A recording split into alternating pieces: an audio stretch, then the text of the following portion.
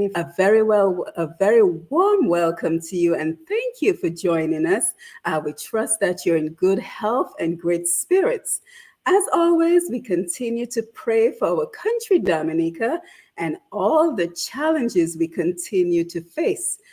Today, we especially pray for the friends and the family of Mr. Ken Richards, a broadcasting legend who passed away on Sunday, as well as the legendary singer, Miss Tina Turner. We just found out today that she passed away at the age of 83. And as we mourn the loss of another Dominica stalwart, Mr. Ken Richards, let me just say this. The passing of those who have paved the way for many of us should be an opportunity to celebrate their life and the contribution of that person. However, it should also remind us to reflect on our own lives and how we too will be remembered, because we heard all the great tributes, the deserving tributes that were sent out for the week with regards to the humble and creative mind of Ken Richards and how he gave back tirelessly. And we have to think for ourselves, will we be remembered as being haughty, arrogant, self-centered, or will we be remembered for our humility and our grace, especially during challenging times? Will we be remembered for all that we took and acquired from the world, as we would say in Dominica? Will we be remembered for being a vierge, for how much we took from the world?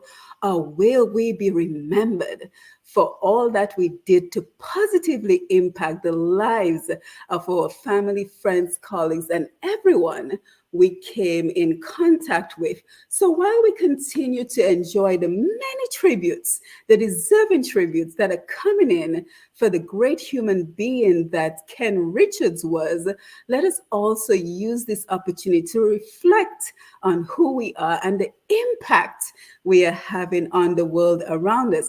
And so with that, we are very happy to be joined by the Caribbean Agriculture and Network this evening. They are certainly having a positive impact on Dominica and the Caribbean. So again, welcome to Roots Connections on Q. This is episode number 47 for today, Wednesday, May 24th, 2023. And I am your host, Simone Mathieu. We have another packed 2-hour program for you this evening as we look at embracing opportunities to revitalize the cocoa industry in Dominica. How can we develop sustainable cocoa production options for Dominica? So if this is your first time joining us, don't forget Roots Collections is about continuing to explore what are our concerns as we look at what in the world around us is changing and evolving, what are new approaches we should consider embracing and adapting in various aspects of our lives.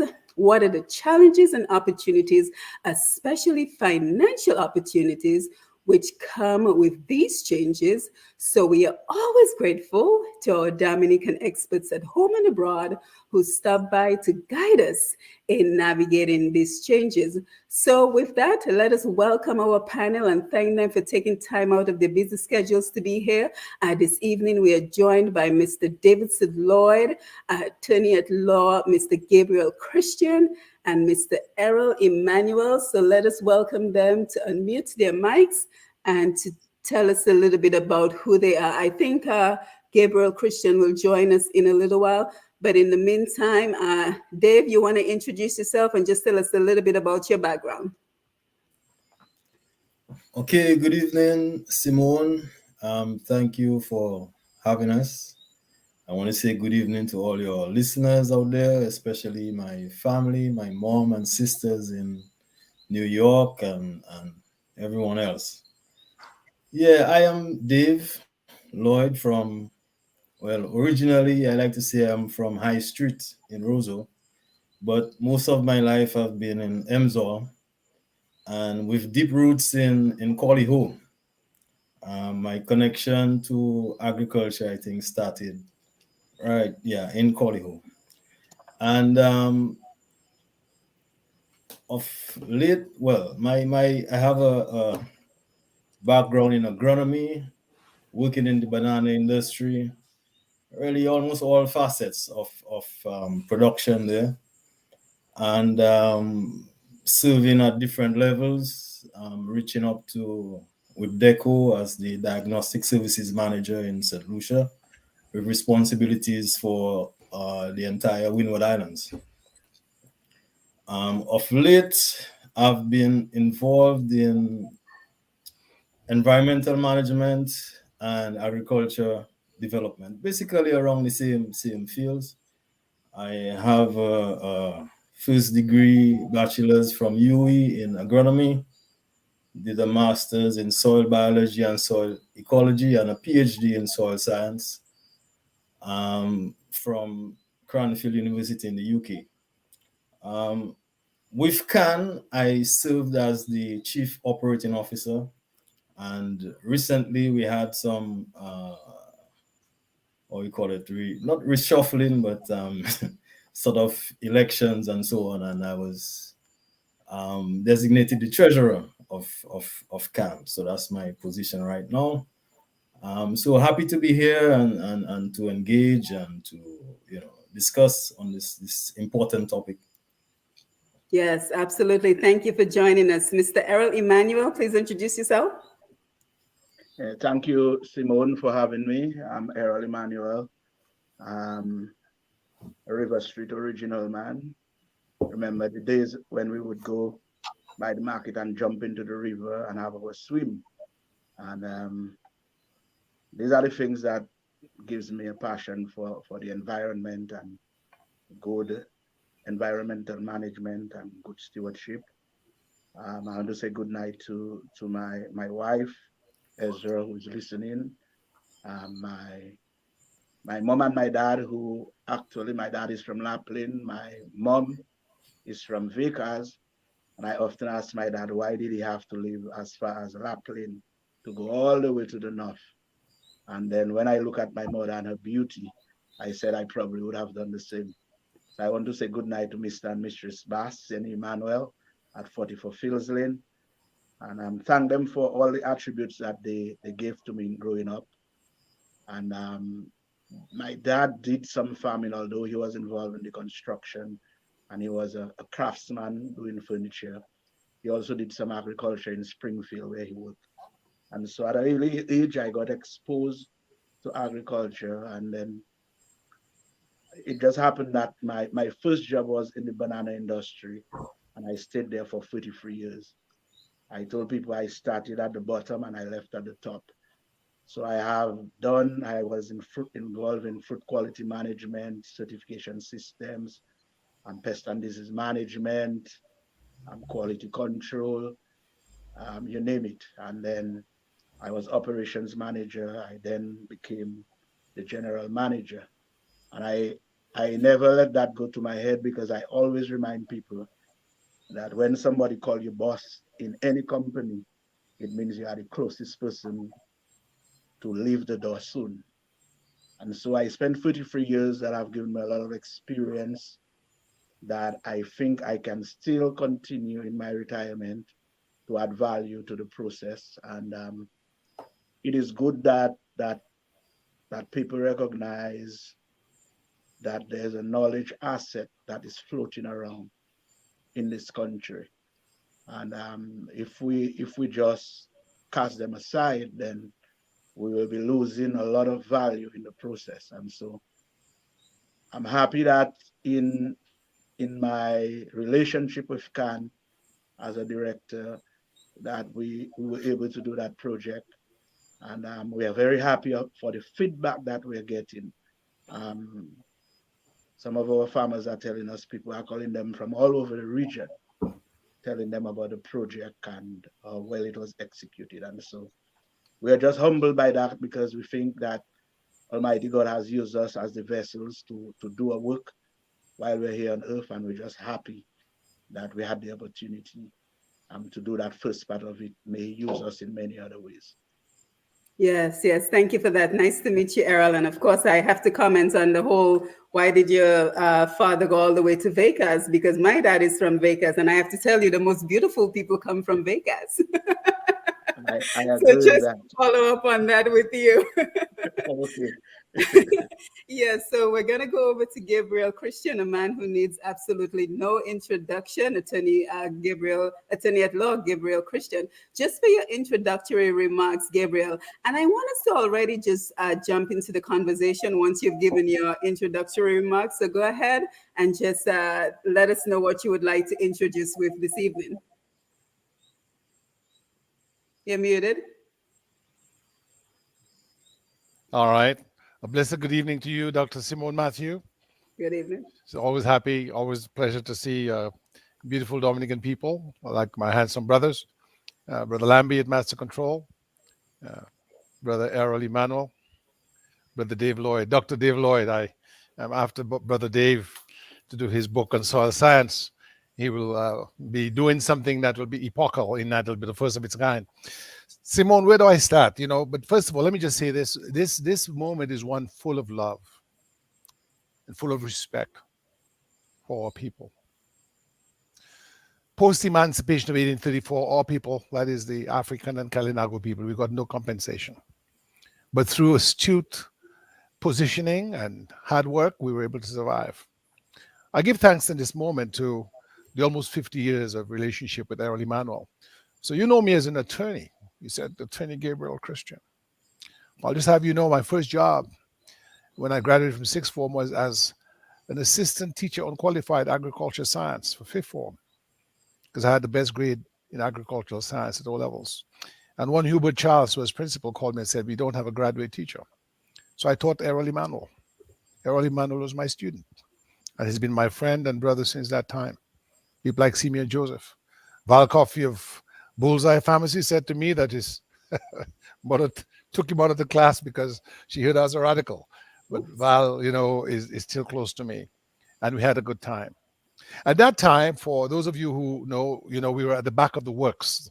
The Elrose Works was then still in progress. And Dominica had been one of the largest had been the largest exporter of limes in the world.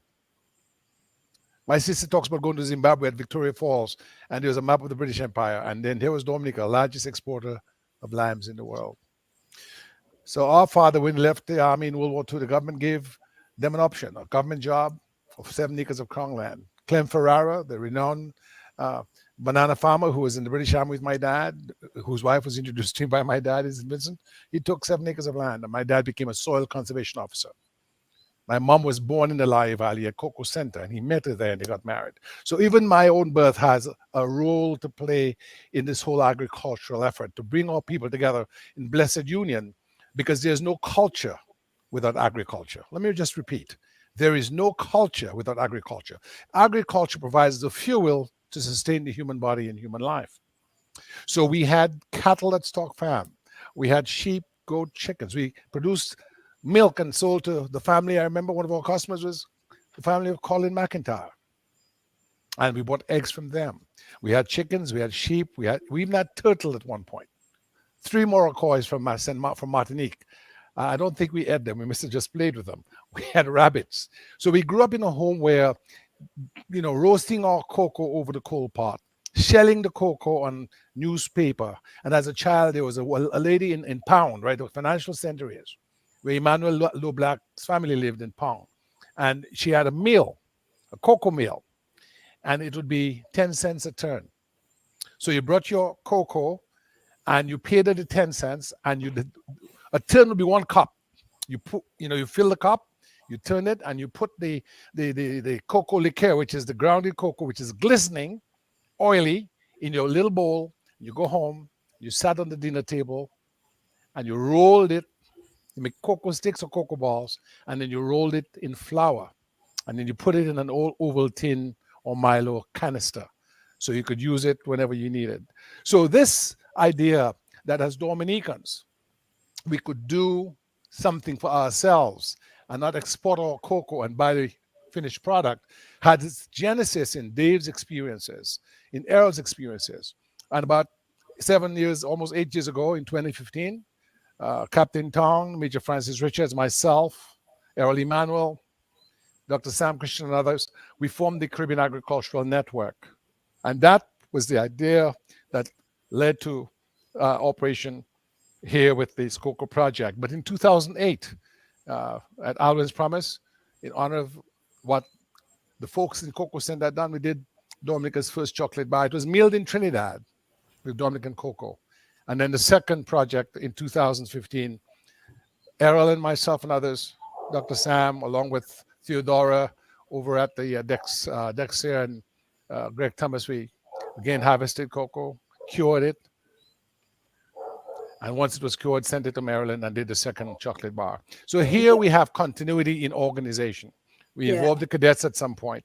And so we're happy to be working together, Dominicans at home and abroad, working together in peace, love, and unity, going back to our roots, as your program suggests, to bring our resources and our capacity and our ingenuity to show what it is Dominicans can do. And we're very proud of Brother Dave and Brother Errol. They've been the ones who carried the gargantuan task on the ground of working with our farmers. And I hope that by coming together this evening to share our experiences and bond with our people in productive endeavor, we shall continue to live that life our parents desired for us, which is one of Yes, sustainability. yes. Thank you so much, Gabriel. So as you can see, we have a lot to cover this evening. So I'm truly grateful that you all are here representing the Caribbean Agriculture Network. We're also grateful for our Q95 audience worldwide listening to us right now. And of course, everyone who's joining us on Facebook and YouTube Live at Q95 FM Radio,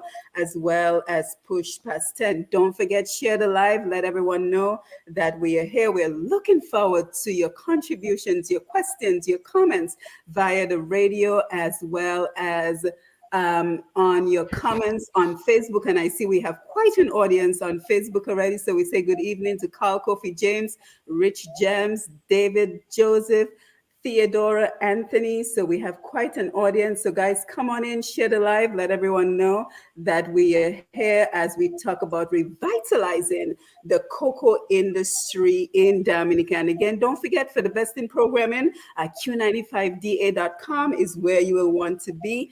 You can catch the live programs as well as the replay of any episodes of our programs. For example, our last episode of Roots Connection, how can we empower our girls to know their true value, is currently streaming on Q95DA.com. We remain grateful to Mr. G and the Q95 radio family for the opportunity to be here every second and fourth Wednesday and to tap into the human resources, which is a great example of what we're doing this evening for the advancement of Dominica and the Caribbean region. Lambi, we are grateful to you for being on the console as always, and showing Norris and DJ Shan in the background. So again, welcome to Roots Connections. This evening, we're talking about revitalizing the cocoa industry.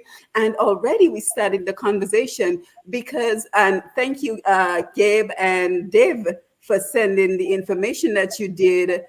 We have to take a look at the documentary film that you guys did. And if you've not had an opportunity to see that film, which kind of documents what this project is, I would encourage you at the end of the program to head on over to pushpast10.com, pushpast10.com for all the information. And this is where I thought we could get started. You know, I really want us to focus on the current project that we're here to discuss this evening, but we always have to consider our history, right? So what we are finding out, which I didn't know, is that even before banana, cocoa production was big business in Dominica. So Dave, let me come over to you as we talk a little bit about the history of cocoa production. And then Gabe, I want to come back to you as well to talk about what you started talking about in 2008. The Chocolate de la Dominique was also established in 2008. So Errol and Dave, let's talk about the history of cocoa production and what led to the demise. Why was it not pursued further than it went in the beginning? Yes, Simone, thanks. Okay. Yeah, cocoa. Yes, in fact, yes, that's correct. That cocoa was actually, big business before bananas, Mm-hmm. and bananas initially came in as a shade crop for cocoa, right? because cocoa is it's naturally an understory crop, um, where cocoa originates in Central America and so on. You would find it would occur naturally under the forest, and cocoa loves shade. So initially, so you're going back way back. I mean, some of the plantations you would read from Lennox Honeychurch, there were cocoa plantations, cocoa and coffee were grown a lot here in Dominica.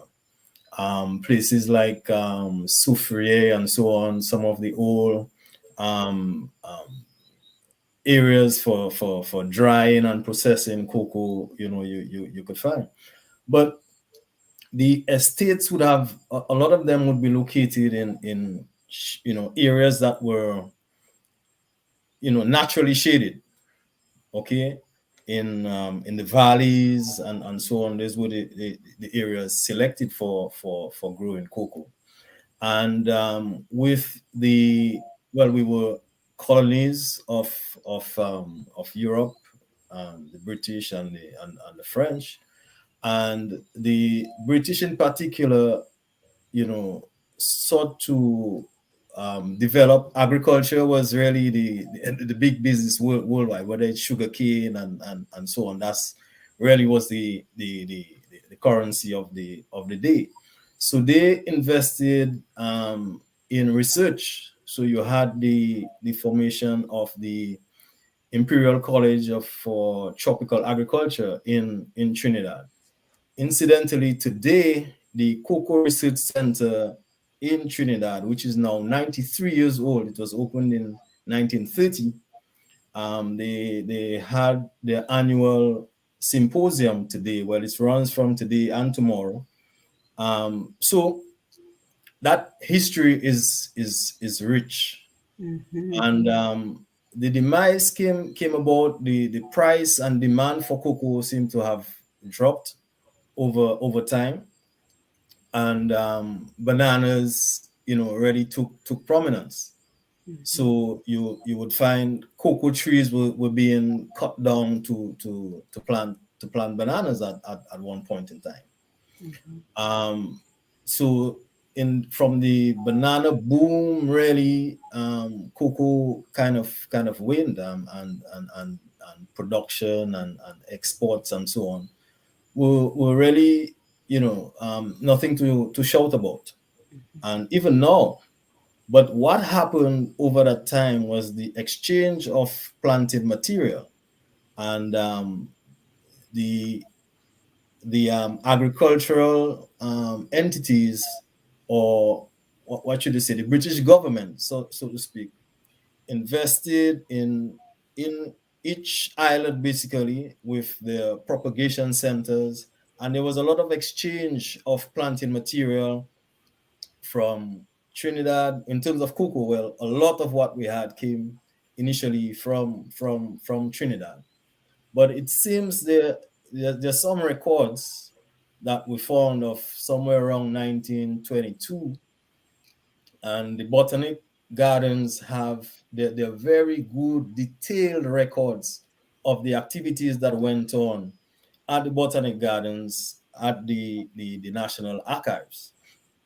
Um, Recently, there was some information shared with me by my colleague, Mr. Allington James, concerning some research work that was going on with cocoa very, very long time ago in terms of breeding.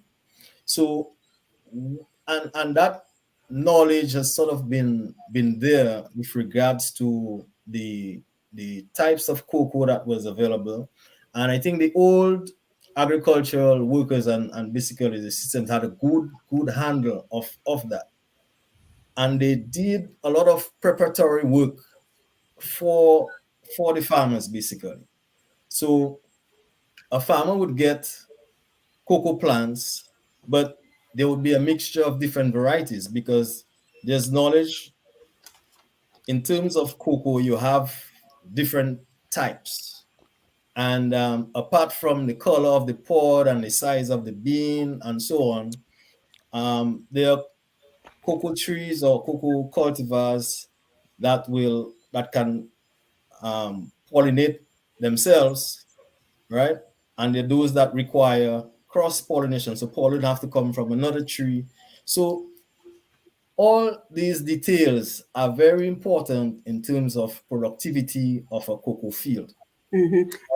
And they've let me say we will get into that as well as we continue with the conversation, because I found the work that Ken did fascinating. So I want us to explore that in more detail. But let's just go over to Errol for his thoughts. Dave, thank you very much for that. Let's go over to Errol for his thoughts. And then Gabriel, when I come back to you, we're going to talk about the project in 2008, and then we're going to jump right into Can being established from 2020, 2014. What was the vision? What was the concept at the time? How we got into the cocoa production project. So, Errol, let me hear your thoughts on the history of cocoa in Dominica. The history of cocoa, like they said, there should be there are records going back to the early 19th century.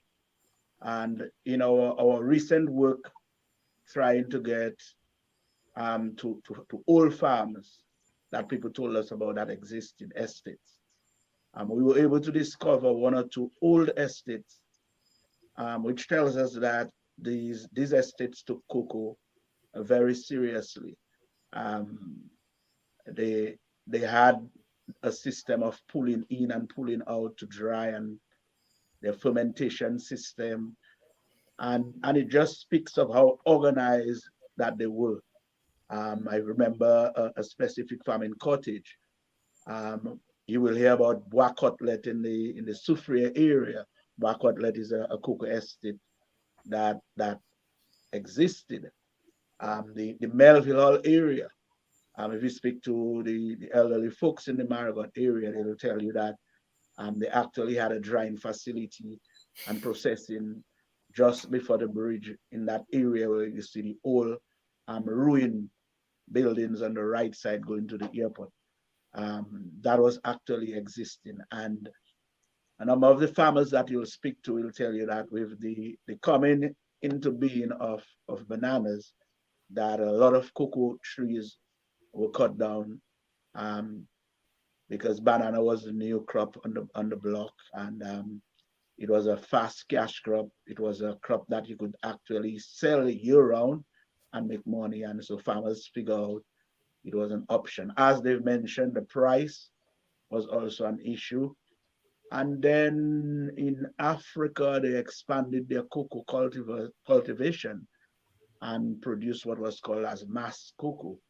And so our cocoa, which was fine flavor and was the production declined, um, it it affected us at that point. But as we speak presently, the question of fine flavor cocoa, which is probably 5% of the market, but the value and the price of fine flavor cocoa today is much more than the mass cocoa. So yes, the history have taught us that it was a crop. It was more or less an estate crop, but you had smaller farmers producing and doing their own fermentation. Farmers would use their crockers bags to do their fermentation because they didn't have the money to invest in large drying and fermenting facilities. And now what we've learned and what we are now learning, it it kind of brings us at the crossroads where our view on the cocoa industry is going to have to change dramatically. It has to be different. It has to be science driven. And so the history has taught us certain things, Mhm. but we are here today. I recall, just to mention, Mr. Derek Zamo, who worked with the Ministry of Agriculture. In doing that project, Dave and I spent about 5 hours at his home, um, because he has so much, like I said earlier in my opening remarks, there's so much knowledge in this man about cocoa and tree crops. And he actually guided us as to where to go to look for all types. And it tells you how much value we have in our human resource here, but we have to engage them. Yes, yes. Thank you for that. So, Gabriel, let me come over to you. So, the attempt in 2008 and why did that not continue, as well as tell us more about the Caribbean Agriculture Network, how it came about, and why the focus on cocoa from the Caribbean Agricultural Network? Very, very, very good question, Simone. So the CAN idea really has its genesis in the Dominica Diaspora Summit of December 7th, 2001, a few months after 9/11 took place. We planned to do it at the World Trade Center, and we had then Agriculture Minister, I believe, Vince Henderson there with us, and we had a Education Minister by the name of Roosevelt Skerritt. We had Edmund Tavernier from Rutgers University, who had taught alongside me in grammar school, and we had about 1,000 Dominicans. That's where, a lot of reconnections took place. That's where, people like Mathieu was there. Thompson was one of the organizers. He was the treasurer of the Dominica Academy. So the whole idea was for Dominicans to come together at home and abroad and to meet and not look at our development mission as being externally orchestrated, but being a product of our own native intelligence, our own self-love, our own self-respect, and our own ability to can do. And that's where can, you know what I mean? You'll understand the can do concept. So Yes. you had agriculturists like Dr. Clayton Shillingford, who worked at DuPont Labs, who had gone to University of Illinois, Urbana-Champaign, who used to be the director of research at the Jamaica Banana Board. You had people like Dr. Dave Shillingford, who went to Cornell, who started off at the Imperial College of Tropical Agriculture in Trinidad that Brother Dave referenced, right? All these people were involved. Now, they were on the older side of things, no disrespect in way of age, but they were dynamic. And then we thought, let's do a Project White Cocoa, because cocoa, of all the tropical products, is a multi-billion-dollar industry. But it's been historically dominated by Cadbury's in England, Hershey's in the United States, all working off, cocoa from the Caribbean, from Latin America, from Africa. So the idea was to bring something from conceptualization to actualization. But what Dave and Errol will tell you, our two dearly beloved brothers, is that we have cocoa in Dominica, but we do not have a cocoa industry, you see. So this was conceived of as a pilot project to say on the 30th anniversary of our independence, here, folks, this is what we can do. If we focus on things that will carry us through, as opposed to fly by night and flash bang whiz without any substantiality, we can really be able to create a world-class industry. Because what Dave said to you is, we have Trinitario and Criollo. And Dave mentioned, and Errol will substantiate, that's what you call fine flavor. So cocoa originated in this region of the world and was taken by the colonizers to Africa and other places. But we are in the historically, we're in the historic foundational base of cocoa in this area. The gentleman who got lost at sea and ended up in Colombia is because that's where the currents go. Colombia, the isthmus of Central America to the islands, the canoes with the native people would move up and down. So when Columbus came to Dominica, there's already cocoa in Dominica. And what happened was, because of the Imperial College of Tropical Agriculture in Trinidad, really studying the bean, we also had a degree of specialization and a degree of focus on fine flavor. That's why in the Layou Valley, where we built this Alwyn's property, you had Cocoa Center. The Cocoa Center was in the Layou Valley, right? And so the idea was to sort of go back to our roots, right? Because that's where our mother was born. She was born at Cocoa Center. Our dad was a soil conservation officer, planting bamboo so that you wouldn't have slippage on the sides of the valley because of soil erosion and that type of thing. So we didn't have the internal capacity to have continuity. So it was what you call demonstrative project, right? And then, of course, CAN came about because Captain Frankie Town in the Virgin Islands, always buying stuff, taking some by plane, some by boat, to feed the local markets in the Virgin Islands. Then Errol and I had that relationship. And then Errol knew Dr. Dave. You see how it's happening? It's all relationship capital. And then CAN was formed. And one of the first things CAN did as CAN was not the chocolate project, but was the project with Dr. Marcus Garvey, Dr. Julius Garvey, the last son on earth of Marcus Garvey. He gave us about 400 breadfruit plants. And we brought breadfruit to Dominica. And some of that is now being used to make breadfruit chips by Adrian Banas, right? And because it's a new kind of breadfruit where you can stand on the ground and pick it with your hands. You don't have to use the long fourchette. Is it fourchette, Dave? Errol? The long,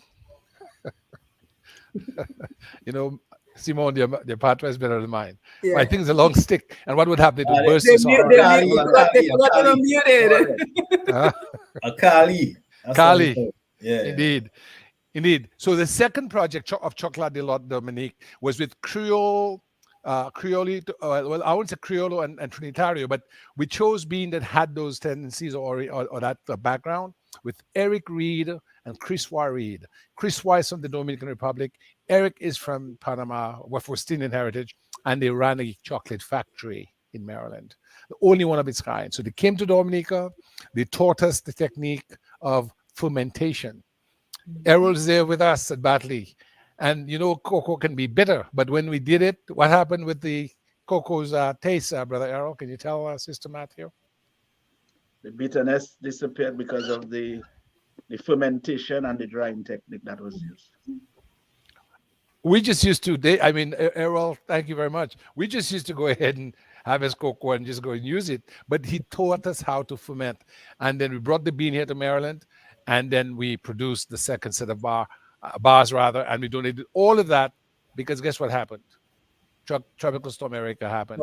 And so we donated all of that to rebuild Dominica. So what we have is a network that is CAN, but CAN is also partnered with the Rebuild Dominica organization, which is a 501c3, which is set up in 2015. And then we partnered with the University of Maryland and brought the food scientists down with Brother Dave, Brother Errol, to teach food science, but always thinking how do we get back to cocoa, and then I'll turn over to Brother Dave and Brother Errol because they were the ones who initiated the link with the Global Environment Fund of Sister Agnes Esprit, and they will give more detail on that. Yeah, and we can already see the importance of collaboration in all of this, building the right networks and involving the right people in a project such as this. So I want to come over to you, David and Errol, so we can actually talk about this project and what it involved, because there was some high science and research involved using the GPS to track the cocoa and all that great information. So just kind of walk us through what the actual project involved. Okay, well, there was a call from the Jeff as the Global Environment Facility Small Grants Program for it was the operational phase 6. I think it started somewhere in 2017, maybe before Maria. And one of the themes of that call was something dealing with ecological and sustainability and so on. And we thought that cocoa could be a good fit because cocoa, doesn't have a very high fertilizer requirement.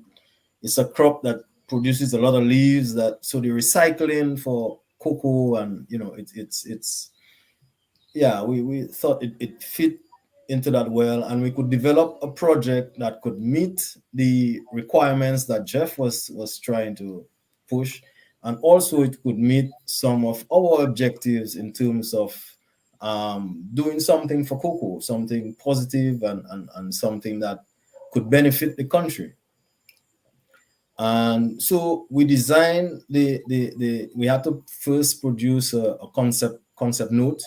So that concept note was drafted and we looked at it and so on and submitted it and it was approved.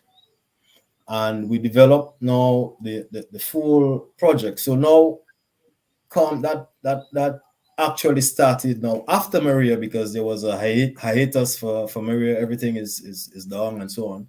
So in 2018, now because a lot of almost all the cocoa in Dominica was destroyed, so planting material became an issue. Now, we were aware that there was some work done before by University of the West Indies with support of the European Union banana accompanying measures, what they call the BAM project. And they had done some work to characterize some of the cocoa in Dominica. So we had the report, we found the report, and we were trying to find the farms. We got a few of the farms, but they tagged the farms with some plastic tags, and all these were lost. So we could not find, where this cocoa was. We could see some of the traits that they found were pretty good and so on. So, but these plots were not GPS tagged, so you could locate them, and the tags that were on them were lost, so we could not, we tried. Actually, they brought us to a farm. Errol, remember, they brought us to a farm somewhere in the cottage area, and we tried, we looked, we couldn't find any tags, anything. So we decided, well, boy, we need to start from scratch, because we want to know what we're propagating. We want to know what it is. We want to find out the best of what we have in Dominica that we would propagate and share and so on. And the only way to do that was to go back to the drawing board, collect samples, and have them use DNA fingerprinting technique to find out the constituents of this material, different types of cocoa that we had. And as Errol said, one of the points was to gather intel. Mhm. And Mr. Derek Zamo, God bless him, was very, very helpful in terms of locating some of the farms. He has we were so impressed.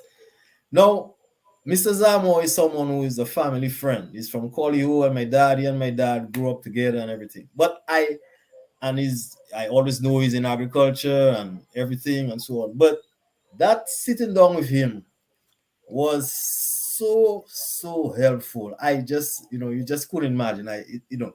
Talking about it now making me shiver a bit, you know. Um, he could recall all the names of the different cocoa cultivars.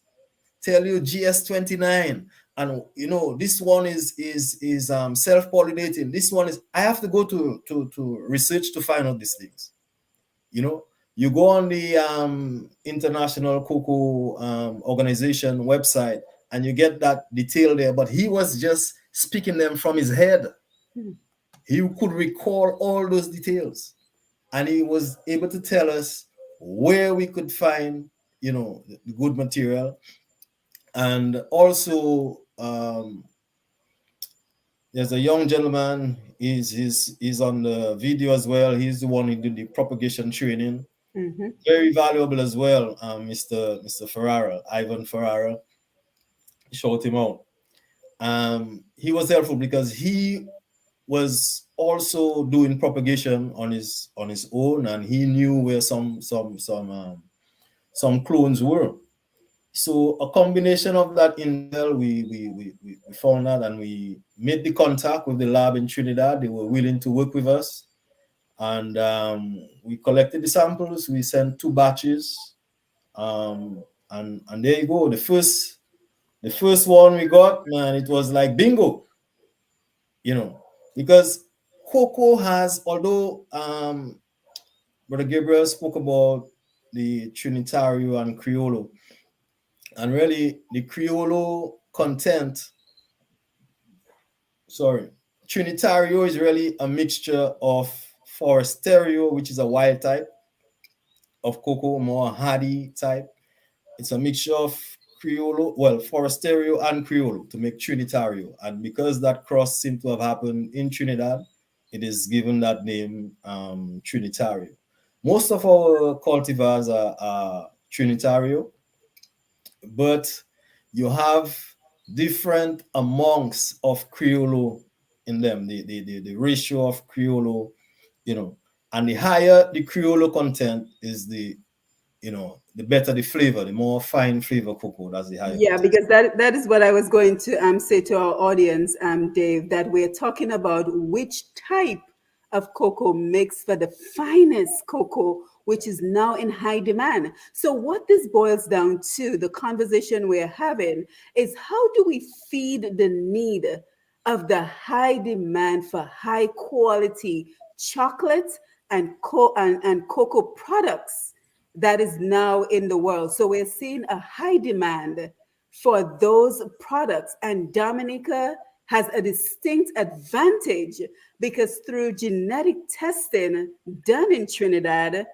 we were able to identify the genetic code, the brand of cocoa that makes the finest chocolate and the finest cocoa products. So this is why this project is so exciting, because we have what it takes to meet that demand. And as the conversation goes along, we want to talk about the markets and the agro processing that will be needed for all of this. But let me hand it over to Errol as well so he can make a contribution. Oh, I think we just lost him. Oh my. Errol, coming back if you can. So, Dave, I guess we will stay with you for now. Let's talk more about what happened after we were able to genetically identify the brands of cocoa that we had in Dominica. And we got the great news that we have the cocoa in Dominica that makes the finest cocoa products and the finest chocolate products. So let's take it from there. And what happened back in Dominica? Okay, so that was one aspect to the project, to be definitive at the final what we had, because the whole goal was to propagate and to get people planting. It was a small project, 44,000 US dollars over 2 to 3 years, you know. So once we found what we had, and we were able to clone those plants and prepare planting material.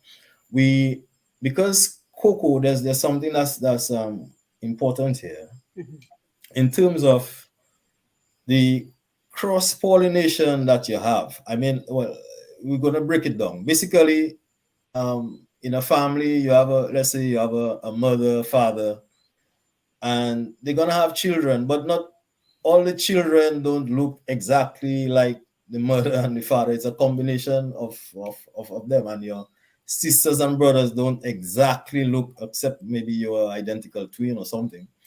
But so you're gonna have that cross, that you know, that happening. So cocoa does not remain true to type if you leave it to cross on its own. You might get something different. That something different might be good, it could be bad, right? In terms of what I say, in terms of quality, right? Of cocoa, for in terms of fine flavor and so on. So it's important. Conservation of what we have is very, very key. Now, if you don't even know what you have, how can you conserve it? You don't know what you have. So the first thing is to be definitive about what you have, then you take steps to conserve. So we sought to establish plots around the island that would be a source of planting material, and also to demonstrate best practice in cocoa production. All right. So we had 4 of them. We had in the Kalinago territory, 2 in the Marigot area, 1 in Warner. Actually 5. We eventually have 1 in Salisbury as well, later on. So yeah, we try to work with these farmers in terms of doing things that are a bit unconventional. So the producing cassava and other root crops with cocoa wasn't really a common thing per se, right? You'd more find with bananas and so on. So we sort of and in a way, looking at the farmer's budget, our experience with bananas and agriculture generally will tell you that you can't wait for the cocoa. You need things in between. The cash flow has to keep rolling. So that's in mind. And we also add on the beekeeping component to also look to that, broadening the farmer's income stream. So it's basically we try to as we said, we wanted to develop and recommend sustainable, options for cocoa production in Dominica. Yes, thank you. So, Errol, let me come back to you. You dropped off as soon as I came over to you. So, let me come back to you as we talk about how the farmers were trained. So, the importance of grafting the cocoa plant, the importance of harvesting and processing. Tell us about the training that the farmers received. And I was also very impressed to realize that 25% of the farmers that you trained during this project were female farmers. So I think it is very important that this project is being inclusive of both the male and the female farmers in Dominica. So kind of just walk us through what was the training process. And then, Gabe, I want to come over to you as we talk about the implications for a project like this, the importance of extending these best practices beyond the cocoa industry to other agricultural products in Dominica, and even potentially revitalizing the banana industry. Because as we already mentioned, cocoa thrives in shade, and it is usually shaded by banana and plantain. So this may be an opportunity to revitalize banana, plantain, and the agro processing needed to add value. So we still have quite a bit to cover on this program. So I think this is a really important conversation. But Errol, let me come over to you as we talk about the training. Once we identified the genetic fingerprints of the best cocoa for the finest cocoa productions that is in high demand right now. Yes, thank you again. We established the four plots, and then, like they've mentioned, there was another farmer who is also big in cocoa. He's a large cocoa producer. Well, he's a large farmer, period. And so we included him as a fifth demo plot. The project in itself engaged someone, and we produced, two persons, and we produced 200 grafted cocoa plants, because the tradition before was people would just do 1,000. 2,000, yes, 2,000. The tradition before is people would just take the seed and just plant.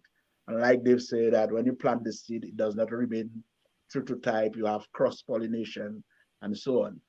And so we decided that for the plants we put in on the demo plots, and we're giving the farmers to remain true to type, the technique that is available is the technique called grafting. And so we did several trainings. About 130 farmers attended, including extension staff from the Ministry of Agriculture. Also, our funding agency would also be present. Miss Esprit would always be present at our trainings. I guess she probably has interest in growing some cocoa one of these days. And so the farmers were trained first in field establishment. Field establishment, you would have to select where is it overexposed to wind? Is there sufficient shade? Would you have to plant a shade crop prior to putting the cocoa? And so we train them on the whole establishment, the spacing based on what are the intercrops or other crops you're going to have established on that piece of lot. You would have to have appropriate spacing. So we train them on field establishment. We also train them on pruning, rehabilitation of abandoned fields, because there are a lot of cocoa farms that are on the bush. And if someone decides that they want to put adequate access to their farm and they want to rehabilitate, we also train them on what to do in terms of the rehabilitation. We train them on pre-harvest and post-harvest management, because traditionally before, we would see people take their cocoa, they would put it on a galvanized sheet and put it outside and so on, not realizing that oxidation can take place, and the quality, the final quality is compromised. And so cocoa in itself, the bean is not supposed to come in contact with any metal. And so you use things like wood and so to do your drying, plastics. And so we train them in that. We also did a visit on at the factory of a processor, Mr. Napier, in the Calibishi area, Point Baptist Chocolate, and where he went through the whole process and then took us into the factory where he did the willowing and the all the processes. And then there was a particular chocolate I think they've enjoyed. There was a rum chocolate I think they've enjoyed. And so, They putting your business out. so the training really exposed the farmers and the pruning itself. We were very happy that coming out of the pruning, uh, uh, a young man from the Kalinago territory actually took it up as a small business. Sadly, he had to migrate, Mr. Roman Paris, but we must acknowledge him because he stood out as one of the young men in the project who had that drive and that determination to follow up on what was taught. And so he is listening wherever he is in St. Kitts or somewhere. We just want to say good night to Mr. Paris. Um, we also train the farmers in micro propagation of banana and plantains because there are times you may need banana and plantains as a shade crop, but they may not be readily available. So we showed the farmer how you can take one comb of a banana or plantain and how you can do certain things. And out of that one, you can get up to 20 plants from that one. So we showed them the micro propagation techniques of bananas and plantains so they could be self-sufficient in producing their own plants as shade in the establishment of their cocoa. In terms of the training, I think that's I may have covered most of what we did. Yes, thank you for that. So, Gabriel, let me come over to you, and then we're going to take your phone calls and your comments on Facebook. The time is speeding by, as always. But what are the implications for this project, Gabriel? Can we take this information and create best practices to revitalize the entire agriculture industry in Dominica? Outstanding point, Sister Simone. We believe that if we build a cocoa industry, and we know we have some very sound ideas, again, as I said, we've been laying the foundation for 23 years. I don't want to take any credit beyond that, which brothers Dave and Errol, I mean, I remember the folks who back in 2001 were talking about this.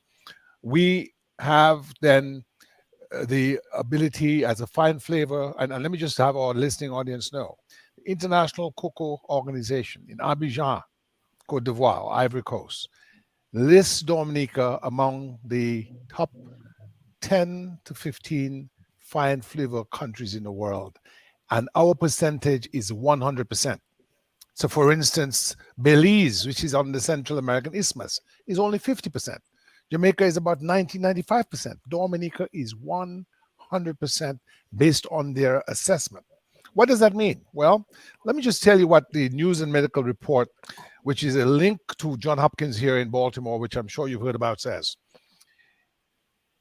There are a series of beneficial effects on the cardiovascular system that is associated with regular intake of cocoa containing foods and beverages. These encompass effects on blood pressure, vascular and platelet function, and insulin resistance. Now you wonder why my pampo lives so long. Now you wonder why we have such a high percentage of centenarians. We've been drinking cacao tea, as we like to call it, from young. It goes on to say, polyphenols, which are present in high concentrations in cocoa, in particular dark chocolate, can activate endothelial nitrogen oxide synthesis. This leads to the generation of nitrogen oxide, which lowers blood pressure by promoting vasodilation. Studies have shown improvements in pulse wave speed and sclerotic score index.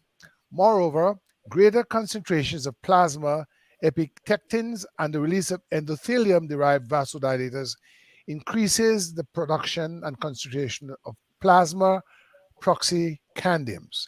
This leads to a greater cognitive ability and greater neural health. So it's good for heart health. It's an antioxidant.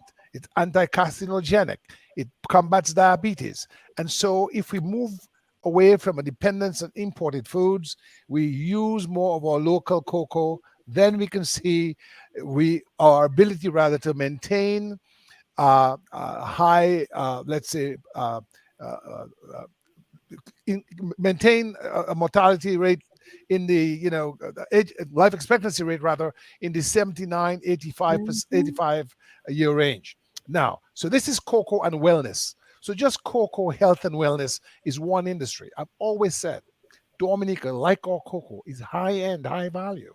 We are not a mass market for tourism. That's for the places like the Bahamas with miles and miles of sand beaches. What we want is to see a cocoa industry that's grounded in a Dominica cocoa society. Who would belong to a cocoa society? First of all, the farmers. Secondly, our scientists. We have brilliant scientists. Unfortunately, not enough of them are home. Most of them are overseas. So we want to create that collaborative to bring them back into connectivity with national production. Students. Our students are disconnected from agriculture. A lot of people want to sit in an office. I'm proud to come back home and sweat and ferment and live in synchronicity with nature. Policymakers and diaspora leaders who can then link our cocoa industry to science, research and development centers. You can have symposia, you can have exchanges. So we benefit from the linkages between our diaspora. So our diaspora is not simply asked to come home and vote, they're asked to come home and partner to build our local economy. Thirdly, a cocoa festival.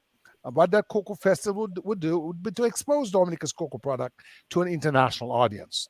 And in that system, therefore, instead of having our commercial sector be dominated by others, you'd have Tikai Kako.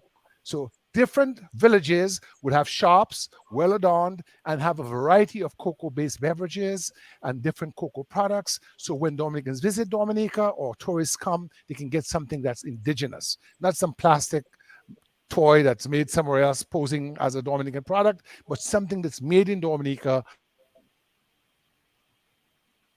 I think you muted yourself. You're muted, Gabriel. Yeah, we have more of our income remaining in Dominica, and we have this sort of ingenuity of our people on display in these Tikai Kako shops where you can drink it cold, drink it hot, drink it with a little rum, drink just like you go to Provence in Spain, in France rather, where they have wine at a certain level where people sell their product directly to the customer. We can have the same in Dominica. We don't have to send the bin to Cadbury's in England or Hershey's and we just get pennies on the dollar. We want to be able to get something like 60, 70 cents. There's always going to be some exports, but we want to be able to keep within Dominica as much of that product. So our French neighbors from next door, folks coming up the tourist ship, they will have something unique.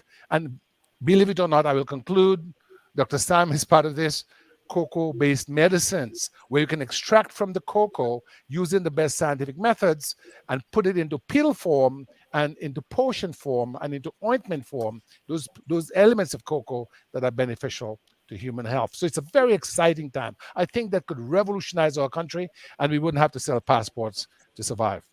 Yes, thank you for that. Brilliant ideas, Gabriel. Brilliant ideas. So let's go over to Lambi as we invite our callers to be a part of the conversation. And just in case you're wondering, you're listening to Roots Connections on Q95, and we're talking about embracing opportunities to revitalize the cocoa and the agricultural industry in Dominica. How can we develop sustainable cocoa production options for Dominica? Lambi, over to you.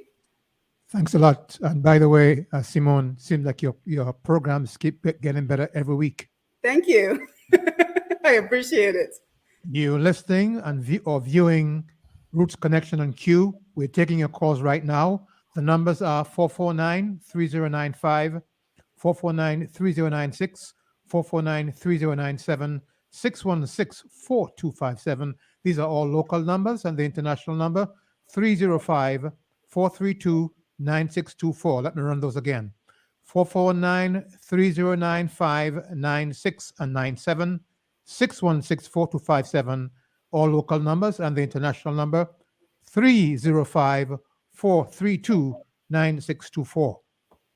Yes, thank you for that. And again, over to Facebook, we have, let's see who are making comments. David Joseph, greetings and good night to each and everyone. Special good night to the panelists and the host.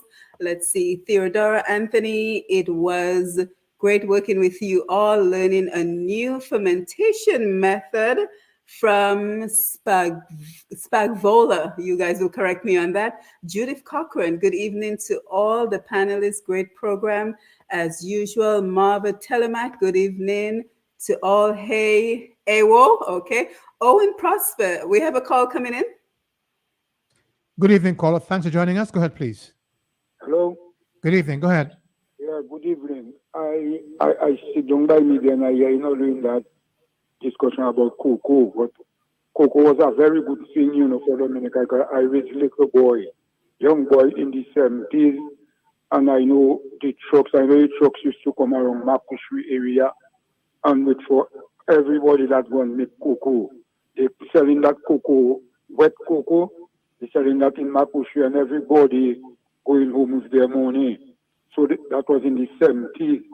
So that is a very good program. For the longest while, I sit down and I listen in. I say, best we have that them cocoa program still going on. It is a very good program. I love the program. So that is my contribution. So I listen in.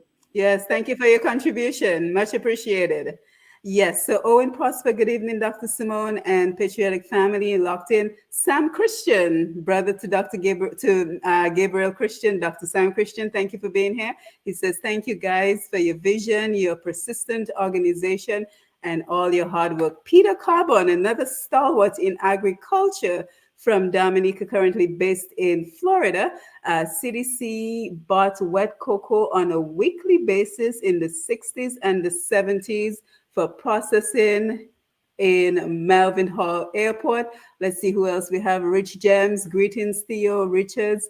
Who else do we have? Peter Thomas, good evening. Theodora Anthony. Mr. Paris began expressing interest in cocoa when he was a student at the Dominica State College. So a lot of information coming in on the callers and the Facebook comments, but importantly, the importance of the youth involvement, because even now we're seeing opportunities taken from the youth when we hear of the young man who has to close down his business today, only given 1 day notice to shut down his bar on the Bayfront. So very important that we create those opportunities for youth employment with programs such as this. Gabriel, you wanted to make a contribution? Well, I just want to say you mentioned Rich Gems. That's actually Major Francis Richards. And he worked in agriculture in the gardens. And he was commandant of the Cadet Corps when the first chocolate bar was done, and the cadets were there with us. And Chef Joe Yushinsky came down from DC and taught the cadets how to make steak and fish with cocoa chocolate mole. We normally eat chocolate as tea or as a candy bar.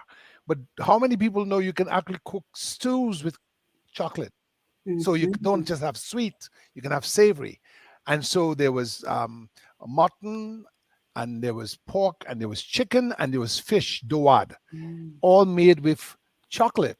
And the cadets were there in their white chef shirts at Battley Beach and at Layu, when Chef Joe was there showing how we can create a whole new cuisine with cocoa that we just really hadn't had in our culture as of yet. It was simply chocolate bar or cocoa sticks for our cocoa tea. And I wanted to recognize Theodora Anthony as well. Back in 2008, she was very instrumental over at Dexter with Greg Thomas. And there's another lady from St. Joseph whose name slips my mind, and maybe Errol will remind me who she is. Errol, would you remember the other lady who was with Theo? Miss Shillingford, I cannot remember her first name, but Miss Shillingford was there with us, yes, indeed. And there's another lady to present. But it's very exciting, and it really allows for us to bring in the innovative aspect of the Dominican mind. Dominicans are brilliant people. Dave Lloyd, Sam, Errol, Frankie Tong, Richards himself, brilliant people. And I am so proud of our Dominican people in what we've been able to fashion through this project and the potential that exists. Yes. Yeah, and it just really shows the versatility of chocolate in general. When we talk about potentially having recipes of the chocolate, the rum chocolate bar, I think a lot of people would be interested in that. The festival of cocoa, very interesting. So a lot of innovative ideas coming in. Athlete George is here with us. She says, we need to go on another drive to propagate and distribute various cocoa plants around the island and select a team to ensure they are cared for. And she says, good evening, Frankie Tong. Great presentation. So, Lloyd, your thoughts on that? Because the project is now officially over. So where do we go from here? We know that it takes cocoa about 2 years to grow. So what is the next step in terms of processing the cocoa, in terms of seeking markets, the involvement of the Ministry of Agriculture? So we still have quite a bit of information to cover on this topic. Yes. I think this project, we scratch the surface, we're able to find out some important details about what we have, the resource in Dominica. And importantly, what I think the major find from this is the uniqueness of the cultivars that we found, right? The cocoa accessions that we found in Dominica, the uniqueness of them. Because the Cocoa Research Center is, I think, arguably the largest cocoa research facility, probably in the world. They have the largest store of cocoa germplasm, right?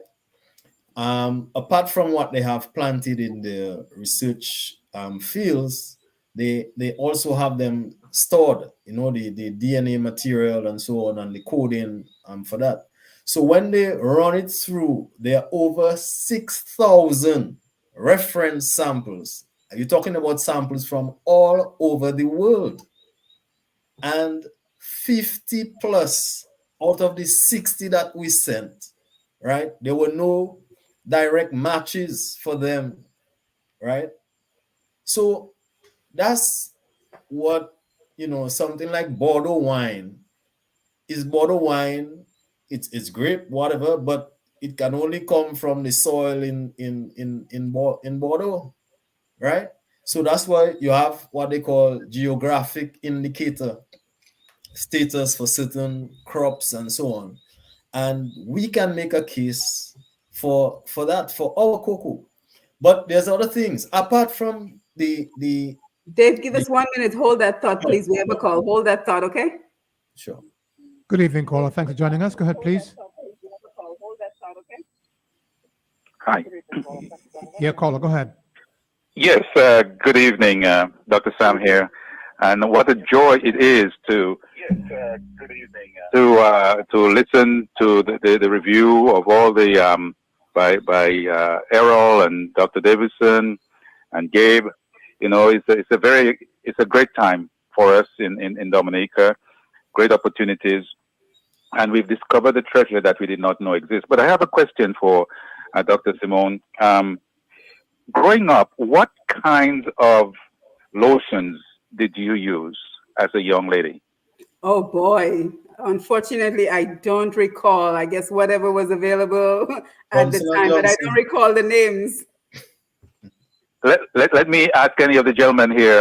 Do you recall?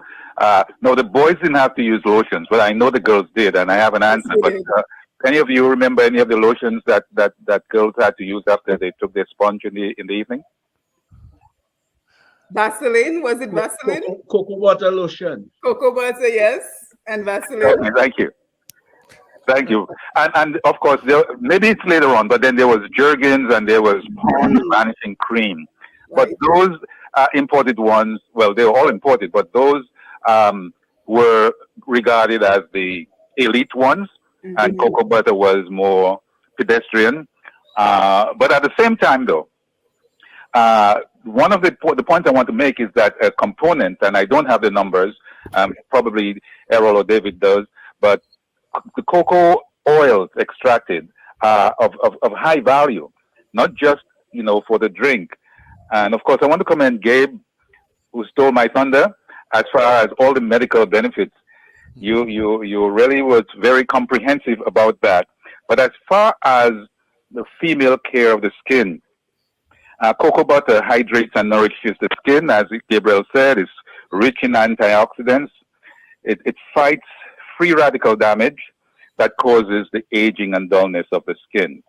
But if you look online, you'll see that there are several benefits of drinking cocoa. It's known to be helpful with infectious diarrhea, with asthma, and expectorant for bronchitis, and so very important, as Gabe pointed out, diabetes, which is an epidemic throughout the world, and certainly an epidemic in our Black indigenous communities in the United States and in the West Indies and in Africa as well. We have to find a solution to diabetes, which results in impotence, blindness, amputations, and worsens heart disease, and the list goes on. So we have hit on a very important nerve here that is of vital importance for our health and for our economy. And I just again want to commend these gentlemen, Delbert Paris, who's not here, Frankie Tong, Richards, Miss Esprit, and all the others who worked so hard. And that's the thing we lament all the time. I'm on different charts, and you hear people talking about the same old thing, crabs in the barrel. We cannot organize, we cannot mobilize. But here we see a bunch of people coming together, focused on a goal and accomplishing it so well, getting confirmation from international bodies. And the Parises, among others, farmers, are beginning to expand. And we need all the help we can from all levels of our administration, the policyholders, and from international bodies for us to move Dominica from a dependent position to one of prosperity. I want to thank you, Simone, for hosting such an important seminar, and we hope that we can see dividends redounding from this tonight. Thank you, Lambi. Yes, thank you, Dr. Christian. Thank you for calling in as well. We have another call, Lambi? Yes, and then Lloyd, David, we're going to come back to you, and then Errol, we're going to come to you in a little bit. Good evening, caller. Please go ahead. Hello, good evening. Good evening.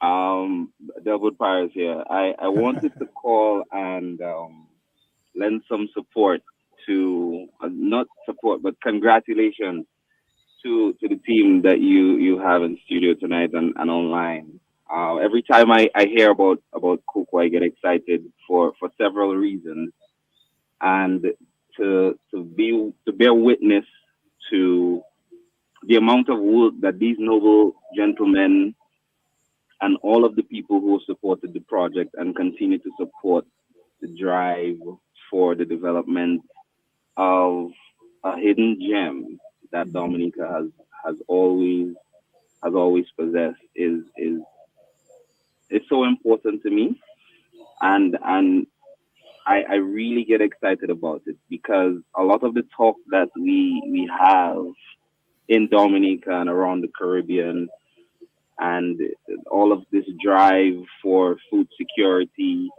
the goals that we have as a country for development, the development and the continued recognition or the continued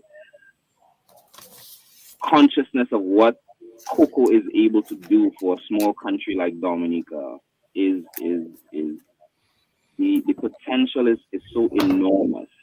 And the more that people continue to pay attention to it, and the more that this type of work is done, is the more that young people like myself can have more access. And I was having a conversation with my father the other day, and I said if I had the chance again, maybe I would have studied something different at university, but everything happens for a reason. I remember when the hurricane passed in 2017, we were heavily involved in cocoa development and production. And what really grew my interest in the most resilient plant is to see how cocoa trees that had fallen flat with majority of their roots up in the air, to see how with a little bit of care and a little bit of love and a little bit of science, that these plants were able to bounce back to full production 1, 2, 3 years after a major disaster.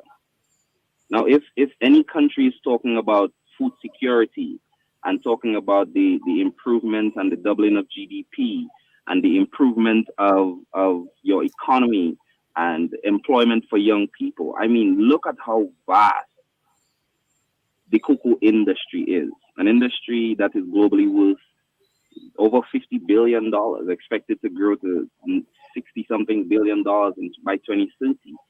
Look at where Dominica is placed and what we can do if we just pay a little attention to the things that we have. There's so much that we can do. Employment for young people. We just heard Dr. Sam talking about all the scope for medicinal development from a plant that grows in Dominica with little to no effort. If we put some focus into that, I think we can turn this country around. It probably won't solve all of our problems, but it will put us in the right direction. The thing that I love about this industry and agriculture in and of itself is that everybody can do it. It's not special to where you have your land or where your property is or what your surname is or what education you have. Everybody can do it. Everybody can do it, but we're going to need support.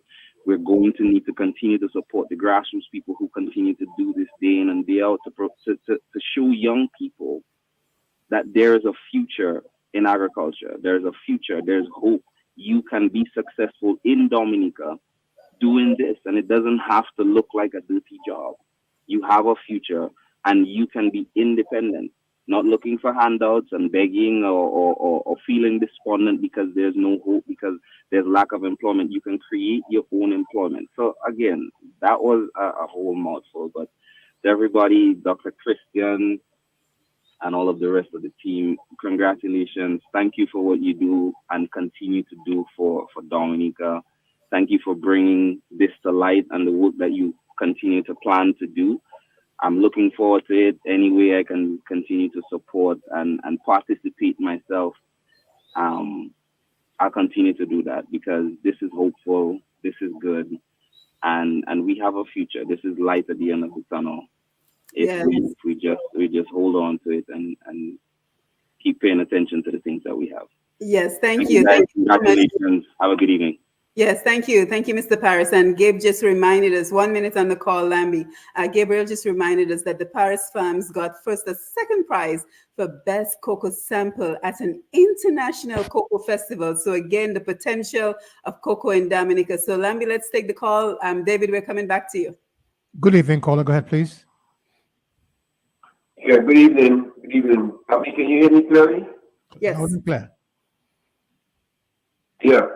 Good evening to the panel. Interesting conversation.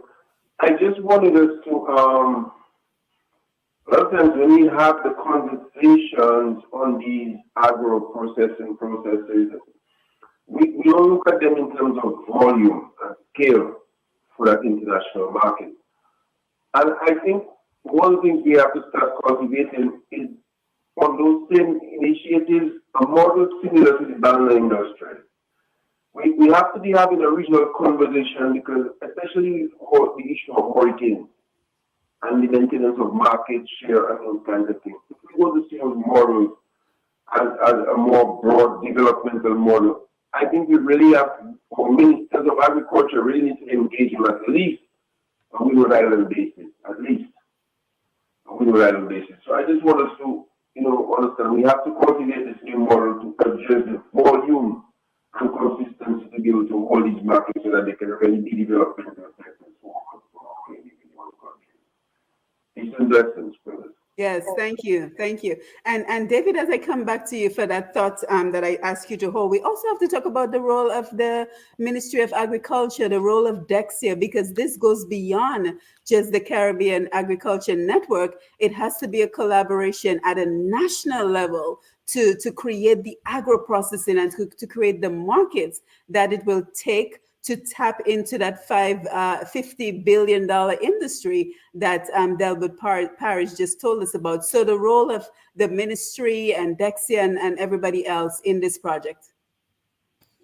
Yes, I want to tie in my response to something the caller, Brother said Lloyd, my former teacher, just mentioned. I think it is very, very important.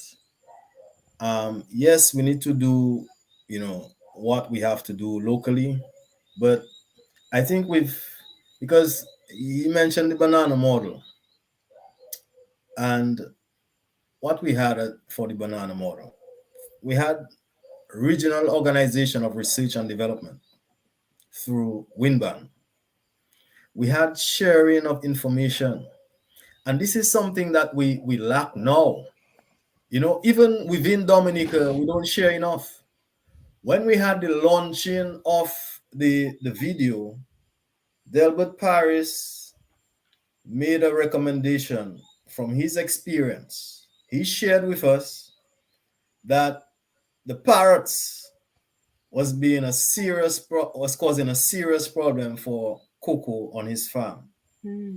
And he had been using, he found from his research and so on, something called bird tip. It's a type of reflective material that you hang up on the trees, and somehow it sort of confuses the birds and the parrots, and they are not feasting on the cocoa as they did before. Now, I just traveled recently. I got me some bird tip, right? And I know a lot of our farmers having problem with other crops, some people passion fruit, whatever, and so on. Try and get some bird tip. It's not that expensive. You can try it and try to help yourself. So the whole point of getting together on certain things, right? The sharing of information, the issue of marketing, and so on. Production is one. And even if we have the finest flavor cocoa and we don't inform ourselves on the best techniques, the best methods for fermentation and post-harvest processing, we're going to ruin all that goodness, right, that we have naturally occurring. And Errol will tell you, Gabe will tell you, when you go through that proper post-harvest processing, it's almost like a different cocoa. So the issue, and you're linking that because some people are put off by the bitterness of the cocoa, and you have a tendency now to add a lot of sugar, which is bad for us. Okay. Now, if you process well and you get that nice flavor out, you need less sugar. You probably don't need sugar, right? Okay. And that's where the health benefits will come. And it's something we've proven in our family. My grandmother lived to 102. Her husband is 99. He's going to be 100 in December, right? And from the time I know myself, every evening cocoa is made in the house. I like it in the morning, but they take it in the evening. Okay?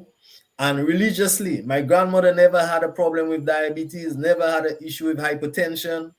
And I've read there's a tribe, I can't remember which Latin American country, an indigenous tribe, that they found them, when they compared them with the rest of the population, the incidence of diabetes and hypertension was so low. They needed to know what was happening with them. And they put it down to cocoa. Right? I need to find that research. It's a long time ago I read this. They put it down to an ingredient in cocoa that is helpful. Some of what Gabe mentioned. Okay, but the whole and if we're taking that into what we can do with the information and so on. There's a lot to learn. There's a lot of science, right, in cocoa production, in cocoa processing, and so on. That if we have chocolatiers here in Dominica, they learn the techniques of producing chocolate. We support them to do that. the people like JD's Naturals, who into the skincare products and so on. The issue with that also is a matter of scale. If you have 1-2 people doing these things, it's going to be a bit costly. But if you can spread it over over more farms, more production, and so on. And we are also paying attention to practices that can make us more productive. Okay, it's gonna reduce the cost of production. We increase our productivity and so on, and then we can afford to do processing and all these different things with cocoa. Otherwise, we're competing with other producers, and it makes it more difficult for us. So we can work on, there's certain things we can work on our productivity. So our tons per acre, yield per acre, we can get that up. Okay, we can reduce losses, find a way, learn the techniques of processing, fermentation. This is very key. We didn't have time. I mean, we did it as part of the training, and because it's such a small project, but this is something we really need to get into, because even if we have the good genetic material and we are not doing the processing properly, we ruin the quality. Yeah, and I think we have a call on the line, and then Errol and Gabriel, we're going to come right to you after that caller. Okay. The tribe is talking about a tribe from Suriname. The tribe is from Suriname, they're from. Okay. All right, thank you. This is a tribe they find that was living in the mountain for over 200 to 400 years, and when they drop them in Suriname, they just run up in the mountain.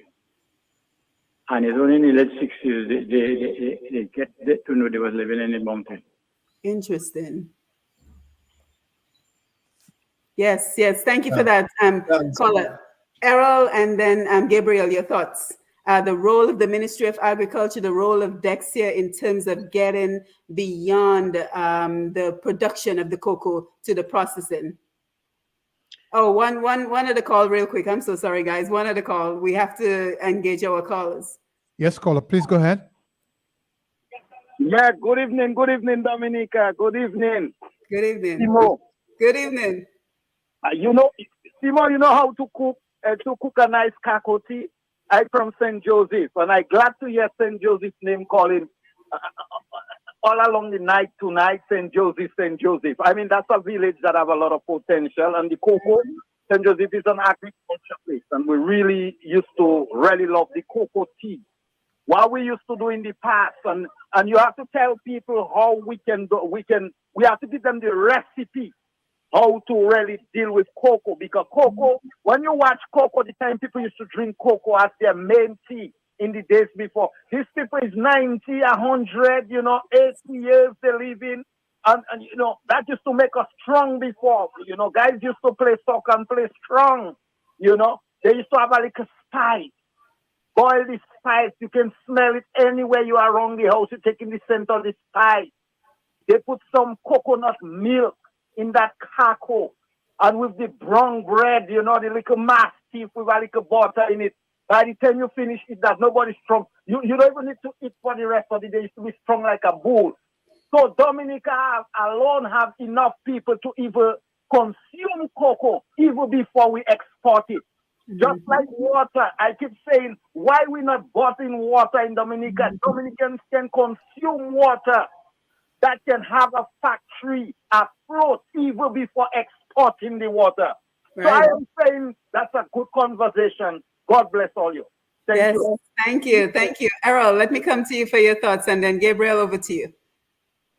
Yes, well, the whole question of the Ministry of Agriculture, the Ministry of Agriculture is the overarching entity that has to design policy direction for the agriculture sector and the subsector. So you would need policy direction. When there was a banana industry, there was a banana act, or what it was, that gave specific guidelines as to the operations of an industry.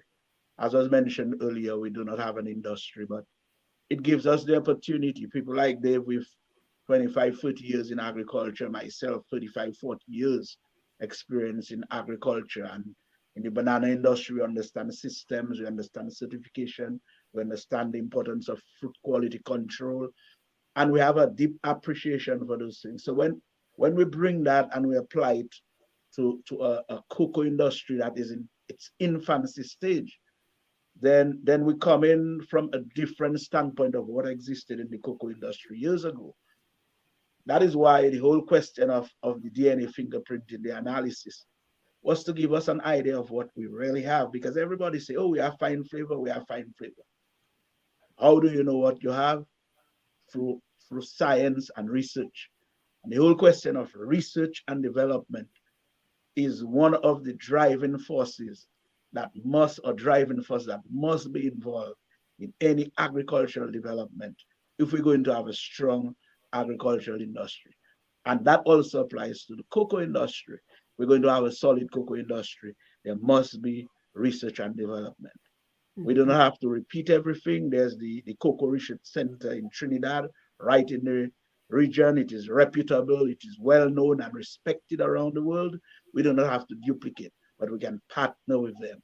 We can send our young intellectuals to train, have attachments with them, so that when we come back, we're building up the knowledge base, capacity of our officials or of our officers here on the island. Yes. The whole question of an industry is you have to have everything in order. Like I said, if every small chocolatier have to get their own packaging, get their own this, there's going to be a cost.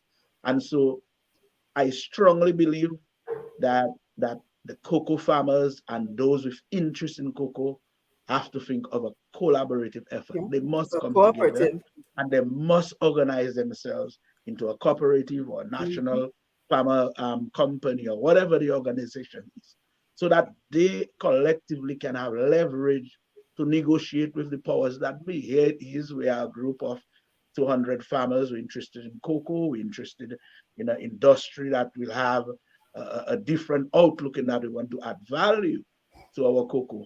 And we can do liquors. There are chocolate liquors that is excellent.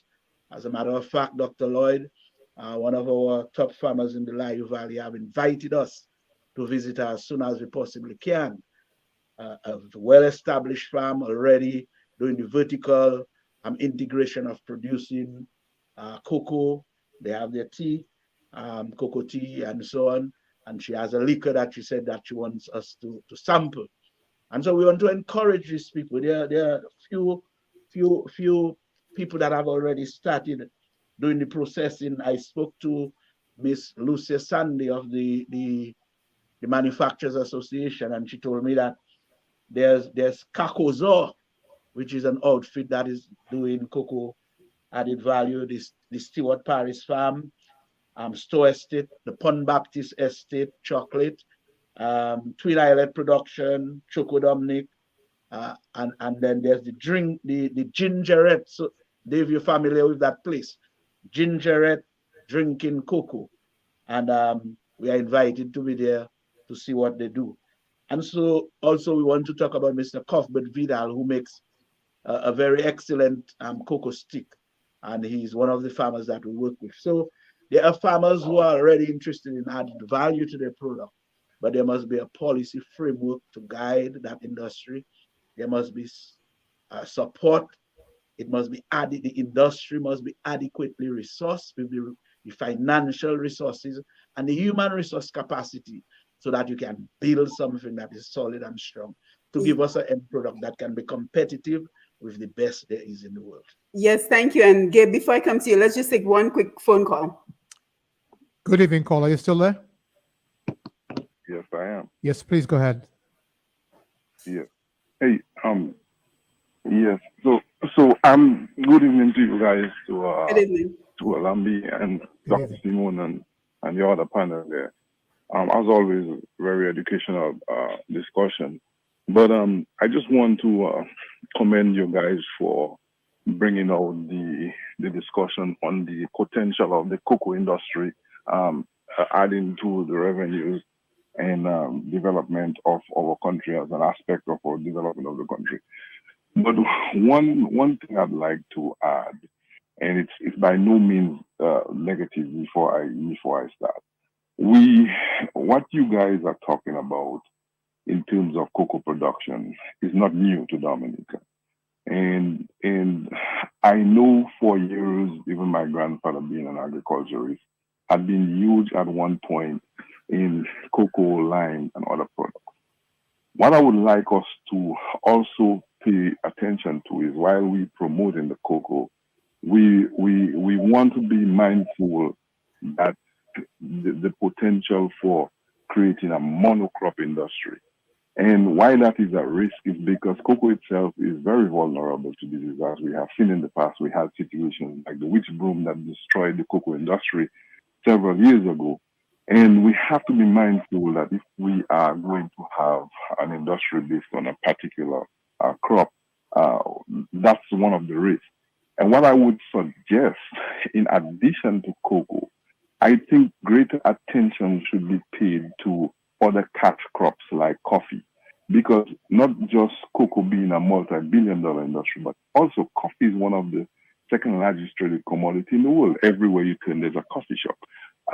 What about the coconut industry, where oils and now you go into the stores and you see cold pressed coconut all over the place, and also things like avocado, which is now being rated as a superfood. Why am I saying this? I'm saying this because what you guys speak about had been something we have done in the past when we did mixed crop agriculture.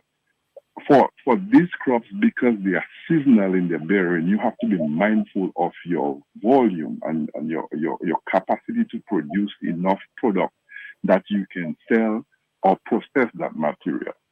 What the mixed cropping will do, it will give you several cash crops with cocoa and coffee that may use the same science and technology in processing to produce other value-added goods. So while we are talking about the coconut industry, or the cocoa industry, sorry, I think it's very important to pay attention to the other cash crops. And my suggestion would be, in addition to cocoa, as an industry, I think we should look at other potential cash crops that may have the same processing requirements, the same skills and knowledge. So we can add that to the industry with the current situation we have, thereby adding greater value to our production capacity and our value for our agricultural industry in Dominica. Because in agricultural science, if you have one crop, and I personally think what has helped kill the agriculture industry in Dominica is the banana industry, and I'll tell you why. Because bananas was a cash crop that produced every week. And I think as a result, a lot of people abandoned the other seasonal crops that were highly value added, but they were seasonal, like the limes and the cocoas and the coffee, because bananas provided a source of income every week. And after doing it for cultivating bananas for so long, a lot of people basically abandoned some of those crops that we have grown in Dominica for decades. So while we're talking about this, and while we're developing these industries, I would suggest that we are very mindful of the reality of having a monocrop industry and try to incorporate other cash crops that can also add value to the overall agriculture development, processing, and value added to those crops. Yes. Thank you so much for your valuable contribution, caller. So, Gabriel, let me come over to you. But this is what the permanent secretary said at the official launch of this project. So he talked about an agro-business development unit in the Ministry of Agriculture. He talked about replicating these best practices, which you guys, and congratulations, I should have said that in the beginning, congratulations on the success of this project to date. But he talked about replicating best practices and putting them into crops such as toloma, cassava, and coffee, which our caller just talked about. And he also talked about 6 different areas that they were going to focus on. But let me have your comments in terms of the involvement of the ministry, the important role that they play, the importance of Dexia, and just in general, your thoughts so far, Gabriel. First of all, thank you so much, Simone. And I wanted to say we've had a fantastic listening audience. The last gentleman who called, I want to thank him for his contribution. And I want to let him know we've been very mindful of this. We came from bananas. We understand we're a colonial appendage of Britain. So it's not true we've done cocoa like this before. All we did was produce cocoa for British manufacturers to process into chocolate and sell back to us. We've never engaged cocoa, any crop, frankly, from a Dominica-centric perspective. We have a Dominican scientist like Dr. Lloyd, Davidson Lloyd, with a Dominican agriculture executive like Dr. Well, he's a doctor in my mind, but Brother Errol Emanuel. I mean, he's been at this for a long time. And we came at it from a position of really finding first what the base is in science and what we have. But I want him to understand that the first project we went to through fruition was with breadfruit. When we partnered with Marcus Garvey's son, we brought down, for the first time in Dominican history, a variety of breadfruit trees that had never existed before from the South Sea Islands, Malafra and others. That's now been used by Adrian Banas in processing into breadfruit chips. And he produced a video and sent it to us. It's on YouTube, thanking Dr. Garvey, thanking Can. Okay. Secondly, we brought Hubert Charles, ambassador to the United States, and Donald Peters, president of the State College, to the University of Maryland and signed an MOU for agriculture collaboration with the government and people of Dominica. Okay. So we could have it be that we also had the best practices from here where that could be a benefit. And when they were done, the university sent 2 food technologists at the university's expense. And at the Dominica Grammar School on one Saturday with Errol and Brother Dave with their canned shirts and the others, taught our farmers how to can, preserve, mango puree, mango chunks, mango slices. Because we have a lot of mango in season. What happens out of season? You can't find it. But by canning mangoes, you could have it all through the year. Freshly when it's in season, when it's not in season, in canned form. So we are very mindful of coming at this agriculture process from a sustainability standpoint and not the old colonial monocrop economy where we are dependent on one stream of income. But what we do know is that we must collaborate. And so everything we've done, we've shared with the Ministry of Agriculture. We make our criticisms with regard to the governance of our country, which is our right in a democracy, but we share. If we have to do something, we invite the ambassador. We invite the state college president. We do an MOU with the government of Dominica. Now, once you have an MOU, that's just the first step, The second step is to make manifest the purpose of that MOU by working it on a consistent basis. And so what we want to see is that growth in culture that respects the Dominican intellect. Let's not dumb down our people. We have brilliant people like yourself, Dr. Mathieu, like Brother Lambie, who's over there, always keeping us sound on the airwaves, Brother Errol, Brother Dave, and all the others who are part of CAN. And we want to see that unity of purpose, where we move from simply the rhetorical flourish of saying, yes, we support, to constant, consistent, cooperative, and collaborative effort that allows for us to do what we did at LAU when we had the engagement with Spaganvola, Eric Reed of Spaganvola, his wife Chrisoa, Edison James, Alan Napier, who has Point Baptiste, the Paris family, the farmers from the Northeast, from the Kalinago territory, they were all there. And we had a seminar on fermentation and best practices. I want to say one thing that Errol mentioned, and I'd never experienced that before. After we finished, Simone, and to the listening audience, I was able to eat a cocoa bean, and it was like cashew nut. The astringency was gone. The bitterness that we knew growing up was gone. It was just amazing what best practices can do. And so the bars we're talking about that Spaganvola did for Chocolat de la Dominique, 70 and 80%, $9 and $10 US.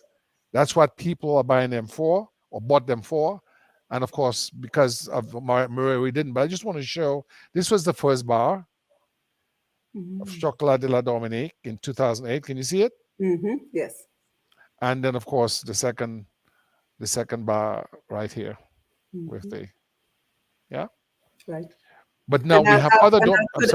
I also put the picture on Push Past 10 as well, along with the video and all the other wonderful links you sent me. Gabriel, go ahead. No, I just wanted to say what is exciting for us is to see the progress that Alan Napier is making, to hear about Gingerette, to hear about Merling Abraham Shillingford and what she's doing. They were there with us in 2008. So we are seeing how by collaborating, by sharing knowledge, we are now seeing different small businesses in Dominica take root. But I fully embrace the comments of the last caller. We're not interested in a monocrop economy. And I know Brother Errol and Brother Dave will give us much more detail on their mastery of the subject of intercropping and multiple product lines. Yes, thank you for that. So, David, let me come over. Davidson, let me come over to you. But before we do, because we also have to talk about the importance of documentation, because I remember you talked about how excited you were that Mr. Zamo could recall all the information. But what happens when, God forbid, Mr. Zamo is no longer with us? Is the information lost? So we have to talk about the importance of documenting these processes and this procedure so that the next generation is not starting from scratch. So I want to come over to you, Dave, for your thoughts on that and your final thoughts. And Errol, I want to come over to you as well. But we must take our comments from our Facebook audience who have been diligently a part of the conversation. Athalie, let me apologize to you. I referred to you as a she and you're a he. So thank you for that correction and my apologies on that. Cal Kofi James says, many years ago, I attended a chocolate making workshop here in Chicago. I was amazed because all I could think about was where would Dominica fit in a bigger scheme of things. Very important point, Carl. David Joseph, the cocoa industry is still alive in Dominica, though on a much smaller scale. Gingerette Cocoa Estate is one such company who is trying to revitalize the cocoa industry by producing fine cocoa powder for consumption. Anthony Simon, the chocolate factory at Point Baptist, Calibishi, has a large cocoa products for sale. Had a chance to visit this. So guys, thank you so much for the comments. Colson Shillingford, thank you for being here. Dr. Sam Christian, cocoa butter is the best natural lotion. It hydrates and nourishes the skin. It is rich in antioxidants. It fights free radical damage, which is the main cause of aging and dullness. James Esprit, thank you for being here. Good evening to all. I'm listening. Dave Lloyd, my father used the bird tape throughout the 60s and 70s to protect his peppers from the birds. Dr. Christian again, beyond just tea and chocolate, think vertical integration to develop the high-value derivatives like cocoa butter. Our doctors need to promote the health benefits of cocoa. A young lady even composed a calypso about that last year. Very exciting and hopeful presentation hosted by Dr. Simone. Yes, cocoa for sale. So we really need to sell the cocoa that calypsonian was talking about. Ama Thomas, great to see you. Ama Thomas, great to see you. The best cocoa in Dominica is from a guy with cocoa called the Black Gold. Thank you for that. Let's take a comment from someone we haven't heard from as yet. Gregoire Thomas. Active collaboration among all the stakeholders is required to develop the cocoa industry. 4 main components are a focus on production, strong farmers organization, fermentation, dehydration facilities to guarantee the quality and target market. Clyde Lloyd, great to see you. So thank you everyone for your comments. And I think we can all agree, back to the panel, I think we can all agree that this is the start of a conversation. This is the start of another project. This is the start of another initiative. So, I want you guys to feel free to get back in touch with me and let me know the ongoing success of this and other projects that you're involved with. But Dave, let me come over to you for your final thoughts. And then Errol, we're gonna come to you.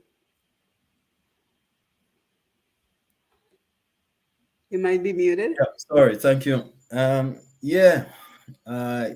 Like Gabriel, I want to thank the last caller, I think, who mentioned the issue of integrated, an integrated approach. I think this is best. And actually, as part of the Cocoa project, we also distributed to the farmers. We didn't talk about that too much, but citrus plants, avocado, yeah, citrus and avocado as well.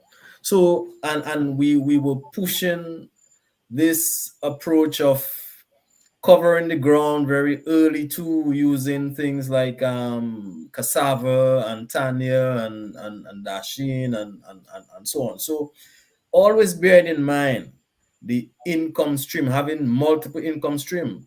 Mm-hmm. Beekeeping was also included. We Beekeeping haven't was talked much included. about that in terms Beekeeping. of we had training on Yes. beekeeping and provided all the gears. We provided a hive full of bees, all the protective gears required, the smoker and everything, and they got full training in beekeeping, the works, down to bottling the honey. All right.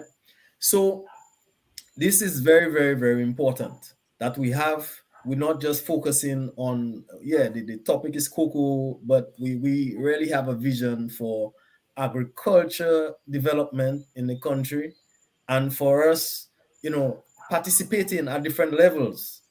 So if you're a chemist, you are an engineer, whatever, there's a role for you. There's a role, in this. But the issue of getting it together, I think that's important. This is a microcosm of what can happen on the national scale. Okay, we need to focus on getting our divisions out of the way, what divide us, and really look at what unites us as Dominican people, right? Nature island people, right? So that's supposed to mean something. Okay, making us unique and different and progressive, and that whole ethos of our national anthem, all for each and each for all. Okay, these are really important part of our Dominicanness that I am afraid that we are losing.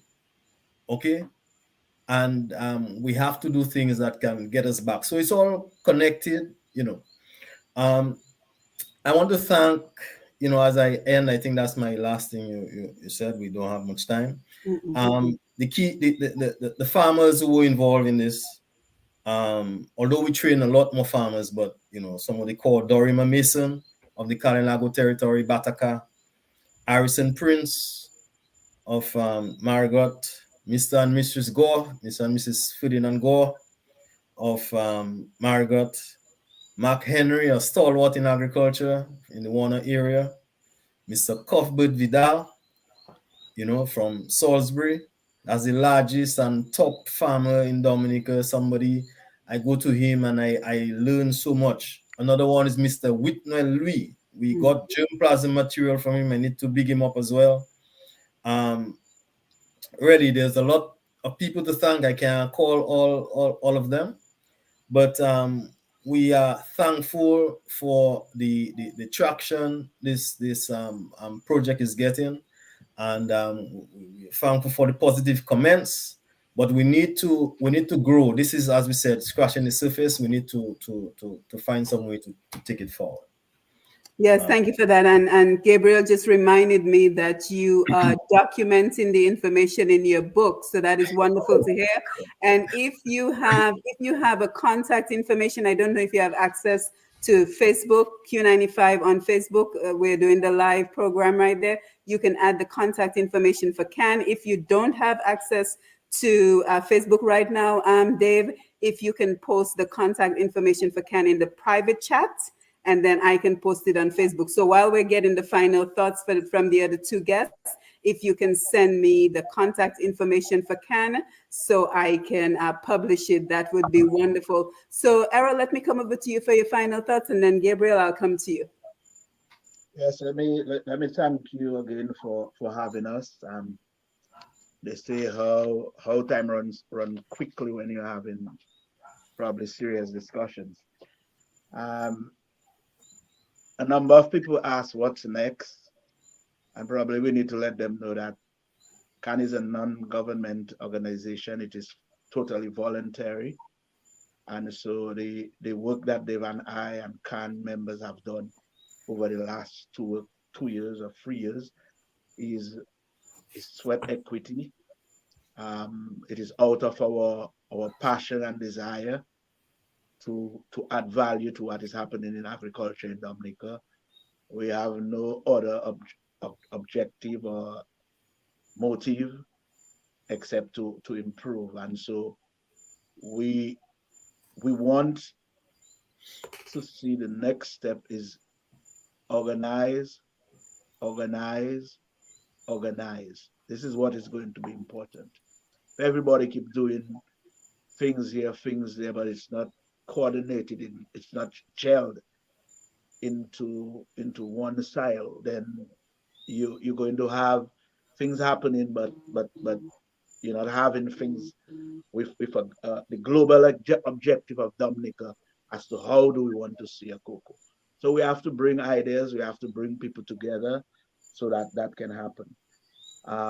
We want to really thank all Miss Esprit of the Jeff Small Grants Project. It was our first time doing the project, and so all donors have their policies, so she assisted us and guided us. We also were very happy that we were able to do something different in that we had an accountability closure where we invite all the stockholders and farmers, and also a handing over ceremony of things like brush cutters so that you'll have less insecticides and nematicides being used. The farmer can brush cut instead of using agrochemicals. So we did those things. And so we want to thank people like Mr. Napier, who made his facility available for us for the training. All the farmers who gave us material to send to the Cocoa Research Center in Trinidad. I think Mr. Roll, Philip Roll worked with us, a gentleman by the name of Ivan LaRoque.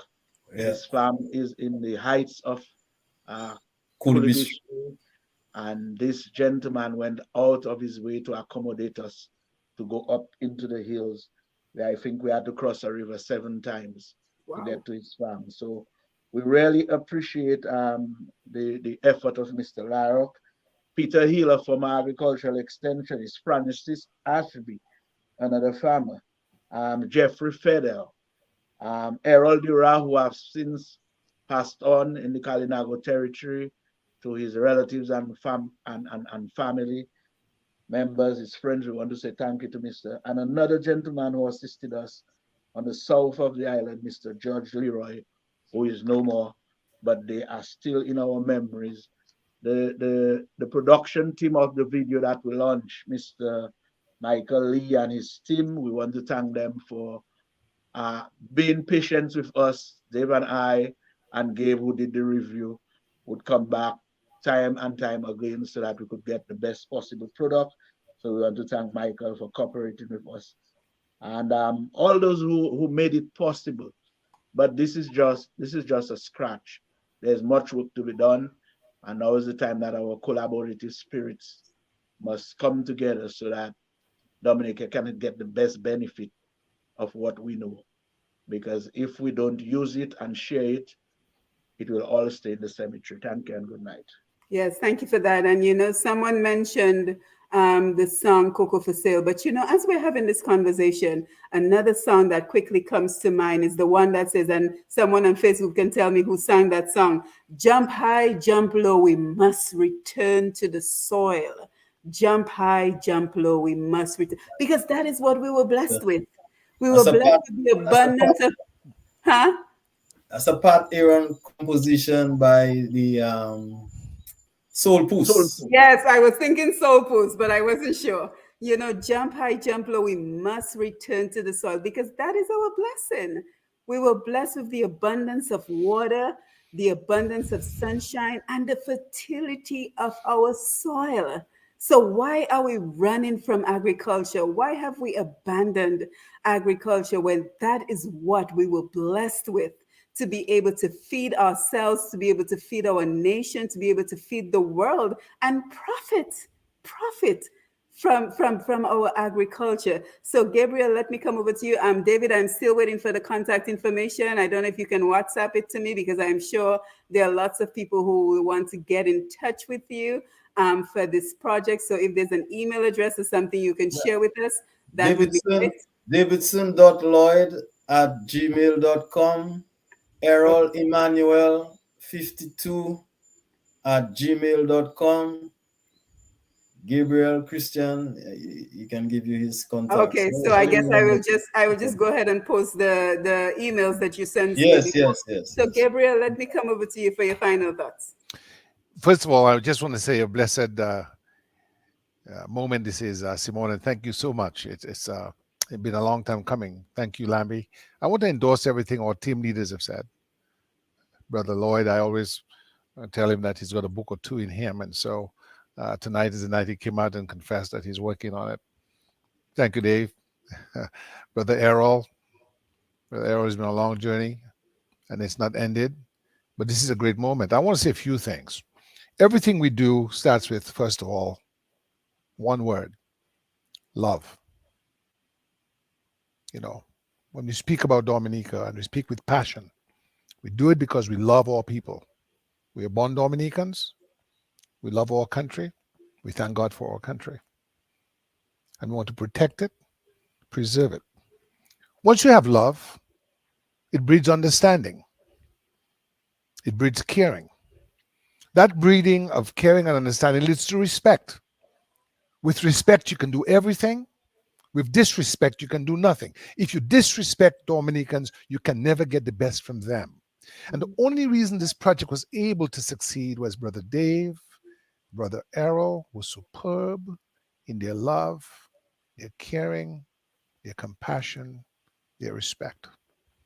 And with that respect, they were able to get the collaboration now, without which there would have been no success.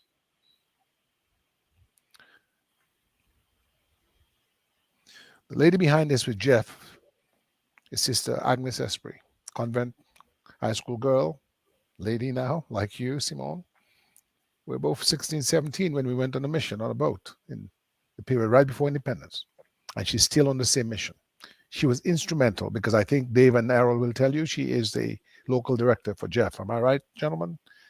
And without her support, it would not have happened. So we come with the idea of team. T, together. E, everyone. A, achieves. M, more. Team, together. Everyone achieves more. There's no I in team. There's no me in team. It's only us. And so as we leave this evening, we see the unveiling of what it is we can do as Dominicans when we put our mind to it. Most people didn't know what we were doing or this was going on all this time. And there's a reason for that. Because frankly, we do not achieve as much as we can because of our God-given intelligence, because we have allowed for division between overseas Dominicans and Dominicans at home, dealing with things that are not meaningful and progressive and industrious. So what we want is for all Dominicans to get together like we used to do in the days of E. Olibla, another Vikas person like Simone Mathieu, who was an agriculturist and who had the whole idea of national agricultural and industrial fairs, where you could come to the fair and you could see the bounty of our land on display. Do we have fairs anymore like that? Precious few. Brother Franklin Coffey, the Catholic priest, he was at the...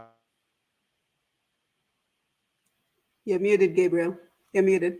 People, we're hoping that other people like Father Coffey can come and work with us on the Breadfruit Project, on the Canning Project for mangoes, and of course on cocoa. So we just want to collectively thank you. We want to thank our CAN members out there in the community and make sure that Raymond Lawrence knows that his voice is still that elegant and sonorous and authoritative voice. He did a masterpiece on the video. You know, he did a masterpiece. And the Northeast Cocoa Cooperative, we want to thank them. You know, when you begin to mention names, sometimes you're afraid you forget somebody, but you know who you are. We know who you are. You're the ones who made this possible. We love to see what Dominicans can achieve. And we want to thank you, Simone, for having us, Q95 and Brother Lamb, and all those at Master Control for Dominica Operation Cocoa Emancipation. Yes. Thank you, Gabriel, Christian, Errol, Emanuel, Davidson, Lloyd, Dr. Davidson, Lloyd, Lambie, the callers, the audience, the listeners, the Facebook Live and YouTube Live audience that posted comments. Thank you so much. So this is just the beginning.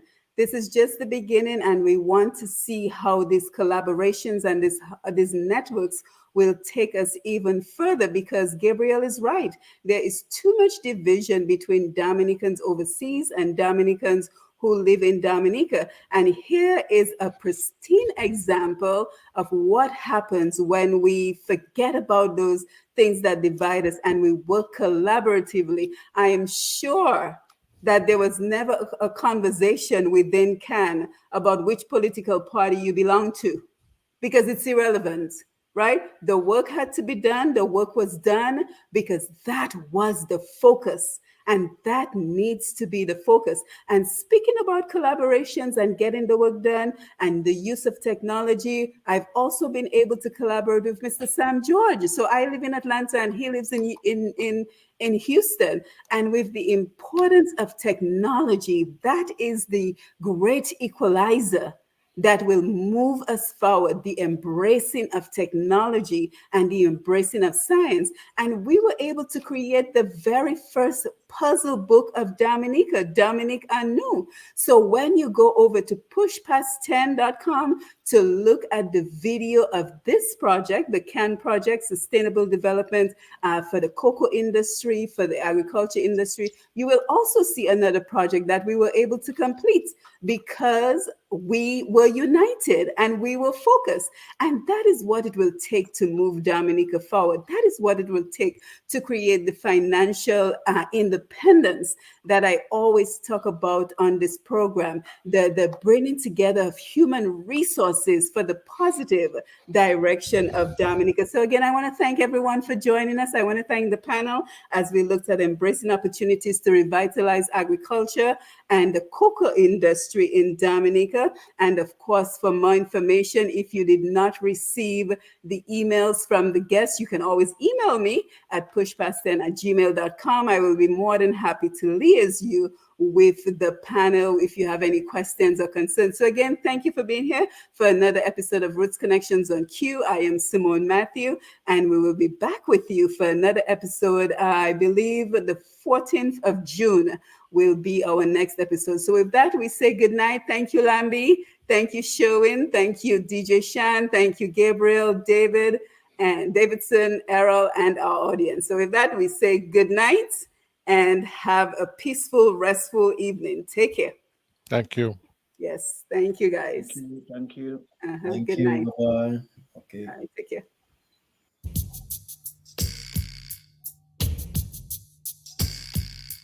Jah Rastafari.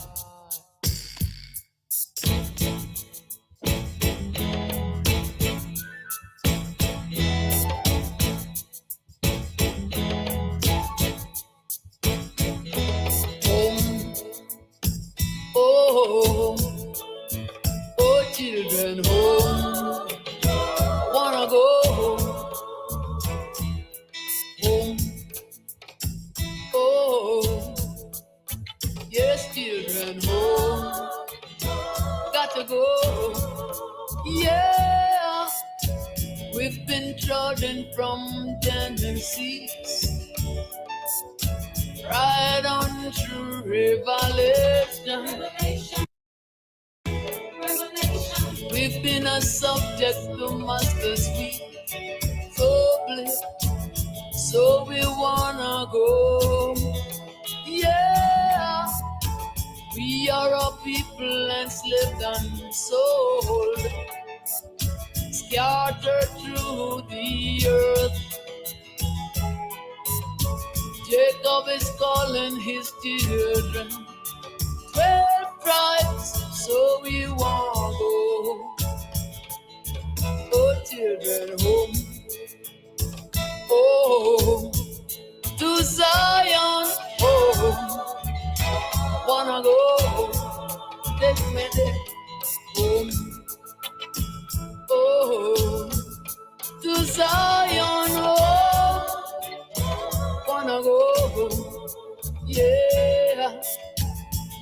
been trodden from Genesis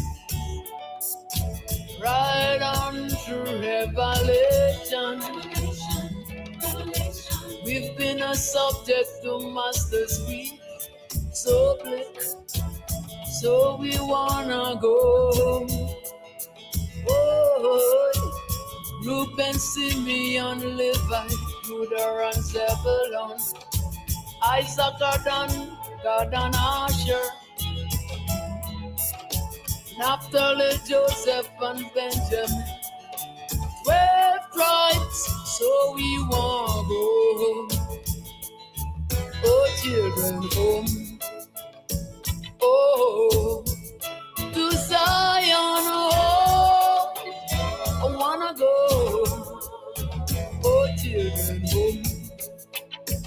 Oh, take me home. Oh, I wanna go. Yeah.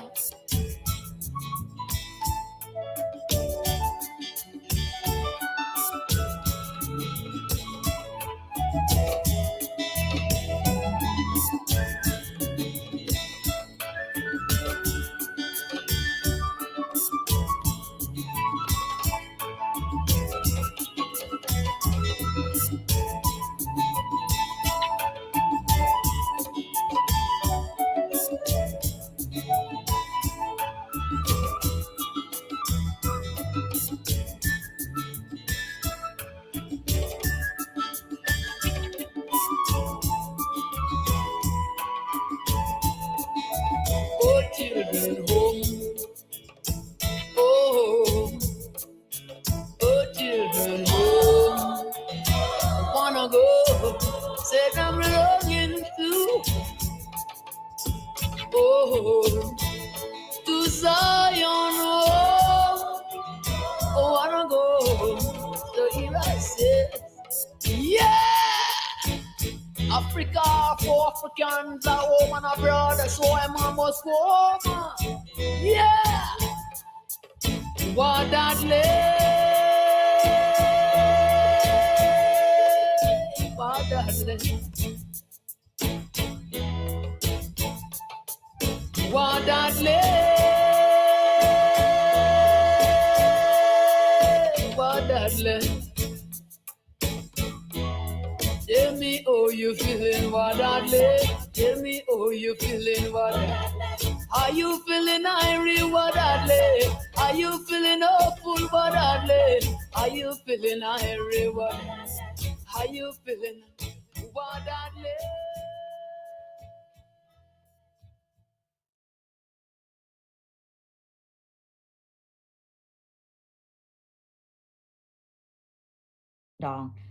And I felt like I no longer existed because I put my hands in front of me and I couldn't see them. Like I looked down to my feet, I couldn't see them. I thought to myself, this was the closest thing that I would feel to death. Like this is how a soul would feel when it leaves its body, when there's no physical world anymore, and they're just your soul, like you're just listening to your own soul talking to you. And it felt unreal. And so that part of the cave was very dark. I had my headlamp on, but I couldn't see much. And I remember for the first time, you're going to see natural light coming in from the door line. Door lines are places where the cave roof collapsed and the natural sunlight that got in. And I remember when I passed that point, it was a very moving moment and I burst out in tears. It's beautiful.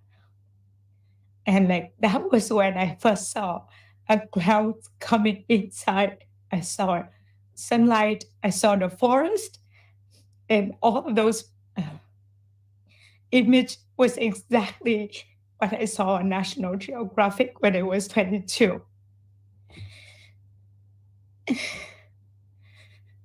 I burst out in tears when I crossed that point in 2014, and I burst out in tears today again, thinking of that beauty.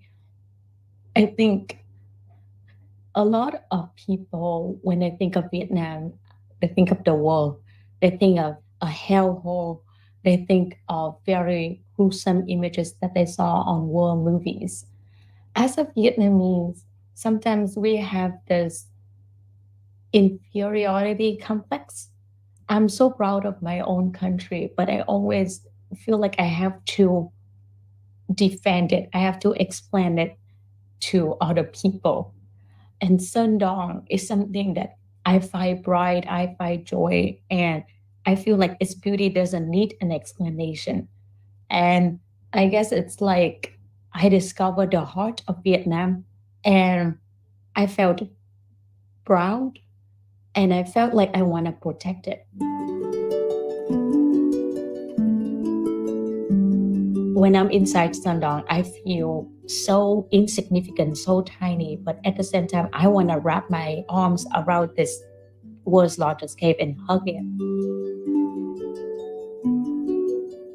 There's one other important thing about Hung's trip. In that group of 8 tourists, she was the only Vietnamese person, a fact that was not lost on Howard Limbert. Towards the end of the trip, Howard set me aside, and he was telling me that there's a company who was planning to build a cable car into the cave.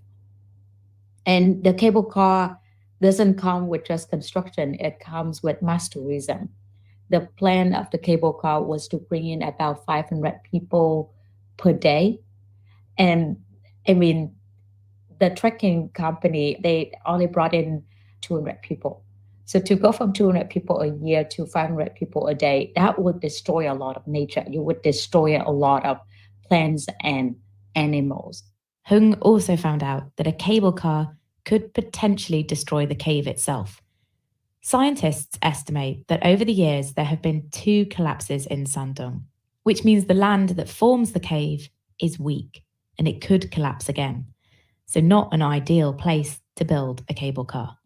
And Howard was talking to me about how he felt really helpless. He's not being listened to by the Vietnam government because he's not a Vietnamese. So he was saying that only Vietnamese people can save this cave. And he started tearing up too when he was talking to me about these things. And imagine sitting in front of a man who's about the same age with your dad, and he was crying. And being the only Vietnamese person in the group, I knew that I had to do something. The expedition finished, and Hung left Sandong. Back home in Ho Chi Minh City, she wrote a blog post about protecting the cave and the plans for the cable car. And overnight, it went viral. Hung acted fast. She paired up with a guy who shared her blog, and they formed the Save Sandong group on Facebook. In just a few hours, they had 20,000 follows. Hung had been suddenly catapulted into the role of environmental activist, cave guardian. It was a lot to take in. I soon realized that as a teacher, I am not equipped. I am not knowledge enough to run a campaign. Hung had to learn quickly. And that was also where I started to realize, maybe not everybody would support me with this. So I went back to the village and started to talk to people and learned about the different perspectives. I know there are people who believe that mass tourism would bring in local economy. It would be good for people who live there. And there are people who are excited with the idea that many, many more tourists are going to come. However, those are not the majority. And one local woman that I talked to, she sells a souvenir in the market. And as a souvenir vendor, of course, she wants tourists to come. But at the same time, she has this special connection with the land around Sundong because one of her 5 sons, when he was a kid, passed away on this land. This area suffered a lot from the Vietnam War. And there was a lot of landmines that still exist in this place. And her kid was one of the kids that found a bomb and was playing with it, and it exploded.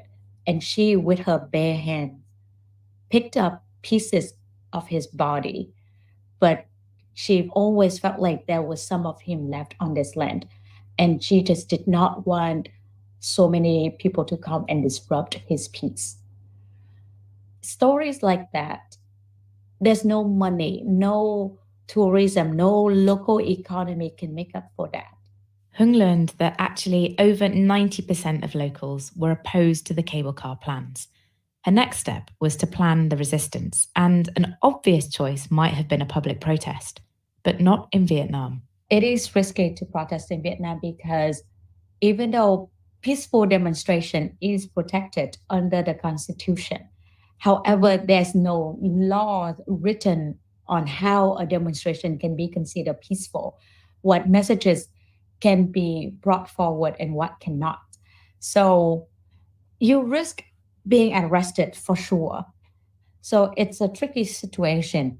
They cannot execute you for protesting, but they can execute you under different laws in Vietnam. Hung had a close friend who'd been arrested for protesting peacefully about an oil spill. Her friend was fine, but both she and Hung were badly shaken by it all. We did not want the same thing to happen to people who support Safe Sandong. We did not want to be arrested. We did not want our phones to be confiscated by the government. So we decided that we're not going to do anything that risky. Instead, we approached the topic more from an educational perspective. So we went to a lot of different schools, libraries, colleges. We organized forums, panel discussions, and we held exhibitions to experience our virtual reality machines to see Sandong instead of going there.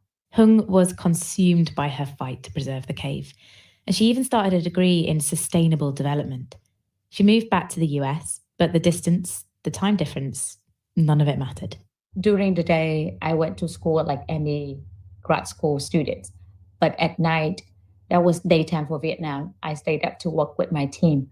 And every winter break, every holiday, I would fly back home to work with the team to organize these exhibitions and events. It was difficult, but at the same time, I would never, ever leave this campaign. And that commitment really helped me to find some of my most truest soulmates. And among many, many of the exhibitions that we as a group held together, a couple of them were at Fulbright University, Vietnam. And after one of the exhibition, one of the faculty members came up to me and told me how he could also feel the fire that coming from me when I was talking about Sandong, and eventually that professor became my husband. So in a way, Sandong did bring us together. Hung and her fire kept going, and her colleagues started referring to her as Cave Girl. Before I started Safe Sandong, I had always been this kid with so much energy. And I pour all of my love, all of my passion into education. I was very committed as a teacher, but the school that I was teaching at, majority of the kids were fairly wealthy kids. So in one way, I always felt like I'm not really serving my country. I'm not serving the people who need it the most. I always look at my kids with so much love, but I always knew that even without me, they would be fine. They would be very successful. When I found Sandong, even though we started a campaign called Save Sandong, I felt like Sandong saved me because it gave me a purpose in life. It gave me passion. Even President Barack Obama heard about the campaign, and in a speech in Vietnam, he called for the preservation of Sandong, describing it as a natural wonder. Finally, in 2019, Hung got a crucial update. We eventually heard from the government that they promised that they would not build a cable car to the cave. And it was, I haven't had kids yet, so I don't know if it feels like giving birth, something that you've been carrying, a weight that you've been carrying for so long, for years at that point, and it finally came true. A highlight for Hung was sharing this news with Howard Limbert, who told her about the cable car on her very first trip to the cave.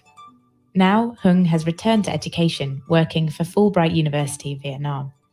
But she can't forget Sandong. When I think about a cave, when I close my eyes, I probably think about this one place in the cave where at night there's this very big bird that comes out that nobody gets to take any pictures of it yet, but based on the sound that it makes, people expect that it has very big wingspan. And every single time that I go to, I've only been to Sundong twice, but every time that I go into Sundong, I always try to stay up throughout the night at that particular camping site so that I can hear its wings. I never open my tent and put on a headlamp to see it because I respect its privacy, but just to know that it's still there, to hear that wingspan, it's like I'm hearing the heartbeats of Sundong, and I know that it's still alive, that its flora and fauna, its ecosystem is still there. There's still animals that we may never know, we may never see, but it's there. And as long as it's there, it brings me happiness that I found in Sundong. That was Hung Lei, or Cave Girl. And there's a picture of her in the cave on our website where she really does look like a superhero. Her work on Sandong is featured in the documentary A Crack in the Mountain. This is Outlook. Don't go away. You're listening to the BBC World Service. In a world where information is at our fingertips, headlines and updates can't always give the full picture. To understand why the Freedmen's Bank is important, you have to understand what banking was like at the time. It was everywhere. This institution was enormous. We take you deeper into the stories that shape our world. So all the Germans could hear really was the wind in the wires. They likened it to women on broomsticks. And the people behind them. I'm just very happy to see the sport of women's surfing progressing to a good professional caliber. It was a nightmare for me. I never realized that my nationality that I had my whole life would be in question. A lot of my close friends and people in my family are reindeer herders. It's not really a profession, it's a lifestyle. Documentaries on the BBC World Service at bbcworldservice.com/documentaries or wherever you get your podcasts. Coming up in part 2 of Outlook, when two young friends left their city in Japan hoping to become rock stars, they didn't expect a completely different passion to bloom. They now create some of the world's most unusual flower sculptures and have even put a bonsai up in space. We wanted to place a living creature in an area where no plants or flowers can exist. In this way, we see what flower the bonsai truly has. A journey from punk rock to botanical fame after the BBC News. BBC News with David Harper. The Republican governor of Florida, Ron DeSantis, has launched his campaign to run in next year's US presidential election. A live event on Twitter marking the announcement was beset by technical problems. The US National Security Agency says that it has identified a state-sponsored cyber actor from China trying to target critical infrastructure networks. It comes after Microsoft published details of a mysterious computer code appearing in telecommunication systems in Guam and elsewhere. Leaders of the Roman Catholic Church in Bolivia have announced steps to investigate hundreds of reports of sexual abuse of children in church-run schools. The allegations have shocked the country in recent weeks. The head of a Russian paramilitary group that's opposed to President Putin has said it carried out a recent cross-border raid from Ukraine in coordination with the Ukrainian military. Kyiv denies any link to the incursion. A Trump supporter who was photographed with his feet on the desk of the House Speaker during the Capitol riot 2 years ago has been jailed for 4.5 years. The photo of Richard Barnett became a defining image of the January the 6th insurrection. Firefighters in Canada have made significant progress in tackling wildfires which have burned huge areas of Alberta. Cooler weather and some rainfall have helped. Officials in Ecuador have announced that early elections will be held on the 20th of August. They're being called following President Guillermo Lasso's decision last week to dissolve the National Assembly. The IMF has approved a loan worth $3.5 billion for Ivory Coast. A first tranche of money will be available immediately, with the rest dependent on economic restructuring. Tributes have been paid to award-winning American singer Tina Turner, who overcame adversity to become a global superstar. She died after a long illness at the age of 83. Fellow singer Beyoncé described Tina Turner as the epitome of passion and power. BBC News. Hello and welcome back to Outlook. I'm India Ackerson. Now, just like Hung Lei in part 1, our next guests were knocked off one path and onto a whole new adventure when they became captivated by a natural wonder, though this one is somewhat smaller than the Sondong cave. Azuma Makoto and Shionoki Shonsuke are great friends.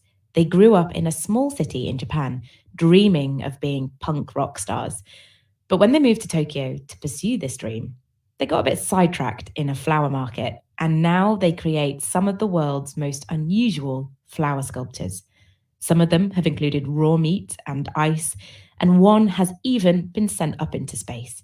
Outlook's Gaia Karamatsa has been speaking to them about their unexpected journey into botanical fame.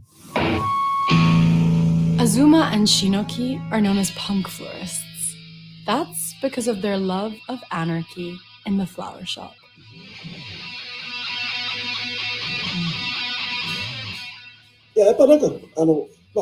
Punk rock music has informed my spirituality. I learned so much from its core spirit.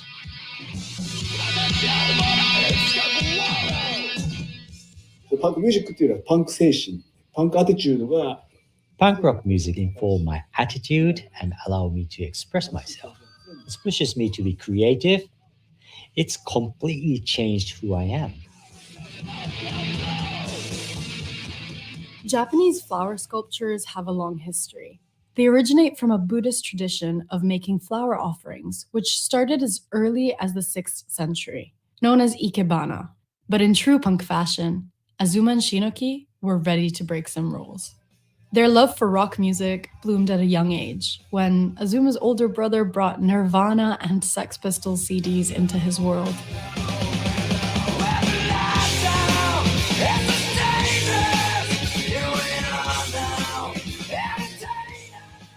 By the way, Shinoki is more of a silent type, so you may not hear from him much. Here's Azuma.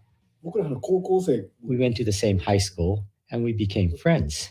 We have been friends for over 30 years now. Do you remember the moment that you both saw each other in high school, and what did you like about each other? So actually remember the first time I saw Shinoki. Because at that time, Shinoki had a really crazy hair, the hairstyle that all the bad boys had. The bad boys. A hairstyle that defied gravity, let's say.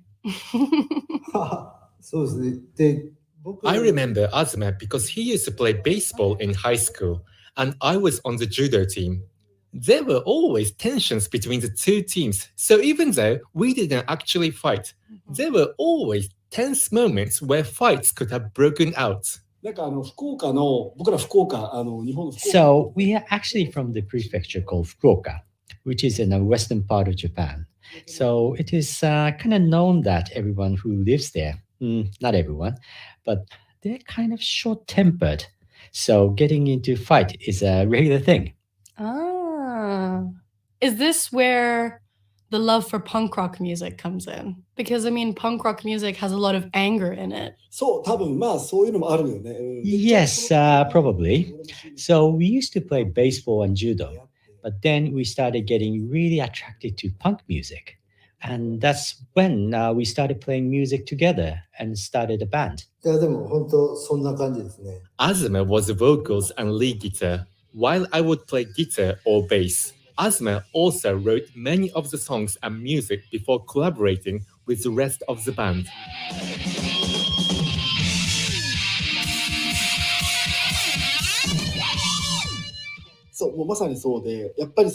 By playing the music together, we are finally able to release our anger. We were angry at everything. We were angry towards society and angry at school.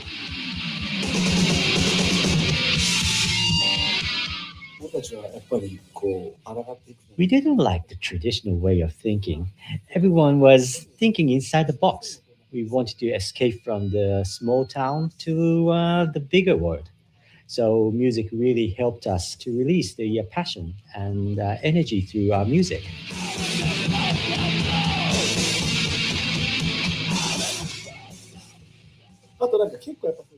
The anger is really important for the creativity because it helped us have energy which translated to us creating music. Now flowers are the medium by which we express our anger. So it's a really important fuel for our creativity.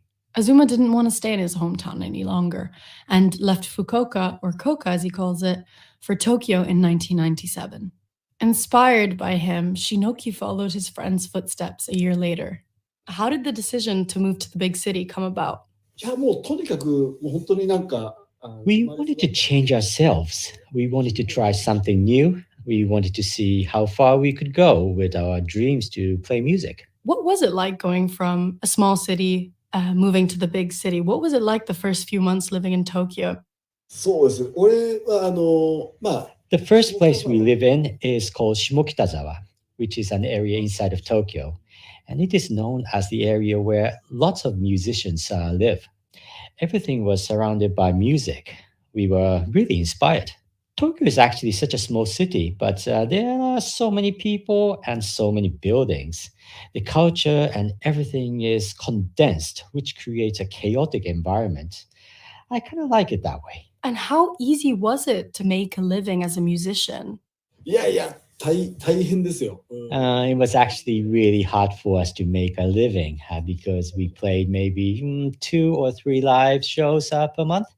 And of course, we couldn't make enough money to pay our bills. So that's why I started working at the flower market. Broke and struggling to see a future where they could just play music, Azuma fatefully noticed a sign saying help was wanted at the flower market next to his house. So he inquired about the job and got it. Even though his first few months on the job involved cleaning out flower buckets, Azuma's love for working with flowers soon became infectious. Here's Shinoki. Azuma started telling me how much she loved flowers. I was inspired, so I also started working with flowers. So since I'm from a small town, flowers were something that my mother grew in her garden, and she would always bring them home. So when I started working at the Ota Flower Market, which is one of the biggest flower markets in Japan, I was really surprised that the flower business exists. There was only one flower shop in my hometown, so I didn't know the potential. Having that memory of your mother picking flowers from her garden and bringing them home, did you almost feel a sense of nostalgia for your family and Koka?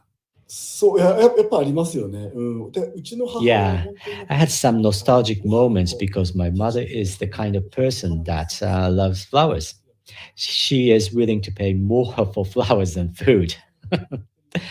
Every single day, she would bring the flowers from the garden, and I remember the house would always be filled with a lovely smell. And this is an important memory for me, and one which affects how I create my flower arrangements. Right now, my mother has dementia, so she's actually in hospital and forgets a lot of things. But she still remembers the name of flowers. So that proves how important flowers are to her. When I moved to Tokyo, I didn't even think about working with flowers. But now, as I get older, I realize the flowers have always been a central element in my life. It's a tool for me to communicate. It's a tool for how to express myself. With one passion blossoming, another was sadly wilting. And the more Azuma and Shinoki focused on flowers, the more their aspirations of becoming musicians faded. So it's more like our priority changed. Since we were able to make a living by working at the flower shop, this was now our priority. But we still play music, and even now we play music too. But maybe we were not talented enough to become professional musicians. So after working for years at the bottom of the flower shop food chain, Azuma and Shinoki worked their way up the ladder and eventually decided to join forces by opening up their own shop, Jardin des Fleurs, French for flower gardens. Azuma was just 23 when they started this, and it would take years before their different approach to selling flowers turned into a successful business. We wanted to treat the flowers as living creatures, so we came up with a system where the flowers arrangements were made to order rather than throwing away flowers if they didn't get sold. So we were known as the flower shop without flowers because we only brought flowers based on our orders. This is like 20 years ago when we first opened the store. So it was really innovative and out of the box thinking. Nowadays, everyone talks about sustainability, but at that time, not that many people treated flower as living creatures. The traditional approach to ikebana tends to produce quite small and dainty sculptures, but Azuma and Shinoki's sculptures were slightly different. They hung blood red flowers next to large slabs of raw meat. Then there was an unearthed bonsai tree floating inside a tank filled with water. And then they mutated white lilies by giving them new appendages, stems made from futuristic-looking industrial hardware, to create a sort of petaled cyborg. However, Azuma's ethos remained the same as that of the ancient art of ikebana, to not see flowers as objects, but as living things, whose voices must be heard. We started becoming more passionate about the creation of flower sculptures so that we could start expressing the unknown beauty of the flowers. There was no one like us who was making these kind of flower sculpture at that time. What did you want to communicate with your sculptures? And what did those initial sculptures that you started making look like? So the botanical sculpture is actually a living sculpture. It moves because we use flowers from the bud to bloom to wilt. Viewers can experience that change in the form of the sculptures. The sculpture itself actually expresses the life of flowers. Then, the other important thing is that once the exhibition is over, we actually hand out the flowers to whoever came to visit. So not only can visitors look at the sculpture, but they also take one part the sculpture with them. And they can still enjoy the rest of the life of the flowers. And I read somewhere that you adjust the light, humidity, temperature, and even the volume of the music with the intent of looking after the well-being of the flowers. What kind of music do you play to the flowers? Yeah, I mean, I don't use punk rock music. Oh, okay. I play the sounds you hear in nature, like with water sounds and birds chirping. It kind of helps flowers to grow more beautifully. Mm-hmm. And does punk rock music not help flowers grow? Maybe I should try it, but the flower might explode. You never know what you could end up with. Yeah. Picture this. 2 punk rock enthusiasts with wacky hair and a flower shop with no flowers, breaking all the Japanese flower arranging traditions. People didn't understand them, but Azuma and Shinoki didn't care.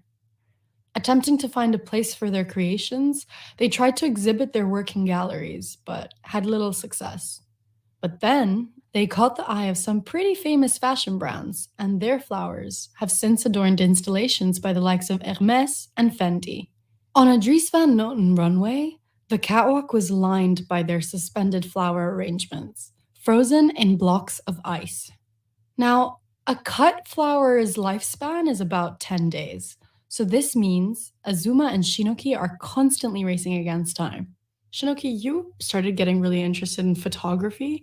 Could you tell me a little bit about how that passion started and how it informed your work with flowers? The reason I started taking photos of the flowers is because flowers are not forever. They bloom, then they wilt, and then they are gone. So this is the only way for me to capture the moment of the flowers when they're alive. How easy was it to work with each other, and what were the strong points that you each brought to your flower business? I always look at things from a macro perspective, whereas Shinoki looks at things from a more micro perspective. For instance, when we start a project, I plan the overview, and then Shinoki breaks things down and see how we can execute the idea. Azuma wanted to place his sculptures in even more daring conditions to see how the flowers would be shaped by their environment. So he placed one underwater, more than 1,000 meters below the surface of the sea. But he wasn't satisfied. It wasn't far enough. So he thought, why not send them into space? How did the idea come about to send a bonsai to space? Why a bonsai and why space? We wanted to place a living creature in an area where no plants or flowers can exist. In this way, we see what power the bonsai truly has and what feeling that can give us. And the power of the bonsai, because bonsais have such a long life and because they're so resistant. Is that why? It's because I like bonsais. It's my favorite plant. It's a really traditional Japanese plant. But at the same time, the bonsai itself has such a philosophical aspect to it. It captures the bigger world in such a miniature size.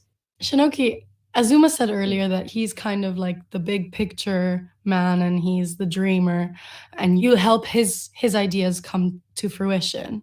So when this project to send a bonsai to space or send flowers to below freezing temperatures, how did you feel? Were you excited to kind of follow him on this? Whenever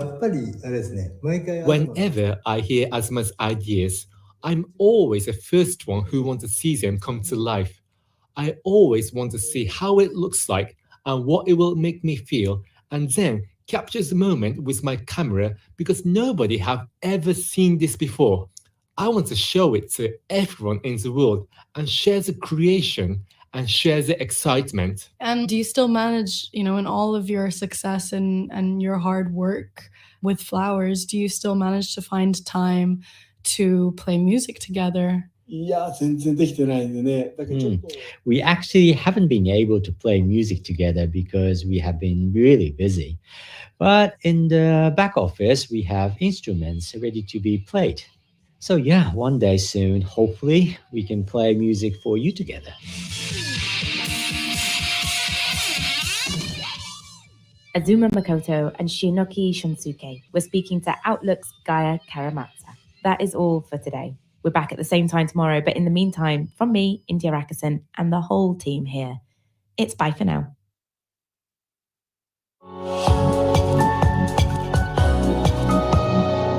You're with the BBC World Service, and now it's time for Witness History with me, Rob Walker. Today, we're going back 10 years to May 2013, and we'll be hearing about what it was like to be a storm chaser on the trail of the widest tornado ever recorded. Take immediate tornado precautions now. This is an extremely dangerous and life-threatening situation. It's May the 31st, 2013. Severe storms are threatening large areas in the US state of Oklahoma. Warnings from the government's National Weather Service are being relayed on local radio. Take cover now in a storm shelter or an interior room of a sturdy building. Stay away. There's no place in the world that tracks tornadoes like Oklahoma, in my opinion. I mean, we are in the epicenter of Tornado Alley. Statistically, the most likely county in the U.S. to be struck by tornadoes is Oklahoma County. One of the meteorologists who was monitoring the storm that day was Emily Sutton. She works for K4TV in Oklahoma City, and she's a member of the station's storm chasing team. So we are crazy enough to have helicopters fly right next to the tornado, a fleet of storm trackers driving right up next to the tornado. The reason for doing this is we want to give people as much advanced warning as possible so they can seek shelter. Do not stop under bridges or highway overpasses. They will not protect you from a tornado. So here we are. We are prepared in the Weather Center. We have a game plan. We know where our storm chasers will be. So we went out to our target area by El Reno. It has multiple vortices. I see the vortices swirling around this tornado. This is a violent tornado. So we approach the storm. All of a sudden, it starts dropping small tornadoes. We call those vortices. So when it starts dropping small tornadoes spaced apart, you know it is going to be a huge tornado. I think we're trying to get a hold of Mike Bettis. Mike, can you hear us? Guys, that's it. Right there. Look at that monster. This is a huge tornado. By this point, other storm trackers were also monitoring the storm from different locations on the ground. This from Mike Bettis on the Weather Channel. Violent tornado right now. We are probably roughly a mile away from it right now, and it is absolutely enormous. Right now, you have to get to your shelter as quickly as possible. So we start to see these multiple vortices, and I'm driving. I'm on the phone waiting to go live on air while my storm chase partner, Kevin Josephie's sitting shotgun in the passenger seat. Doing good. There it is. Let's just stop and get a view of it. So when we come up to the storm, it's a supercell. So it's a rotating thunderstorm. And when you're watching for a tornado underneath the supercell, you are looking for a lowering called the wall cloud. And from the lowering, typically you have a funnel. That's the start of the tornado. This happened so quickly, though, that we looked over and I see 2 or 3 tornadoes touching down. And within a few seconds, there are even more tornadoes all rotating around each other. So when a tornado is that large, it takes up almost your entire frame of vision. It's right there. And at that point, we noticed a change in the tornado. The tornado was rapidly changing direction. We see this large black cloud crossing in front of us. The wind started picking up and picking up and picking up, feeding into the storm. Is this just the inflow? Now, rationally, I thought this is just inflow, which are warm winds that feed a storm. Winds can be over 100 miles per hour just feeding into a large tornado. Well, the wind started to pick up. Oh my God, it's pulling up. We see the trees bend over. There was some sort of large bird fly by, probably a goose. It is a violent multi-vortex large tornado. Go to Emily. Emily Sutton's in it. Emily, go. Emily Sutton is in the tornado. And as you might imagine, her phone is breaking up. Then you can hear my voice breaking up. I'm saying, Mike, and I'm trying to talk to him live on air. And you see the wind, you see the trees blowing. And then I felt prickles on my neck and realized our back window blew out. With the effect of the storm? Yes, from the winds. So I don't think I had a moment to say, oh, crap. I was trying to stay focused on driving. Guide me. We were driving backwards at that point because my storm chase partner was saying, we need to back up, we need to go. And I was not going to take my eyes off that tornado. So he guided me. I continue to drive backwards. And watching the footage from that day, I mean, it's like something out of a film, isn't it? Because as you're trying to reverse away, there's this big black cloud, which is almost chasing you. Yes, I wouldn't say it was chasing us as much as it was just rapidly expanding, but we were trying to get out of its grasp. Okay. All of a sudden, my storm chase partner says, stop. And I don't stop because there's a tornado in front of us. Hey, stop right there. Stop. And then all of a sudden, our dashboard cam goes black, live on air, and I hit a guardrail, so that pauses us. But the way it appears on air, to the viewer, it looks like we died. And mind you, this was being live streamed across the nation. And I didn't tell my parents that I was storm chasing that day. So people started calling them in Chicago. And for all they knew, their daughter died storm chasing. Many people were trapped in their cars, including a mother and her baby who was sucked out of their vehicle when the tornado hit. 8 people were killed by the tornado. It was later found to have been the widest ever recorded. And although it had tragic consequences, it did fortunately pass mainly across rural areas. If it had hit a town or a city, the impact would most likely have been catastrophic. Here in Oklahoma, tornado scientists come from all over the world to study tornadoes. They ended up estimating the winds at 296 miles per hour. And we found out from post-analysis that when the tornado turned north, it went from 1 mile wide to 2.6 miles wide in 30 seconds. So when that happened, they caught a ton of storm chasers off guard. We were in the outer bands of the tornado. We were very lucky.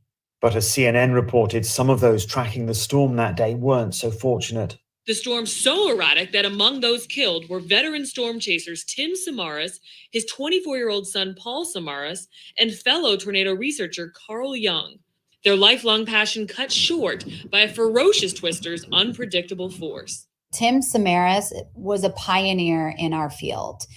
He had been chasing for 30 years, at least at the time. And that really shook up the entire storm chase and weather community, that if a veteran storm chaser like that could die, any of us could die from a tornado.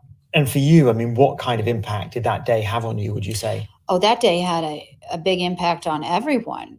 My big thing was feeling so helpless. Our job is to try and save lives, and people died. And then also dealing with the fact that we could have died. I'm still kind of processing that to this day. And going forward, I mean, are you going to carry on storm chasing? Oh, that's a big discussion between me and my husband. He says no. I don't know where my heart's at yet. I will tell you that we had tornado warnings one Sunday night not too long ago.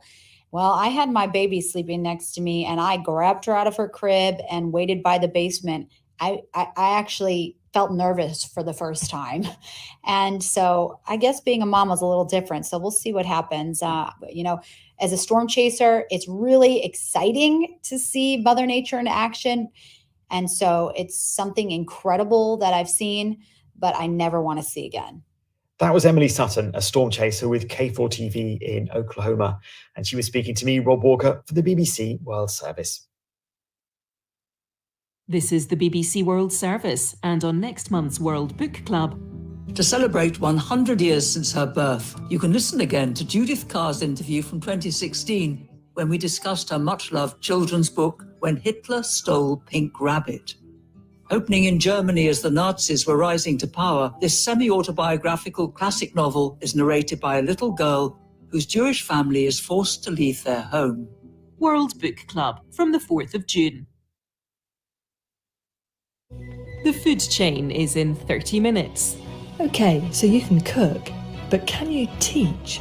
I'm Ruth Alexander, and I'm talking to 3 chef-turned-culinary school teachers about why they made the career move, what it takes to train tomorrow's chefs, and what their students really need to know. This is the BBC World Service, the world's radio station.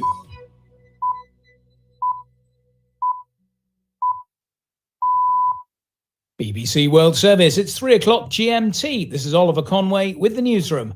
The race to become the Republican US presidential candidate hots up. I'm Ron DeSantis, and I'm running for president to lead our great American comeback. After some technical problems on Twitter, the Florida governor, Ron DeSantis, launches his campaign. But can he beat Donald Trump? Also on the newsroom, Tina Turner, who rose from poverty to become a global superstar, has died at the age of 83. Full of energy, full of love for life, the best. If there's a king, she's the queen. True definition of a trailblazer. We look back at her life. And pets or private jets, which is worse for the environment?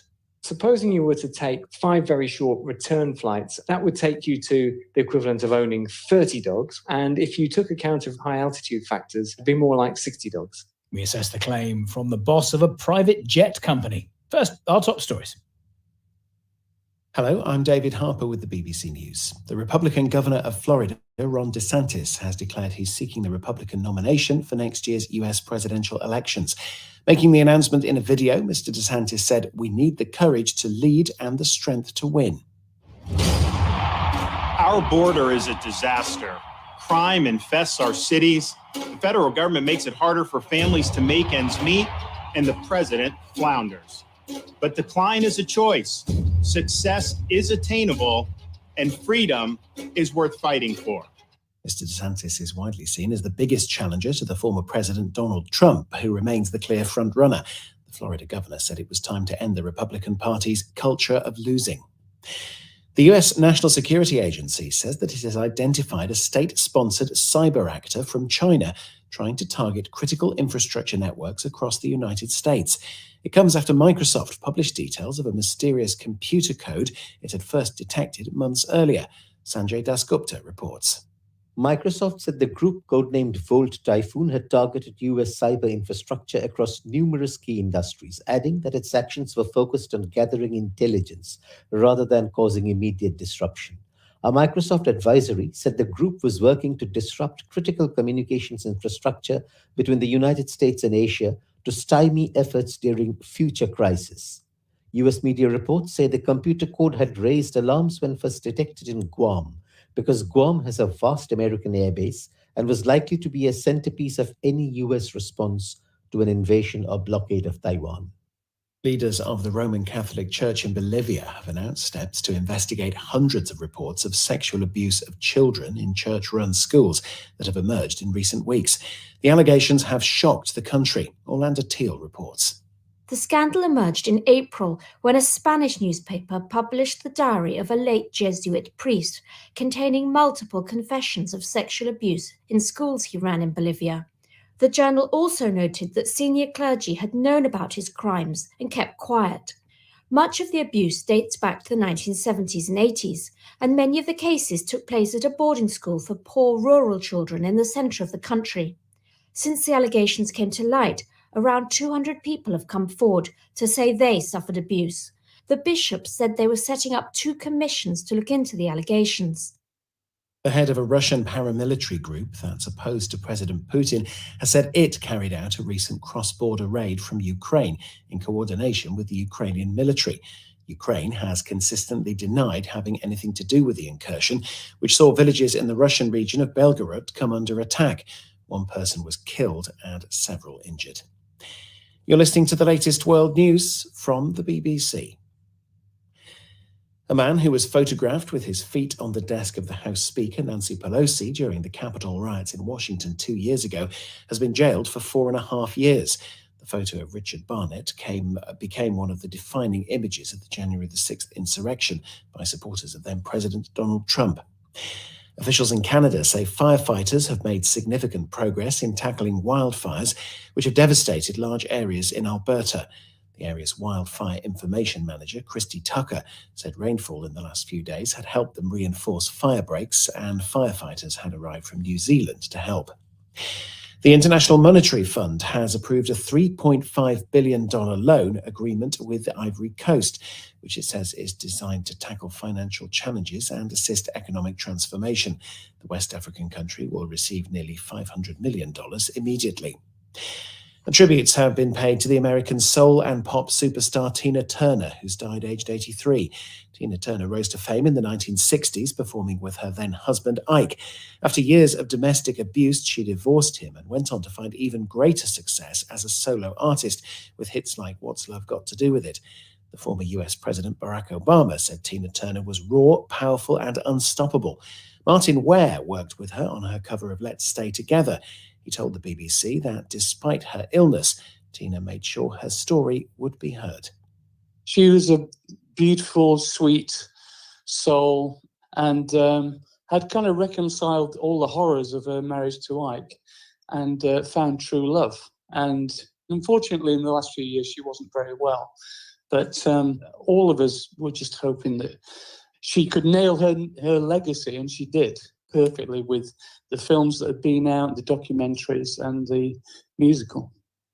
Martin Ware. And that's the latest BBC News. Thank you. You're listening to the newsroom from the BBC World Service with Oliver Conway. Ron DeSantis will be hoping the technical problems which disrupted the launch of his US presidential campaign are not a sign of things to come. The event on Twitter crashed and had to be restarted. So it was about 20 minutes late when the Florida governor, in conversation with Twitter boss Elon Musk, finally announced he was seeking the Republican nomination for the presidential election next year. I am running for president of the United States to lead our great American comeback. Look, we know our country's going in the wrong direction. We see it with our eyes and we feel it in our bones. Our southern borders collapse. Drugs are pouring into the country. Our cities are being hollowed out by spiking crime. The federal government's making it harder for the average family to make ends meet and to attain and maintain a middle-class lifestyle. And our president, well, he lacks vigor, flounders in the face of our nation's challenges, and he takes his cues from the woke mob.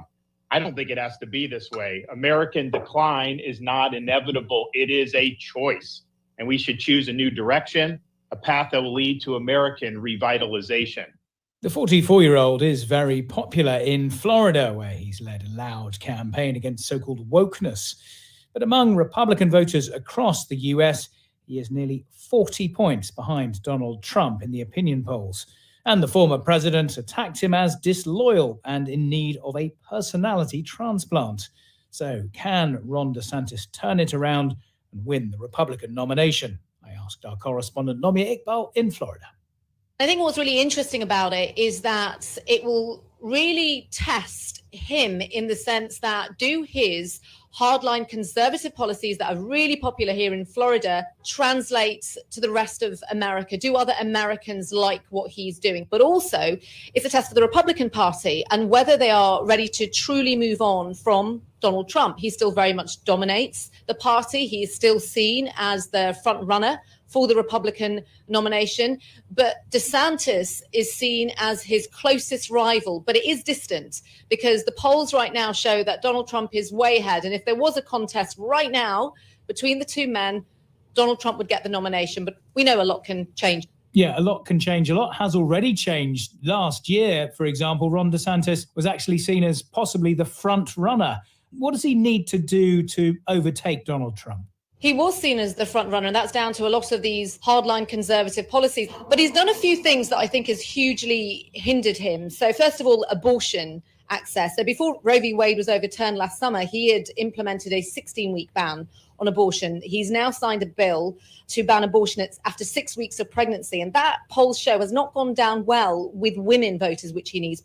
There's also his big battle with Disney World. Disney is in the process of suing him, accusing him of politicizing and weaponizing his power to take away their special tax status after Disney criticized him for his education law that he brought in which schools are banned from teaching gender and sexual topics from kindergarten up to the 12th grade. And what I think he might have to do is show that he has a personal touch. There are lots of anecdotes about Ron DeSantis not really being a retail politician, that he doesn't really like to talk to people. When he came to the Capitol in April in Washington, D.C., is this anecdote that some Republicans passed around, which is that he put earbuds in his ears to stop talking to people. And that is in such contrast to Donald Trump, who is a very accessible politician. And presidential campaigns are very grueling. They involve traveling around the country and meeting people. So we'll get to see more of Ron DeSantis and learn more about him. And what should we make of the fact that he's done this launch on Twitter? It's quite clever, isn't it, if you think about it, because he automatically gets millions of people tuning in a matter of a few minutes and hours. Elon Musk has followers of about 150 million. And the Twitter base is now seen as very conservative, very far right as well. And that's being put down to the way Elon Musk has cultivated it. Now, he says he's impartial, that he wants Twitter to be a place where you get a range of voices. But ever since he said that Twitter was all about free speech, and ever since he reopened the accounts of a lot of people who have very far right views, I think he has become this conservative hero. So Ron DeSantis, in some respect, is in a safe space by talking to Elon Musk. It also is interesting in the sense that DeSantis is probably saying, well, look, I'm not going to just fight my campaign in the town halls of Iowa or on cable news network TV. I'm going to fight online as well, which will be really interesting because that's how Donald Trump fought his campaign. So who knows, maybe Elon Musk is hoping to entice Donald Trump back to tweet. Nomi Iqbal in Miami in Florida. With her powerful voice and energetic stage presence, Tina Turner was one of the biggest pop stars of her generation. She sold more than 100 million records, won 12 Grammy Awards, and was the first woman and first black artist to appear on the cover of Rolling Stone magazine. In 1988, a record 180,000 people flocked to see her perform at the Maracanã Stadium in Rio. Early in her career, she suffered at the hands of an abusive husband. But she found contentment later in life settling in Switzerland, where she's died at the age of 83. David Silito looks back at her life. When you were a young boy, did you have a puppet that always followed you around? 1966, Riverdeep Mountain High. In your face, hip-shaking, sweat-drenched, passionate pop perfection.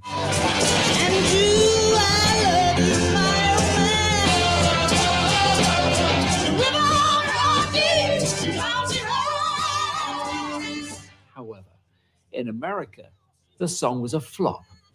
It would be another 17 years before Tina Turner truly made it.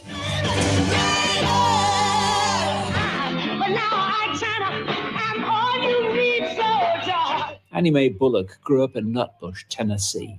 Her family were sharecroppers. She started singing in Ike Turner's band when she was a teenager.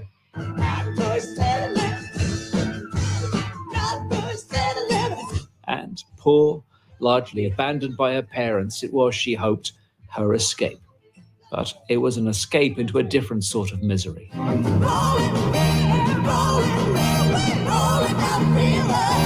There were hits, and the world saw a confident, powerful woman on stage.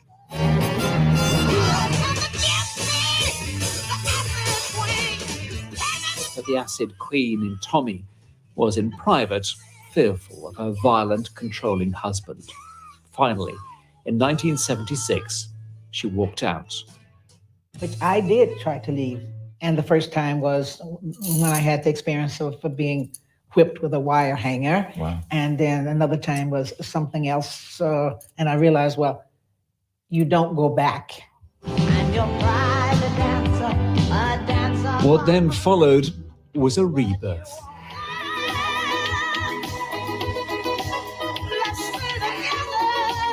The team behind the band Heaven 17 and the support of David Bowie helped set her on her way to becoming one of the biggest selling acts in the world. No wonder they turned her life story into a musical.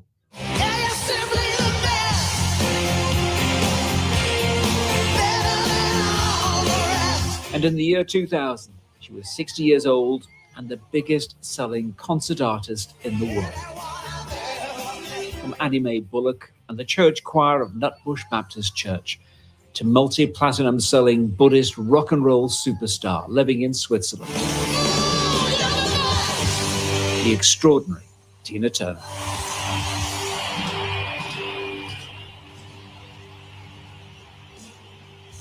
And that report by David Silito. You're listening to the newsroom from the BBC World Service.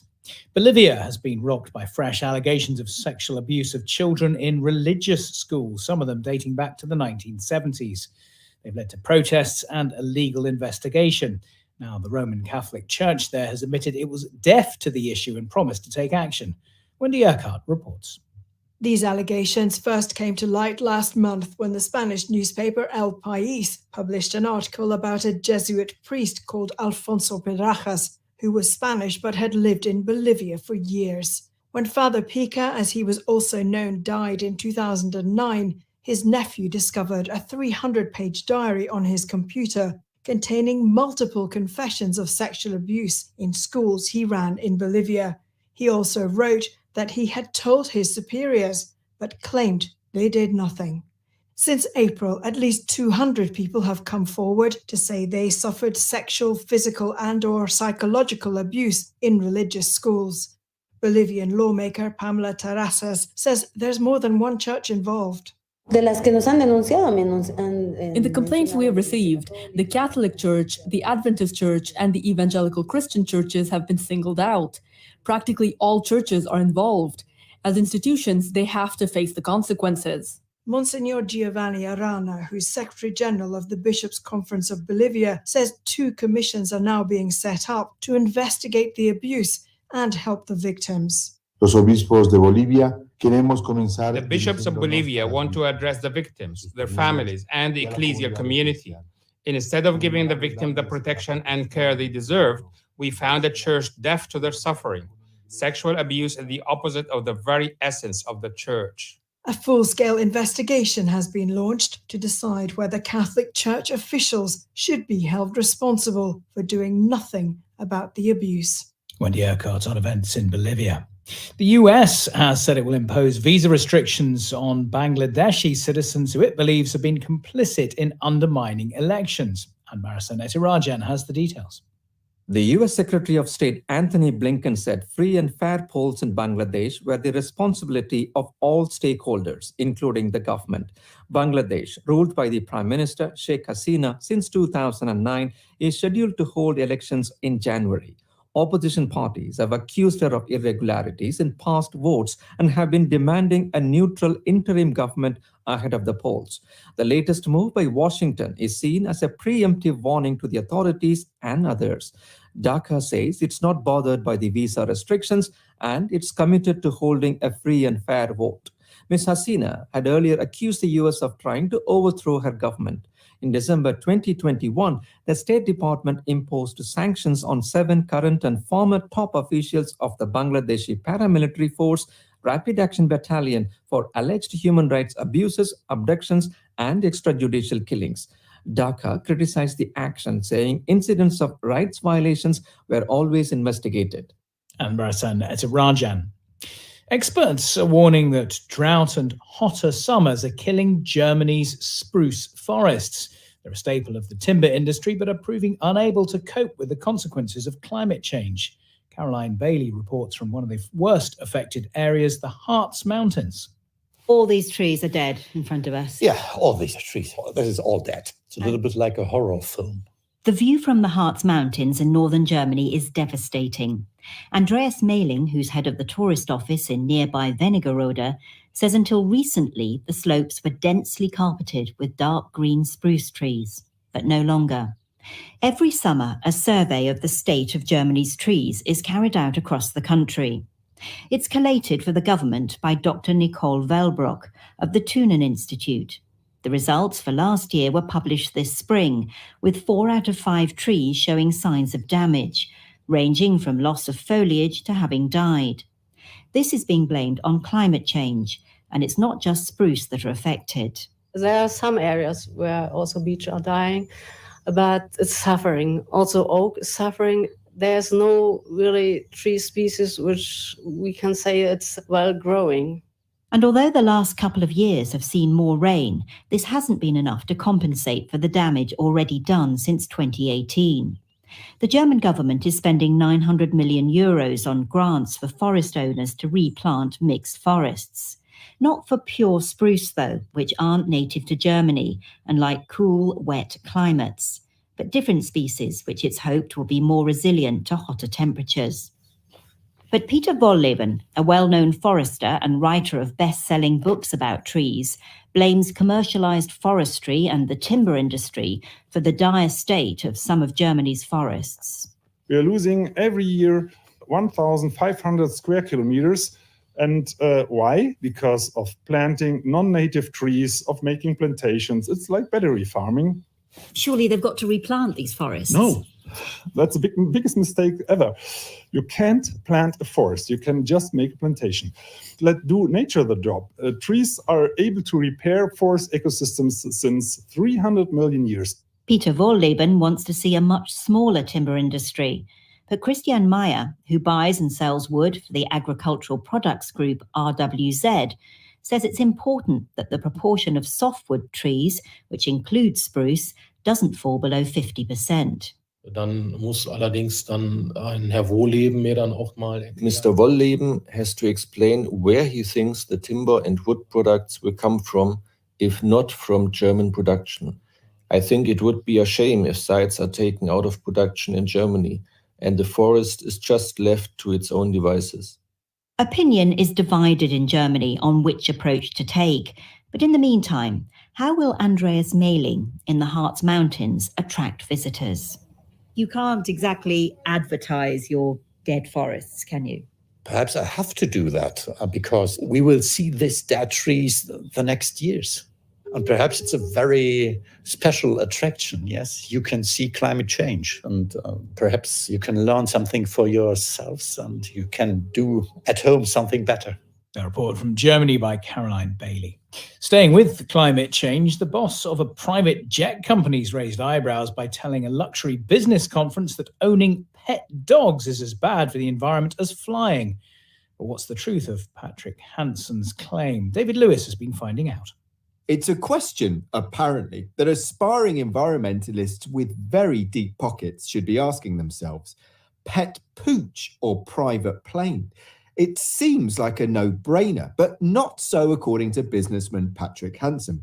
He told a conference in moneyed Monaco, a popular place for personal pets and jets, that owning a dog can be as damaging to the environment as taking his flights. This is him. 3 dogs' emissions equal one of our passengers' emissions. That doesn't mean that we don't have to try to reduce the CO2 emissions per passengers, and even saying some don't do small flights. But I think it's important to put things in perspective rather than just do finger pointing to a certain type of clientele. I think everyone who makes these choices be realistic about what those choices mean. So dog wind worse than tailwinds? Scientist Mike Berners-Lee says no. It was from his book about carbon footprinting that Mr. Hansen drew on for information. Speaking to the BBC, Berners-Lee said it was all in the numbers. I think it's a misinterpretation of data he's taken from my book. Yes, I said in my book, the average dog has a carbon footprint of about 700 kilos, and he's saying that the average passenger on one of his private jets has a carbon footprint per flight of 2.1 tons, so that does make 3 dogs for a single one-way. Must be a very short flight, because that number sounds suspiciously low to me. Supposing you were to take 5 very short return flights, that would take you to the equivalent of owning 30 dogs. And if you took account of high altitude factors, it'd be more like 60 dogs. The British university professor went on to describe private jets as an incredibly unjustifiable carbon luxury and much worse for the environment than commercial flights. In short, it seems unlikely the professor will be this businessman's best friend. David Lewis. Right, time for the sports news. Here's Colm Harrison. Thanks very much. Real Madrid were back in action on Wednesday with a show of solidarity for their Brazilian striker Vinicius Junior from players and fans from both sides as Real faced Rayo Vallecano in the league. 3 days on from the racist abuse that Vinicius Junior suffered at Valencia, Real Madrid fans unfurled a banner saying, "We are all Vinicius, enough already," while players from both sides lined up together behind a banner that said, "Racists out of football." Well, Vinicius missed the game through injury. Real Madrid won without him. Karim Benzema and Rodrigo getting their goals in a 2-1 victory. Real Madrid are up to second in the table, a point ahead of city rivals Atletico, who blew a 3-0 lead at Espanyol and had to settle for a 3-3 draw. Vinicius Sousa scored Espanyol's equaliser there. The point keeps alive their hopes of avoiding relegation, slim though they are. They're second from bottom, 3 points from safety, only 2 games still to play. Meanwhile, Getafe are out of the relegation zone after winning 1-0 at Real Betis, where Omar Alderete scored the only goal of the game. In England, Brighton and Hove Albion have qualified for the Europa League after a 1-1 draw with Manchester City, with Phil Foden scoring for City and Julio Enciso for Brighton. The City manager, Pep Guardiola, is a big fan of Brighton's style of football and says they deserve to be in Europe. Both teams wanna play, both teams wanna have the ball, the quality they have for all the players there, and so aggressive without the ball because they both know if we allow them, the other team, to play, it will be so difficult. And chances for both sides, outstanding goals, especially from Enciso, quite similar in Chelsea has scored. But yeah, it was a good game. Congratulations, Brighton, for officially being in Europa League. They deserve it. In Italy, Inter Milan retained the Coppa Italia after beating Fiorentina in the final. Lautaro Martinez scoring both goals as Inter came from behind to win 2-1. Cricket and Mumbai Indians thrashed Lucknow Super Giants by 81 runs in Wednesday's eliminator. Mumbai batted first, made 182 for 8 from their 20 overs. Bowler Akash Madhwal then took 5 for 5 as the Super Giants were bowled out for just 101 in reply. No, it's good wicket, sir, for pace bowlers. You saw that ball is not gripping and all is skidding, and I'm a slinging type of bowler. The ball is going great, and I pitched the ball in hard length, and all goes for the wicket. Finally, British cyclist Geraint Thomas will celebrate his 37th birthday. Still in the pink jersey, the Giro Italia. He's 18 seconds ahead of João Almeida with 4 stages to go. Colm Harrison with the sport. Thank you. Just a quick bit of breaking news. We're hearing that a ship has grounded in Egypt's Suez Canal. Tugboats are trying to refloat it. More on that as we get it. Finally, we return to the death of Tina Turner at the age of 83. There have been many tributes. Mick Jagger from the Rolling Stones, who duetted with her in Live Aid, said she was enormously talented. The White House said her death was a massive loss. Fans around the world also spoke of their love for her.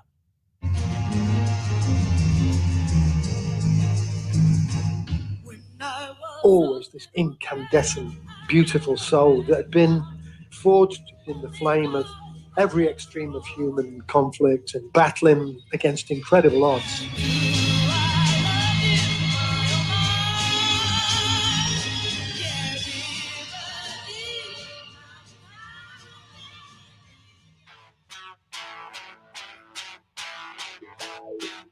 She's always been there, almost my whole life.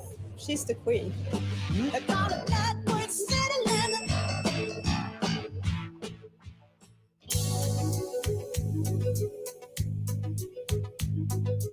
There were so many great rock and roll stars who learned how to perform by watching Tina Turner perform. True definition of a trailblazer. What's love got to do with it? We don't need another hero.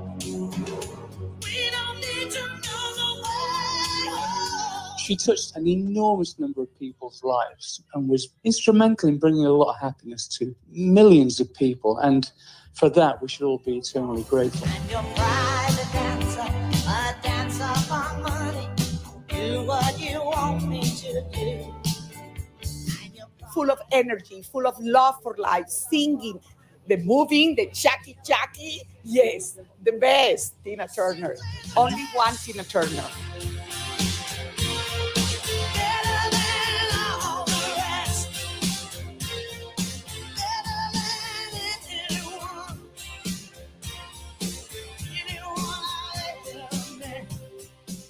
Tina Turner, who has died at the age of 83.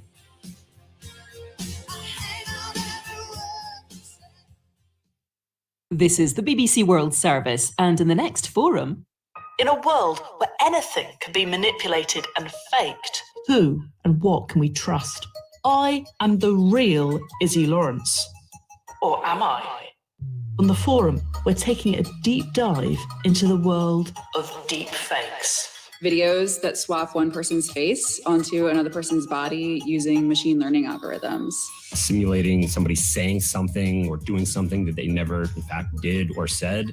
It's becoming harder to distinguish fact from fiction. People are going to use artificial intelligence technologies to do all kinds of things, and it's very hard to predict what's going to come out of it. Some of it will be amazing art and creativity, and some of it will be used for really serious harm. The Forum, a deep dive into deep fakes. Saturday at 11 GMT.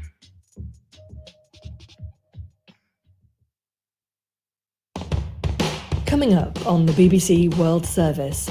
Okay, so you can cook, but can you teach?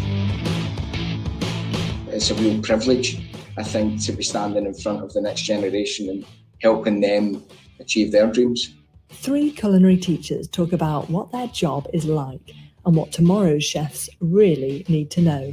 That's all in the food chain with me, Ruth Alexander, after the news. BBC News with David Harper. The Republican governor of Florida, Ron DeSantis, has launched his campaign to run in next year's US presidential election. A live event on Twitter marking the announcement was beset by technical problems. America's National Security Agency says that a state-sponsored Chinese hacking group has targeted critical infrastructure networks in the United States. Microsoft reported the group had targeted key industries, trying to gather intelligence. Leaders of the Roman Catholic Church in Bolivia have announced steps to investigate hundreds of reports of sexual abuse of children in church-run schools, going back decades. The allegations have shocked the country since they emerged in April. A Trump supporter who was photographed with his feet on the desk of the House Speaker during the Capitol riot 2 years ago has been jailed for 4.5 years.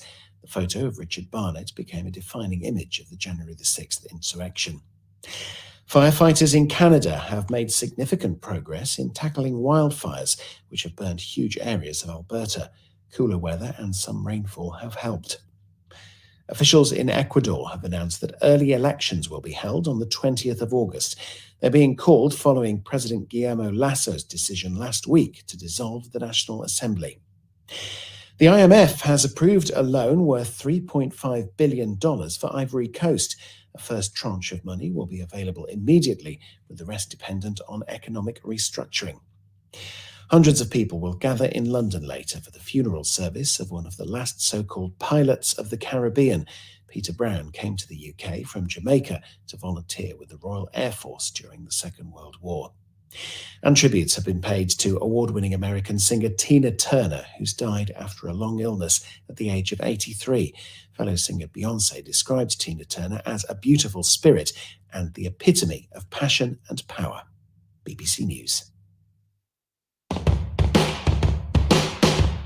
Okay, so you can cook, but can you teach?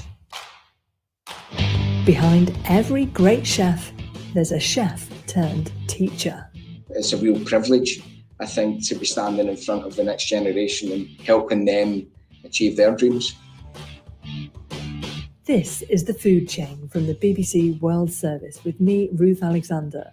This week, I'm talking to 3 culinary school teachers about what it takes to train the next generation of chefs. The trick is, how can you expose a student, for example, in Korea or Hong Kong to what a student in Paris or London or New York might have access to? What their students really need to know. I wouldn't deflate their expectations, but I think we need to be completely transparent and honest about things. And why anyone would be prepared to take a pay cut to do this job. For me, it was a kind of escape from a crazy corporate world that I was in. With your students, you continue to learn with them, actually. Joining me are 3 trained chefs who chose to leave the heat of the professional kitchen for the classroom. Alexandra Didier, a chef instructor in culinary arts at Cordon Bleu, Paris. Suzanne Storms, assistant professor at the Technological and Higher Education Institute of Hong Kong, where she manages the culinary arts and management degree. And Gary McLean, who is executive chef at the City of Glasgow College and also Scotland's national chef. I began by asking why they were inspired to become teachers. For Gary, it followed on from his own night school education. I really enjoyed it, and I think I'd graduated about a year, and I got invited back in to cover a class, and I thought I'd never contemplated teaching, I'd never thought about it, and I had never been proud of it. My old head of school had asked me to come back in and help out. So I covered that class, and then the following week I was asked back, and then for the following 13 years I was also asked back. So I was 13 years teaching the Wednesday class at college. For me, it was a kind of escape from a crazy corporate world that I was in. And then 2010, I then took up full-time teaching. So it's been a massive part of my life for pretty much my whole career. Suzanne, how about you? How did you come to be a teacher? So when I decided that I would probably like to go into education, I had actually been working as a chef for about 34 years. And I was the executive chef and then the food and beverage director at the American Club in Hong Kong, one of the top 3 private clubs in the world. And it was very demanding. So I had a string of jobs through my career where the physical demands, the time demand, also emotional demands were quite great. And as I entered my 5th decade of life, I just thought, I also have a lot of intellectual curiosity about culinary arts and culture. And I wanted to continue to work, but I wanted to perhaps share what I had already spent my lifetime accruing. Alexandra, how did you get into teaching? So for me, it was a little bit different. I was born in the Ukraine, and I came to France at the beginning for study foreign languages. But I was, really with discovering French gastronomy, and it was really my passion. And that I was in a French family cooking a lot. And parallel to my studies, I started to study the cuisine, and I went to the professional college in Paris. And so it started like this. And I was working in different restaurants. I was also working by the Georgia Five, which is one of the very prestigious with the excellence of French gastronomy. And for me, there was a moment, it was already 7 years that I was working in Georgia Five. There is a moment coming that you feel that you're looking for something even more. And it was my dream to share my experience with the students that will be coming to France and would love to learn about French culinary world. And so this is how it happened. So you were working at a Michelin star restaurant, you'd climbed the ladder, but you still felt like you had more to give, and that was to pass on your knowledge to other people. Exactly. Just to describe, in Cordon Bleu Paris, when you come to the institution, you have to go through the chef test. It's not only you are preparing something, you have to also explain what you're doing with the technical terms. It's more than cooking. So that's why you have to be able to explain with the whole history. If you're doing a quiche Lorraine or if you're doing a sauce bechamel, you have to explain why. And so the students can grab this passion also for the sauce and understand why it's like this. You're talking about old tradition, also French culinary recognized in all the world. And so that's why, so you have to go through this chef test, which I did, I could. And so it started like this. I wonder what it takes to be a good chef instructor or lecturer. I mean, some people say that you don't learn until you teach, Alexandra. What's a good chef and what's a good instructor? So are they two different things? They're connected, actually. Being a good instructor needs to also to have a great experience as a chef. And being only good chef and not a good instructor, it's not enough, because there is more. There is a matter of sharing a passion. You have to have this empathy also to your student, also be fair with them. And that's why experience with all these pedagogy also are connecting together. Suzanne. The thing is, when you work in a restaurant, you do one thing. In many restaurants, you never leave your station. And even if you're a sous chef, you're on a station. But when you teach, you have to teach a wide range of subjects and also skill levels of students, experience level of students, or cuisines. So if you don't know how to do it, or maybe you never really did that exact thing before, you better figure it out. So you have to test the recipes, you have to go back and practice them. You have to do the same thing students do, where you sometimes watch videos, you do research, you've got to do all that stuff. And in that process, you learn a lot. Gary, you've won an award as a chef lecturer. What would you say the secret is? It goes back to connection. It goes back to understanding the hopes, dreams, and desires of your students.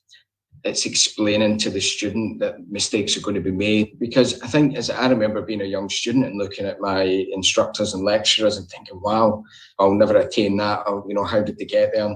I mean, especially when you're young, you kind of think that people are born talented. They're born with those skills. But I think it's important sometimes just to get on the level with the student, but also treating the students as individuals, understanding where they want to go, making sure that each individual is getting the absolute most out of their time when they're in school.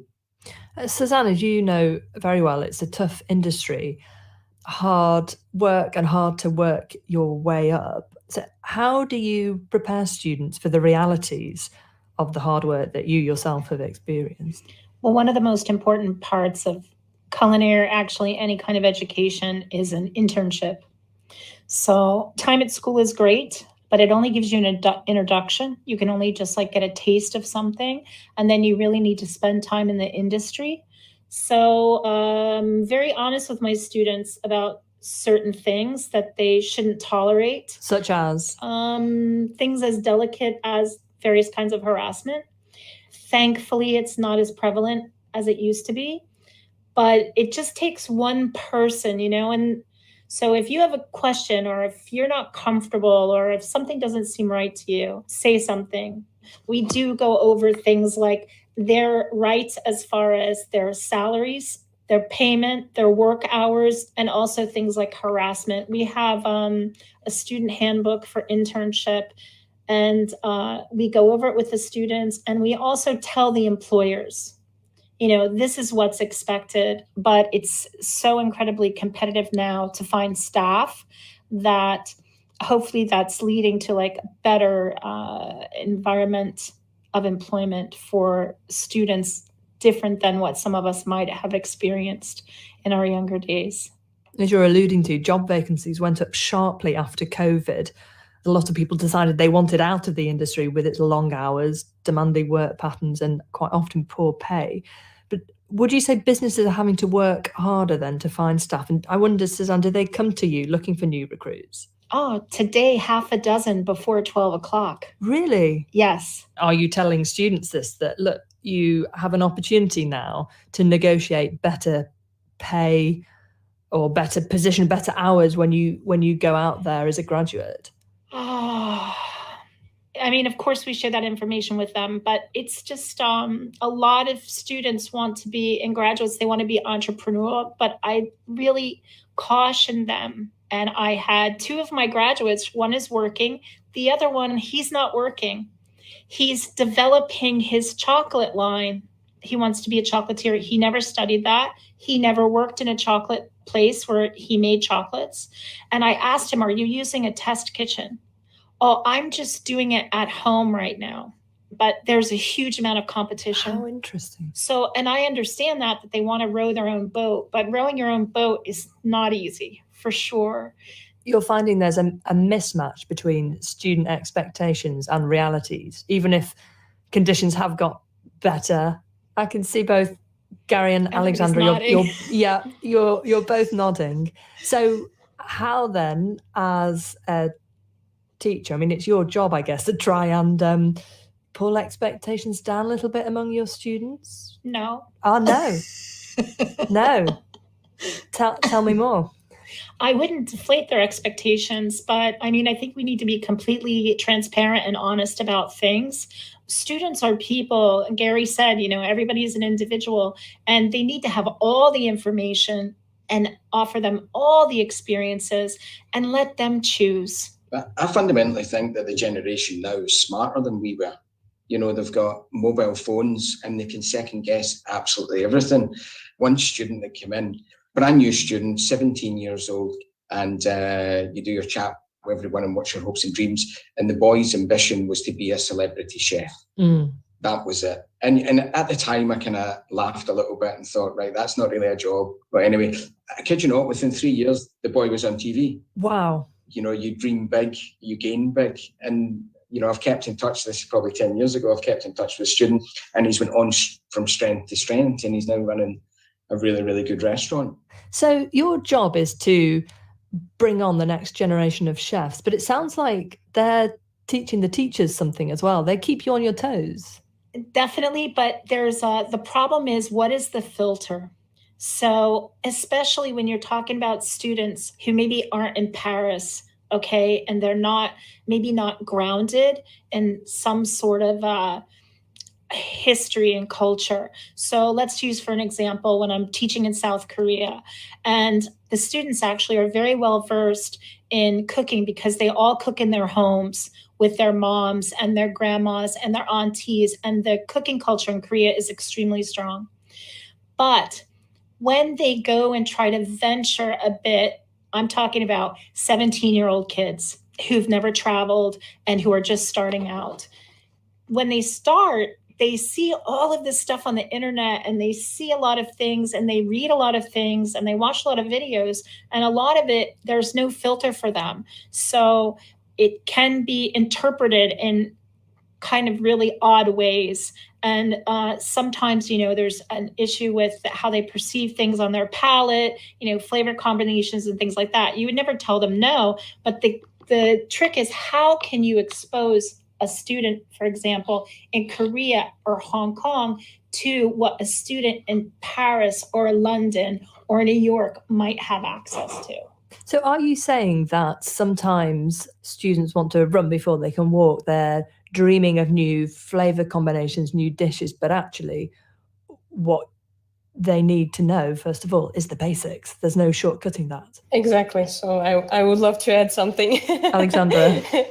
So in Cordon Bleu Paris, the program, just to describe you a little bit, the first 3 months, this is where they obtain the basic cuisine. You have to go through this in order to understand that you will have after. So after that, students, they have 3 months of intermediate level, which will be learn all regional, because in France you have different region cuisines, which is also interesting, with the all maintaining of techniques to travel a little bit in France in order to understand even better and to develop your palate also.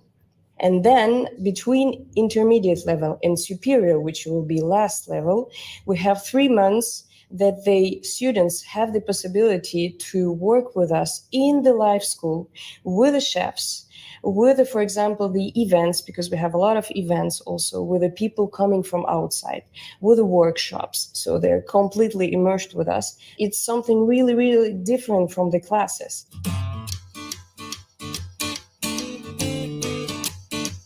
You're listening to The Food Chain on the BBC World Service with me, Ruth Alexander. This week, I'm talking to 3 chefs turned culinary teachers about what it's like to train tomorrow's chefs. Worldwide, there's huge demand for chefs right now. The hospitality and catering industries are facing a sizable recruitment problem since the big restaurant shutdown during COVID. Given the opportunities available, do new starters even need to go to culinary school? I asked Gary McLean, Scotland's national chef. We always encourage our students to make sure they get a job. So pretty much week 1, we're sort of drumming into them that they've got to have a job as well as their college, just to build on their skills. And I think a lot of them think, especially, 16, 17, 18-year-old, they're kind of wondering why they need that certificate. But it's not until they actually, dare I say it, grow up and they're applying for senior sous chefs in a very, very good hotel or restaurant, or a head chef somewhere. And the employers are looking for that stability and that commitment to the craft, I think. But again, you can tell a chef who hasn't, even a good chef, you can tell that hasn't been to college, they miss the fundamentals, they miss some of those basic skills, things like sauce making and butchery skills and even pastry skills. The thing is, what we're doing at college and culinary schools is we're making sure that our students are going out the door and they've at least had their hands on pretty much every skill that they'll ever need. I wonder if it's a hard sell for you though, because depending on where you study, you can be paying more than $50,000, $60,000 even, and then you're going into a profession that isn't well paid at the start, at least. Yeah. Suzanne, you were working as a chef for quite some years and then decided to study at the Culinary Institute of America, considered by many to be one of the best in the country. I come from what they call the School of Hard Knocks. So because I didn't come out of a culinary school, I worked mostly in hotels, and I worked my way up from basically like Commis 3, Commis 2, Commis 1, a demi chef de partie, through all the stations, banquet kitchens, a la carte kitchens. So that was you working up the kitchen hierarchy. You have to work your way up that, and it takes a very long time. It's a little bit different now because the demand for staff in the industry is different than when I was coming up. So I worked for a very long time. I eventually became like a sous chef, but then I hit a ceiling. And that's when I actually went back to school again, because in the United States, if you don't have a piece of paper from Johnson & Wales or Culinary Institute of America, you can't get a better position. I wanted to work in a better place, and I just couldn't, because nobody would even give me an interview, regardless of the fact that at that point, I had like 14 years. How frustrating. And I had worked in a lot of different markets. So I had worked in New York City. I had worked in Tucson, Arizona, in big, beautiful resorts. I worked in New Orleans. I worked in Miami Beach. But you needed to have that piece of paper. So I went to Culinary Institute of America. What did it cost, and was it worth it? Well, in 1997, it cost me $50,000. That's a lot. A year. Yeah, or for the program, about $50,000 US. However, I did the math, and I was working as a sous chef, and I was making around $45,000 a year. So I knew that if I went to school and I had this piece of paper, and then I can parlay it into something at a better place and be more competitive, I could easily pay that off. And then I can climb the ladder, or I could get stuck at a 3-star hotel in Miami Beach for the rest of my life. You know, what did I want to do? So I did my internship in Beijing. I finished school, and then I worked at a place called the Scottsdale Princess, which is like 5-star, 5-diamond, which was a huge leap. The money wasn't as much of a leap. It was around the same, around $50,000. But my next job after that was in Dubai at the Emirates Towers. And I made the same salary, but no taxes and no living expenses because they paid for everything. And then slowly, you know, I just got better and better jobs. And for every profession, there is some sort of a professional education required, you know, and chefs shouldn't be any different. We have to handle food safety and food science. We have to be business people. We have to be able to interact with our guests and present ourselves well. And some of that polish comes from education. It can't just come from working in a kitchen because you are in the trenches. And that won't give you any polish, no matter how hard you try. We've talked a lot about, you know, what advice you give to your students, but I wonder, what would you say to someone listening who thinks that maybe they'd like to be a culinary school teacher? So when you're a chef teacher, you continue to discovering all the day so much different products, so much different cultures. In order to share with your students, you continue to learn with them, actually. And this is what I think is great. This is how I am happy personally, because you continue to learn differently. You have to have also an artistic fiber to develop, and you can look at with other ingredients, with the same recipe that you have maybe done, but revisited it differently with your students coming from India, for example, and they will see it with the other spices. And so this is how you became so happy. Gary, you competed in the TV show MasterChef The Professionals in 2016 and won. Do you attribute any of that success to your teaching career? I attribute all of that to my teaching career. I think the skills required to go into a show like that, you know, is perfect for an educator. You know, you have to be able to plan well because your time's really short. You have to know exactly where you need to be at specific points. You also have to, dare I say it, perform on TV shows. I don't think it's all about the cooking. It's all about how do you project yourself, how do you communicate with presenters, and how does the audience sort of feel about you? And I think that's a big part of it. And being used to standing in front of people doing what you do every day is what we do for a living. So I think, I've always said that, I think I had an upper hand in it.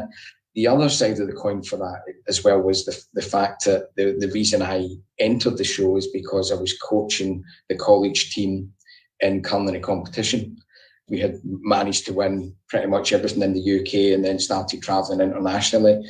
And it was my students that says, look, you can coach us how to win, you know, put your money where your mouth is. So I put my whole MasterChef journey down to education and my students pushing me forward. But what it also meant is I had proper fundamentals, you know, whatever came up, and a lot of it is surprise stuff. You know, whatever came up, I was fairly confident that I was going to be able to tackle it because, you know, I'm still doing the basics. You know, I am still, you know, filleting fish every day and boning out and things like that. Whereas a lot of restaurant chefs aren't.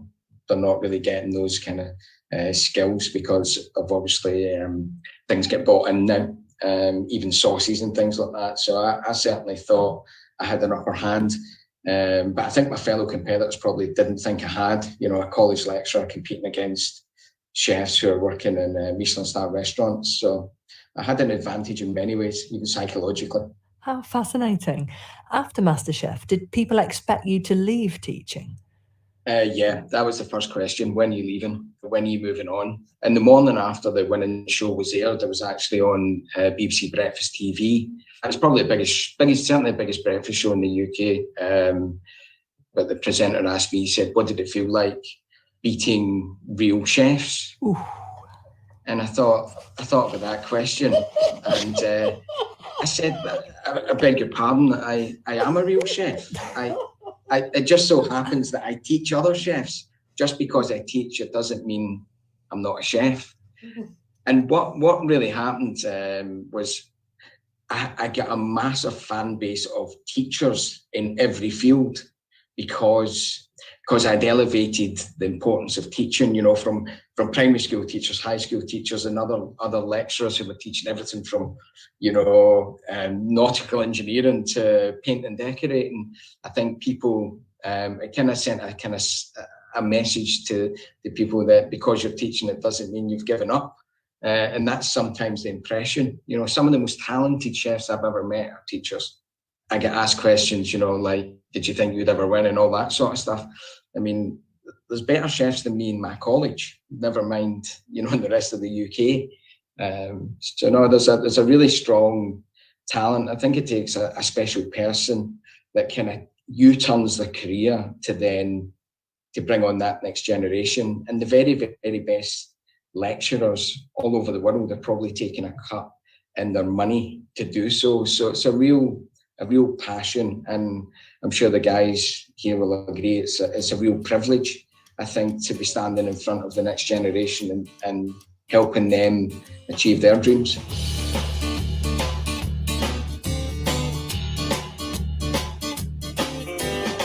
Gary McLean in Glasgow, thanks to him, and thanks to Alexandra Didier in Paris and Suzanne Storms in Hong Kong. Have you been to culinary school? Was it worth it? We'd love to hear about your experience. You can email The Food Chain at bbc.co.uk. And to hear more programmes about the culture, business and history of food, subscribe to our podcast by searching for BBC Food Chain wherever you get your podcasts from. For now, from me and producers Beatrice Pickup and Elizabeth Mailly, thanks for listening, and join us again next week. This is the BBC World Service, and on this week's assignment... 4 out of 5 trees in Germany's forests are showing signs of damage, with more than a third in a serious state or dead. Swathes of spruce forests have already died. It's being blamed on climate change and drought. So what can be done to try to save Germany's trees? Assignment. Today at 8:30 and 19 GMT. At bbcworldservice.com, The Conversation. A French whitewater and adventure kayaker who is considered one of the best in the world speaks to an American athlete who is the first and only woman to kayak the length of the Amazon. They'll talk about their relationship to the water, managing fear, and the representation of women in the sport. This is the BBC World Service, the world's radio station.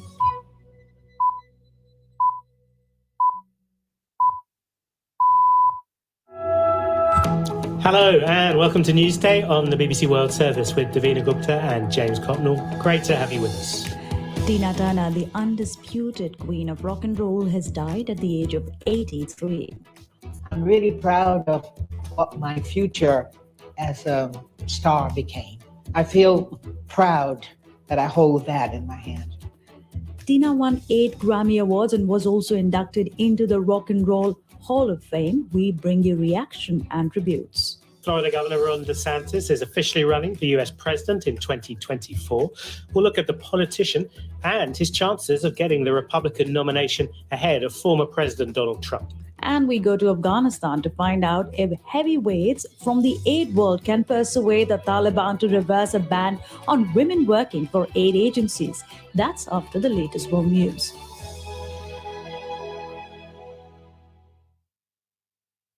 Hello, I'm David Harper with the BBC News. The Republican governor of Florida, Ron DeSantis, has declared he's seeking the Republican nomination for next year's US presidential elections. Mr. DeSantis is widely seen as the biggest challenger to the former President Donald Trump. One of his first big campaign events was an audio interview on Twitter with its owner Elon Musk, which initially failed to launch. Here's our North America editor, Sarah Smith. In conversation with Twitter's owner Elon Musk and later on Fox News, he touted his handling of COVID and his anti-lockdown stance. He'd said he would declare a border emergency to try to stem illegal immigration and pledged to continue what he calls his war on woke, which includes laws to keep progressive ideas out of Florida schools. Opinion polls suggest Mr. DeSantis is currently trailing far behind Donald Trump. He hopes that by selling himself as having Trump-like policies, but without all the drama and chaos that surrounds the former president, he can win over a wide range of Republican voters. The US National Security Agency says that it has identified a state-sponsored cyber actor from China trying to target critical infrastructure networks across the United States. It comes after Microsoft published details of a mysterious computer code it had first detected months earlier. Sanjay Dasgupta reports. Microsoft said the group, codenamed Volt Typhoon, had targeted US cyber infrastructure across numerous key industries, adding that its actions were focused on gathering intelligence rather than causing immediate disruption. A Microsoft advisory said the group was working to disrupt critical communications infrastructure between the United States and Asia to stymie efforts during future crises. US media reports say the computer code had raised alarms when first detected in Guam, because Guam has a vast American airbase and was likely to be a centerpiece of any US response to an invasion or blockade of Taiwan. Roman Catholic bishops in Bolivia have announced steps to investigate hundreds of reports of sexual abuse of children in church-run schools that have shocked the country in recent weeks. In a statement, the church said it faced a painful moment and would set up 2 commissions to determine responsibilities. The Secretary-General of the Bishops' Conference, Monsignor Giovanni Arana, called on witnesses to come forward. The bishops of Bolivia want to address the victims, their families, and the ecclesial community. Instead of giving the victim the protection and care they deserve, we found a church deaf to their suffering. Sexual abuse is the opposite of the very essence of the church.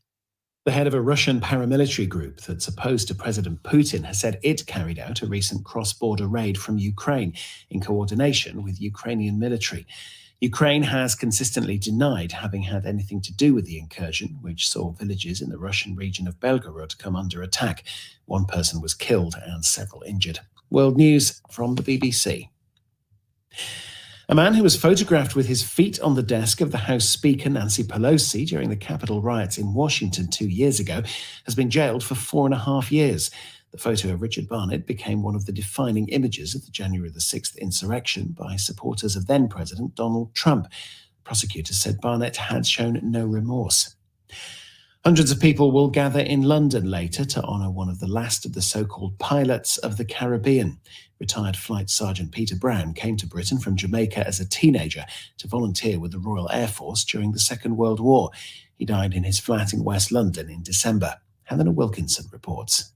The young Jamaican travelled thousands of miles to the UK to serve with the Royal Air Force.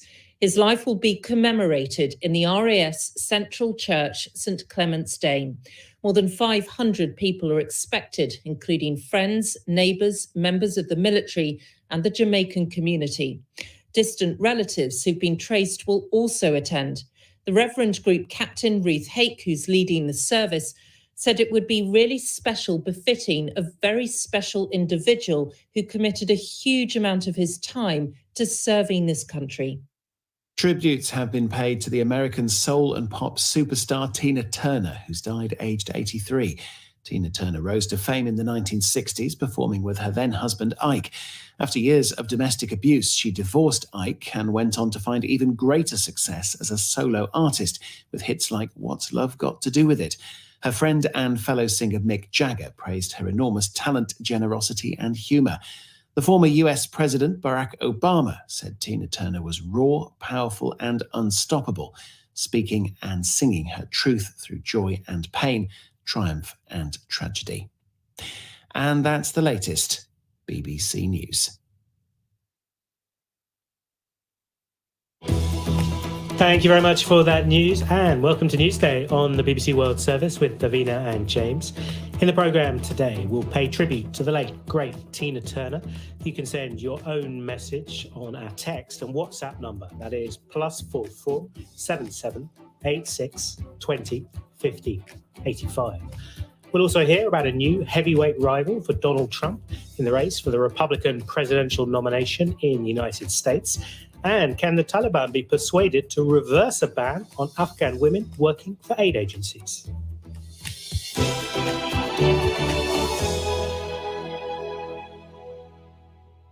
She was simply the best, a song title and now description used by so many for the multi-award-winning soul and pop singing legend Tina Turner, who has died at the age of 83. Tributes to the Queen of Rock and Roll have been pouring in all night from across the music industry and beyond. You're simply the best. Better than all the rest. Better than anyone. Anyone I ever met. Wow, what a voice. Tina Turner suffered a number of health issues in recent years, including cancer, a stroke, and kidney failure. Born Anna Mae Bullock in the state of Tennessee in the US, she became famous in the late 1960s, performing as a duo and a turbulent musical partner with her abusive husband, Ike Turner. A stunning solo career followed. Overall, she sold more than 180 million albums worldwide. In 2019, she sat down with the BBC's Will Gompertz and spoke about her life. You know what I'm proud of? Yeah, go on. That at this age, there's still something happening with a career. My music doesn't sound old style. There's a musical that's a hit. So aside of being really tired of talking about myself, I'm really proud of what my future as a star became. I feel proud that I hold that in my hand. Tina Turner there speaking to the BBC's Will Gompertz, and she was of course referring to her rebirth in the early 80s when she came back with her hit songs. And in 2008, scholar Daphne A. Brooks wrote of Turner that her swagger, sensuality, gravelly vocals, and unstoppable energy were her trademarks and still evoke the kind of euphoria that remains synonymous with rock and roll. And unstoppable is the word that many use to describe Tina Turner, including the former US President Barack Obama in his tribute. And she commended Daphne, her trailblazing impact as a middle-aged Black woman. I caught up with Daphne, now professor at Yale's Department of African American Studies, to hear about how Turner rose to superstardom. If we go back to thinking about the ways in which she initially partnered up with Ike Turner artistically, it was, from beneath the bandstand. She saw the spectacular energy and virtuosity of what the very complicated Ike Turner was doing and decided she wanted and needed to be a part of that. And for a teenage Black girl in the mid-20th century to make that kind of a decision and a leap, to want to be on stage, to want to inhabit this really kind of electrifying, transitional popular music, this moving from gut bucket blues to early R&B to nascent rock and roll, to want to be at the center of that calls for, a level of ingenuity and bravery. And during that time, when Tina Turner was going on her road to stardom, she was also trying to connect with an evolving pop phenomenon. And that's something that you've written a lot about, how she managed to change the way she sang songs, and her delivery has also gone through series of changes during that time. Yes, she really kind of marks and encapsulates and pushes forward these transitions in terms of modern rock and roll singing, which becomes modern pop singing writ large. This is a woman who understood and absorbed the blues, early rock and roll, but she combined it with the kind of euphoric aggressiveness of rock and roll and the power, the energy that one needed to be able to completely seize upon in order to navigate amplified, electrified sound, which is one of the reasons why famously Phil Spector was drawn to the uniqueness of her voice. He thought he heard something in her voice that could stand up to his wall of sound. And that literally was the case in River Deep, Mountain High. And also her own personal struggles with domestic abuse and a failed marital relationship at that time. Do you think the way she sort of used her personal struggle as an inspiration is what makes her globally appealing as an artist? I definitely think it's one of the signature ways in which we've come to love Tina Turner is to see the ways in which she triumphed over struggle, over violent patriarchal tyranny within the home and also within the industry, and over physical violence that was so shocking. And the ways in which she did that, anticipated and created the conditions for the Me Too era that we are still living with and navigating and trying to fully reckon with. So that is certainly one of the main reasons why Tina Turner has been so beloved, especially to women globally. But I think sometimes that story has come at the expense of really fully embracing the extent to which she was a musical and entertainment genius, one of the greatest entertainers of all time. And, in the context of the 20th century, someone who embodied pop culture, 20th century transformations and revolutions. And from her time to modern time singers as well, she's continued to inspire the likes of Beyonce, Rihanna, Cardi B. And it's not just her choreography, her dressing style, but the way she sort of represented Black women during her time. How much do they actually owe to Tina, these stars that have made their own careers out of following Tina Turner?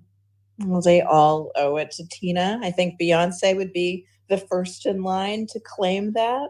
I think you can see this through line, especially once Tina Turner came back to us. We got the gift of Tina Turner again in the 80s with her phenomenal comeback record, the Private Dancer album.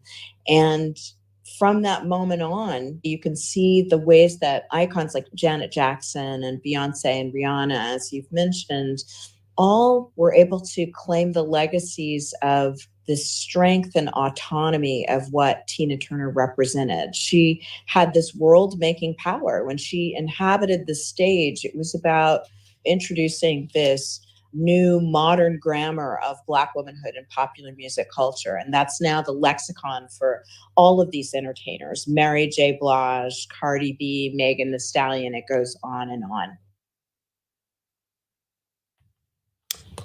That was Daphne A. Brooks, now at Yale's Department of African American Studies.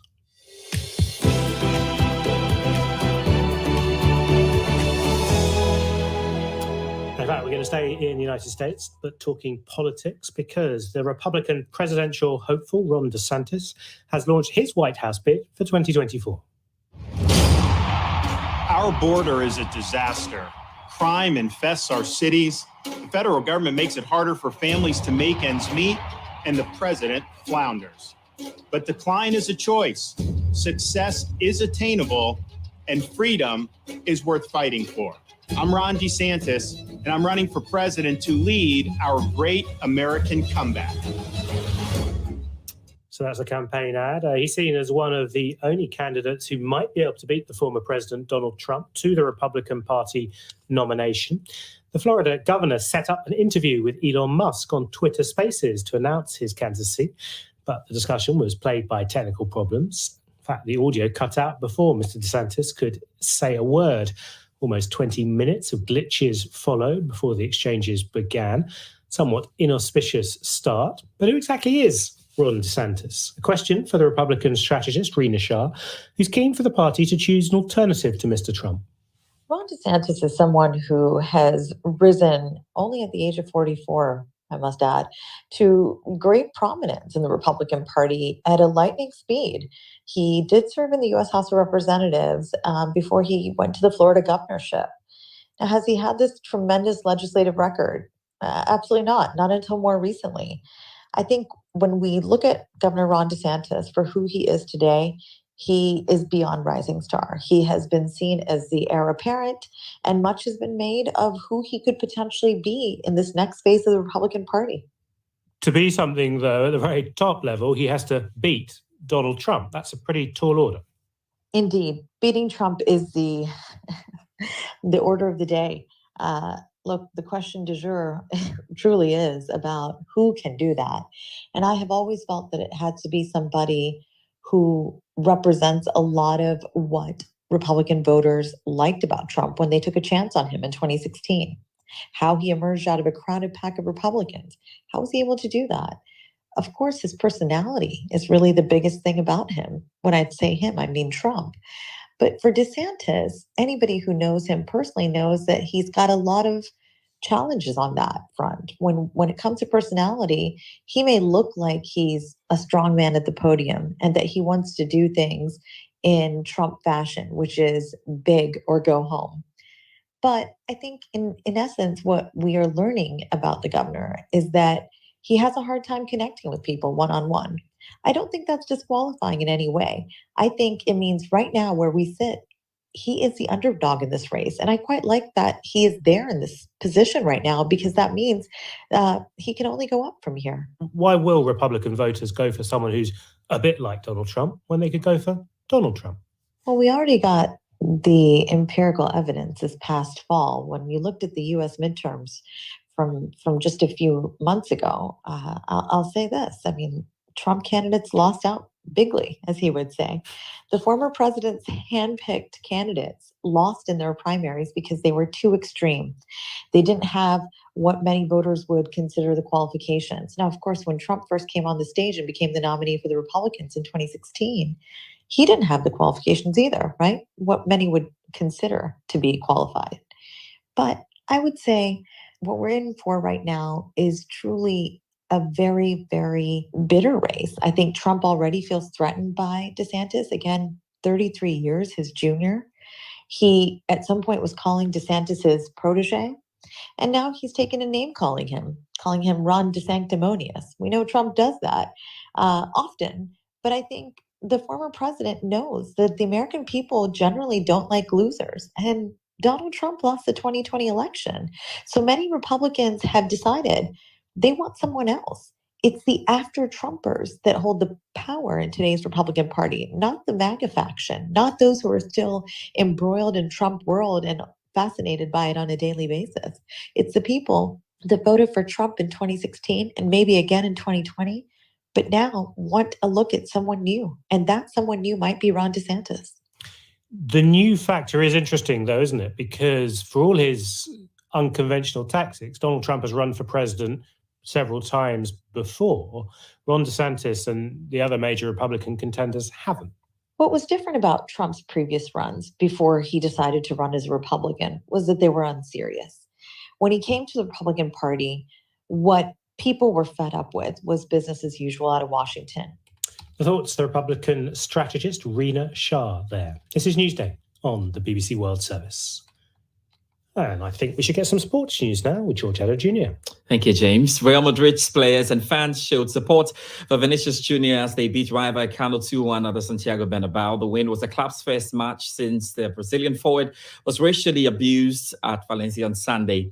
La Liga president Javier Tebas says he did not mean to attack Vinicius Jr. on social media after the Real Madrid player was racially abused by Valencia fans. Vinicius and Tebas were involved in a Twitter row after the forward said the Spanish league belongs to racists. Brighton's Julio Enciso scored a fantastic equalizer as the Seagulls confirmed the Europa League qualification with an entertaining 1-1 draw against the champions Manchester City. A former German international and Ballon d'Or winner Lothar Matthäus has become co-owner of Ghanaian football club Accra Lions. The former Bayern Munich player hopes the club can serve as a pipeline to European clubs. More from him later in the program. And police in Tennessee have made a welfare check on Ja Morant after the Memphis Grizzlies star left messages on his Instagram account that sparked concern. George Addo Jr., thank you. He'll be back in 25 minutes or so. Let's get some business news now. Katie Silva is joining us from Singapore. And Katie, before we get to the story you want to share with us, we've been talking about Tina Turner on this bulletin, and we started with it. Any favorite song in your memory of Tina as you join us from Singapore? Yeah, mine was Simply the Best. It was one of the CDs that my parents had was Tina Turner's Greatest Hits when I was growing up. And I remember dancing around the living room as an 8-year-old to Simply the Best. She was fabulous, wasn't she? I'm very sad about it. Absolutely. And in fact, James here also has Simply the Best on his top chart for Tina Turner. Oh, But James. let's get to some Love business news now. The International Monetary Fund, or the IMF, has approved a multi-billion-dollar loan for Ivory Coast, the West African country. What more can you tell us about that? That's right. So it's a $3.5 billion arrangement, and it would go on for just over 3 years. They're going to receive about $500 million almost immediately. Now, according to the IMF, the International Monetary Fund, they say that this should help to promote macroeconomic stability in the near term. And then in the longer term, they're hoping it's going to help towards economic transformation. They say that this should help the country become upper middle income status in the medium term. And of course, this West African country has been hit by many global shocks recently. According to the IMF, they said triple shocks. That was the pandemic, the global downturn from and the interest rate hikes that have come along with that, plus the Ukraine war. It's hit the public purse as well as the country's regional reserves. And we recently heard from the president saying, for example, that because the price of wheat rose after the war in Ukraine, that's hit millers, and the government has had to spend about $100 million supporting that sector. And they've also had to increase state subsidies on fuel because of the increased price of oil. The president as well saying, for example, that they've increased granted subsidies really in the order of 725 billion francs. That's more than $1 billion US, and it actually equates to about 2% of the total output that Ivory Coast produces, or its GDP. So costs are up. So you're talking about billions of dollars of subsidies that the government at Ivory Coast is already giving. Now, how does it plan to fund these subsidies? Would they be cut with this loan coming in? That's right. So the problem here is that a lot of these programs, of course, they're expensive, and it's how the problem for Ivory Coast is it's struggling to borrow money from international markets to fund this public purse. Now, normally you would see a country issue bonds, but investors are demanding higher interest rates, higher than the Ivory Coast, for example, is willing to offer. That's because there's a liquidity crunch. There's not much money in the market. Now, Ivory Coast is one of 8 countries in the region struggling with this. It's the biggest economy in the West African Economic and Monetary Union, which includes, of course, other examples, the likes of Senegal, Mali, and Niger. And in March, for example, the government there tried to issue some bonds, but the market basically deemed that it was too low and they weren't successful. And we're also seeing, for example, the bond market crowded out somewhat as we see countries like the US having to increase their yield rates, the amount that they're paying back on they're offering on their bonds with these interest rate hikes. And then you're seeing emerging economies like the Ivory Coast, therefore struggling to attract funds. Katie Silver, thank you so much for joining us with that business news. We'll keep a track of it and come back to you in the next 1 hour. Now, can the Taliban be persuaded to end their ban on women working for aid agencies in Afghanistan? Their leadership is reportedly close to finalising guidelines on reversing the prohibition, but it has made and broken many promises in the past. Well, the Secretary-General of the Norwegian Refugee Council, Jan Egeland, is in Afghanistan, where he is in discussions with senior Taliban figures on the way forward, and joins us now on the line from Kabul. Good morning to you. I suppose perhaps we could start with the humanitarian situation. Just how dire is it right now, and what impact does the fact that women can't work for aid agencies have on all this? The situation for men, women, and children in Afghanistan couldn't be worse. 28 to 30 million of the 40 million Afghan civilians here need urgently humanitarian aid. The economy is collapsing, and the world is turning their back to Afghanistan. That was so important for the NATO countries for 2 decades. Everybody was talking about the women, the children, the right of education, etc. Here now it's any other issue really. The bans from the Taliban has been also devastating. We cannot and we will not work with men only, because then we cannot reach single mother-led households, the widows with children, etc. And we will not cast aside our female colleagues. So that also set us back. We've been able to resume a lot of work in many places, exemptions for education and health, etc. But we need these guidelines that will lift the ban totally. And how confident are you that the Taliban is ready to lift the ban? Well, I'm confident that very many of them are very ready, but this green light needs to come now from the supreme leader. That's why I went to Kandahar. I come back from Kandahar yesterday. That's where the supreme leader of the Taliban sits, from where also the bans on education and work originates. What we got there was, number one, an assurance that these guidelines that would enable us to work all over the country are soon being finalized. And the second, and perhaps more important thing, is that they said we can negotiate interim measures that can bring our female staff back fully to work, which again would mean that we are remaining big problems is that the donors are cutting aid here. We're in a collateral damage in a cold war between the de facto rulers of Afghanistan, the Taliban, and all of those countries who are now disengaging. Right. To take your first of the 2 points, soon is intriguing. Did you get any clarity on what soon might actually mean? No, I asked them repeatedly, define soon. Because I was here also 2 weeks after the ban in early January, and they also said, well, we will be working on these guidelines now, start work with males only. And I said, we cannot work with males only. These guidelines have to come tomorrow. Now, we waited 5 months. They say that nearly all issues have been resolved.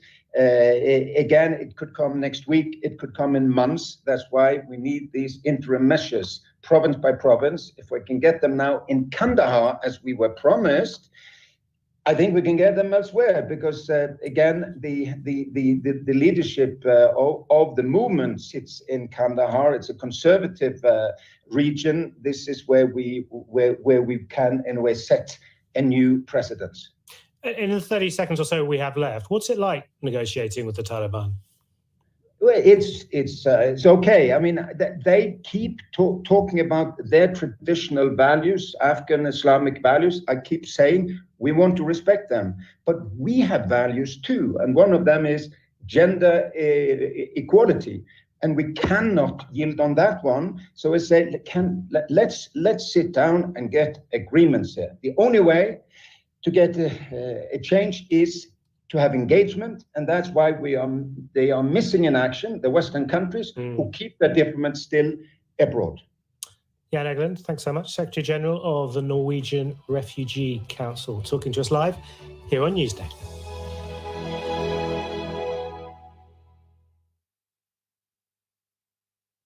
This is the BBC World Service with a powerful new drama series exploring the 2011 nuclear disaster in Fukushima, Japan. I think your story would be interesting.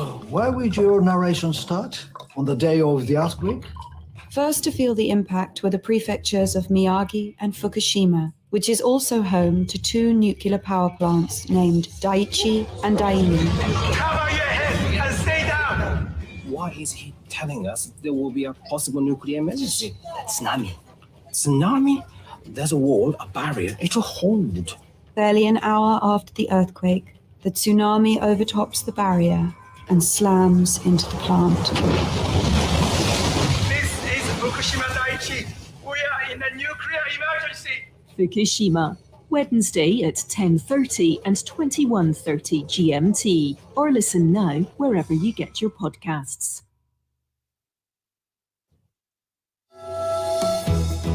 Hello, welcome to Newsday from the BBC World Service with James Cocknell and Devina Gupta. This hour, excuse me, we'll go to the Democratic Republic of Congo, where thousands are still missing following floods.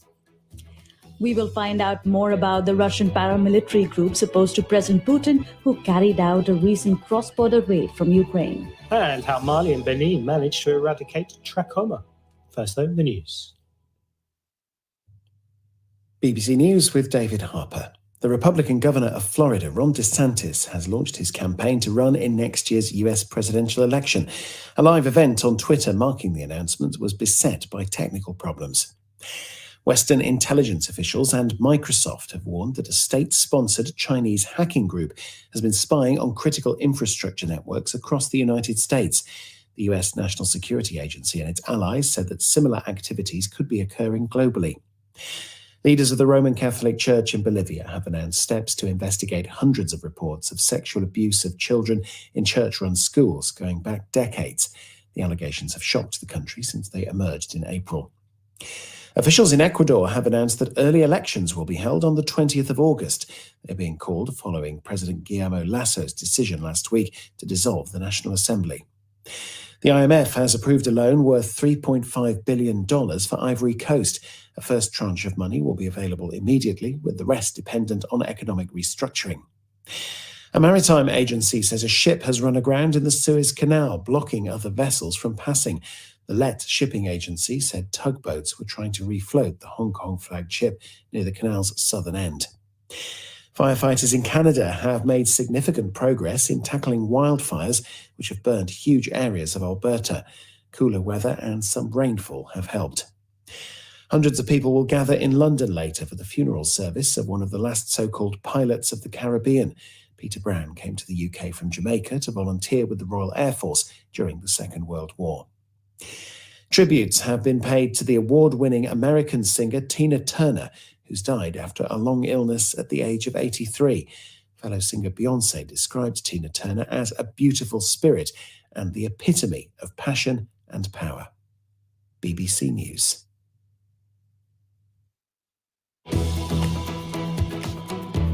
Thank you, David Harper, for the news. Hello, welcome, and namaste to Newsday on the BBC World Service with James and Davina. This half hour, we'll head to the Democratic Republic of Congo, Russia, and Kenya. We'll hear about some triumphs in the fight against trachoma, the leading cause of blindness worldwide.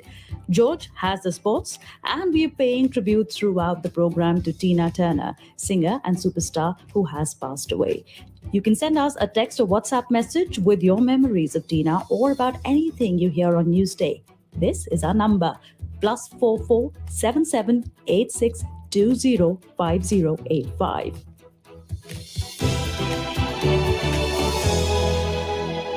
As many as 5,000 people are still missing following the deadly flooding at the beginning of the month in South Kivu in the east of the Democratic Republic of Congo. That's according to local community groups in the area who have gathered the names of those they believe to be missing or perhaps under the mud that the floods generated. Local government sources say 500 people are confirmed to have died and hundreds are missing. Meanwhile, the Red Cross, which has been one of the groups at the forefront of the rescue efforts, say they're having to stop looking for bodies. We can speak now to the journalist Akili Mali Choma Choma, who is in the regional capital, Goma. Good morning to you. That number of 5,000 potentially still missing is an astonishing number. It must have had an impact on so many families. Yes, exactly, because that number, because there are many families who lost their members, and even some others who were come from other towns like Goma and Bukavu and from Kalehe, who came and arrived that and see that the situation was really bad and they can't find all their families, like 20 members of their family. Delphin Birimbi, who is the president of local civilian society in Calais, which cover Nyamukubi and Bushushu, say that they have around 5,000 people who will be underground, and until now the government organized funeral for only around 500 people, and the government say that that number should increase for 1 or 200, but people locally are saying that the situation is really bad. About the Red Cross, which stopped right now, the situation is more complicated because the ground is not really strong for heavy materials in that area, firstly, and secondly is that the situation of people who survived is they need also a lot of help, and they have to help those people. For example, only in Nyamukubi and in Bushushu, it's around 9,000, and 341 primary and secondary students who until now doesn't begin the school year right now, and it's quite complicated, including people who had accident and people who still in other villages, which the access right now is quite complicated. So they are trying only to help survivors, and they don't need to push that ground, which can be a cause of another flood. Okay, yeah, just too difficult, dangerous maybe to carry on those rescue efforts, as you say. How do you account for such a big difference between what the authorities are saying in terms of the people they believe who have died and what the local community groups are saying?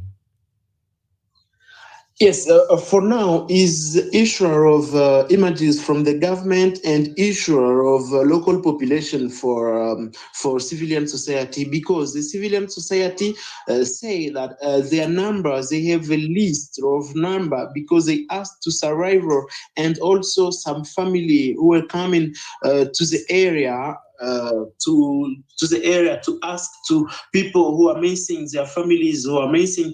And also they had a few days ago a number of IDPs who came from North Kivu. They fly because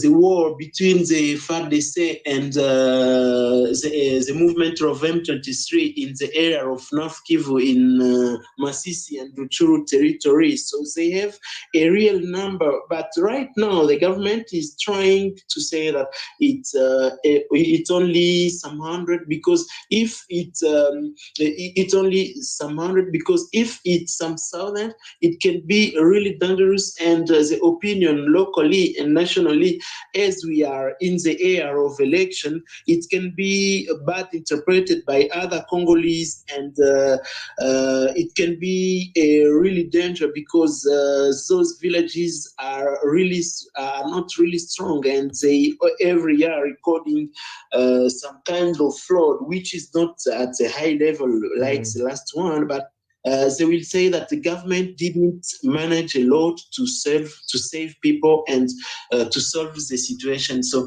the government is trying in this time of election to put some public relation about this situation. So and the civilian politics, society. Politics then a really big part of it. Yeah, understood. Akili Mali Choma, talking to us there from Goma in the east of the Democratic Republic of Congo.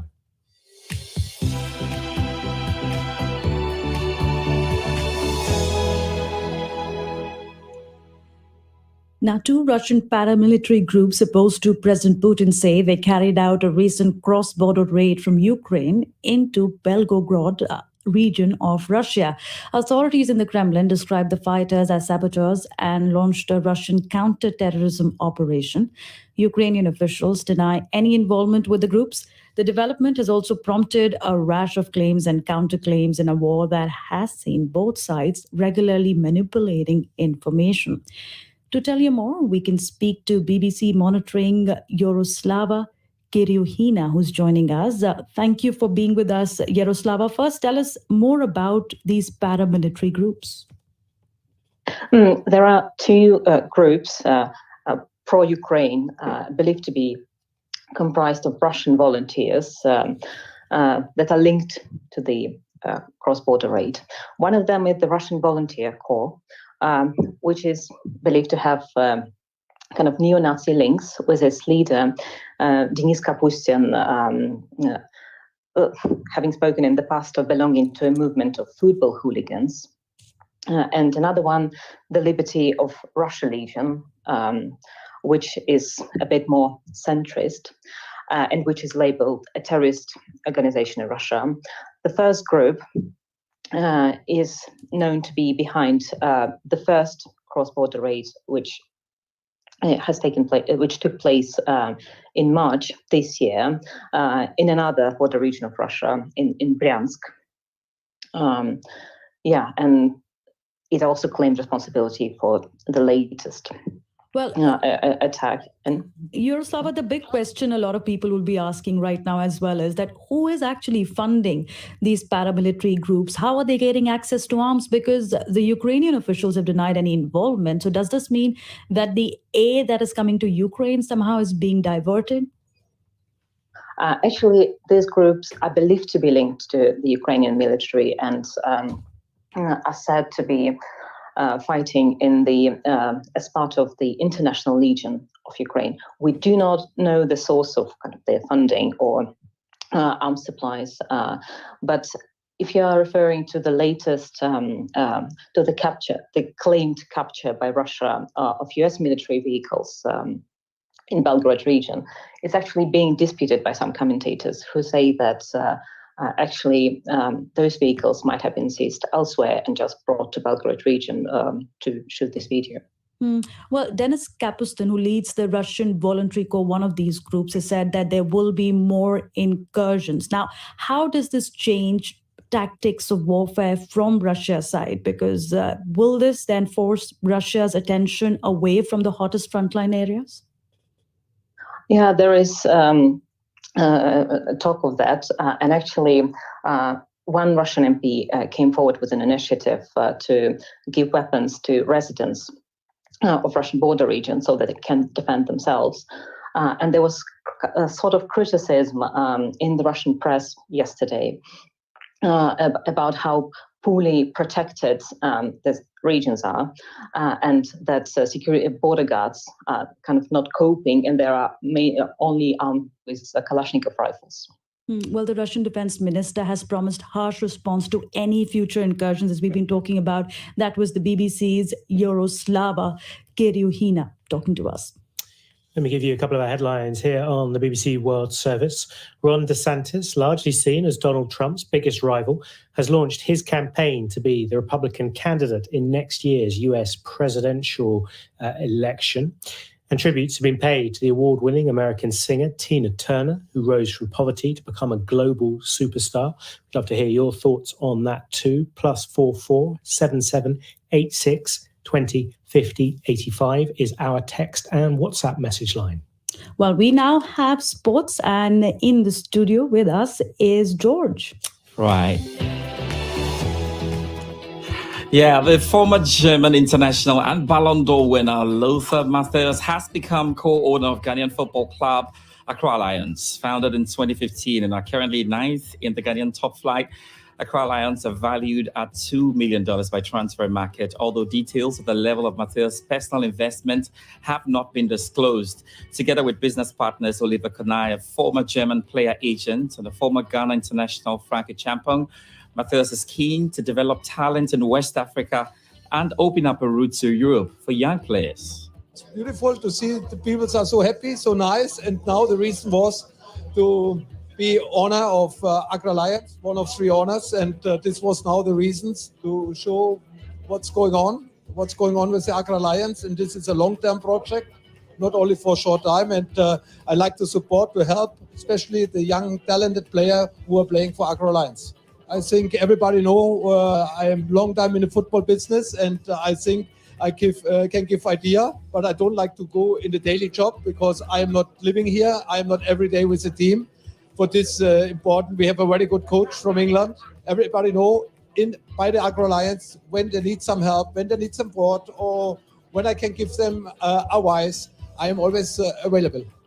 The German football legend Lothar Matthäus there. Premier League next, and Brighton's Julio Enciso scored a fantastic equaliser as the Seagulls confirmed Europa League qualification with an entertaining 1-1 draw against Manchester City. Phil Foden opened the scoring for the treble-chasing City, but Brighton deservedly levelled through the 19-year-old stunning strike, which arrowed into the top corner from 25 yards. Brighton boss De Zerbi is very happy. It's a fantastic goal. We achieved an incredible target for the Brighton club, for the Brighton players, for the Brighton coaches, and we are very, very, very, very happy. Man City is the best team in the world, I think, and for us it was a very tough game. I think we deserve the point. We deserve the Europa League. City may have wrapped up the title and have their sights set on the FA Cup and Champions League finals, but their lineup against Brighton was experienced and full of attacking talent. Manchester City boss Pep Guardiola was impressed with Brighton's performance against his team. Yeah, it was a good game. Congratulations, Brighton, for officially being in Europa League. They deserve it 100% for the way they play, the way they do it. And to my team, just like I said to them, so today they show me why there is a why they are the champions in England. So after 40 hours before, they were drinking old alcohol in Manchester. From England and to Spain, Real Madrid's players and fans showed support for Vinicius Jr. as they beat Rayo Vallecano 2-1 at the Santiago Bernabeu. The win was the club's first match since the Brazilian forward was racially abused at Valencia on Sunday. Vinicius missed the match through injury, and Real's players took to the pitch in his number 20 shirt, while captains of both teams wore armbands carrying anti-racism messages. Supporters chanted the 22-year-old's name in the 20th minute in solidarity. Meanwhile, La Liga president Javier Tebas says he did not mean to attack Vinicius Jr. on social media after the Real Madrid player was racially abused by Valencia fans. Vinicius and Tebas were involved in a Twitter row after the forward said the Spanish league belongs to racists. And finally, in basketball, police in Tennessee have made a welfare check on Ja Morant after the Memphis Grizzlies star left messages on his Instagram account that sparked concern. In post on Wednesday, Morant paid tribute to his parents and daughter before writing bye. A spokesperson from the Shelby County Sheriff's Office reports the department had checked on Morant at his home, and the 23-year-old is doing fine.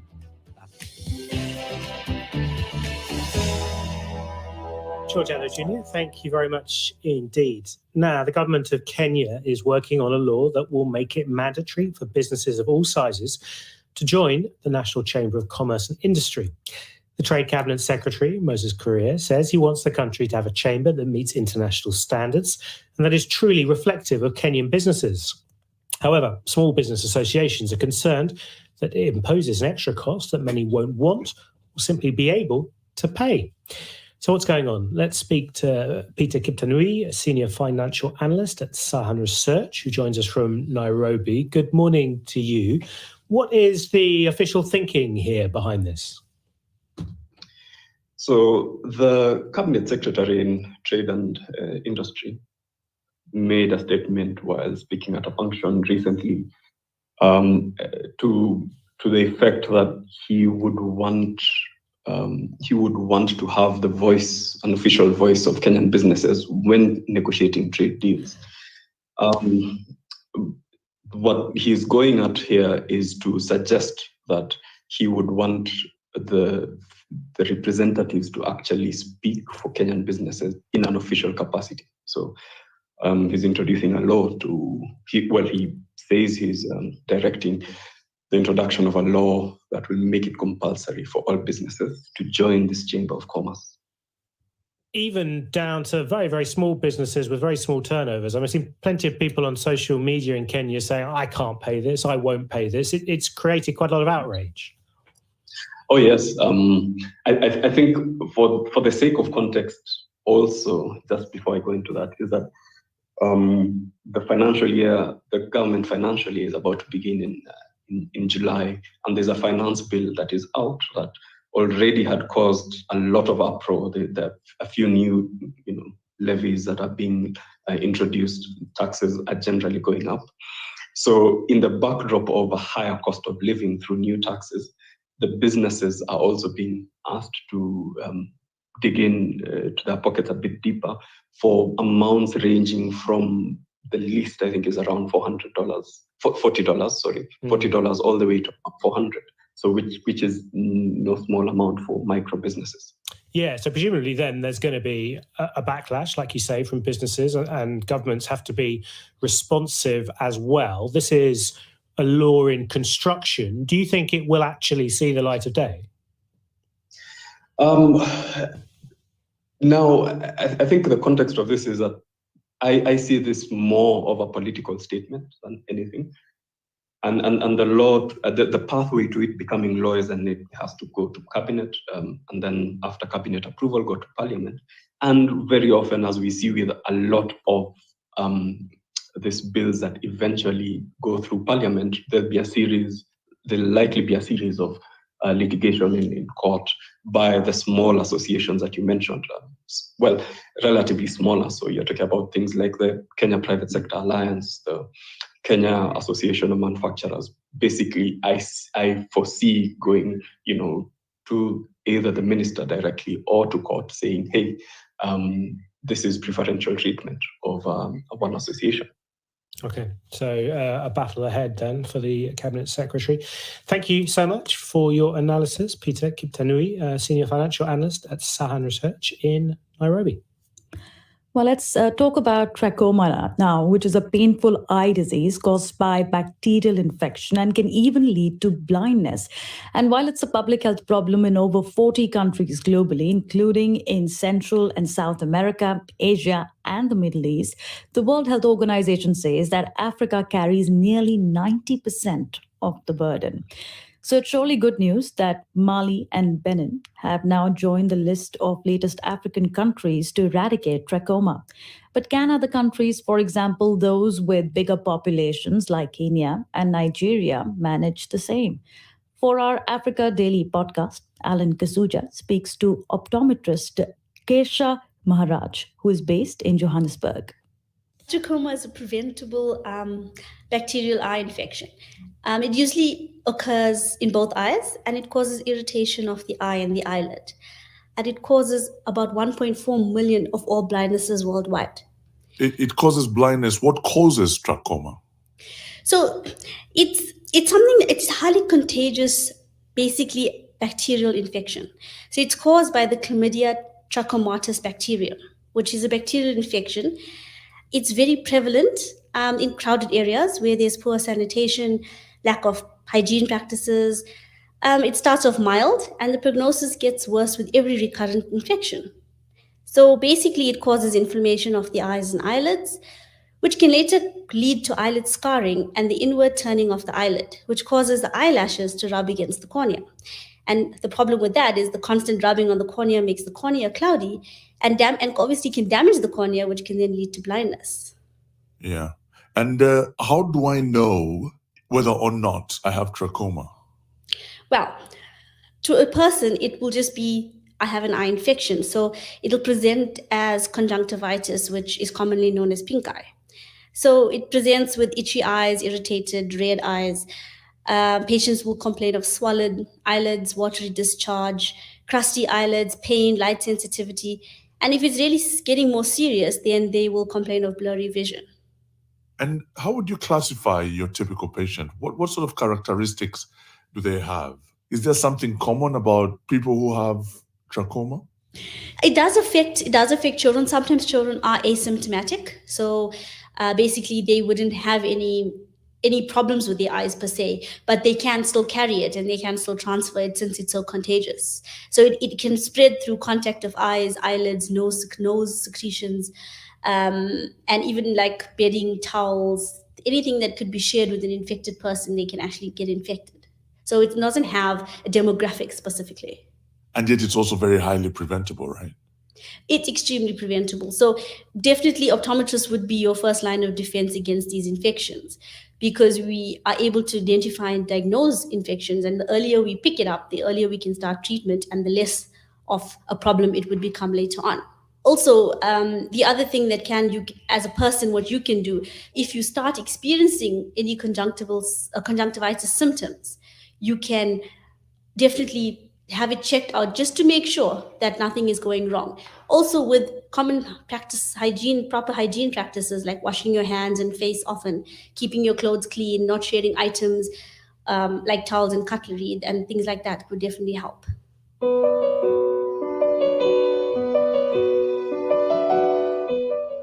All right, so we now know what trachoma is, what symptoms it presents, and what you and I need to do to prevent infection, right? We also know that Ghana, Malawi, Togo, Morocco, Gambia, and most recently, Mali and Benin found a way to defeat it. For more details, I'm joined by my producer, Paul Akaji, who's been following developments around trachoma. Paul, you have a media statement from the World Health Organization in front of you. What more can you tell me about the successes of Benin and Mali? The World Health Organization describes the latest development as a significant milestone. It says these countries used its safety strategies to fight the disease. These consist of surgery to treat trachoma complications, the prescription of antibiotics to clear infection, facial cleanliness, and environmental improvement. We are talking here, Alan, about improving access to water and sanitation to reduce transmission. So it sounds like it was a holistic approach which eliminated this tropical disease in these countries. The WHO attributes, to an extent, these successes to political will as well as community engagement. Remember, Alan, diseases like trachoma cannot be eradicated solely by governments. You need the buy-in of communities. And as Kirisha Maharaj said earlier, it's also about doing basic things like seeing a medical practitioner if you know that you recently visited a country with a serious trachoma problem. So these are all the measures that helped nations like Ghana, which officially announced the eradication of trachoma in June 2018, Gambia in April 2021, Togo made the announcement last year, and of course, the latest announcement was made by Benin and Mali. So, where to from here for the rest of the continent? Countries like Kenya and Nigeria are still pushing really hard to eradicate trachoma. Well, doctors in Nigeria say they are very close to eliminating it. They say the trachoma disease map was at red around 2011, but that has now changed. It's green at the moment, indicating that it is being tactically defeated. It is particularly the northeast of the country which remains a headache for health officials. So I suspect that this is one of the health challenges that incoming President Bola Tinubu will be looking into as he officially takes over in a few days. Now, when we cross to the other side of the African continent, there are about 7 million people who live in 12 central Kenyan counties where trachoma is endemic because of several factors, including the weather and a nomadic lifestyle there. Health officials say flies in the area are contributing in spreading the disease. And like Mali, Kenya also requires donor funding to successfully eradicate the disease. Ethiopia is also fighting this eye condition. That's Ampola Kaji speaking to Alan Kasuja. And to hear the full-length version of that podcast, go to BBC Sounds or wherever you get your podcasts and search for BBC Africa Daily.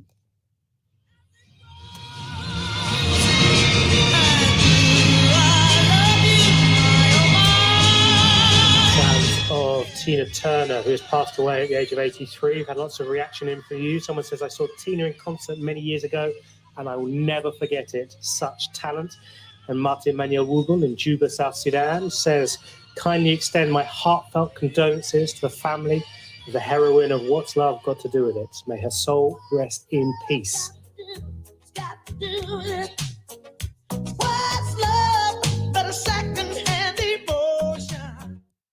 This is the BBC World Service, and in the next forum...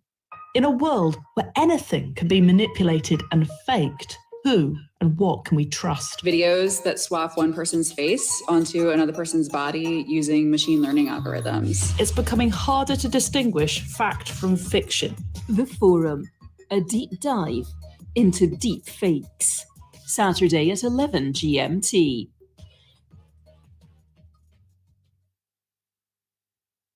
At bbcworldservice.com. BBC Trending.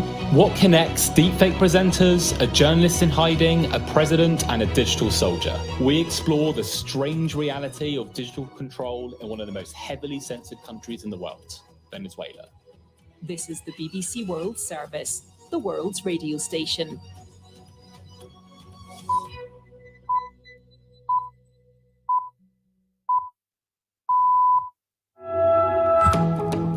Hello and welcome to Newsday on the BBC World Service with James Cotnell and Davina Gupta. The Queen of Rock and Roll, Tina Turner, dies after a long battle with illness. Tributes are pouring in. She touched an enormous number of people's lives and was very instrumental in bringing a lot of happiness to millions of people. And for that, we should all be eternally grateful. Florida Governor Ron DeSantis has announced that he is running for the U.S. president in 2024. He's the chief rival to the other Republican candidate, Donald Trump. So what are his chances? Also, America's National Security Agency and Microsoft say that state-sponsored Chinese hackers have infiltrated critical infrastructure in the United States. And in business, negotiations to prevent the U.S. government from running out of money are headed down to the wire. But first, the news. Hello, I'm David Harper with the BBC News. The Republican governor of Florida, Ron DeSantis, has declared he's seeking the Republican nomination for next year's presidential elections. In what will be regarded as a clear dig at Donald Trump, Mr. DeSantis said it was time to end the Republican Party's culture of losing.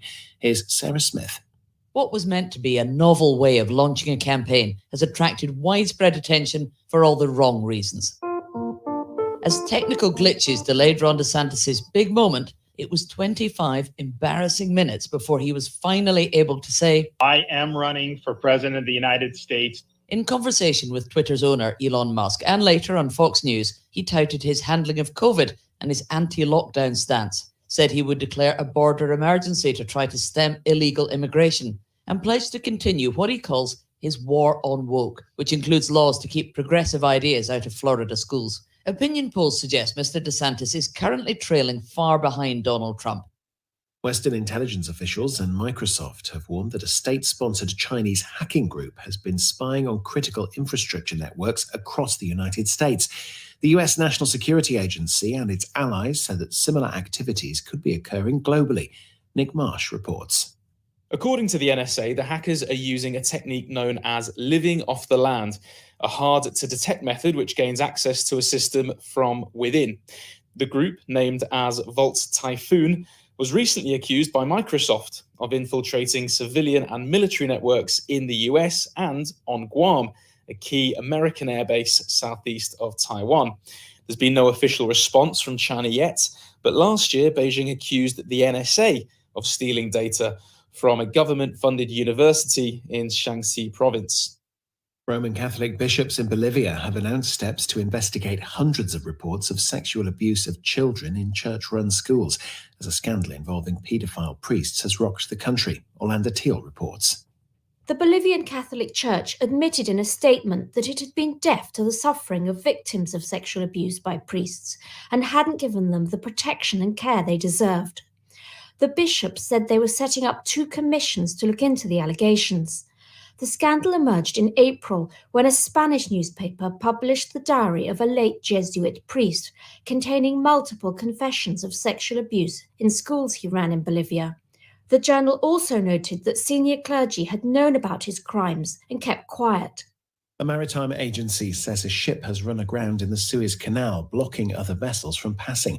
The Let shipping agency said Suez Canal tugboats were trying to refloat it. The Hong Kong-flagged ship is reported to be positioned at an angle near the canal's southern end. The Suez Canal is a crucial shipping lane. World news from the BBC. Officials in Canada say firefighters have made significant progress in tackling wildfires which have devastated large areas in Alberta. The province's wildfire information manager, Christy Tucker, said rainfall in the last few days had helped them reinforce fire breaks, and firefighters had arrived from New Zealand to help. A court in the Cambodian capital, Phnom Penh, has sentenced a union leader to 2 years in prison for leading a casino workers' strike. Chim Sitar was arrested in January last year and charged with incitement to commit a felony. She'd been campaigning for the reinstatement of hundreds of employees laid off during the COVID pandemic. Hundreds of people will gather in London later to honour one of the last of the so-called pilots of the Caribbean. Retired Flight Sergeant Peter Brown came to Britain as a teenager from Jamaica to volunteer with the Royal Air Force during the Second World War.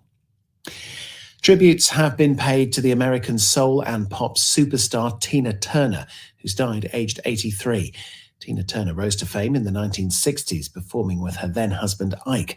After years of domestic abuse, she divorced him and went on to find even greater success as a solo artist in the 1980s, with hits like What's Love Got to Do With It? She spoke about her legacy on Oprah's Next Chapter in 2013. I endured hardship all the way if we stay on course, we stay focused, never smoking, never drinking, never doing drugs. My legacy is that I stayed on course from the beginning to the end because I believed in something inside of me that told me that it can get better or you can make something better and that I wanted better. So my legacy is a person that strived for wanting it better and got it. A friend and fellow singer Mick Jagger praised her enormous talent, generosity and humour. And that's the latest BBC News. Thank you for that news and welcome to Newsday on the BBC World Service with Davina and James. Throughout this morning, we're paying tributes and remembering the Queen of Rock and Roll, Tina Turner, who's passed away. We'd love to hear your memories. Our text number is +44 77 86 20 50 85. We'll also hear what the Florida Governor, Ron DeSantis, whether the Florida Governor, Ron DeSantis, has what it takes to secure the Republican presidential nomination ahead of Donald Trump. We're going to head to Ukraine too for an update in the conflict there, Russia's invasion. And we'll have sports and business as well.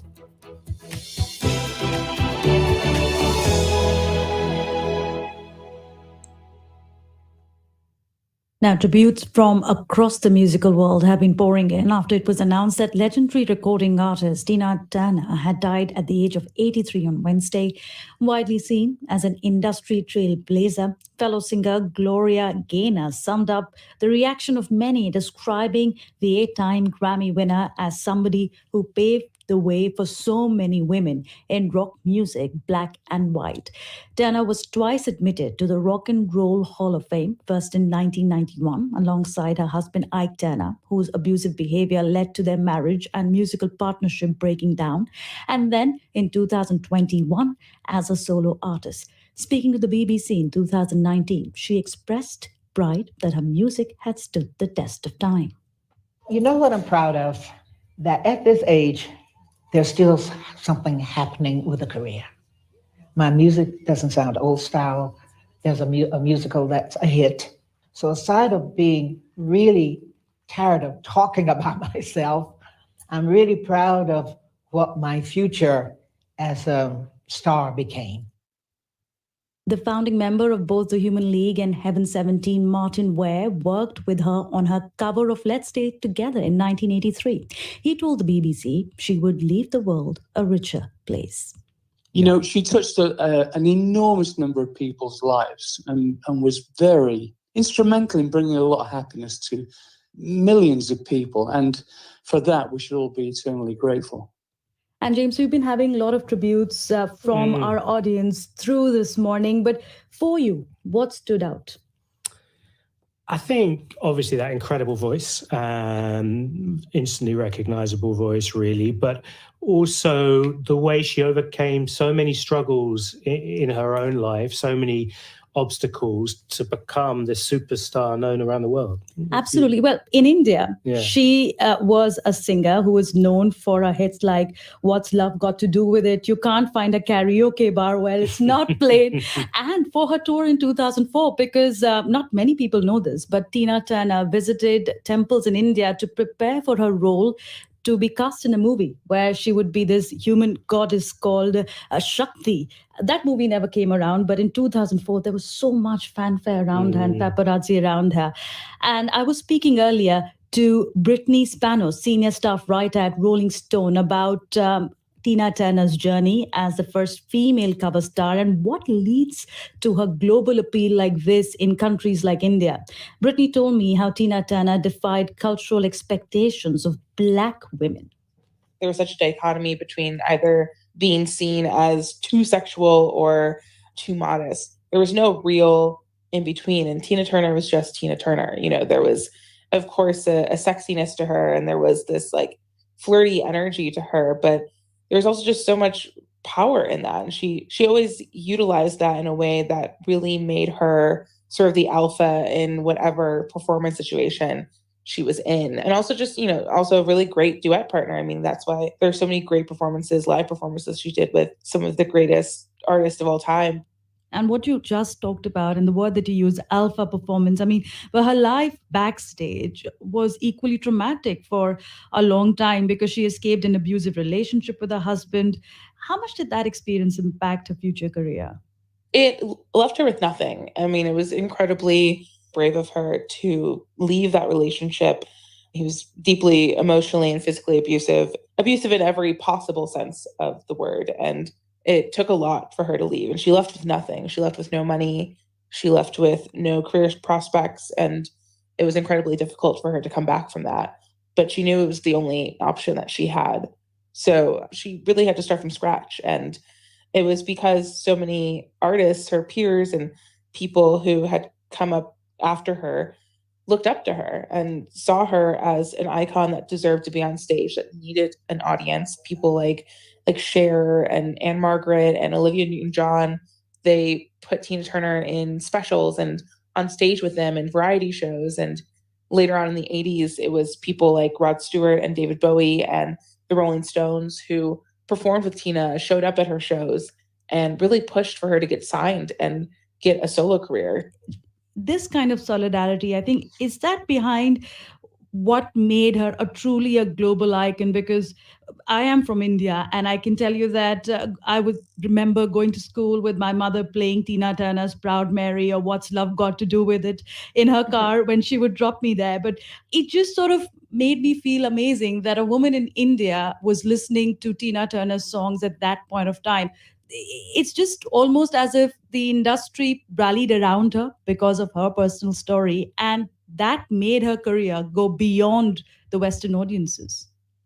Yeah, I mean, I think it was definitely a combination of a lot of things. It was very unprecedented for her to speak so openly about the abuse that she had suffered. But on top of it, she has this voice that is so powerful and so much bigger than anything she's ever endured. And I think matching that easy charm that she has, just a very charming and incredible onstage performer, I think made her so easy to love around the world. Tina Turner lived almost the last 3 decades of her life in Switzerland. Formally, then she had relinquished her US citizenship. Do you feel this has affected her legacy in the US, or is she still celebrated as an American there? She's still very much celebrated, and I think people understood why. I think she wanted to have a quiet life. She wanted to live outside of it. I think she had endured a lot of really horrible traumas here, and I think also had a really tough time being heard here by the music industry. It wasn't really until she went to Europe and the UK that she found collaborators who wanted to give her a chance. So I think people understood why she felt the need to leave, and I don't think that has had any effect on American audiences. Well, we were speaking to Brittany, who was joining us from the US, and she is a senior staff writer at Rolling Stone.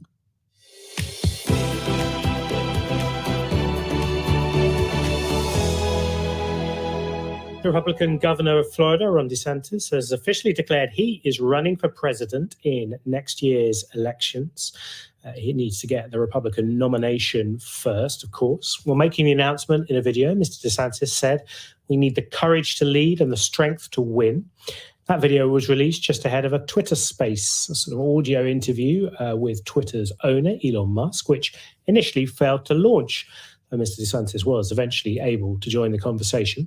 The Florida governor is widely seen as the biggest challenger to the former President Donald Trump for the Republican nomination. I am running for president of the United States to lead our great American comeback. Look, we know our country's going in the wrong direction. We see it with our eyes and we feel it in our bones. Our southern borders collapse. Drugs are pouring into the country. Our cities are being hollowed out by spiking crime. The federal government's making it harder for the average family to make ends meet and to attain and maintain a middle-class lifestyle. And our president, well, he lacks vigor, flounders in the face of our nation's challenges, and he takes his cues from the woke mob.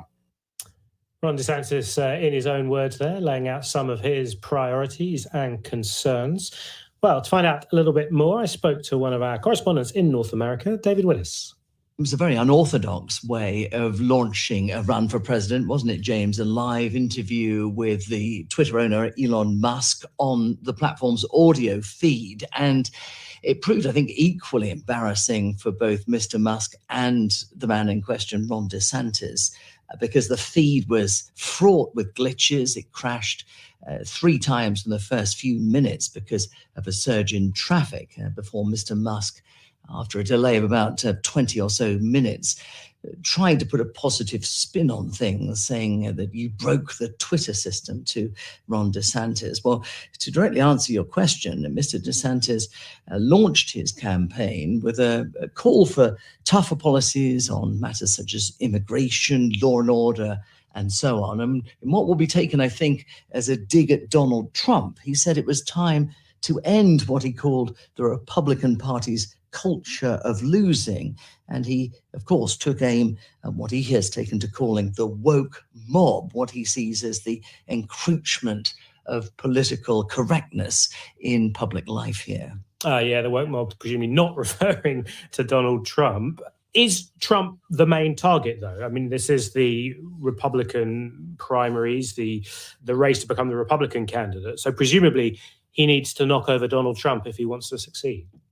He does. It's becoming an increasingly crowded field, the Republican presidential field, but that is the main opponent to Donald Trump. At 44, Ron DeSantis is younger than his rival. He's also regarded by many of his supporters as Donald Trump without the drama.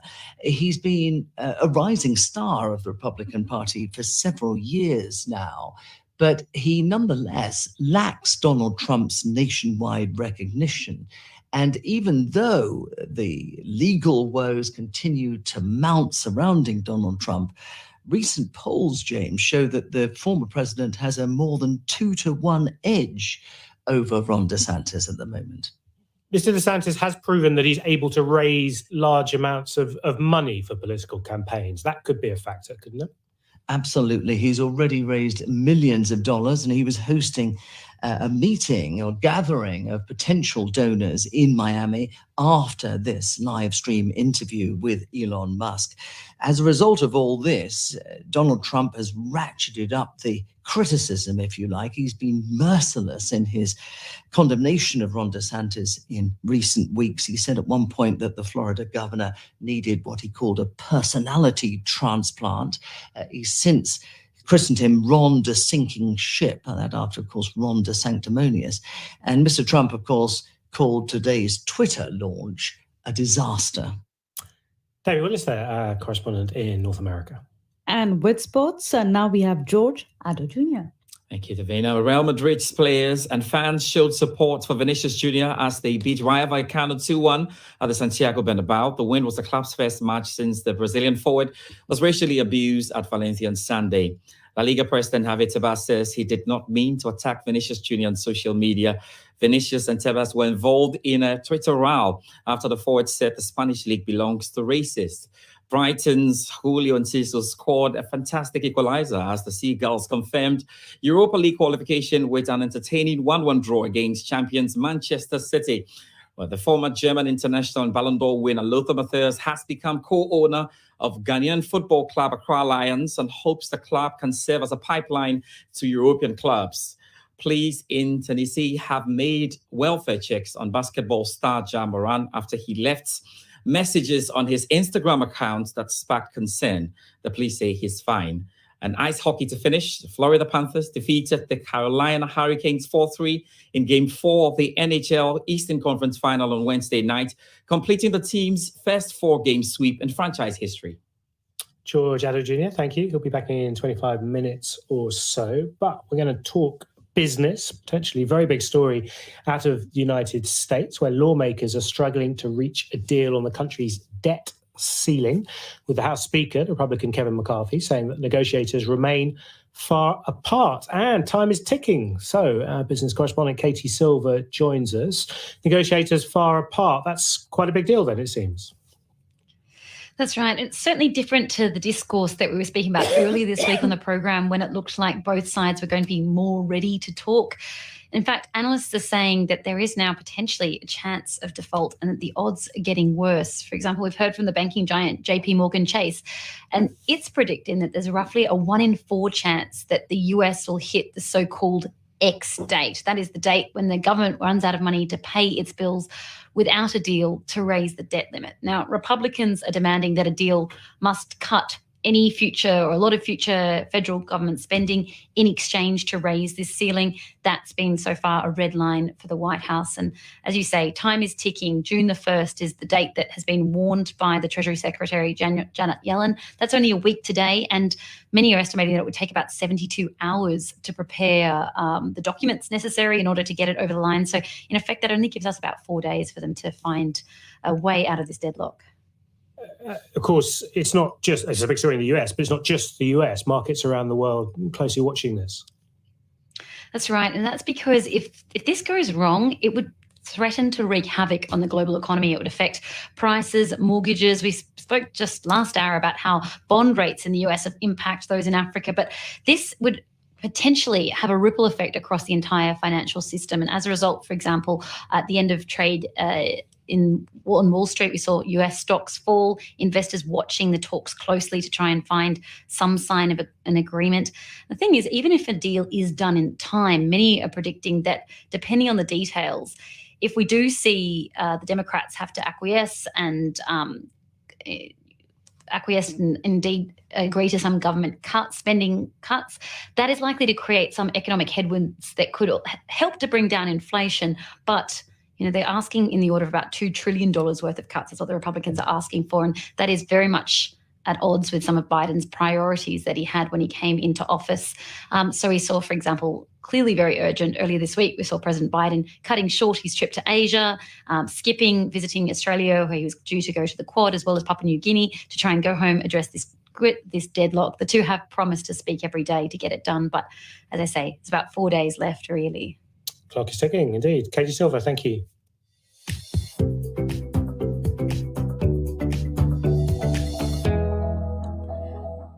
Over the past week, Ukraine has made small advances near the city of Bakhmut, but inside the city, there's still intense street-to-street fighting. Russia has spent the past 9 months trying to capture Bakhmut, and it's suffered heavy casualties. Now, the US estimates that more than 20,000 Russians have been killed in the eastern part of Ukraine since the start of the year, many of them fighting for Bakhmut. There are no such estimates for Ukrainian casualties, but they are likely to be high as well. Our defense correspondent, Jonathan Beale, met one Ukrainian family who've paid a heavy price for the defense of the city. Another funeral procession. This ritual, now as constant in Ukraine as the pounding of artillery on the front line. But the death of Maxim is being felt much wider than his family. The entire community of the small town of Tomakivka near Zaporizhia has turned out to grieve. Maxim is not just another fallen soldier. He's one who sacrificed his life for his comrades and to save his younger brother. When Russia invaded last year, they joined the army together. Maxim was 22. Ivan, who's been injured and still struggling to speak, was just 18. He was my best friend. All the time that we fought, we were in the same trench. He was always with me, and I was with him. They were last together, fighting in the city of Bakhmut. The place their mother now calls hell.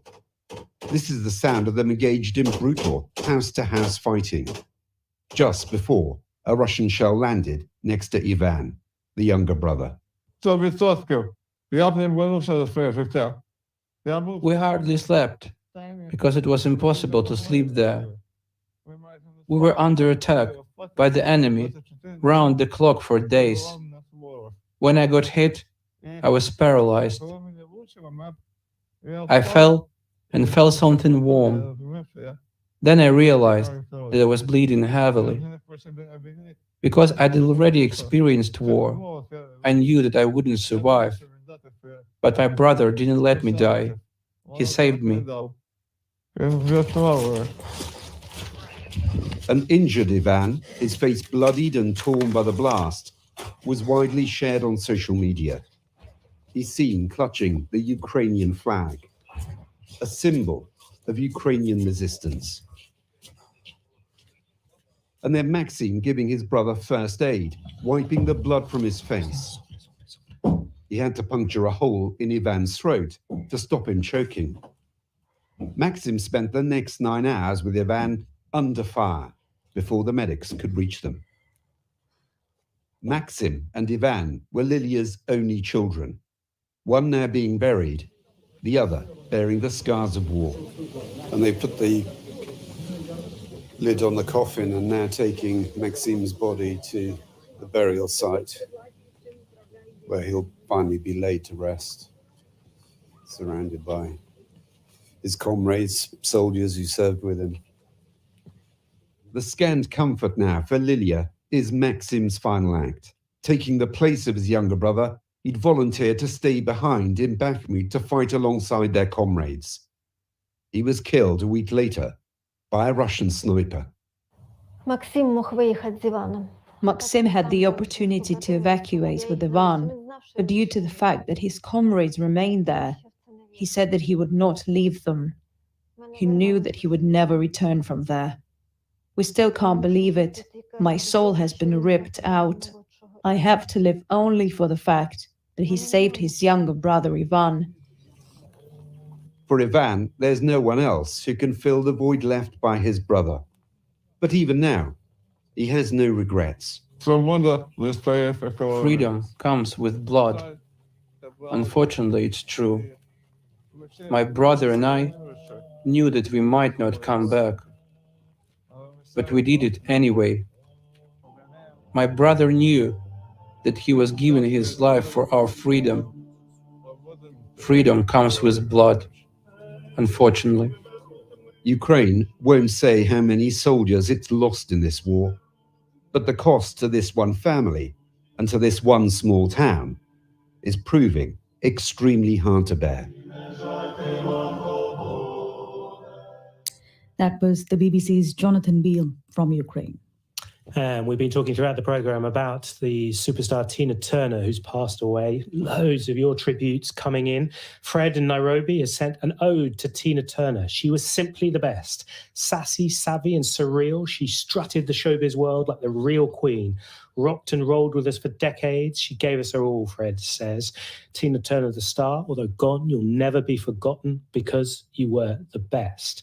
Someone who doesn't give a name has memories of Tina Turner headlining the Soul to Soul concert at the Black Star Square in Accra, Ghana in March 1971.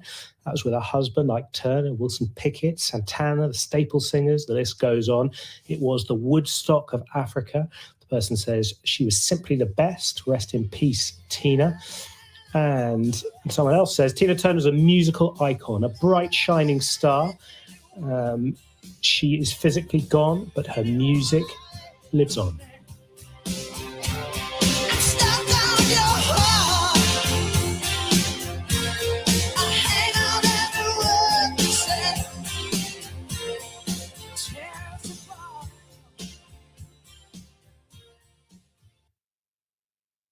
You're listening to the BBC World Service. In a world where information is at our fingertips, headlines and updates can't always give the full picture. To understand why the Freedmen's Bank is important, you have to understand what banking was like at the time. It was everywhere. This institution was enormous. We take you deeper into the stories that shape our world. All the Germans could hear really was the wind in the wires. They likened it to women on broomsticks.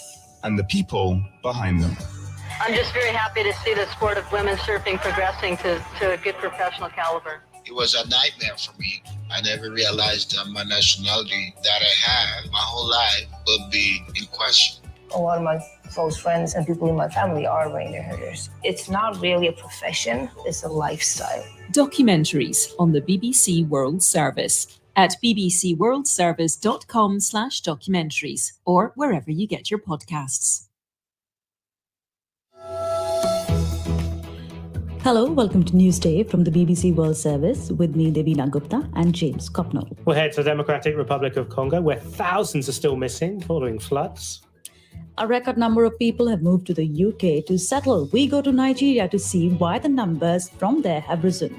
And we'll pay tributes to Tina Turner, who has died at the age of 83, after this news. BBC News with David Harper. The Republican governor of Florida, Ron DeSantis, has launched his campaign to run in next year's US presidential election. A live event on Twitter marking the announcement was beset by technical problems. Intelligence officials in the US, together with Microsoft, have warned that a state-sponsored Chinese hacking group has been spying on critical infrastructure networks.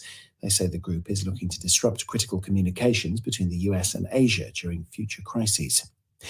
Catholic bishops in Bolivia have issued a statement admitting the church was deaf to the suffering of children who were sexually abused by priests.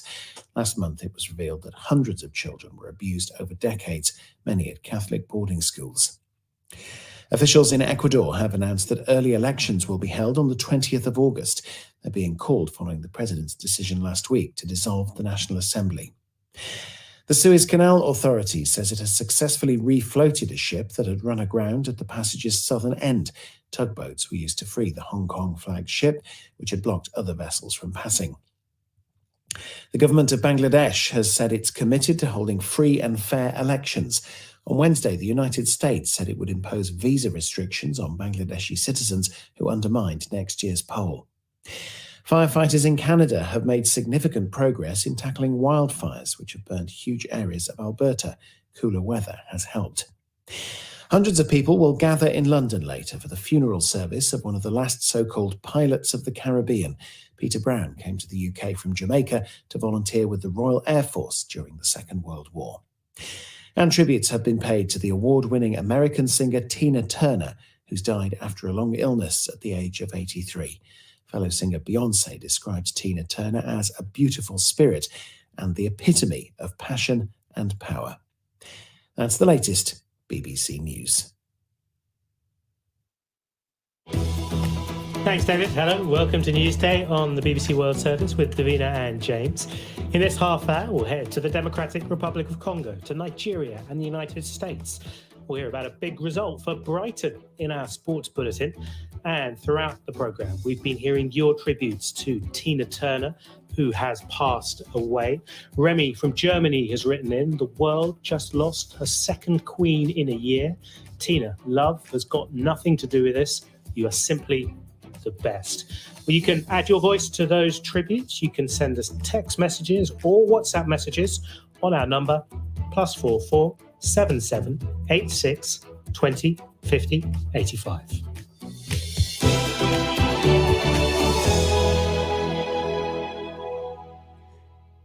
Let's now head to the Democratic Republic of Congo. 5,000 people are still missing following floods which swept through South Kivu earlier this month.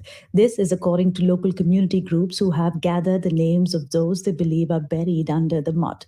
Local government sources say 500 people are confirmed dead and hundreds are still missing. Meanwhile, the Red Cross, which has been one of the groups at the forefront of the rescue efforts, say they are having to stop looking for bodies. Let's now speak to Jean Claude Nze, who's joining us from Chorus International, one of the aid agencies on the ground there. He joins us from the regional capital, Goma. Jean, could you first tell us 5,000? That's an incredible amount of a number of people missing. It's an enormous loss to life as well, but the local government is giving a lower figure. What's happening?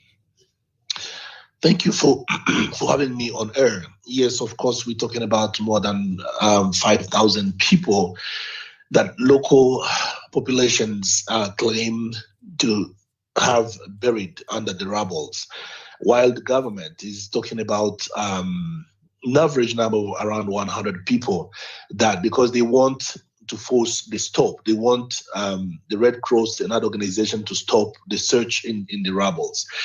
But as we talk with the government, the local communities on the ground, they know their beloved ones were in the market that day. They know people who came from Bukavu in South Kivu, from Minova, still in South Kivu, and other IDPs from North Kivu following the clashes between them in 2023.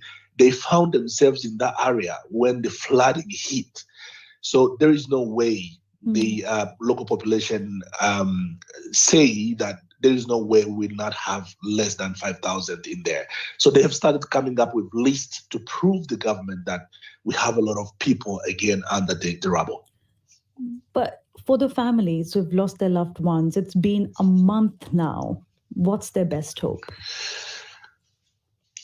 The best hope for them was to find their beloved ones and bury them. And once they have buried them, they'll move on to something else. But we talk, for example, about a family of Junior, who is a guy who lost all the family members, father, mother, brothers, and sisters. And he hasn't seen anybody. And when he heard the voices from the government, claiming that we have less than 100 people under the rubble, Junior feels devastated. And he's like, we should keep struggling to find my family members in the rubble. Unfortunately, something which is not happening because the Red Cross now, with other agencies that were helping in that, they feel tired. They need machines and everything. Again, a few weeks after, we have bodies in decomposition under the ground, and this situation is just becoming too hard for either the local communities and intervening partners. I mean, of course, for families, it's also about finding a closure. But Jean, what about those who have survived? Where is the state of relief operations right now? Is there enough food and medical supplies? Are people able to get home? That's another tricky situation. So agencies have been able to mobilize either the international community or national communities to bring in food, non-food items. Water still is a big issue, and probably in the coming few days we'll be talking about an emergency because of the cholera outbreak, which is we are sure enough that we will be having issues related to cholera due to the fact that all the water pipes were washed away. And currently, partners on the ground have been able to connect health centers, one health center from a water source, but the other localities which were affected, they are still in dire need of this help. So Chorus International is an organization that is also on the ground providing support. The needs are huge. And then with the small amount of resources that we have, we could only focus, let's say, on psychosocial support, medical support like provision of medical supplies and pharmaceuticals, while leveraging or exploring the options of constructing community latrines, because people are like currently more than 5,000 affected communities, host communities and affected homes. They are doing open defecation, so which is going to increase again the rate of this disease if tomorrow after tomorrow we are not putting together our hands and respond to this crisis. Of course, urgent intervention then is needed. Thank you so much, Jean-Claude Nzay, from joining us from Goma, Democratic Republic of Congo, working with Chorus International, one of the 8 agencies on the ground at Democratic Republic of Congo, working towards flood rehabilitation and recovery.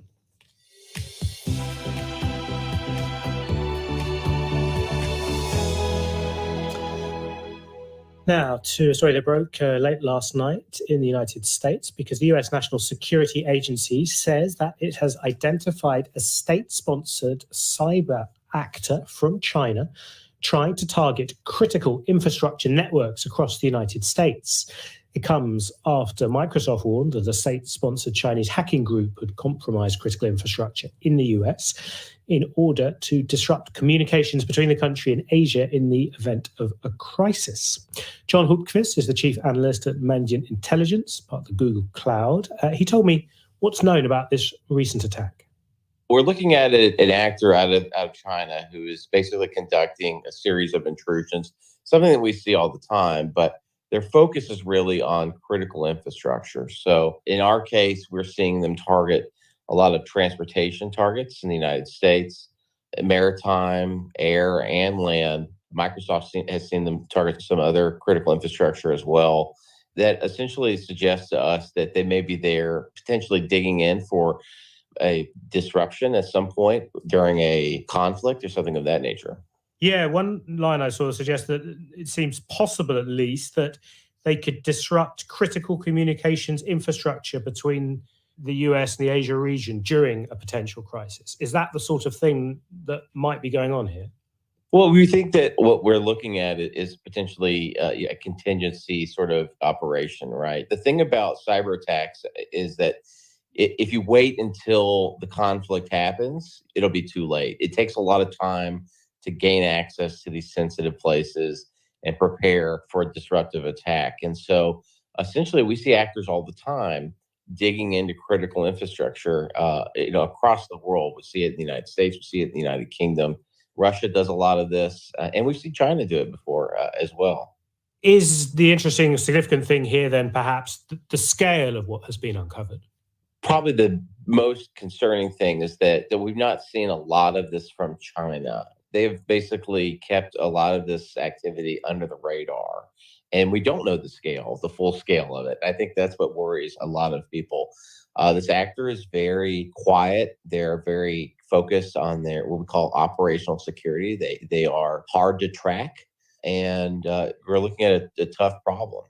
Yeah, and I suppose it underlines perhaps that vulnerability of, well, the way states operate. If a state actor or a state-linked actor can get access in some form or another to so many different parts of the infrastructure.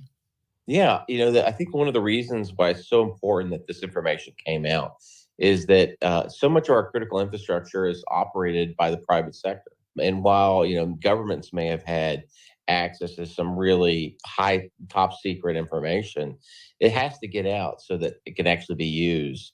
And in this case, we've got all this really good defense-related information is now making its way into the hands of critical infrastructure operators so that they can actually prepare for something like this. When you think about the fact that Guam, for example, has been targeted, home to lots of US military facilities, how would you expect the American authorities to respond to this? Their own hacking campaign?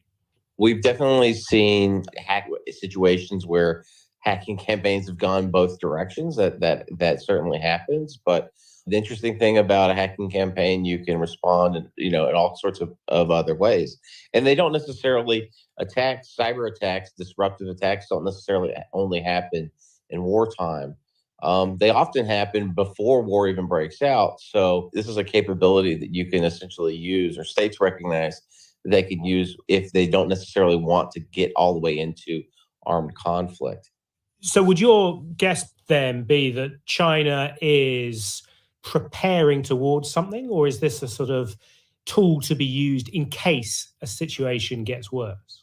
This is really contingency planning, right? This doesn't necessarily indicate that they are dead set on carrying out this disruptive or destructive attacks. And we've seen them in critical infrastructure before, but it is an aggressive sort of action and something that we need to be watching and preparing for. So it is a wake-up call.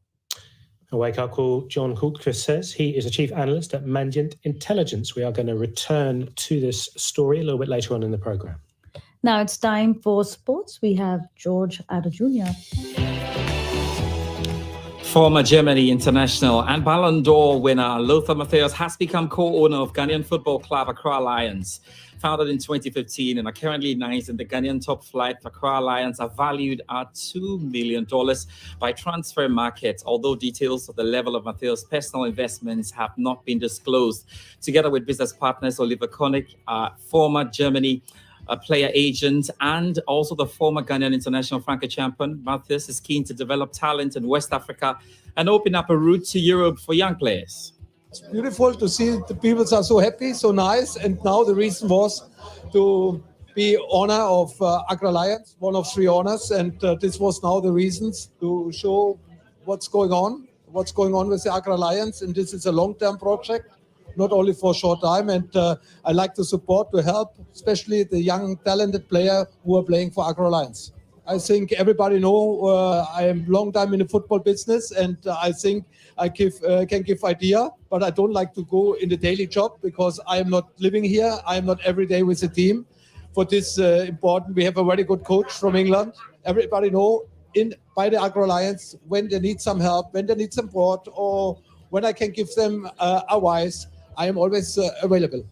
The German football legend Lothar Matthäus there. Now to the Premier League, and Brighton's Julian Ciccio scored a fantastic equaliser as the Seagulls confirmed Europa League qualification with an entertaining draw against champions Manchester City.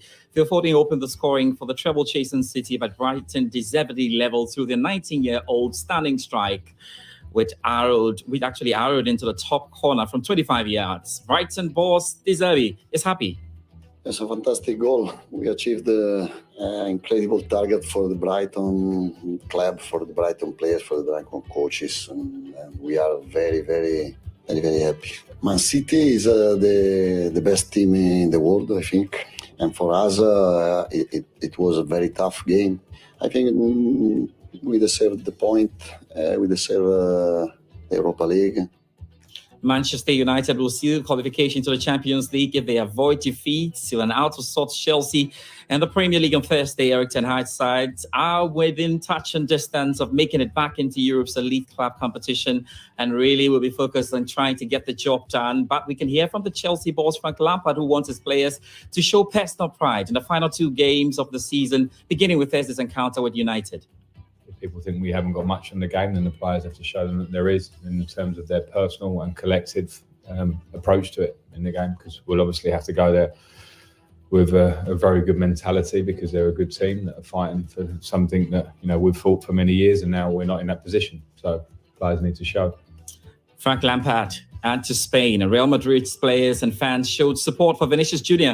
as they beat rival Cali 2-1 at the Santiago Bernabeu. The win was a club's first match since the Brazilian forward was racially abused at Valencia on Sunday. Vinicius missed the match through injury, and Real's players took to the pitch in his number 20 shirt, while the captains of both teams wore armbands carrying anti-racism messages. Supporters as well chanted the 22-year-old's name in the 20th minute in solidarity. Meanwhile, La Liga president Javier Tebas says he did not mean to attack Vinicius Jr. on social media.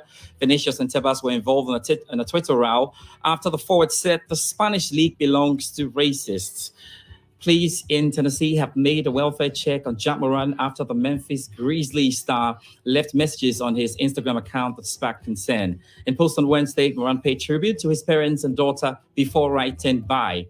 Spokesperson of the Shelby County Sheriff's Office reports that the department had checked on Moran at his home, and the 23-year-old is doing fine. And just to end with ice hockey, Florida Panthers defeated Carolina Hurricanes 4-3 in Game 4 of the NHL Eastern Conference Final on Wednesday night, completing the team's first 4-game sweep in franchise history. Now the Panthers will wait for the winner of the Western Conference Final between the Vegas Golden Knights and the Dallas Stars.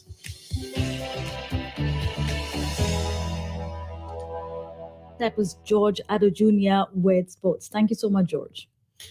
Now, figures out this morning are expected to show that a record number of people moved to the UK to settle last year compared to those choosing to leave. The Office for National Statistics is expected to put net migration at around 700,000, well above the previous high of 500,000. First, let's hear from our home editor, Mark Easton. Net migration has long been a significant number for the government. The 2010 Conservative Manifesto included the first of many failed promises to get the figure down to the tens of thousands, until at the 2019 election, the party pledged simply to get overall numbers down.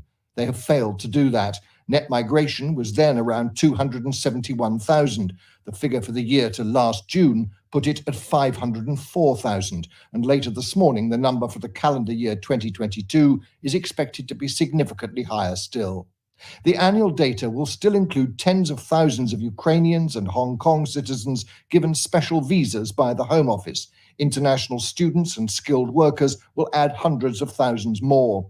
The government had promised that Brexit would control Britain's borders, and while the focus has been on illegal migration, for every person arriving in a small boat, around 25 others entered the country legally. Mark Easton there. So that's the UK perspective.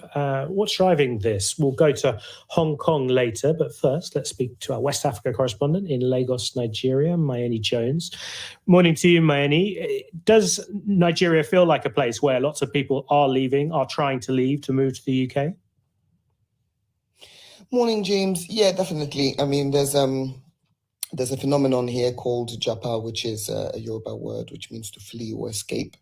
And it's become, it's trended on social media over the last year, and it's become a major topic of conversation, particularly for young Nigerians who are looking for opportunities to leave the country at a time when inflation's at 20%, unemployment, particularly amongst young people, is at 40%, and many young people feeling that perhaps their future lies elsewhere than Nigeria. There's a very strong, quite often bitter debate in the UK about migration, a sort of hostile environment, as it were, that the current government is seeking to produce, at least in terms of illegal migration. Is that something young Nigerians thinking about heading to the UK are factoring in? I think there's a difference between kind of what the government's rhetoric has been and the fact that since Britain leaving the EU, it has become a lot easier for particularly young, educated, middle-class Nigerians to relocate to the UK. I mean, the latest figures aren't out yet, but there were figures published in February that showed that at least 251,000 Nigerians had moved to the UK. And that's just because it's become so much easier to get student visas, to get work permits, particularly if you work in the medical field or other specialized fields. So people are aware of the rhetoric, but when they're applying for their visas, the threshold has been lowered, and a lot of Nigerians are very highly educated, so they qualify as part of the new kind of point-based system in the UK. So they've been taking advantage of that and relocating. But presumably that's also going to have a big impact on Nigeria, that sort of brain drain. Absolutely. The Nigerian Medical Association's been saying for several months now that things are reaching kind of critical levels when it comes to how much medical staff they're losing.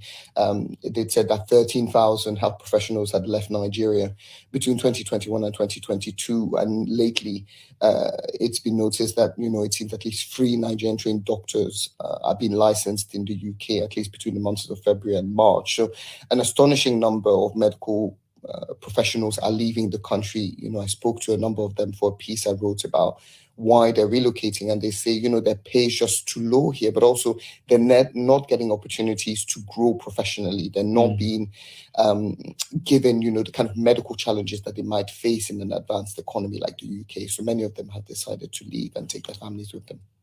Mayeni Jones talking to us live from Lagos. Now, well, the idea of borderless continent has been running for a long time in Africa. But 60 years ago, when the African Union, or rather its predecessor, the Organization of African Unity, was set up, it got an additional impetus. There was a hope that citizens could trade and move freely between countries without lots of complicated bureaucracy there. But that idea is still far off from becoming a reality.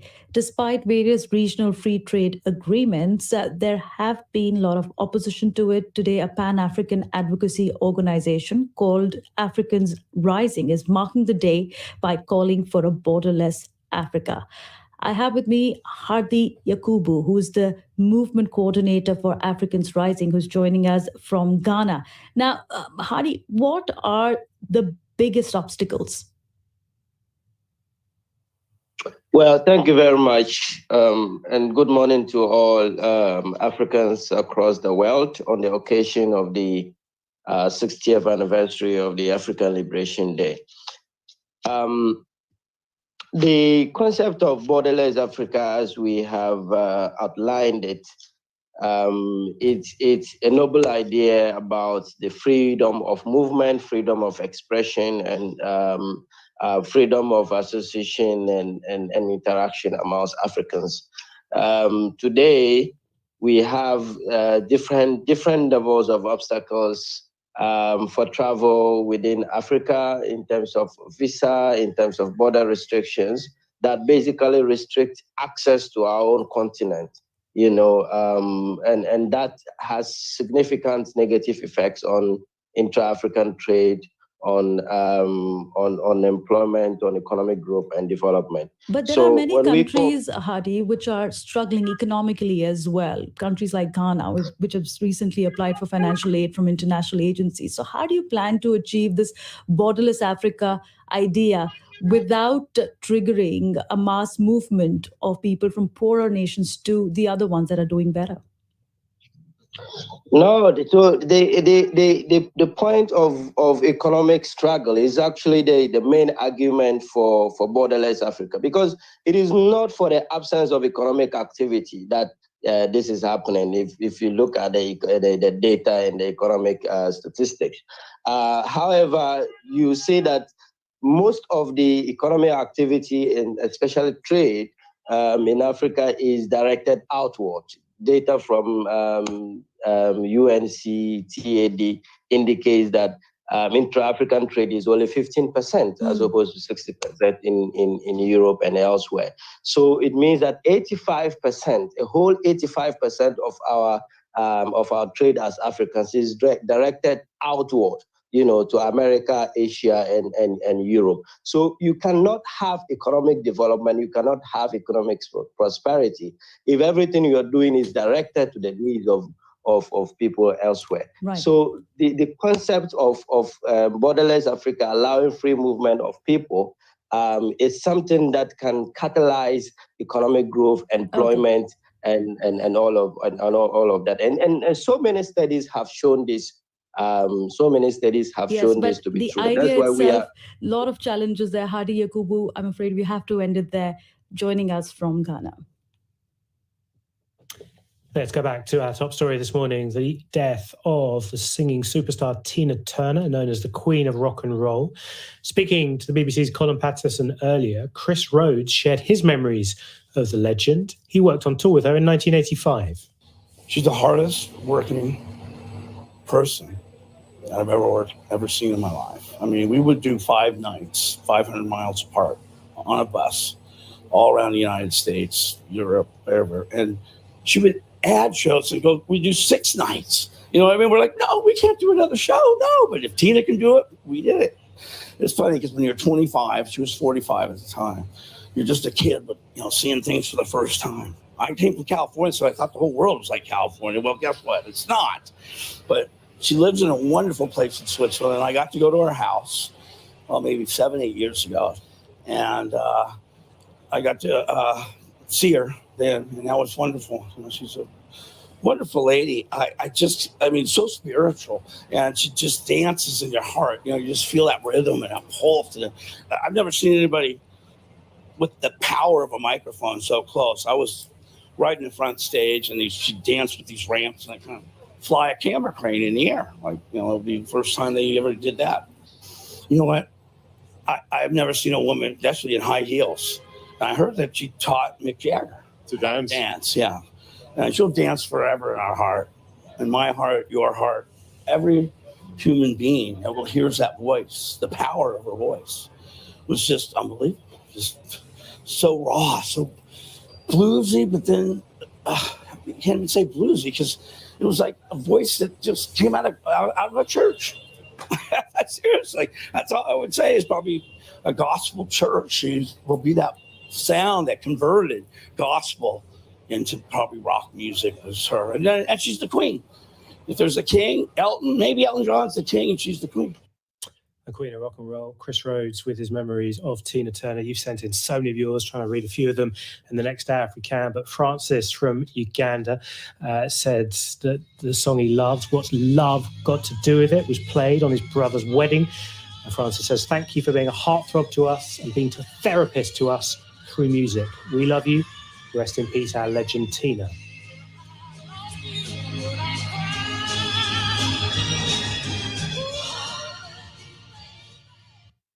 This is the BBC World Service, and on the food chain this week... Okay, so you can cook, but can you teach? I'm Ruth Alexander, and I'm talking to 3 chef-turned-culinary school teachers about why they made the career move, what it takes to train tomorrow's chefs, and what their students really need to know. The Food Chain, today at 10:30 and 21:30 GMT. At 7:30 GMT, Business Daily. Today, film music dominates the industry in India. It accounts for around 70% of music sales, but trends are changing, and the biggest music companies are making more efforts to invest in regional music than ever before. We ask why and what kind of money artists are making. This is the BBC World Service, the world's radio station.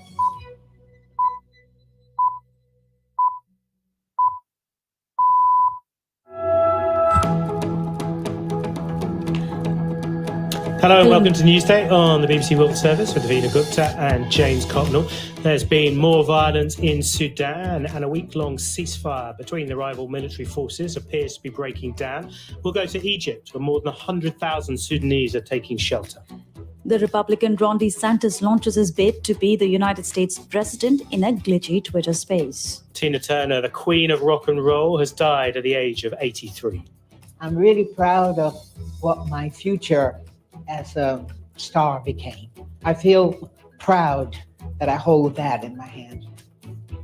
Tina won 8 Grammy Awards and was also inducted into the Rock and Roll Hall of Fame. We bring you reaction and tributes.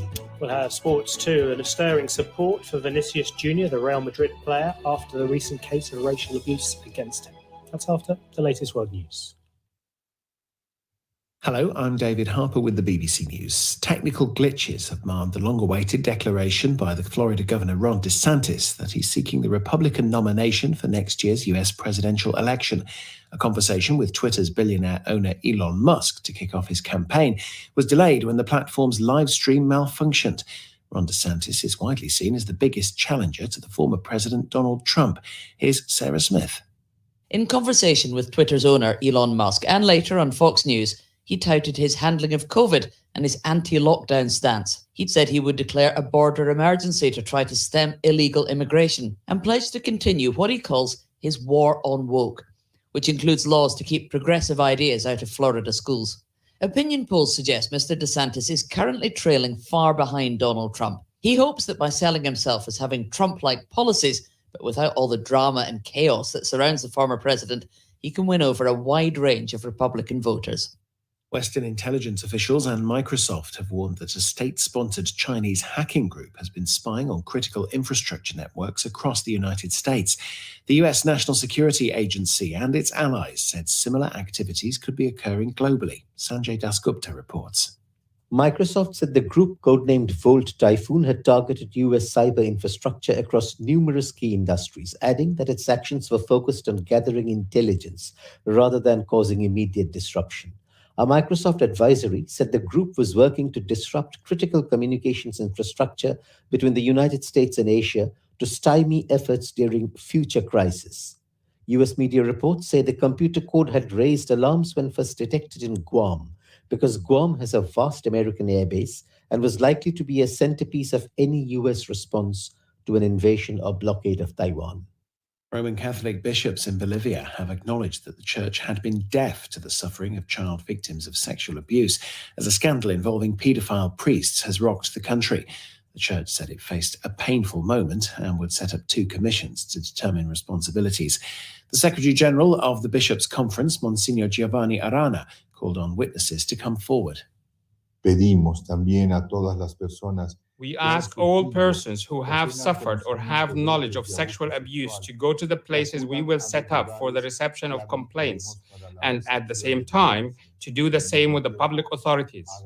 We reiterate our commitment to the Public Prosecutor's Office, the police, and the judiciary to cooperate with the investigations that are carried out to clarify the facts and the transparent administration of justice. The Suez Canal Authority says it has successfully refloated a ship that had run aground. Tugboats were used to free the Hong Kong-flagged vessel, which had blocked other vessels from passing. World news from the BBC. The government of Bangladesh has said it's committed to holding free and fair elections and will take steps to prevent any interference in the polls. The statement comes a day after the United States said it would impose visa restrictions on Bangladeshi citizens who were found to be complicit in undermining the general elections. A court in the Cambodian capital, Phnom Penh, has sentenced a union leader to 2 years in prison for leading a casino workers' strike. Chim Sitar was arrested last year and charged with incitement to commit a felony. She'd been campaigning for the reinstatement of hundreds of employees laid off in Phnom Penh during the COVID pandemic. Tributes have been paid to the American soul and pop superstar Tina Turner, who's died aged 83. She rose to fame in the 1960s, performing with her then-husband Ike. After her divorce, she went on to find even greater success as a solo artist. The American soul singer P.P. Arnold, who began her career with the Ike and Tina Turner Revue, told the BBC it was Tina Turner who got her into music.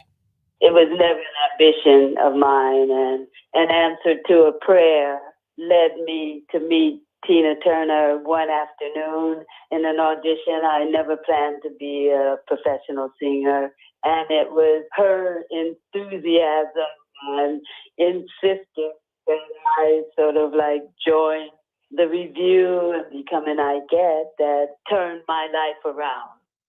Hundreds of people will gather in London later to honour one of the last of the so-called pilots of the Caribbean. Retired Flight Sergeant Peter Brown came to Britain as a teenager to volunteer with the Royal Air Force during the Second World War. When he died in December, aged 96, he had no known relatives, but a public appeal attracted a huge response. About 500 people are expected, including friends, neighbours, members of the military and the Jamaican community. And that's the latest. BBC News. Thank you for that news, David Harper, and welcome to Newsday. Namaste, I'm Devina Gupta, and you are with the BBC World Service. James is with me in the studio as well. This half hour, we'll head to Sudan to know more about the refugee crisis that has been triggered by the conflict there. We'll also go across to Singapore to know more about the debt deal that the US has been trying to achieve with Katie Silver. George has a sports, and we are also paying tribute throughout the program to Tina Turner, singer and sports star who has passed away. You can send us a text or WhatsApp message with your memories of Tina or about anything you hear on Newsday. This is our number, +44 77 86 20 5085. Ceasefire? What ceasefire? That's the reaction of so many in Sudan as fighting has continued in the capital Khartoum and elsewhere. And that's despite the commitment of the warring parties, the Sudanese armed forces and the paramilitary group, the Rapid Support Forces, to hold fire for a week. Civil society groups are also warning of attacks and displacement in Zilinji in West Darfur. They say militias aligned to the Rapid Support Forces have been targeting army positions, but also businesses and homes. All of this is making it impossible for much-needed humanitarian aid to be distributed. And so the flood of people fleeing continues. More than 1 million are thought to be on the move, and more than 100,000 are now in Egypt, Sudan's northern neighbour. From there, we're joined by the global spokesperson for the United Nations Refugee Agency, UNHCR, Shabir Mantou. Welcome to the programme. Tell us then about some of the stories the Sudanese people you've met are telling you. Yeah, thank you for that. I am actually in Cairo today, where most of the people that are arriving into the country fleeing from Sudan are trying to make their way across. So they're trying to come to Cairo or other urban cities. And the stories that we've seen are truly heartbreaking, very shocking. People have fled in such dire conditions. They have, many of them have left with just plastic bags carrying their possessions without medical treatment. Many of them have told me how hard it was to make the journey out of Sudan. There were limited buses, very little ways to get out of the country, and the fees were exorbitant. So they spent days or weeks just waiting to be able to leave. And when they did, they told me they would have to share seats with 2 people at a time just to get across. And then when they reached the border, they said there was a sense of relief that they were able to access safety, but they still were in a great sense of shock and trauma, and their journey didn't end there. They would then move on from the border to Cairo and other urban areas. So we're seeing a lot of humanitarian needs, people who are in dire medical conditions that require urgent assistance, aid and support. Shelter is a huge concern for them. You have a huge diaspora here in Egypt, but also the local community opening their homes, but people are living, you have multiple families sharing a room each. So there are a lot of needs. Egypt has kept its borders open to those that are fleeing, but they really need more international support to help sustain them. Yeah, and on that issue of the borders, yes, it is open, but it's difficult for young men in particular to get a visa. They do need a visa to get a visa quickly. And we've heard accounts of people saying they're going to have to spend a month on the border before getting across. Is there a way, do you think, that that process can be speeded up? Because there's such a backlog of people on Egypt's borders that it's incredibly frustrating and in some cases dangerous for people to be there. Yeah, for sure. What we've been advocating for since the start of the conflict is that for all countries neighbouring Sudan to make sure their borders are open for people who are fleeing the conflict. That is integral, and that has to happen. So we're in constant dialogue with Egypt and other countries to see how we can ensure that any impediments can be addressed. But we do know that people continue to cross every day. Here we have thousands of people apparently coming into the country each day. So the numbers are increasing. Just last week we were looking at just over 110,000 people, but as of today, we have about 145,000 people from Sudan and Egypt. So it is remarkable. I think we have to acknowledge that tremendous hospitality and welcome they have been received, but for sure that we do need to make sure that all countries neighbouring Sudan and those further afield that are receiving Sudanese people fleeing the conflict ensure that they can access territory and receive protection. That situation you describe in Egypt with many people going to extended family or people they may know in urban areas. So we're perhaps a long way from the image of the refugee camp in somewhere out in the desert, say, where everyone is clustered in one location. Does that provide particular challenges then for an organisation like yours that wants to help people? Actually, we advocate for refugees to be able to live in urban areas or with local communities. So it is actually a great thing that people can access that safety. Then when they are with local communities, they're able to access services. And that's why this community-based response is so important. But at the same time, you're right. And we don't have the same visibility, unfortunately, on the crisis as we do perhaps with other refugee situations. And it's quite remarkable. I cover different emergencies, but I find that not many people are aware, for instance, that Egypt or that neighbouring countries are receiving thousands of people from Sudan each day. So we do hope that there will be some level of visibility, that the world won't turn away to the situation here. Neighbouring countries are doing a remarkable job of receiving new arrivals, but they really need more resources and support to sustain this response. Shabi Mantu, thanks so much. Global spokesperson for UNHCR, the United Nations Refugee Agency.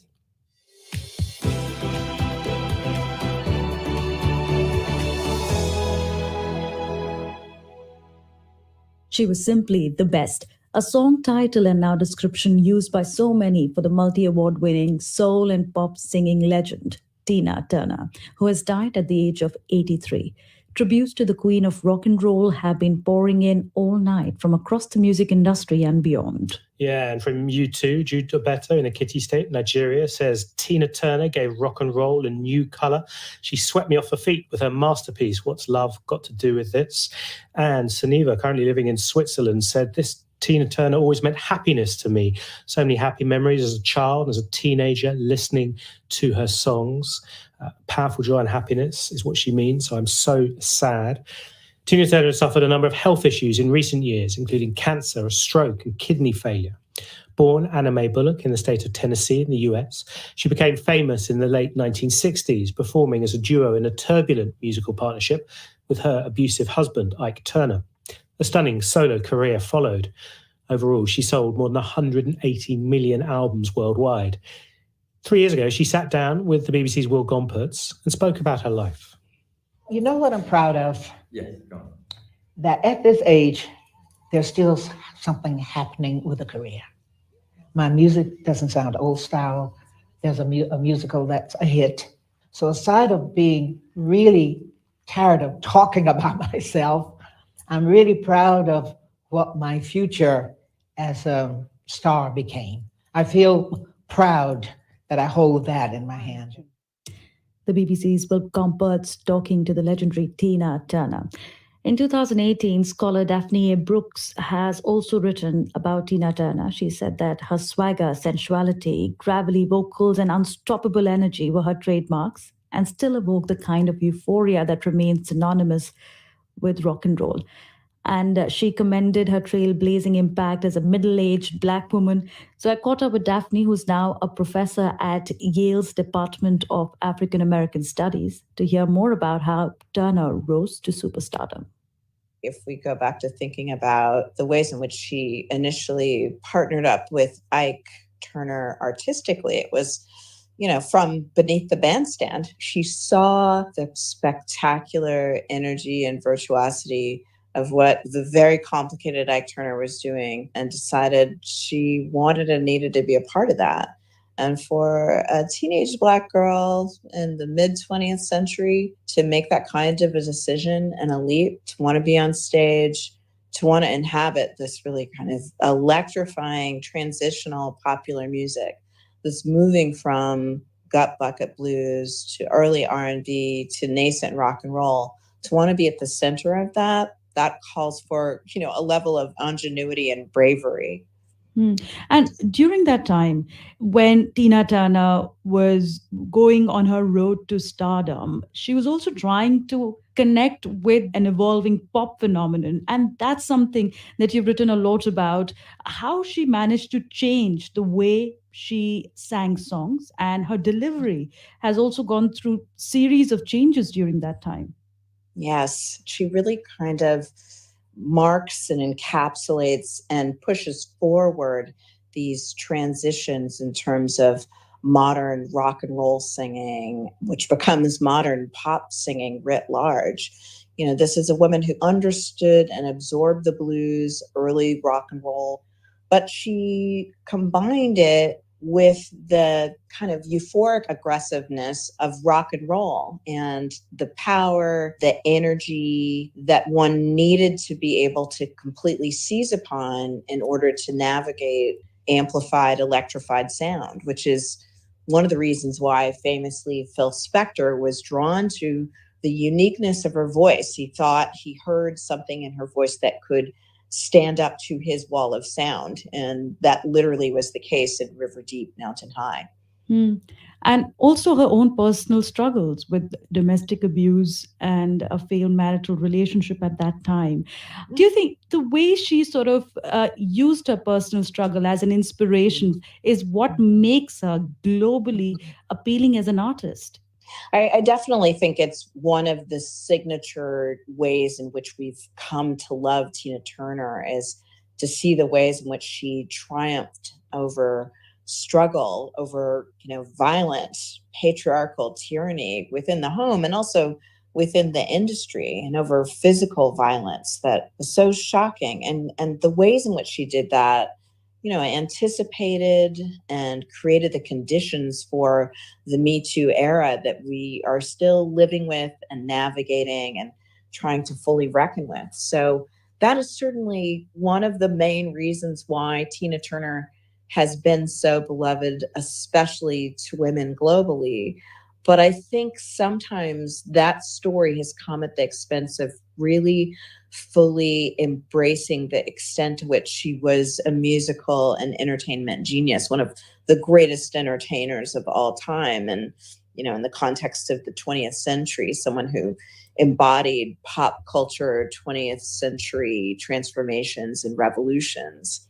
And from her time to modern time singers as well, she's continued to inspire the likes of Beyonce, Rihanna, Cardi B. And it's not just her choreography, her dressing style, but the way she sort of represented Black women during her time. How much do they actually owe to Tina, these stars that have made their own careers out of following Tina Turner? Well, they all owe it to Tina. I think Beyonce would be the first in line to claim that.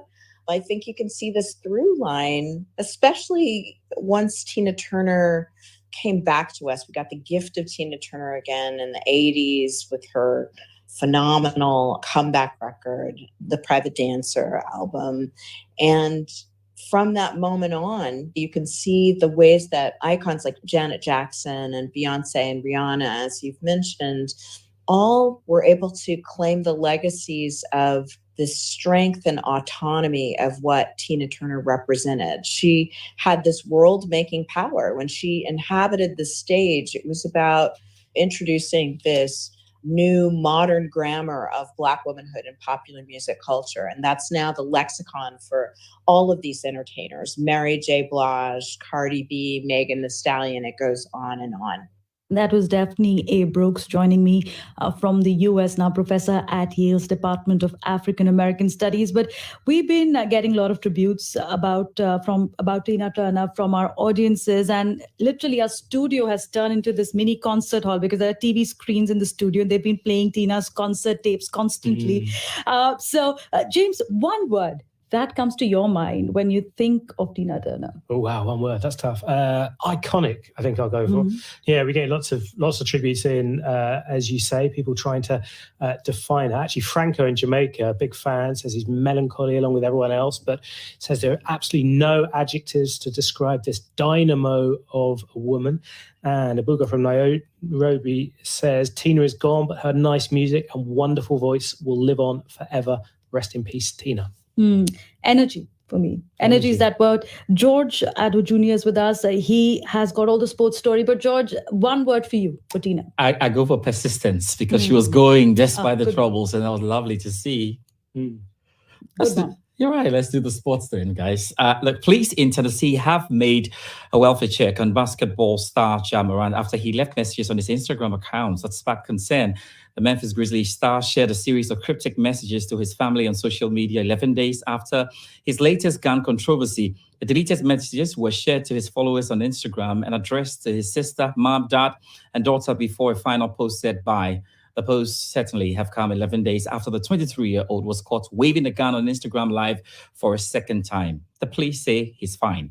Real Madrid's players and fans showed support for Vinicius Junior as they beat Rayo Vallecano 2-1 at the Bernabeu. The win was the club's first match since the Brazilian forward was racially abused at Valencia on Sunday. And La Liga president Javier Tebas says he did not mean to attack Vinicius Junior on social media. Vinicius and Tebas were involved in a Twitter row after the forward said the Spanish league belongs to racists. Manchester United will seal qualification to the Champions League if they avoid defeat to Chelsea in the Premier League on Thursday. Well, persistence is the theme for sports, isn't it, George Addo Jr.? Thank you for that. Now, the Suez Canal Authority says it has successfully refloated a ship that had run aground. You may remember a crisis a couple of years ago when it took a lot longer to clear the waters after a giant container ship became stuck. Let's get more from our business correspondent, Katie Silver. Katie, it sounds a lot better than last time. That's right. So it was just several hours this time. So the vessel is the Sien Hai Tong. It's 23. It's a bulk carrier that sails under the Hong Kong flag. And we understand that it had set sail from Saudi Arabia. And then after it had an engine malfunction whilst it was in the canal, it ran aground. It started being positioned more at an angle towards the canal's eastern side, and then it looked like it was moved and was pointing south.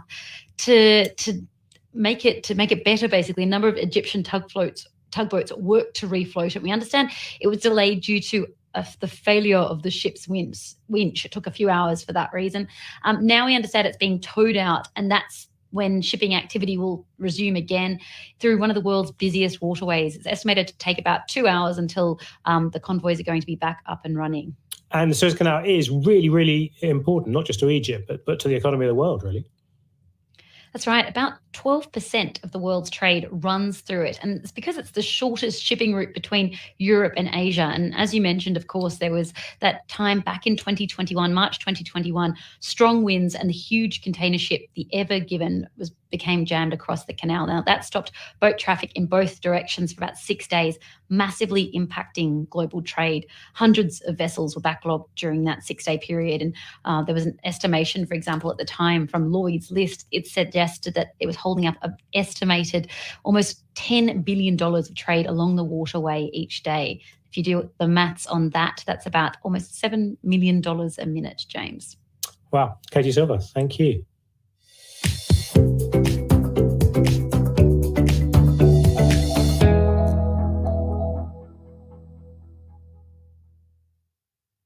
Now to US politics. The Republican presidential hopeful, Ron DeSantis, has launched his White House bid for 2024. He's seen as one of the only candidates who might be able to beat the former president, Donald Trump, to the nomination. The Florida governor set up an interview with Elon Musk on Twitter Spaces to announce his candidacy. But the discussion was plagued by technical problems. The audio cut out before Mr. DeSantis could say a word. Almost 20 minutes of glitches followed before the exchange began, a somewhat inauspicious start. Our BBC correspondent, Nomia Iqbal, sent this report. Our border is a disaster. A big American flag, dramatic music, and a warning only he can fix the problems.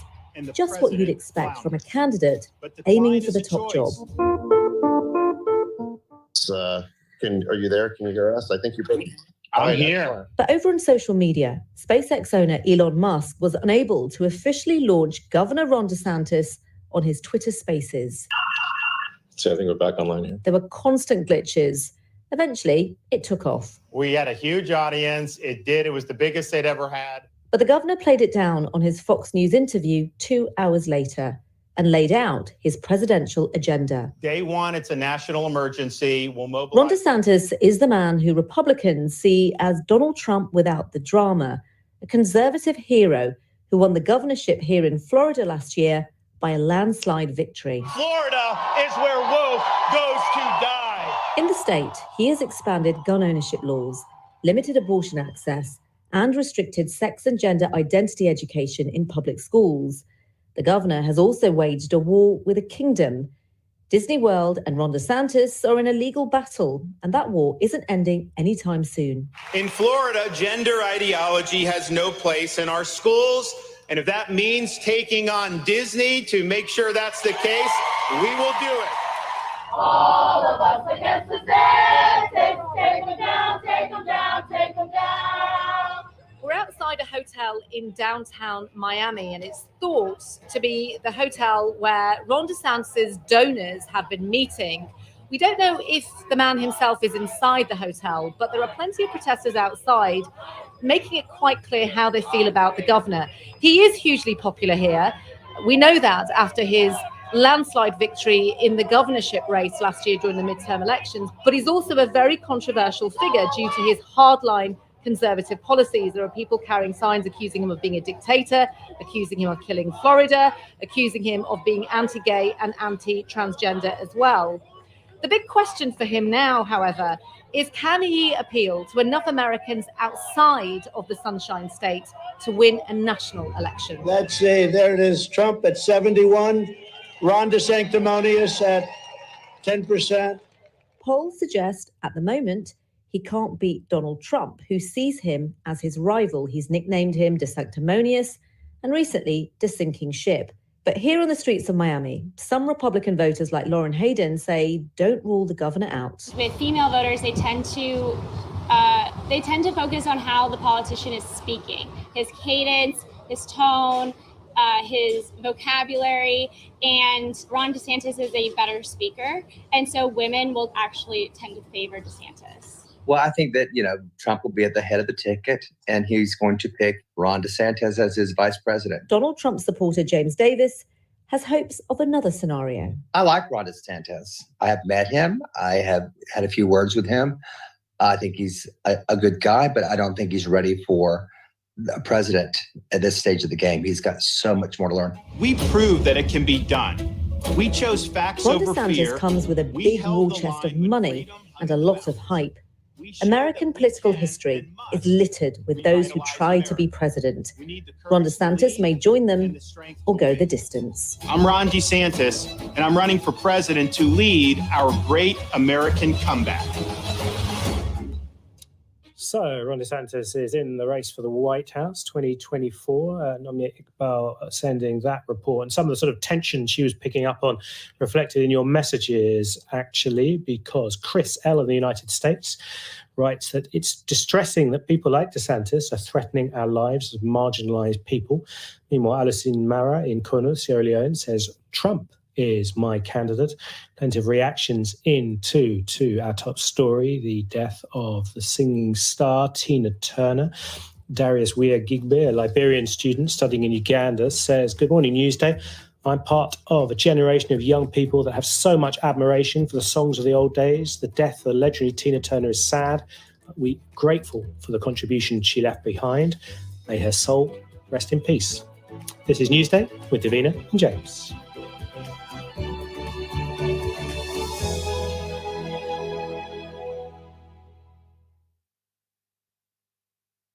This is the BBC World Service, where Cressy Twig from BBC Monitoring is tracking global trends. We live in times of information wars, where narratives compete to influence your views. At BBC Monitoring, we track and analyze media in 100 languages from all over the world. Radio Tehran. Right, we must go now to Moscow. Zooming in on local and global trends through the lens of the world's media. In this episode, across Africa, in Burkina Faso, Mali, Niger, and Chad, you can hear this. Rallies with Russian flags and portraits of Vladimir Putin. Why is this happening thousands of miles away from Moscow? How is the Kremlin's propaganda finding local appeal? And what's Russia's endgame in Africa? Global Jigsaw. Sunday at 10:30 GMT. Hello, welcome to Newsday from the BBC World Service with Davina Gupta and James Cotnell. This half hour, America's National Security Agency and Microsoft say that state-sponsored Chinese hackers have infiltrated critical infrastructure in the United States and elsewhere. We go to Australia to get a reaction from there. We're also going to pay tributes to Tina Turner. The star has passed away at the age of 83. BBC News with David Harper. A live social media event to launch the presidential campaign of Republican Governor Ron DeSantis has been beset by technical problems. The broadcast on Twitter was delayed when the live stream failed. Intelligence officials in the US, together with Microsoft, have warned that a state-sponsored Chinese hacking group has been spying on critical infrastructure networks. They say the group is looking to disrupt critical communications between the US and Asia during future crises. Catholic bishops in Bolivia have issued a statement admitting the church was deaf to the suffering of children who were sexually abused by priests. Last month, it was revealed that hundreds of children were abused over decades, many at Catholic boarding schools. The authorities in Cambodia have rejected an appeal by the main opposition party, meaning it will not be allowed to run in July's national elections. The country's authoritarian leader will now stand largely unopposed. A union leader in Cambodia has been sentenced to 2 years in jail for leading a strike of casino workers. Human rights groups have criticised the move. The Suez Canal Authority says it has successfully refloated a ship that had run aground, blocking the passage. Tugboats were used to free the Hong Kong-flagged ship. The government of Bangladesh has said it's committed to holding free and fair elections. On Wednesday, the United States said it would impose visa restrictions on Bangladeshi citizens who'd undermined next year's poll. Hundreds of people will gather in London later for the funeral service of one of the last so-called pilots of the Caribbean. Peter Brown came to the UK from Jamaica to volunteer with the Royal Air Force during the Second World War. And tributes have been paid to award-winning American singer Tina Turner, who's died after a long illness at the age of 83. Fellow singer Beyoncé described Tina Turner as a beautiful spirit and the epitome of passion and power. BBC News.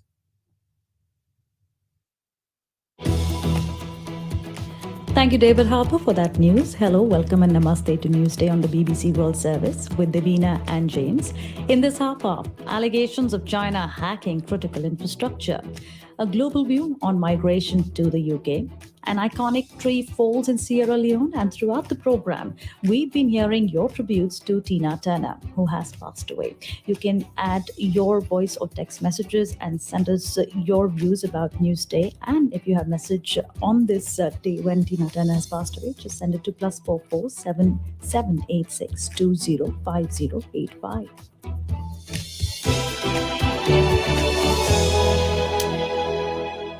Late on Wednesday, the US National Security Agency said that it had identified a state-sponsored cyber actor from China targeting critical infrastructure networks across the country. Australia has joined the US and other security agencies around the world to identify China as the culprit behind these apparent recent cyber attacks. And we're joined live now by the Australian Senator James Patterson, Shadow Minister for Home Affairs and for Cyber Security, on the line from Canberra. Welcome to the programme. What do we know then about the cyber attack? We know that it's been attributed by Five Eyes intelligence agencies to a Chinese-sponsored entity, that it was targeting critical infrastructure, and that it used a highly sophisticated vulnerability in Microsoft products effectively called living off the land, which means it wasn't trying to install its own malware on someone else's device. It was taking advantage of existing features of the software system installed on their computers, which makes it incredibly hard to detect. And with potentially quite big impacts for the US at least? Very significantly, and it is my judgment that if this is happening in the United States, then it's happening in every other Five Eyes country as well, and that our critical infrastructure is equally vulnerable. Experts have testified before our intelligence committee in Australia that it's highly likely that there is a dormant presence on our critical infrastructure networks waiting to be activated as a prelude to a regional or global security crisis. Right. So what sort of thing could activation result in then? Well, these presences are often found on electricity networks, on telecommunication networks, on payment system networks, on water or gas grids. And the purpose to be on there is, there's only one purpose, which is to destabilise or shut them down in the event of a crisis. And the wider geopolitical or strategic purpose of that is to force a country to be inwardly focused rather than outwardly focused if there is to be a regional or global security crisis. Yeah, you mentioned Five Eyes, United States, United Kingdom, Canada, Australia and New Zealand, identifying then these particular concerns. What do you feel then should the response of, let's say, Australia be to what's being revealed here? The first step is calling it out publicly. It's very important to publicly attribute this behaviour as we have, because that is a part of deterring this behaviour by calling it out, because the countries who are held responsible for it typically don't like to be publicly identified for it. Secondly, though, I think there have to be further consequences.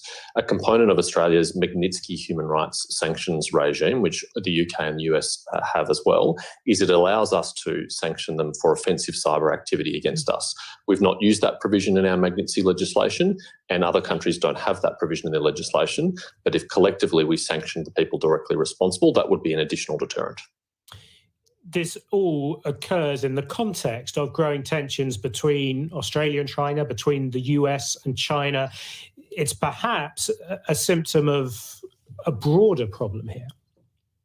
It certainly is, and it's not just our countries and China. There's virtually no diplomatic relationship that China has which isn't strained in some way, because the Chinese government is adopting an increasingly assertive and domineering attitude in the world. It believes, because of its growth and size and stature, that it has the right to dictate to other countries, not just in its own region, but all around the world, as people as far-flung as Lithuania have learned to their detriment, that it believes we have to go along with their policy preferences, including on domestic matters.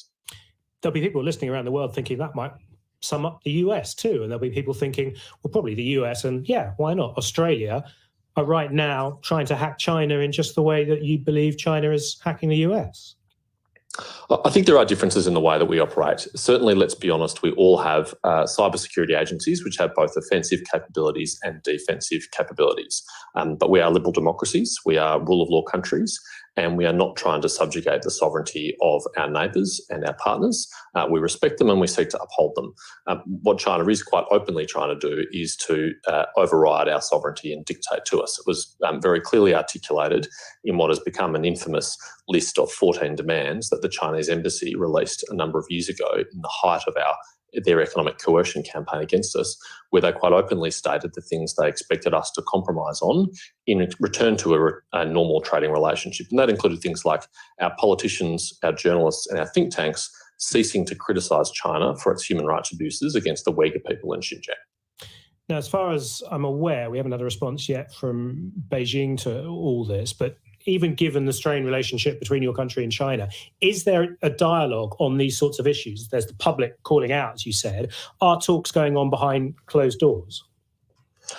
I'm not the best person to talk to that as a member of the opposition here in Australia rather than the government, but I think it's fair to say that when we make a decision to publicly attribute it, that is a reflection that a very high threshold has been met. There is often cyber attacks from China that are not publicly attributed, but when we have a level of confidence that it can be attributed and we go public about it, that reflects the depth of concern and the failure through other means to resolve this issue. Senator James Paterson, Shadow Minister for Home Affairs and for Cybersecurity in Australia, talking to us live there from Canberra.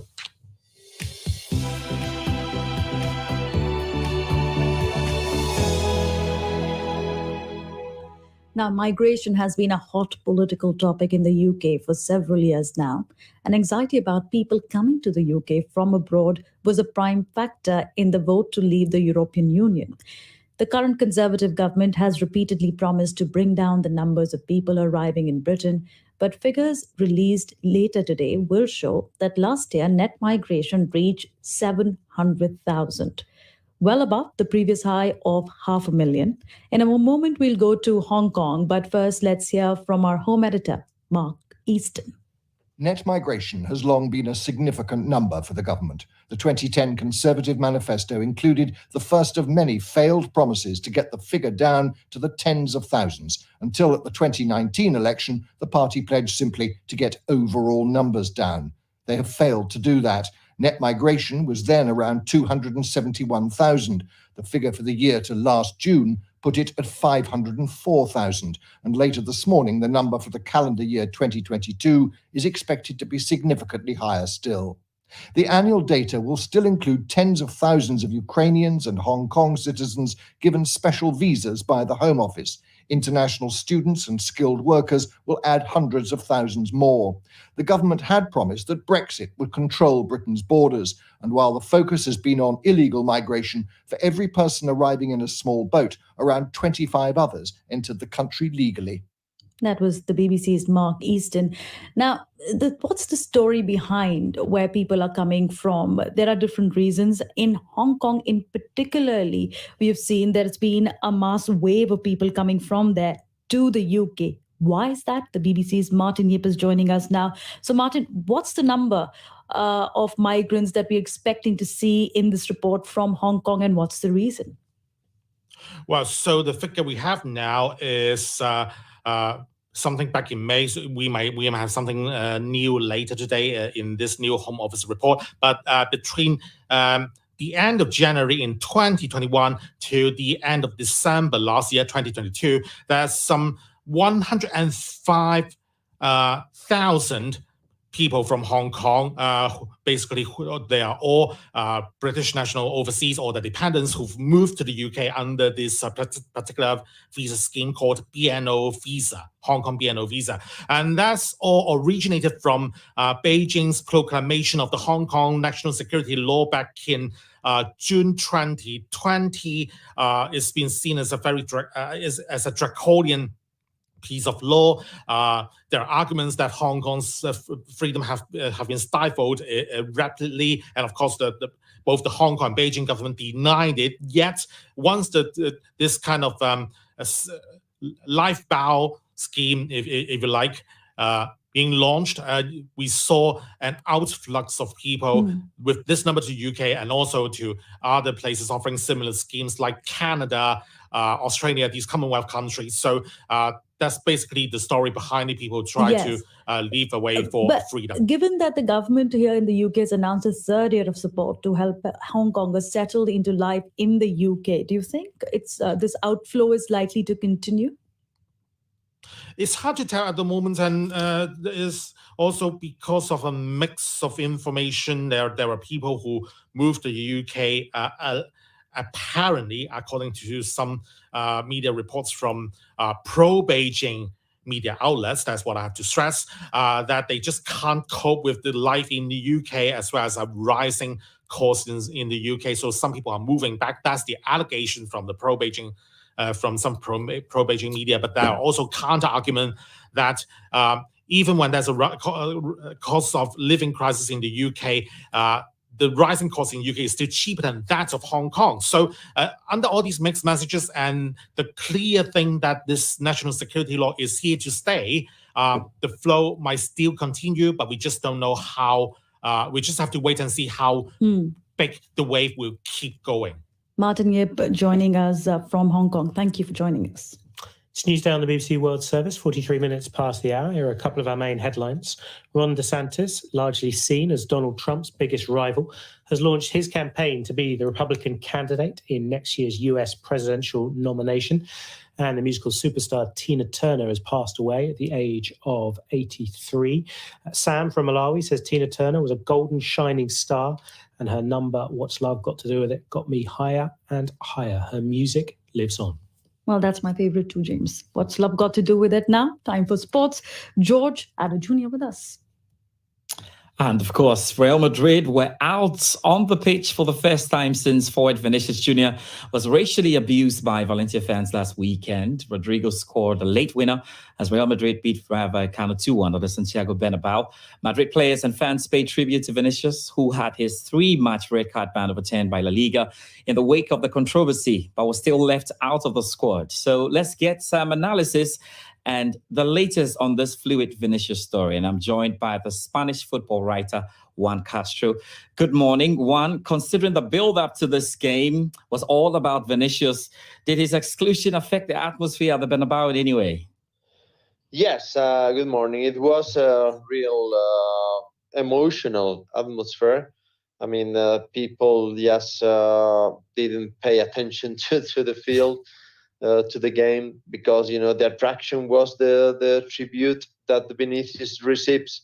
He was on the stand. He couldn't play because he was injured, and people just pay this emotional tribute to one Madridista who is really loved by the Real Madrid fans. One La Liga president Javier Tebas says he did not mean to attack Vinicius on social media over his comments about the league.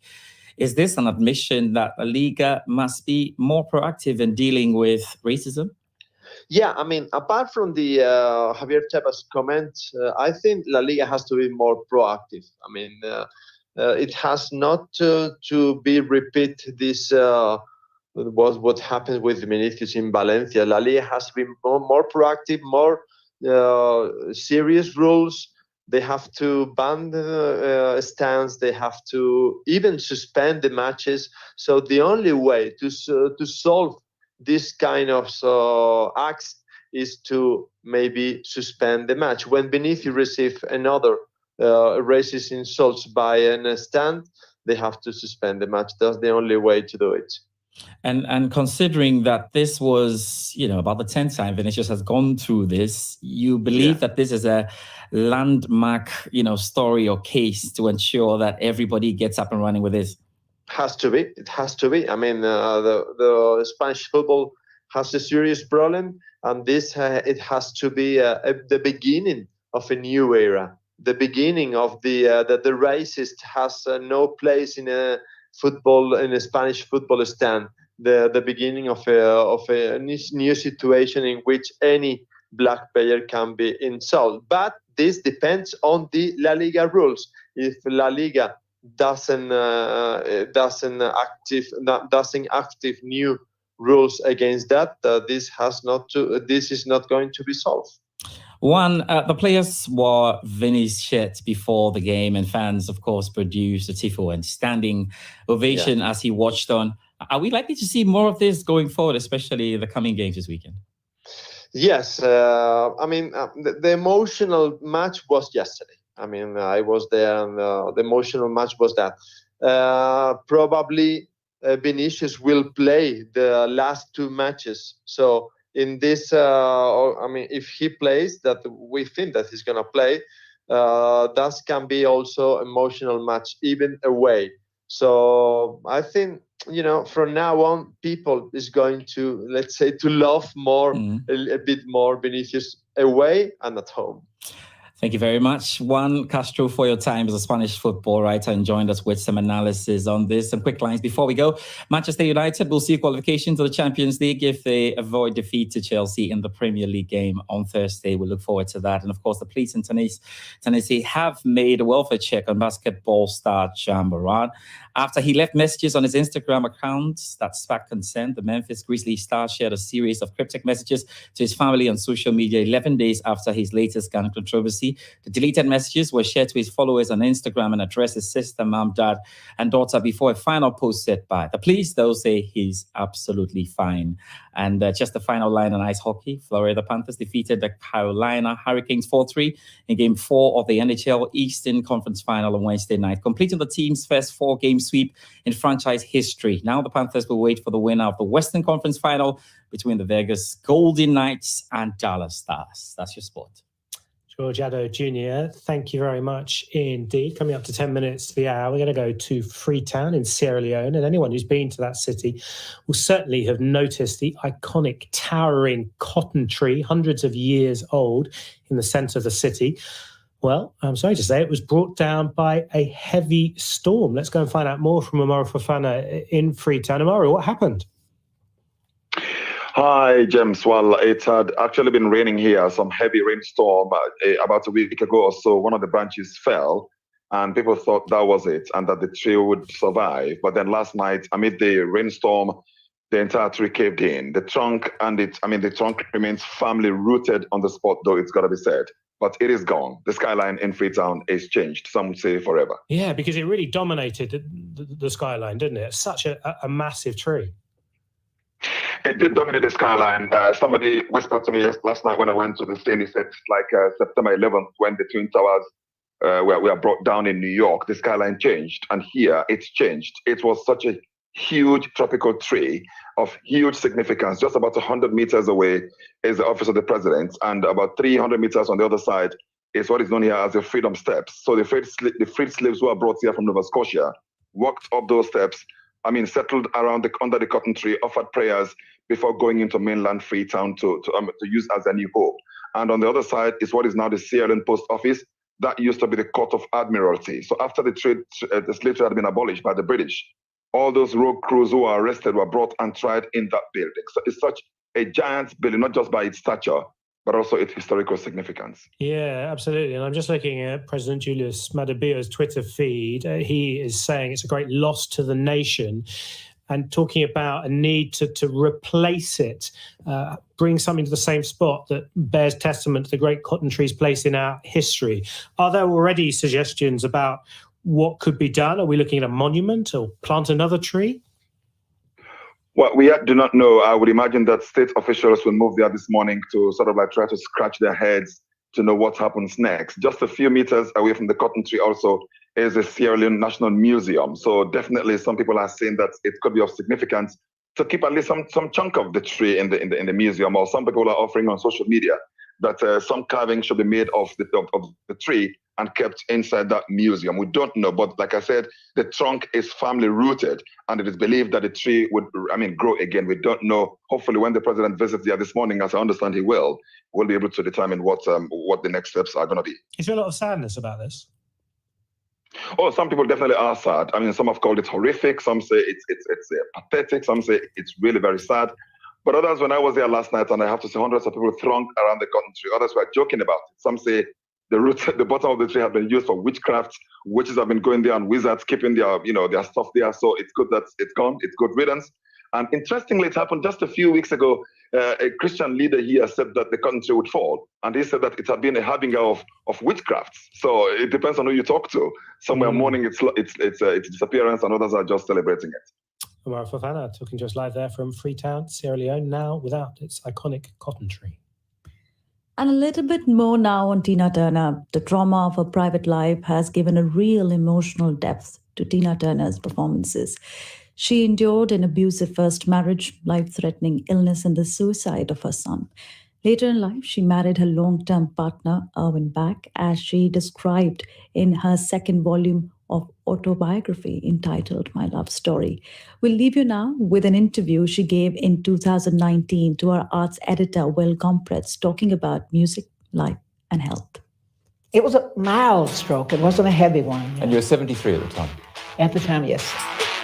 I had overdone something, some kind of way, but I went to hospital to find out what this cramping sensation was. Immediately, they took me in and said, it's a mild stroke from the back of the head. And then they took me down the room, and I didn't believe it. They left the room, flop, hit the floor. The whole right side was gone. Then I had to will myself to walk, to make the leg walk. I thought I was the ultimate person to fix things.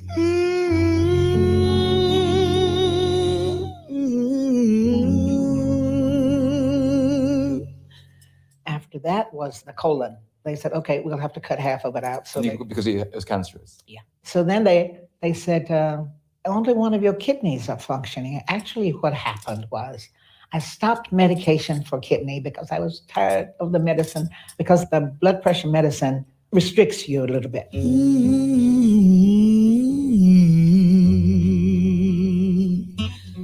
So I went to the doctor and he said, if you don't do what we recommend, you will probably die. Death is not a problem for me. I don't really mind leaving. Anyway, Erwin said, no, I can give you one of my kidneys. Since we've been together, ooh, loving you forever. I said, oh, you're young. I'm already older. It's okay. You just get used to me not being here. Oh, no, he didn't want that. Let me be the one you come running to. You say in the book in 1968, you tried to take your own life. Right. My life was really down. That was the Ike and Tina days. That violence and how evil he was. It was every day, every moment. I did try to leave a couple of times. And the first time was when I had the experience of being whipped with a wire hanger. He treated me like I was a prisoner and he was the guard.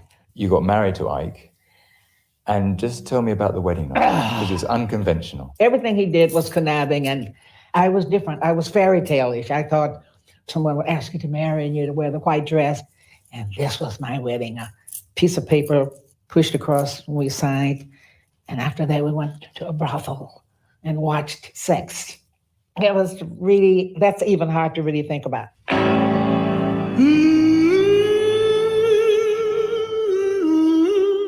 There is a tragic end to the book, and it tells the awful story, really, of your son's suicide. Yes. Everything was going good for Craig. I have no idea what pulled him down except something that followed him with loneliness.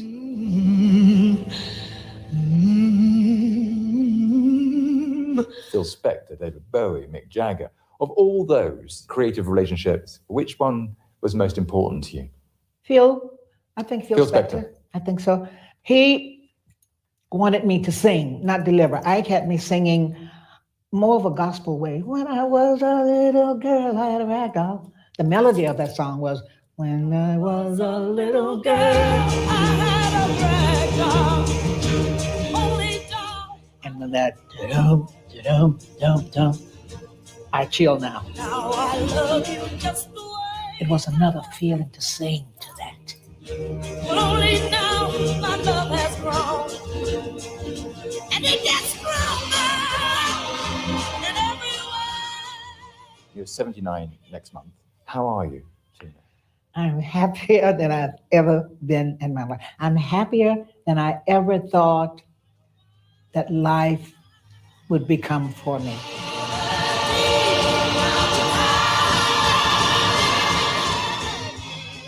I did fall a couple of days ago and broke something, so I was in the wheelchair and on the crutches. But now I'm going through my sick period.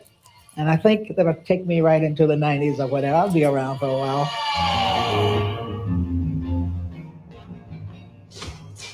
That's the BBC's Will Comprets talking to Tina Turner, who passed away at the age of 83 today. We have now, we've been talking about Tina Turner and the tributes coming in. We've had James and George in the studio, but now have another special guest, Melinda Zichuri, our morning editor who's with us. So Melinda, your memories of Tina Turner? Well, I can just remember when I was about 11 or 12, it was a dictatorship in Albania and we weren't allowed to watch foreign televisions and foreign singers. We didn't know anything about Tina Turner. And I remember that moment when I saw her live in this concert. We watched through Italian TV secretly. And I thought, who is this woman? Her voice was brilliant. Her presence in the stage, unbelievable. And from that moment on, I thought, like, God, she is my idol. I will always listen to her. And from that on, she was like the music in every secret parties we have when we were at school, because we weren't allowed openly. She was a brilliant voice to follow. And that's always been throughout these years for me. Wow, such a powerful story. Music through those times for you. Yeah, and so many thoughts echoing that, really. Brian Kanjo from Cameroon has texted in to say, WhatsApped in to say, Tina Turner, you left a mark in rock and roll music from the early days of my youth, just like my Linda in Albania. Your legacy cannot be forgotten in a hurry. Rest well with your maker, Tina. be forever be missed by the rock and roll community. We're going to leave you with a bit of Tina. Who needs a heart when a heart can be broken? This is the BBC World Service, and we're hitting the dance floors. It's all about connection. Dancing, have fun. I'm Frank McQueenie and I'm in Salvador, Brazil. I'm finding out how the music scene here is changing perceptions of queer and black identities through freedom of expression, music and dance. Let's get the party started. Global Dance Floor at bbcworldservice.com/documentaries. Business Daily is in 30 minutes. Today, film music dominates the industry in India. It accounts for around 70% of music sales, but trends are changing, and the biggest music companies are making more efforts to invest in regional music than ever before. We ask why and what kind of money artists are making. This is the BBC World Service, the world's radio station.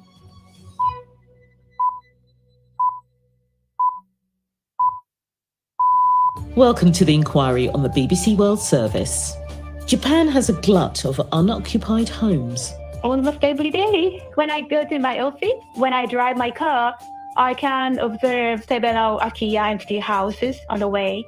Is it happening because the population's shrinking? Demographic change is not the only reason for the dramatic increase in empty houses. Or is something else going on? The newer house tend to be more expensive, just like in the UK. Japanese people often say your house will not be worth anything in 30 years' time, even if you have bought a brand new house. As vacant homes increase, house builders seem busier than ever. Japan has a really high vacancy rate for housing. The construction industry cannot really maintain the current scale. This week we're asking, why are there millions of empty houses in Japan? The inquiry starts after the news. Hello, I'm Moira Alderson with the BBC News. Technical glitches have marred the long-awaited declaration by the Florida Governor Ron DeSantis that he's seeking the Republican nomination for next year's US presidential election. A conversation with Twitter's billionaire owner Elon Musk to kick off his campaign was delayed when the platform's live stream function malfunctioned. Our correspondent Nomia Iqbal reports.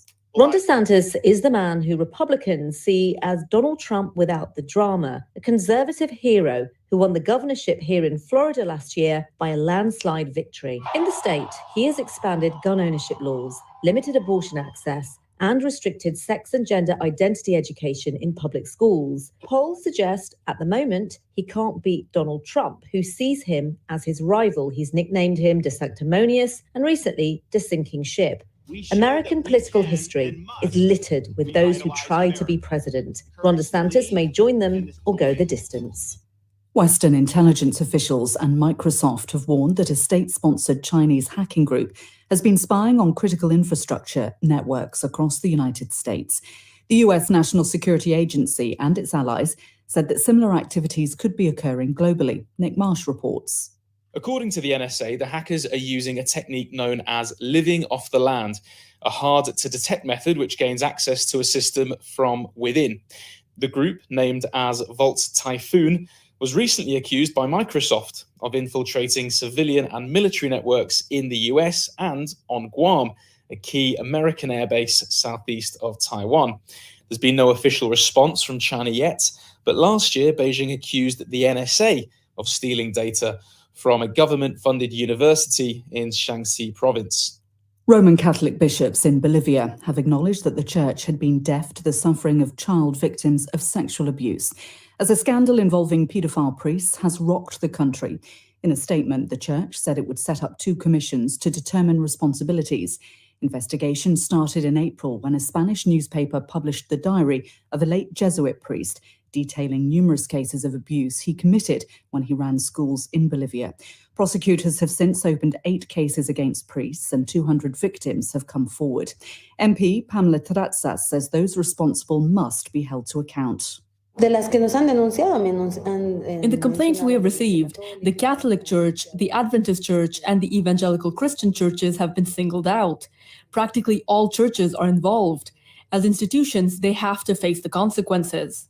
The Suez Canal Authority says it has successfully refloated a ship that had run aground at the passage's southern end.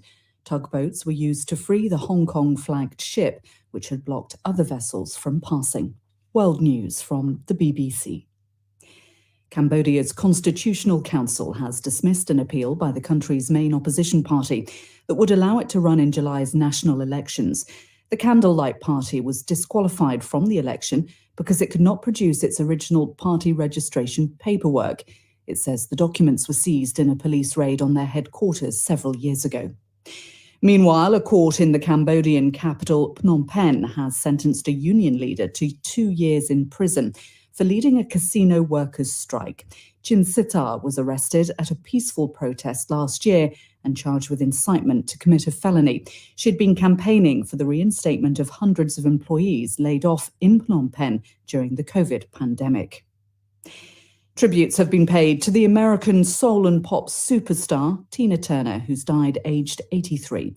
Tina Turner rose to fame in the 1960s, performing with her then-husband Ike. After her divorce, she went on to find even greater success as a solo artist.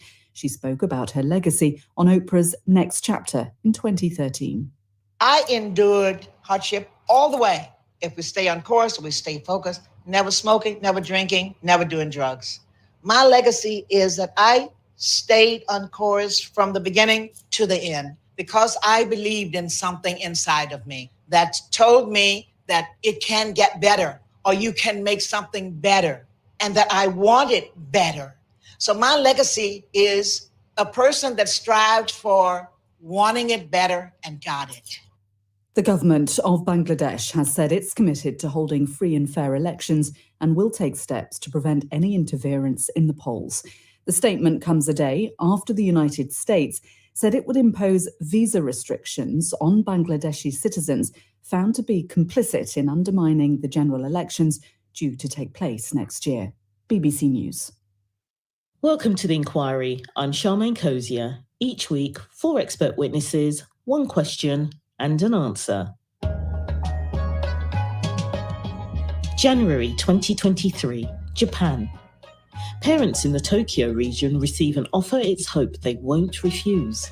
In return for moving their young families out of urban areas, they could get 1 million yen per child. That's just over $7,000. The cash does come with conditions.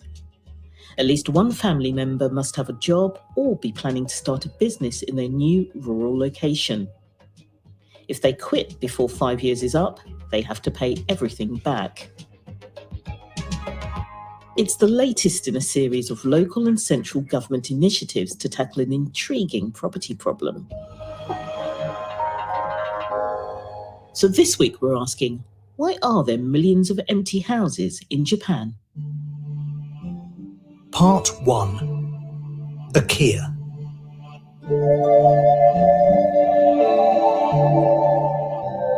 In Japanese, vacant houses is akiya. Aki means vacant or empty. Ya means house. My name is Ayumi Tsurimoto.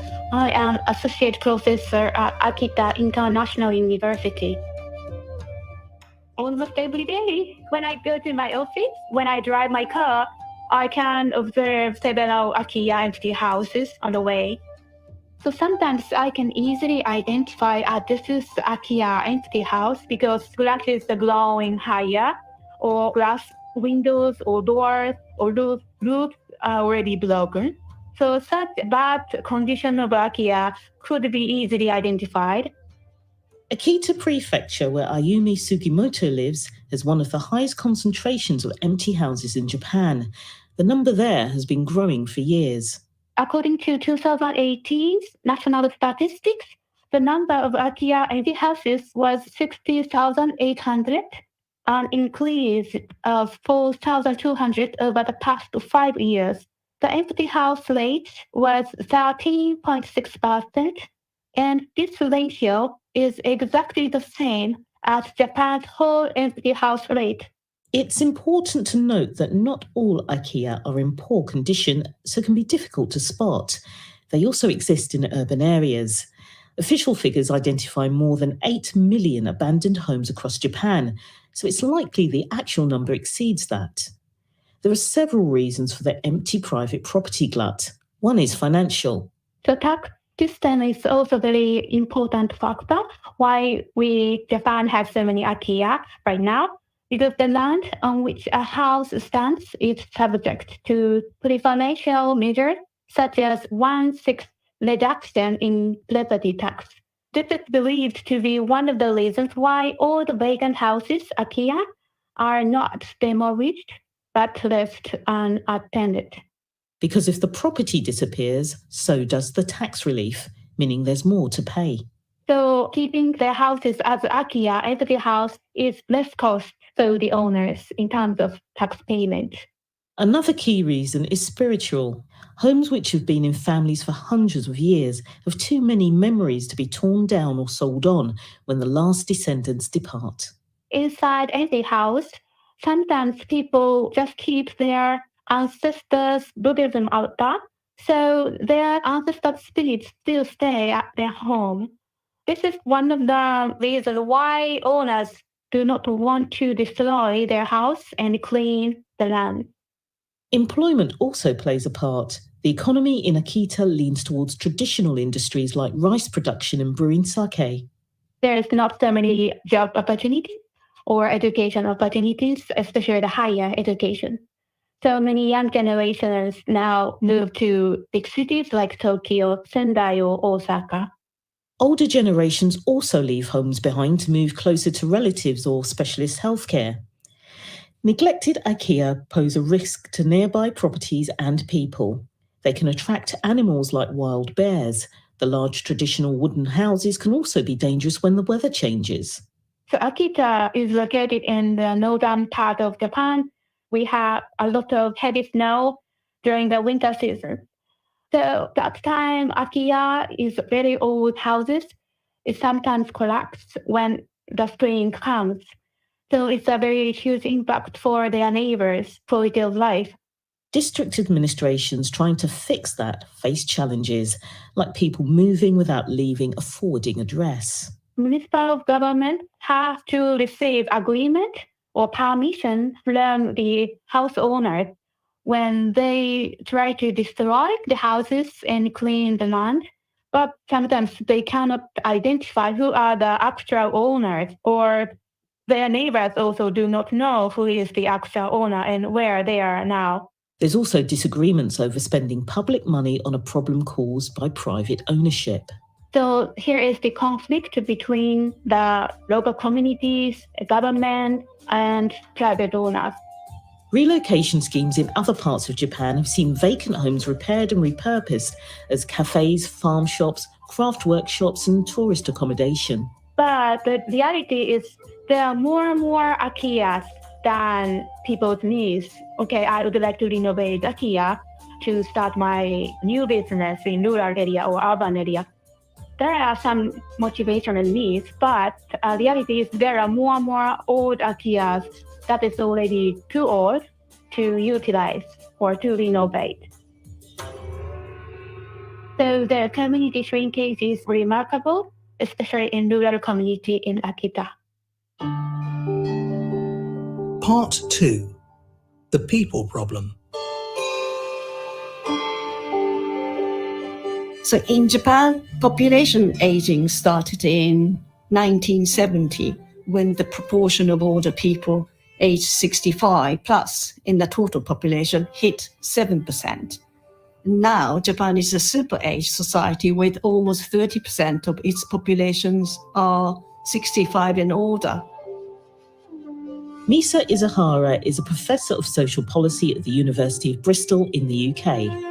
Japanese people live longer, so life expectancy is nearly 88 years for women and 81 for men. So this is, I must say, is really a good news, thanks to advanced healthcare, social security, education, and technology, and so on. The number of people living for longer continues to rise. At the other end of the age scale, however, it's a very different story. The current fertility rate, that is the number of babies which women in the reproductive age on average have, is 1.3, which is well below the population replacement rate of 2.1.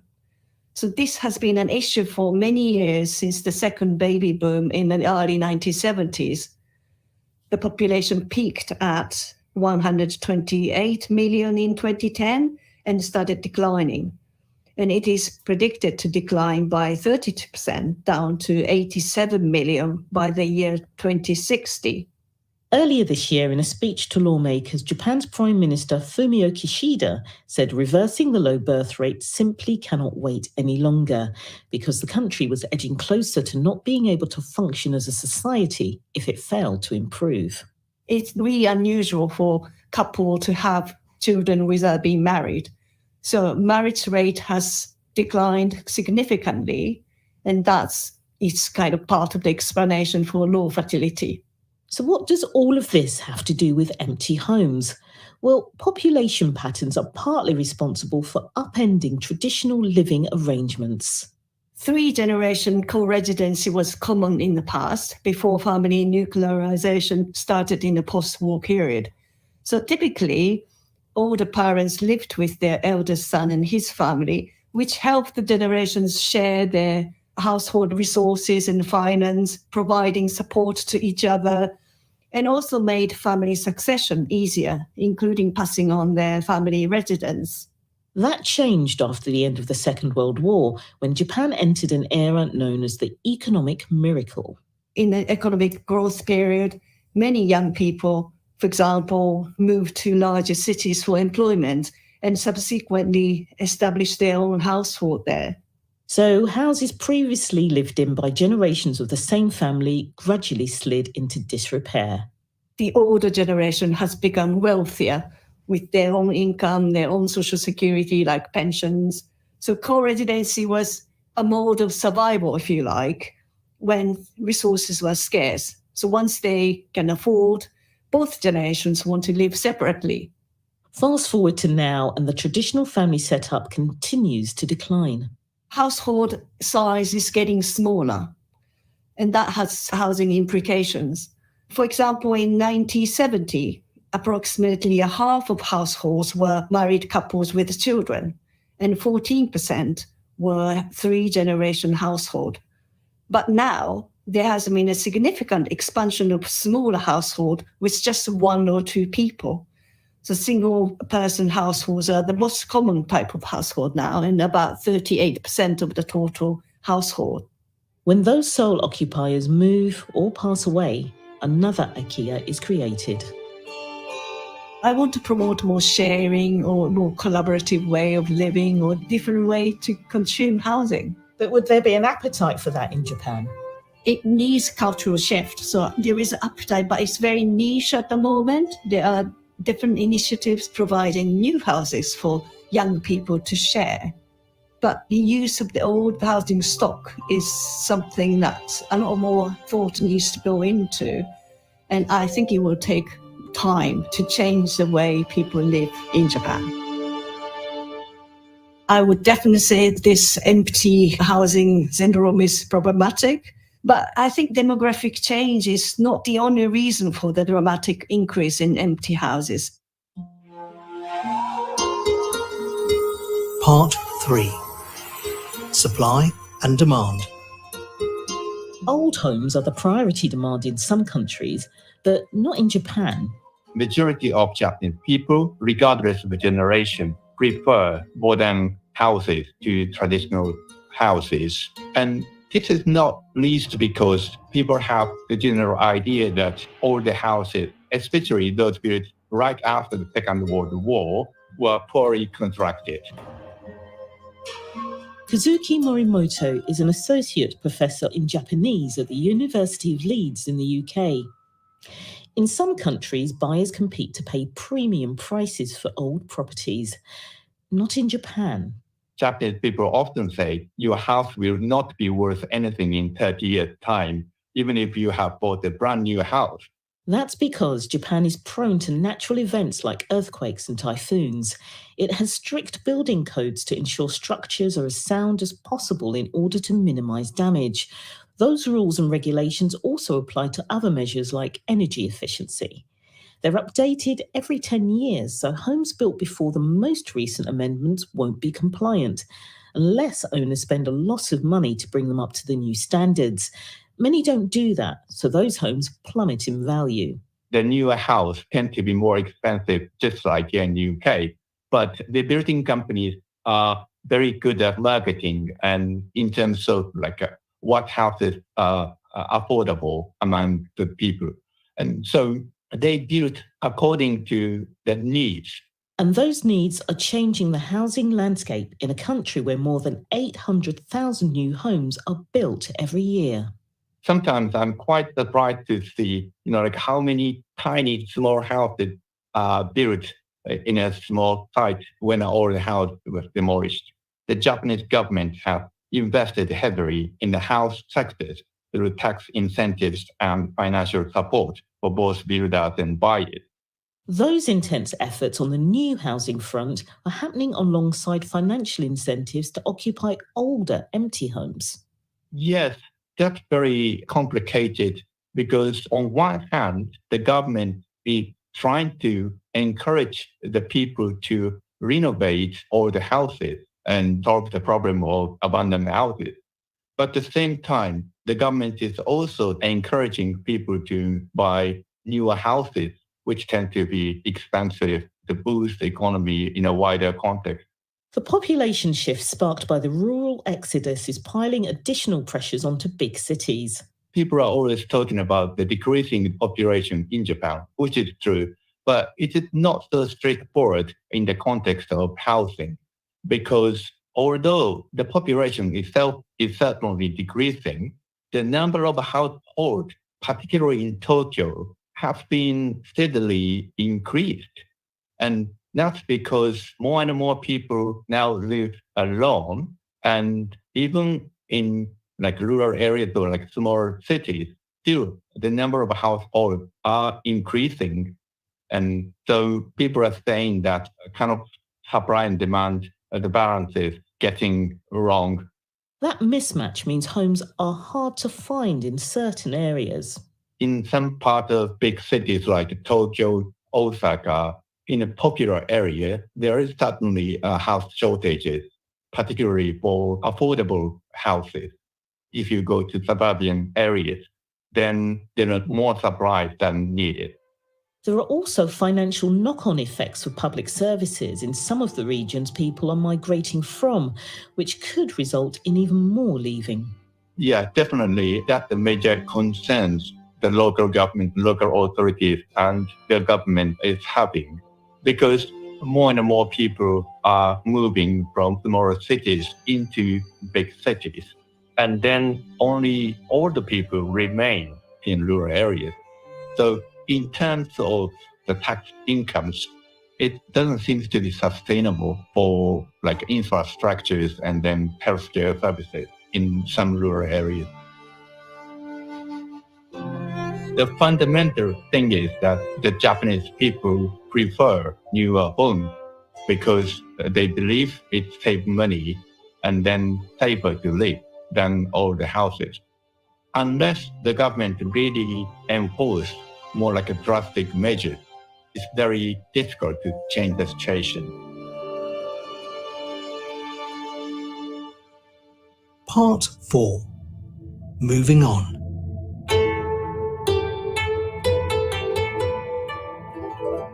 Jiro Yoshida is an associate professor of business at Pennsylvania State University in the US. He's also a guest professor of economics at the University of Tokyo. I was born in a rural city called Morioka in Japan, and I lived in Tokyo for 15 years. Japan's housing situation has a distinct combination of factors, which include overwhelming preference for new builds. Homes also lose value over time. That means it's not directly comparable to other countries, but there is some common ground. Japan has a really high vacancy rate for housing. But also, there are some other countries that have high vacancy rates as well. For example, the United States also accumulated a huge amount of housing stock. So aggregate vacancy rate in the US is about 12 to 13% as well.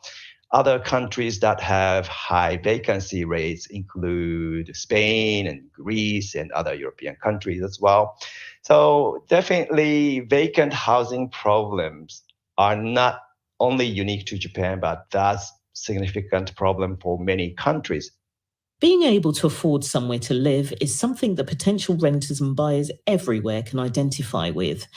Jiro Yoshida suggests other economies might be able to bring prices down by adopting elements from the Japanese building regulations process. First of all, it is a national building code, and there's no variation across different regions. So once you understand the code, construction companies can operate anywhere in Japan without much problem. So that helps construction companies to expand into other markets and grow as large companies. So that creates economies of scale. The cost will be reduced. So if other countries adopt Japanese model of housing supply, then I think that's good to resolve the current affordability problems in many countries. And what's your outlook for Japan's empty home problem? That's still a difficult problem to solve. One thing that can be done is to change tax code, especially property tax code. So currently, property taxes favor land with structures attached to it.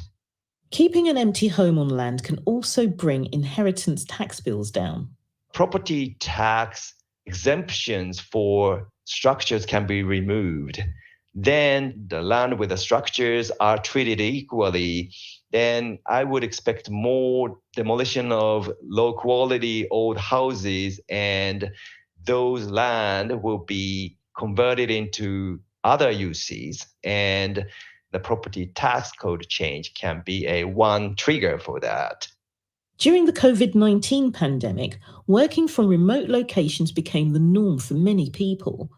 So to what extent could distance working utilise Japan's empty homes and stem rural to city migration? A lot of jobs, especially service jobs or third sector jobs, are created in Tokyo area or large cities only. So young people, even if they want to live in rural areas, there aren't many jobs in rural areas. So if work from home are getting more common, then there's a hope that those young people can move to rural areas using the abundant, large detached houses there and work for a company in Tokyo. That can mitigate or resolve the problem significantly. There's also scope for a better quality of life. Some of the new startup companies moved to rural areas and used those abundant old houses as an office. And what's nice is that they can connect to the internet through optic fiber cable. So that's a new experiment that's happening in Japan, and I have a hope for that. However, there's a deep tradition of office culture in Japan, which means that while startup businesses might champion new ways of working, bigger established employers are unlikely to get behind that change. But a key labour shortage is looming elsewhere in Japan's workforce, and it could slow the future supply of new homes. So construction industry tends to hire sort of middle-aged male typically. In the future, those people are going to retire and the population demographics is going to change. The construction industry cannot really maintain the current scale.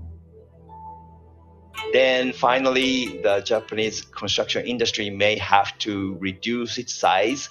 Then that can be a natural end of the abundant housing supply in the Japanese economy, where demand for new housing is getting smaller and smaller because of decreasing population and aging population. So why are there millions of empty houses in Japan? There's much more to this than the fallout from a shifting, shrinking population. Reasons range from the spiritual, preserving memories of ancestors, to the practical, such as tax advantages if decaying houses are not demolished. It's also a country where homes lose value over time, so new ones are preferred. Revitalised properties are up and running with new owners, but they can only scratch at the surface of the problem, which all means the number of IKEA will continue to grow. This edition of The Inquiry was presented by me, Charmaine Cozier, and produced by Jill Collins. The researcher was Bissy Adebayo, editor Tara McDermott, and technical producer Richard Hannaford.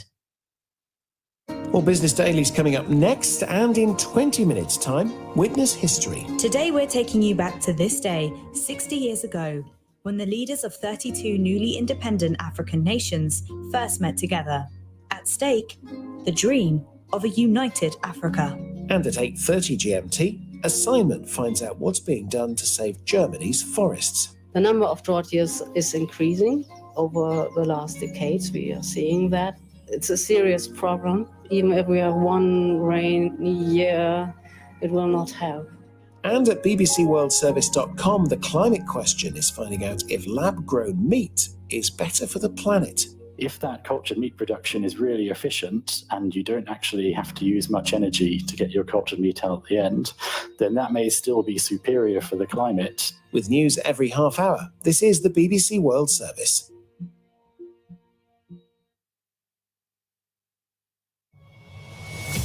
Coming up on Business Daily, we're heading to India to find out how listening habits are changing. Film music still dominates the industry, but the managing director of India's oldest record label tells us why he is making more effort to invest in regional and artist-led music than ever before. And we ask if there's financial stability for artists who are choosing to make music away from Bollywood. That's all coming up after the latest news. BBC News with Moira Alderson. A live social media event to launch the presidential campaign of Republican Governor Ron DeSantis has been beset by technical problems. The broadcast on Twitter was delayed when the live stream failed. US intelligence officials and Microsoft have warned that a state-sponsored Chinese hacking group has been spying on critical infrastructure networks. They say the group is looking to disrupt communications between the US and Asia during future crises. In Bolivia, Catholic bishops have issued a statement admitting the church was deaf to the suffering of children who were sexually abused by priests. It was revealed last month that hundreds of children were abused over decades, many at Catholic boarding schools. The Cambodian authorities have rejected an appeal by the main opposition party, meaning it will not be allowed to run in July's national elections. The country's authoritarian leader will now stand largely unopposed. Meanwhile, a Cambodian union leader has been jailed for 2 years for leading a strike of casino workers. Human rights groups have criticised the move. The Suez Canal Authority says it has successfully refloated a ship that had run aground, blocking the passage. Tugboats were used to free the vessel. Bangladesh's government says it's committed to holding free and fair elections. On Wednesday, the United States said it would impose visa restrictions on Bangladeshi citizens who undermined next year's poll. In London later, hundreds of people will gather for the funeral service of one of the last so-called pilots of the Caribbean. Peter Brown came to the UK from Jamaica to volunteer with the Royal Air Force during the Second World War. Tributes have been paid to the award-winning American singer Tina Turner, who's died after a long illness. She was 83. Fellow singer Beyoncé called Tina Turner a beautiful spirit and the epitome of passion and power. That's the latest BBC News. Hello and welcome to Business Daily. This week we're taking a look into the biggest trends in the global music industry, and today we're going to India. India's music industry is dominated by film music, but trends are changing and interest in other genres is rising. Artist-led music is becoming more and more popular, as is regional music, and it's changing the shape of the business, and companies are taking note. We are in the business of pleasing our customer, so we invest constantly both on film music side as well as artist-driven non-film music. So today we're looking at how listening habits are changing. I feel like the fact that I listen to songs that are not very mainstream, I think the type of music I listen to, it's mostly because I think I relate to it the most. I like the catchy melodies and the emotive vocals. And how the biggest names in the business are reacting to it. That's all to come on Business Daily with me, Izzy Greenfield. The Indian film music industry is dominated by Hindi cinema, always has. Hindi film music amounts to 80% of the total revenue generated by the Indian music industry, which is about £356 million. That's Lalita Suhasini. She's been covering the music industry in India for 20 years and now teaches journalism at Flame University in the city of Pune. We arrive at this number because we're looking at soundtrack streaming, live events, everything that Hindi cinema is sort of doing in terms of music. So that's a big number. That's a huge chunk of revenue generated by Hindi film music. In India, film music accounts for around 70% of music sales, and more than 1,000 Bollywood films are released every year. The managing director of India's oldest music label, Saragama, explains why film music is so popular. Indian music industry is very different from other parts of the world, primarily because the biggest consumption is of film music. Unlike US or Europe or UK, we very clearly realize there that it's an artist-driven music, which is the primary music. In India, we go to films. Every film has got 4 to 5 songs in it. These songs are picturized on actors and actresses, right? They may be dancing around the trees, they may be driving a bike, or they may be just lip-syncing it to a writer sitting in a room. That's how we people interact with the music and consume it, which is very, very different from other places. As well as being the managing director at Saragama, Vikram Mehra is the current chairman of the Indian music industry, the body representing music companies in India. During the time of COVID, when films were not getting released, we saw a very rapid increase in the consumption of artist-led music also. Names like Diljit Dosanjh, names like Arijit Singh, names which are becoming big in this. Now the Indian, especially the younger age segment, is listening to. So there is a shift. Film music still calls the shots. As a music label, we are in the business of pleasing our customer. So we invest constantly both on film music side as well as artist-driven non-film music. Despite the traditional dominance of film music from Bollywood, it's being challenged by singer-songwriter music that's coming through. There's a huge growth in local pop, hip-hop and indie. Lalita says music festivals have a big part to play in the rise of artist-driven music. This artist-led music is not driven by the vision of, say, another filmmaker or, someone else who's creating an album for commercial purposes. This is an artist who's putting the whole concept together. It's completely independent.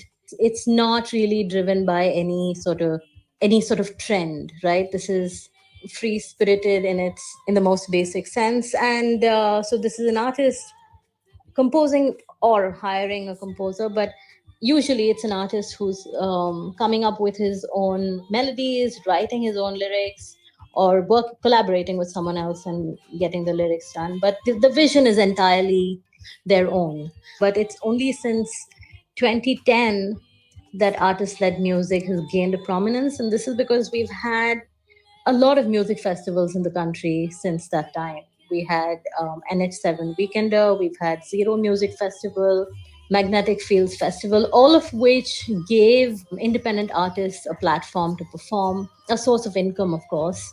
And we've had venues opening up across the country that were open to spotlighting all of these artists. So the trend is very recent, which also means that they're still struggling to survive on making independent music. The rise of popularity in artist-led music has led to more interest in another area of Indian music too, regional music. Back to Lalita. So since India, as everyone knows, is so diverse and every state has its own language and every state is like a mini country, with its own language, its own cuisine and its own folk traditions. So regional music pertains to and is rooted in the language of the state and is also rooted in the folk music traditions of the state. Therefore, we have a vast regional music repertoire in India. Songs sung in languages other than Hindi are getting more and more popular. This year, the song Natu Natu from the hit Telugu language film RRR has made history by becoming the first Indian film song to win an Oscar. Telugu is a language mainly spoken in southern India, and the blockbuster track won Best Original Song at the 95th Academy Awards, beating the likes of Lady Gaga and Rihanna. It was a huge moment for India and an indication of the shift happening within the music industry. Vikram Mehra said that because of the sustained interest in regional music, Sarigama is making big efforts to invest in it. Hindi is a language which is spoken by more people than any other language. Bollywood stands for Hindi, but the other languages of the country are going to become more and more prominent. So the Telugu, which RRR was, or Tamil or Punjabi or Bhojpuri, all these languages are going to become more prominent, and people, as they grow up and get exposed to more Western content on one side, they want to become more insular and want to consume their own content also. So we see consumption in those languages exploding. And that's the reason companies like ours are investing very heavily on the regional music side.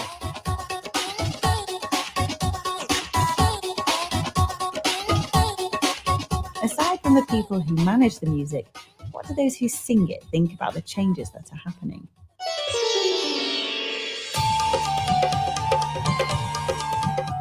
Nakash Aziz is an Indian composer and singer.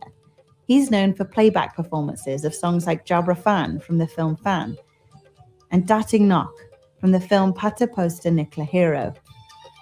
Playback singers are singers whose voice is pre-recorded for use in films, and actors lip-sync the songs for the camera. Well, I try to perform and write all genres of music. I try to make music that excites me and also a listener.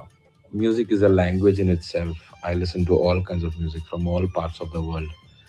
And it is very important to me because it helps me meet and learn from musicians from all across, and also helps me engage with listeners with different cultures from different regions. I could never relate to a tag of regional music. I think all music is regional music. I look at all music as part of one universe. Music is universal, not regional. If it touches your soul, it's good, and music is so vast as an entity that it can be subjective from person to person. Nakash has sung many songs in Hindi, but lots in other languages too. He thinks the more variation, the better. Said a good song can be in any language. We have seen many international examples, right from,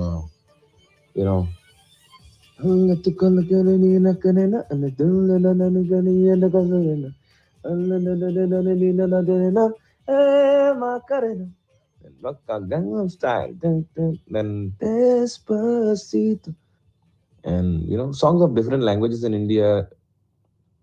It's not different.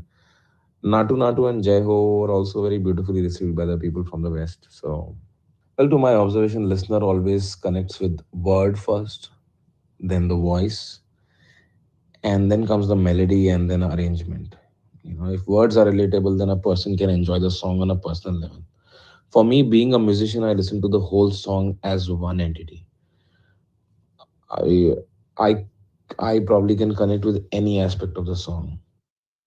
You can sing in a lot of languages and have sung songs in lots of different languages. Which one is your favorite to sing in? Well, honestly, I have enjoyed all the languages that I have sung in. The most rare probably was Nepali. I have just sung one song in Nepali. Each language has its own beauty, though I find it very difficult to justify Malayalam. I am learning, but soon I hope to sing more in Malayalam. And I really love the culture of Kerala. It's a beautiful place, beautiful people, beautiful spices.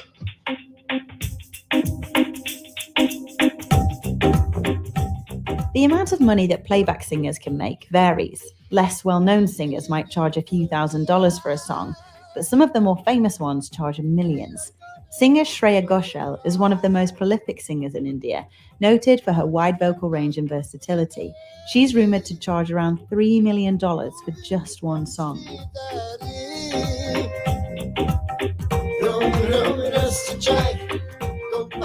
But it's a different story for newer artists, and especially those who sing in languages other than Hindi.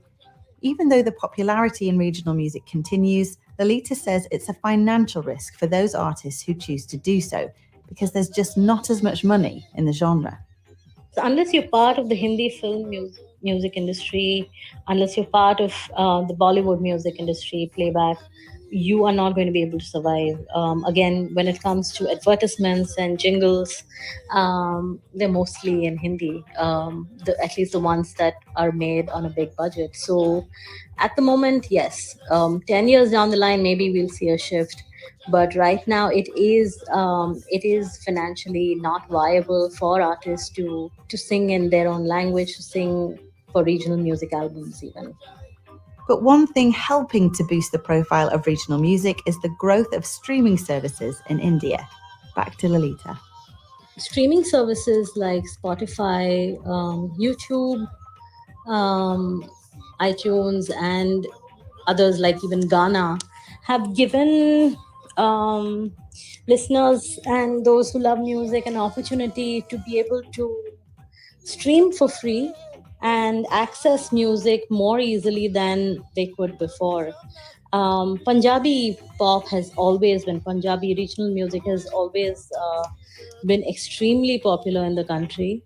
There are a lot of Hindi films that are influenced by Punjabi composers and so on. But now, more than ever before, you have Bhojpuri. Bhojpuri is a language from the north of India. Bhojpuri, you have Telugu, you have Tamil, you have you have regional music from different parts of the state being easily accessible over a mobile phone, and I think that's been one of the biggest drivers for regional music to be popular. The introduction of digital music streaming services is one of the main reasons for the rise in independent artists and regional music. These platforms offer musicians an opportunity to connect with huge audiences they may not have been able to reach before. The power of streaming is something Mr. Mehra thinks about too. From the revenue side, music industry, one of the largest sources of revenue for us is the streaming industry, which is Spotify, Saavn, Wink, and the likes. There are 9 of them in the market. Somehow, Indian streaming industry till now has been advertising driven and not subscription driven. Worldwide, you have 550 million people odd who pay for a music-based streaming service. In India, you have close to between 90 to 100 million people who are paying for a video-based streaming service. But somehow music-based streaming on a paid basis hasn't taken off. Somewhere, I think all of us, these stakeholders, need to make a concerted effort together to ensure that paid subscription takes off. Like any other part of the world, Indians are as crazy about music. It's not that people will live without music. We just need to ensure enough value is packed in the paid tier, and all of us work towards pushing that paid tier. It may not happen at $3 or $10 per month. It may happen at $1 or $2 a month. But even that is a serious amount of money when you multiply it with the kind of population that we feed. So what's next for the Indian music industry? On the revenue side, I believe that we are now reaching a stage where there are 750 million people with a smartphone in their hands. People are spending more and more time glued onto their mobile phones, either watching content or listening to music, which makes a great ground. Remember, every smartphone is equivalent to a television or a computer in your hand.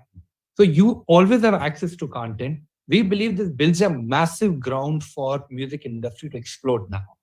The other good part is in the larger towns of India, the incidence of piracy is coming down.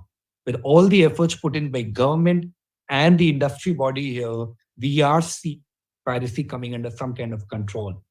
With time, as streaming applications start pushing for paid subscription, as advertising keeps on growing on platforms like YouTube and Meta, we will see revenue growing substantially in the music industry here. And that's very clear. That's why there are 9 streaming platforms here. There are multiple music labels fighting it out. It's a thriving industry. As far content is concerned, I have only 2 things I'd like to say. One, film music will continue to dominate, but I think artist-led music is going to become bigger and bigger as we people move to the next generation.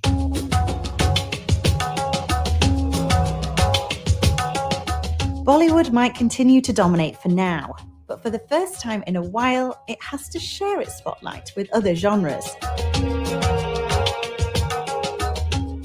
And as music trends in India continue to change, Nakash says there's one thing artists should always keep in mind. One should always be aware that you cannot fool the audience with mediocre stuff. We have a very mature listening audience. They just need good quality music. And I think you cannot compromise on that. Thank you for listening to today's episode of Business Daily, produced and presented by me, Izzy Greenfield.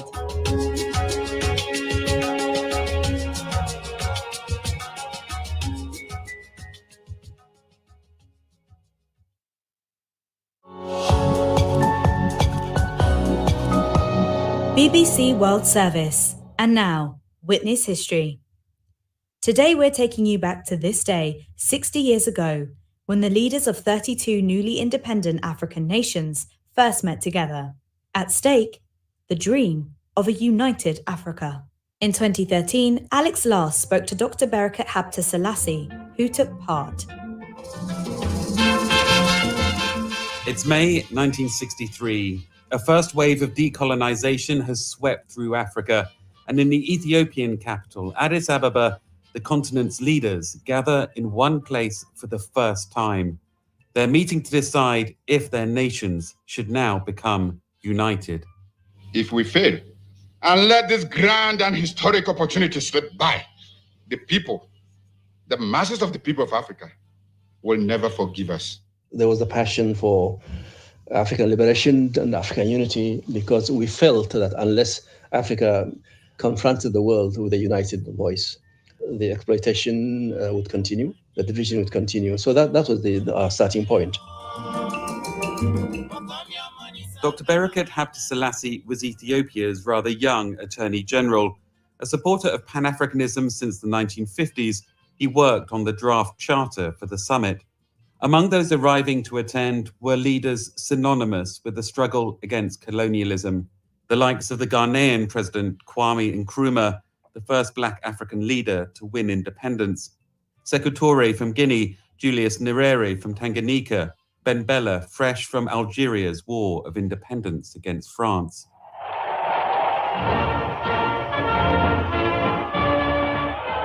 It's difficult to describe the excitement of people. They had never seen anything like it before, These African leaders. Nkrumah and Nyerere were wearing a sort of collarless shirt. It became known as the Nyerere shirt. Apparently, Nkrumah was advised to put on a bulletproof plate because I could see stiffness in the way he moved. It's obvious there had been some attempt on his life. But the most dramatic scene of it all was actually when Nasser emerged from the airplane, a very charismatic, tall, handsome man, smiling. The entire airport exploded. I could feel the ground shaking underneath my feet, And they shouted, Nasser, Nasser, Nasser, Nasser. Apparently, country folks had come from Jimma, from Harar, from Arusi, from everywhere, because he was a hero. But when it came down to business, the leaders were split. Getting them all together had been an achievement in itself. There were divides. There was the French Francophone, Anglophone divide, the Francophone Africans under the influence of French policies. Then, of course, there was the ideological divide. Africa was divided into 2 groups. The Monrovia group, which was the majority, which Ethiopia and Nigeria were the most important, and Liberia. And then the smaller but more dynamic group called the Casablanca group, Nkrumah, Sekou Touré, Ben Bella, and Nasser of Egypt. left-leaning, socialistic. So Africa had actually become an ideological battleground between the East and the West. It was at the height of the Cold War. But everyone felt the urgency of Africans talking to themselves and facing the world united in some form or another. It was going to be a tough job to work out a final charter which every African state could accept. The main difference of opinion was whether there should be a gradual approach to African unity or whether there should be full political unity straight away. What kind of unity is going to be, as Nkrumah had demanded, a United States of Africa, a la Americaine, or a watered-down version of that? And so inside the newly built Africa Hall in Addis Ababa, Kwame Nkrumah, Ghana's president, passionately tried to convince the others of his dream of immediate African union. We all want a united Africa. United not only in our concept of what unity connotes, but united in our common desire to move forward together in dealing with all the problems that can best be solved only on a continental basis. We must therefore not leave this place until we have set up an effective machinery for achieving African unity. But Julius Nyerere was another giant of the struggle against colonialism, and he became the voice of a more pragmatic, gradual approach. There is not going to be a God who will bring about African unity by merely willing unity and saying, let there be unity.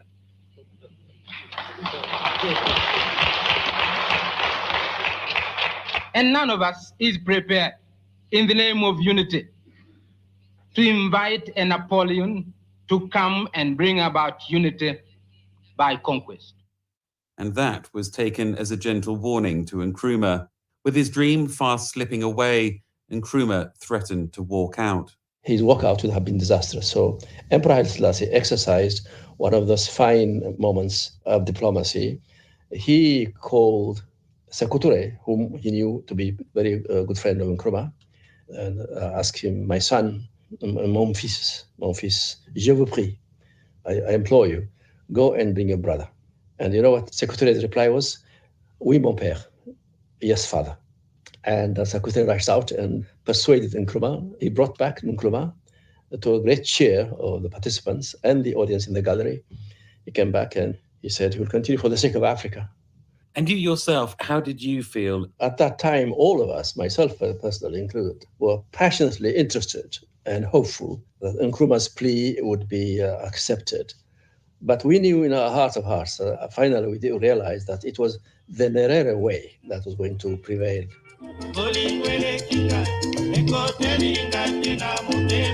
But away from the serious debate, Addis Ababa was in party mood, entertaining the hundreds of diplomats and journalists who had arrived for the event.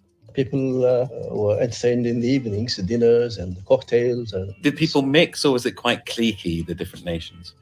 People mixed. Some people actually invited people into their homes. And the hospitality did not stop there. The women of Addis Ababa's red light district were mobilized too. People had enjoyed the hospitality of the fair ladies in Addis Ababa. It is rumored that professional ladies, the very respected kind of madams, were called to the palace and thanked by the emperor for helping the king and country. The leader of the youngest nation in Uganda, Milton Obote, was asked to give a vote of thanks to Ethiopia, to the host country. He said, we thank the Ethiopian government and people for taking care of us day and night, which of course created a roar of laughter. And I remember the president of Tunisia, Habib Bourguiba, who had been slumbering, dozing off, was awakened by the laughter. And he nudged his foreign minister, Slim. When his foreign minister whispered something to him, he started laughing himself. So that also raised another laughter. On the 25th of May, the meeting came to an end with the creation of the Organization of African Unity. Relatively toothless, it promoted African cooperation and the continent's ongoing battle against colonialism and apartheid. But Nkrumah's dream of immediate political union was dead. Barakat Haile Selassie eventually left Ethiopia to join the struggle for Eritrean independence. Now a law professor, he still believes in the dream of a united Africa. That was what we got, It's like the United Nations. It's very weak, but it's the only thing we've got, Everybody was not exactly happy, 100% happy, but we were pleased that it did not fail. Dr. Barakat Haile Selassie was speaking to Alex Last for that edition of Witness History, first broadcast in 2013. This is the BBC World Service with a powerful new drama series exploring the 2011 nuclear disaster in Fukushima, Japan. I think your story would be interesting. Where would your narration start? On the day of the earthquake? The tsunami overtops the barrier and slams into the plant. We are in a nuclear emergency! Fukushima, Wednesday at 10:30 and 21:30 GMT. Or listen now wherever you get your podcasts. In half an hour, assignment. 4 out of 5 trees in Germany's forests are showing signs of damage, with more than a third in a serious state or dead. Swathes of spruce forests have already died. It's being blamed on climate change and drought. So what can be done to try to save Germany's trees? This is the BBC World Service, the world's radio station.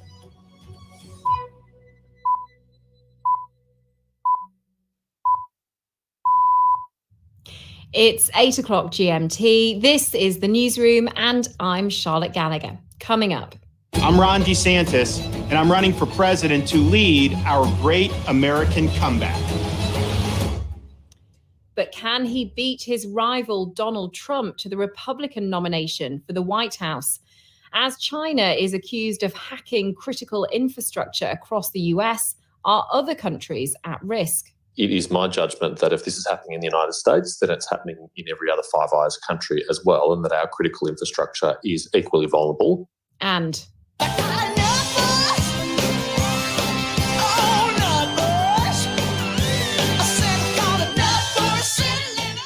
the queen of rock and roll, who inspired superstars and her fans. We look at the incredible life of Tina Turner. All that to come. First, the news. Hello, I'm Moira Alderson with the BBC News. Technical glitches have marred the long-awaited declaration by the Florida Governor, Ron DeSantis, that he's seeking the Republican nomination for next year's US presidential election. A conversation with Twitter's billionaire owner Elon Musk to kick off his campaign was delayed when the platform's live stream malfunctioned. The Democratic congressman from Florida, Debbie Wasserman Schultz, gave her reaction to the DeSantis announcement. Ron DeSantis is the most distant, unpersonable candidate and elected official that I've ever encountered in my time in public service. So it's no wonder that he would do an audio announcement. And it's certainly metaphorical that because he's crashed and burned our state, that his announcement crashed and burned. You'd really have to look far and wide to find a more deplorable and damaging public figure than Ron DeSantis. I mean, he's gutted voting rights, women's rights, civil rights in our state. Russia's Wagner mercenary group says its forces have begun withdrawing from the Ukrainian city of Bakhmut. The head of the group, Yevgeny Prigozhin, said its positions were being transferred to the Russian army. He announced the capture of Bakhmut on Saturday after months of bitter fighting. Western intelligence officials and Microsoft have warned that a state-sponsored Chinese hacking group has been spying on critical infrastructure networks across the US. The US National Security Agency and its allies in the Five Eyes intelligence network, Britain, Australia, Canada and New Zealand, said that similar activities could be occurring globally. Australia's Shadow Minister for Home Affairs and Cybersecurity, Senator James Patterson, told the BBC that the Australian Parliament is very aware of that ascertain. It is my judgment that if this is happening in the United States, then it's happening in every other Five Eyes country as well, and that our critical infrastructure is equally vulnerable. Experts have testified before our Intelligence Committee in Australia that it's highly likely that there is a dormant presence on our critical infrastructure networks waiting to be activated as a prelude to a regional or global security crisis. A noodle vendor in Vietnam who parodied one of the country's most powerful ministers has been sentenced to 5.5 years in prison for anti-state propaganda. Jonathan Head reports. When the London-based restaurateur Salt Bae posted a video of himself feeding one of Vietnam's most powerful political figures with slices of gold-covered steak costing more than his official monthly salary, it caused an online scandal. The Minister for Public Security, To Lam, was in the UK at the time for the COP26 climate summit. Bui Ton Lam, a noodle seller in the city of Da Nang, then copied Salt Bay's famous salt sprinkling gesture and posted a video of it. The Vietnamese authorities arrested him last September, charging him with posting more than 40 videos, which it was claimed had undermined the confidence of the Vietnamese people in their leaders. World news from the BBC. The emergency services in Australia are battling a massive fire in central Sydney. A 7-storey building has been evacuated after it caught alight and began to collapse. The flames has spread to other buildings as embers were swept onto nearby balconies. At least 10 fire engines are at the scene. The cause is not yet known. Cambodia's Constitutional Council has dismissed an appeal by the country's main opposition party that would allow it to run in July's national elections. The Candlelight Party was disqualified from the election because it could not produce its original party registration paperwork. It says the documents were seized in a police raid on their headquarters several years ago. Cambodia's authoritarian leader Hun Sen said his ruling party will now run largely unopposed. Hundreds of people will gather in London later to honour one of the last of the so-called pilots of the Caribbean. Retired Flight Sergeant Peter Brown came to Britain as a teenager to volunteer with the Royal Air Force during the Second World War. About 500 people are expected, including friends, neighbours and members of the military and the Jamaican community and distant relatives who've been traced. The pop group ABBA have ruled out a reunion at next year's Eurovision Song Contest in their native Sweden. The event will mark 50 years since they won the competition, performing Waterloo. But speaking to the BBC, Bjorn Ulvaeus and Benny Andersson emphatically rejected any suggestion they'd take to the stage again. No. Seriously? Seriously, no. No way. Why? Well, I don't want to. And if I don't want to, they won't go. It's the same for all four of us. Someone says no, it's a no. And yes, that's how it works. You want to go? Yeah, you were No. Earlier this month, Loreen gave Sweden its 7th Eurovision victory with her song Tattoo. BBC News. Hello, you're listening to the newsroom from the BBC World Service with me, Charlotte Gallagher. He's seen as one of the only candidates in the US who might be able to beat the former President Donald Trump to the Republican nomination. And now the Florida governor, Ron DeSantis, has announced he's in the running for next year's presidential election. He set up an interview with Elon Musk on Twitter to announce his bid. But the audio cut out before Mr. Santos could even say a word. Our correspondent, Nomi Iqbal, has this report. Our border is a disaster. A big American flag, dramatic music, and a warning only he can fix the problems. Just what you'd expect from a candidate aiming for the top job. Are you there? Can you hear us? I think you're both. I'm here. But over on social media, SpaceX owner Elon Musk was unable to officially launch Governor Ron DeSantis on his Twitter Spaces. So I think we're back online here. There were constant glitches. Eventually, it took off. We had a huge audience. It did. It was the biggest they'd ever had. But the governor played it down on his Fox News interview 2 hours later and laid out his presidential agenda. Day one, it's a national emergency. We'll mobilize. Ron DeSantis is the man who Republicans see as Donald Trump without the drama, a conservative hero who won the governorship here in Florida last year by a landslide victory. Florida is where woke goes to die. In the state, he has expanded gun ownership laws, limited abortion access, and restricted sex and gender identity education in public schools. The governor has also waged a war with a kingdom. Disney World and Ron DeSantis are in a legal battle, and that war isn't ending anytime soon. In Florida, gender ideology has no place in our schools. And if that means taking on Disney to make sure that's the case, we will do it. All of us against the state. Take them down, take them down, take them down. We're outside a hotel in downtown Miami, and it's thought to be the hotel where Ron DeSantis' donors have been meeting We don't know if the man himself is inside the hotel, but there are plenty of protesters outside making it quite clear how they feel about the governor. He is hugely popular here. We know that after his landslide victory in the governorship race last year during the midterm elections, but he's also a very controversial figure due to his hardline conservative policies. There are people carrying signs accusing him of being a dictator, accusing him of killing Florida, accusing him of being anti-gay and anti-transgender as well. The big question for him now, however, is can he appeal to enough Americans outside of the Sunshine State to win a national election? Let's see, there it is, Trump at 71, Ron DeSanctimonious at 10%. Polls suggest at the moment he can't beat Donald Trump, who sees him as his rival. He's nicknamed him DeSanctimonious and recently De Sinking Ship.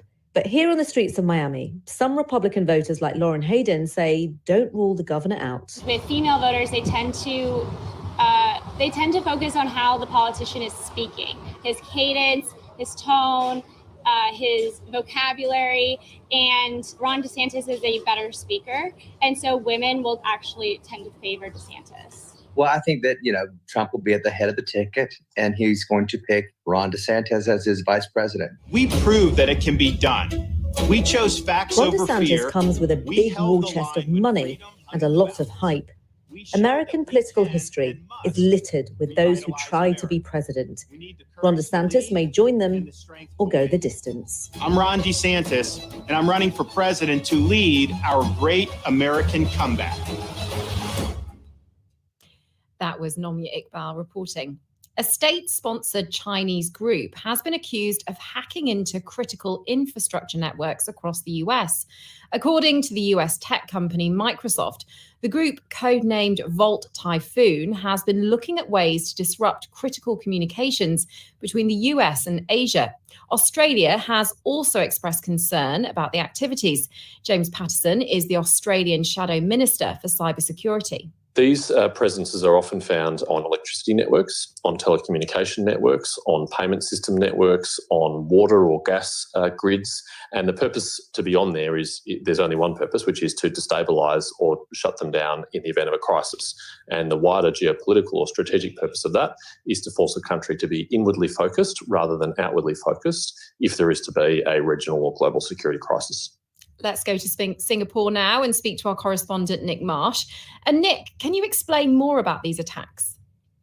Yeah, so this group, Charlotte, Volt Typhoon, was initially identified by Microsoft, now other Western intelligence agencies, including the National Security Agency in the US.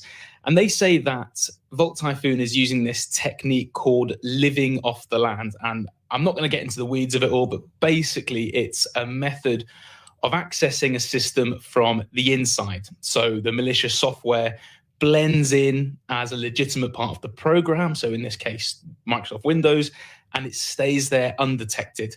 And the US authorities are saying that from there, Volt Typhoon accessed all kinds of different civilian networks, like you had just heard from James Patterson there. So manufacturing, transport, tech, construction.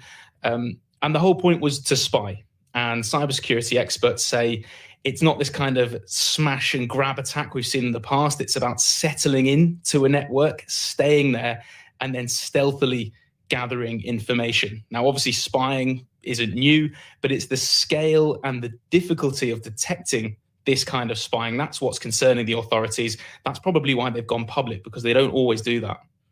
And apparently the US territory of Guam is one of the targets. And why might that be so? Well, it's interesting that Microsoft referred to attempts to disrupt communications between the US and Asia, quote, in the event of future crises. And the most obvious type of crisis in this part of the world would be a conflict involving Taiwan. Now, obviously, we don't know what the US would do in that event, but Guam would be a key military hub for the Americans, the key military hub, probably. If you look on the map, it's this tiny dot in the Pacific. It's southeast of Taiwan, a couple of hours flight away. So it's strategic. And, infiltrating that would be crucial for the Chinese if it ever got to that point. They've, of course, denied it in a recent news conference in the last hour or so. Yeah, what have China been saying? Well, the Ministry of Foreign Affairs has just had its daily news conference in Beijing. A spokeswoman was asked about it. She said it was an unprofessional report. There's no proof. It's disinformation.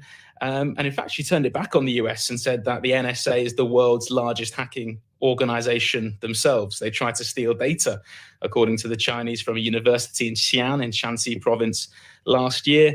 It's the kind of response you'd expect from Beijing, to be honest. In reality, I think we know powerful countries spy on each other on both sides. Getting to the bottom of these individual cases, independently proving them, getting to the scale, that's a different question. Nick, thank you. That was Nick Marsh in Singapore. Bolivia has been rocked by fresh allegations of sexual abuse of children in religious schools, some of them dating back to the 1970s. They've led to protests and a legal investigation.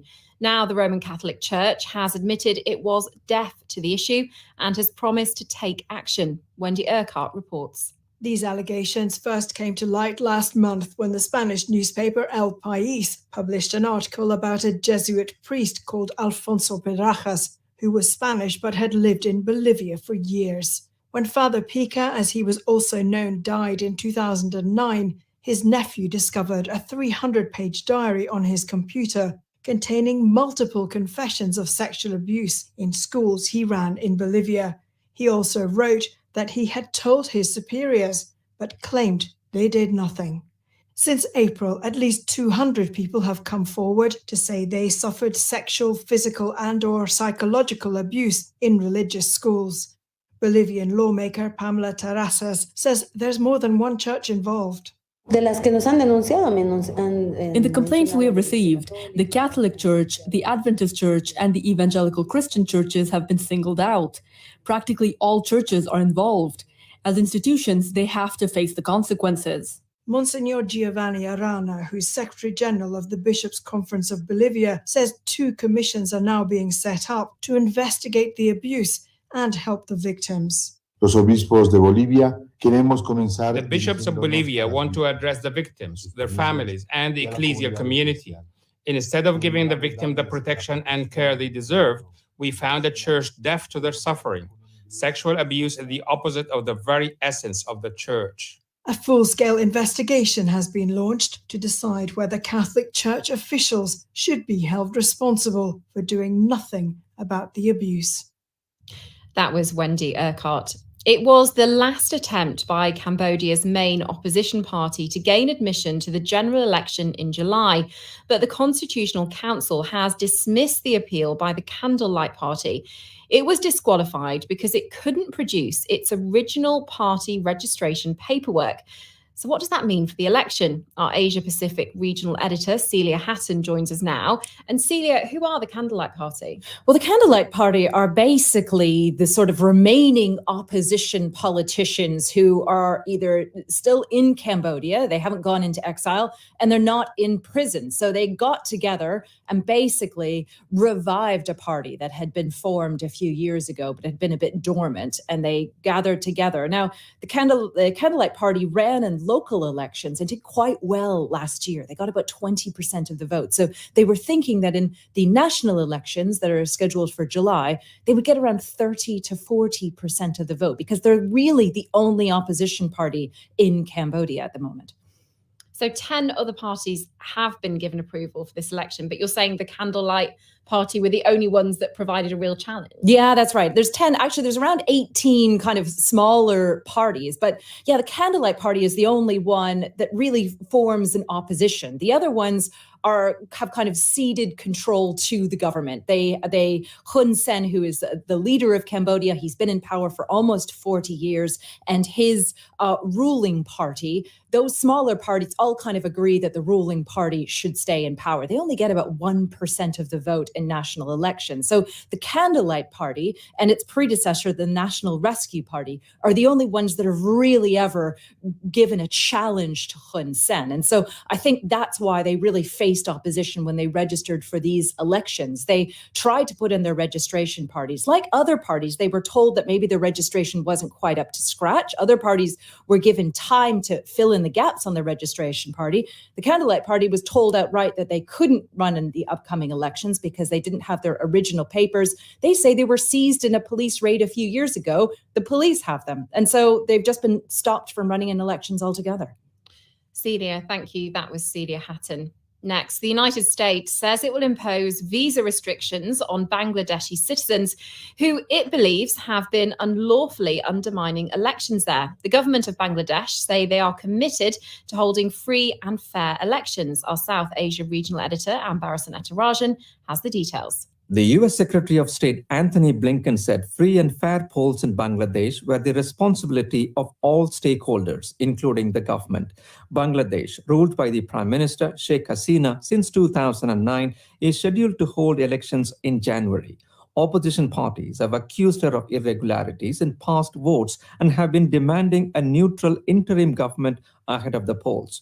The latest move by Washington is seen as a preemptive warning to the authorities and others. Dhaka says it's not bothered by the visa restrictions and it's committed to holding a free and fair vote. Ms. Hasina had earlier accused the US of trying to overthrow her government. In December 2021, the State Department imposed sanctions on 7 current and former top officials of the Bangladeshi paramilitary force Rapid Action Battalion for alleged human rights abuses, abductions, and extrajudicial killings. Dhaka criticized the action, saying incidents of rights violations were always investigated. That was Ambarasan Ettarajan.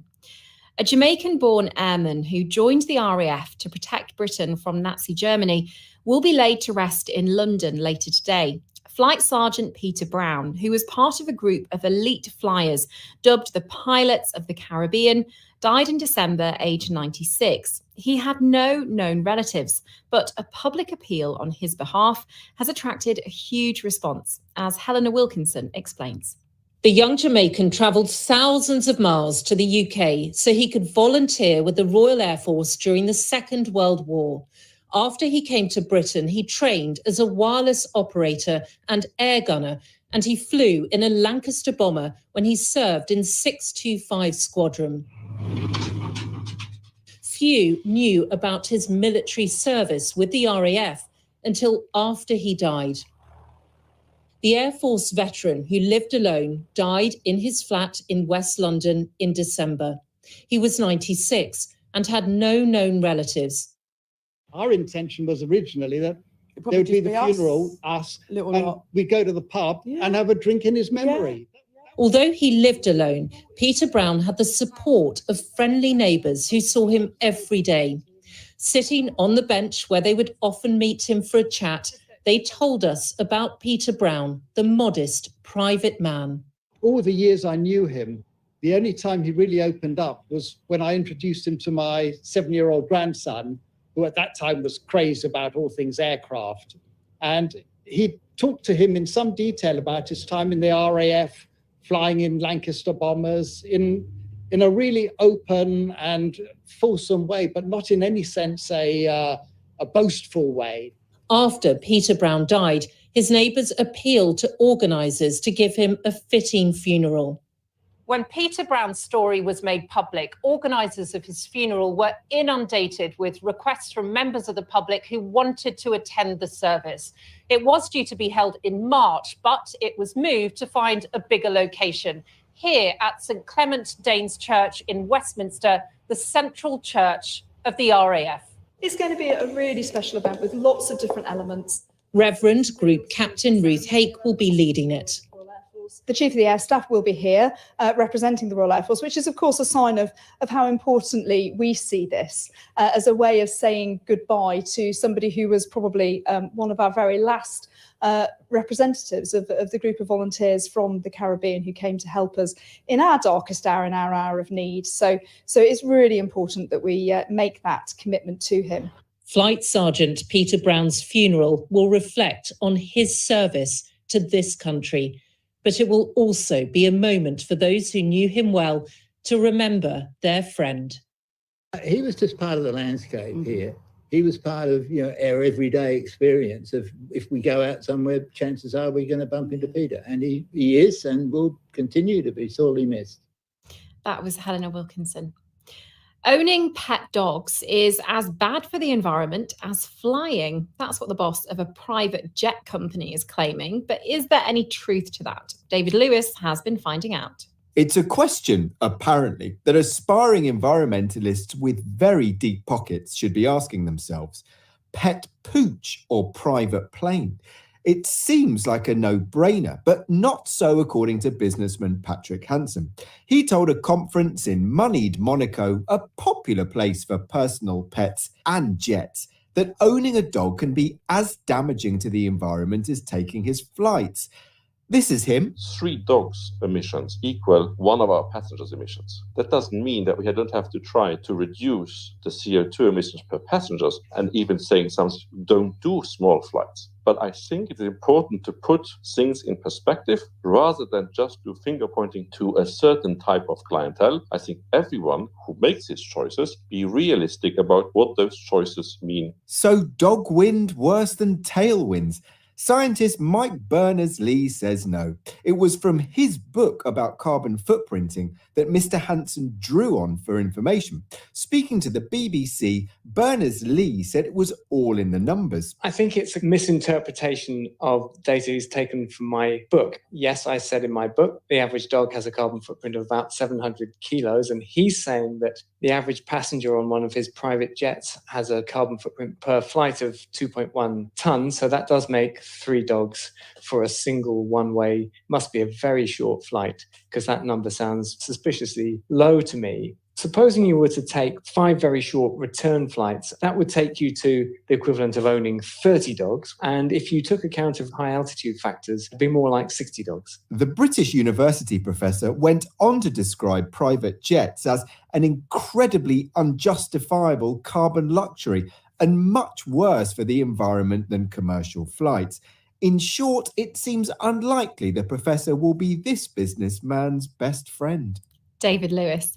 Finally, dubbed the Queen of Rock and Roll, Tina Turner was one of the biggest stars of her generation. She sold more than 180 million albums and won 12 Grammy Awards. Now the world of music is paying tribute to the icon, who's died at the age of 83.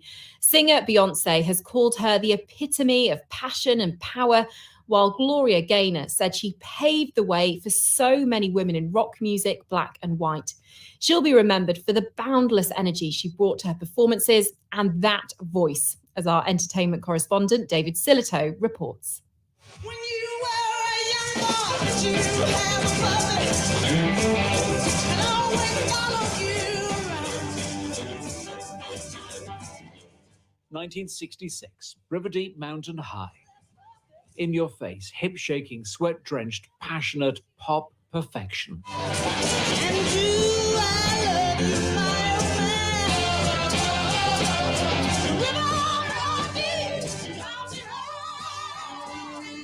However, in America, the song was a flop. It would be another 17 years before Tina Turner truly made it.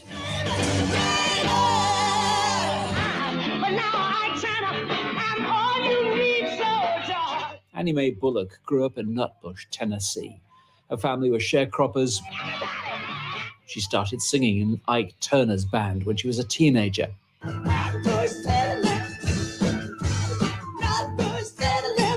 And poor, largely abandoned by her parents, it was, she hoped, her escape.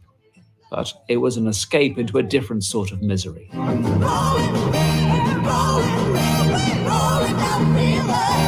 There were hits, and the world saw a confident, powerful woman on stage.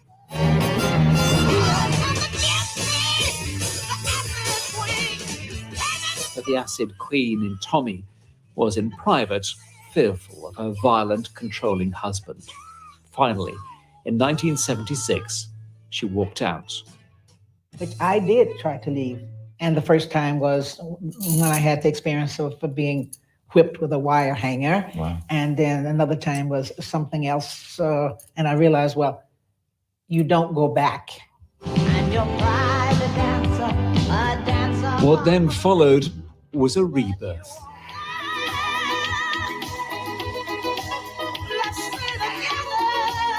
The team behind the band Heaven 17 and the support of David Bowie helped set her on her way to becoming one of the biggest selling acts in the world.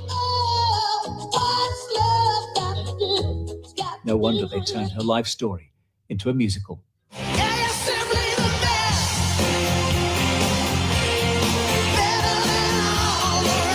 And in the year 2000, she was 60 years old and the biggest selling concert artist in the world. From Annie Mae Bullock and the church choir of Nutbush Baptist Church to multi-platinum selling Buddhist rock and roll superstar living in Switzerland. The extraordinary Tina Turner.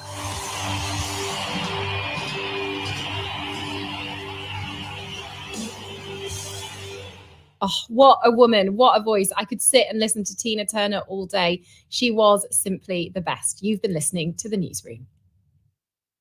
This is the BBC World Service, where 4 young Iraqis talk about the shadow of war and occupation. The assault began in the early hours of this morning when 40 cruise missiles were launched from Kabul. It is 20 years since forces invaded our country. The early stages of military operations to disarm Iraq, to free its people, and to defend the world from grave danger. I heard the sound of a rocket coming down.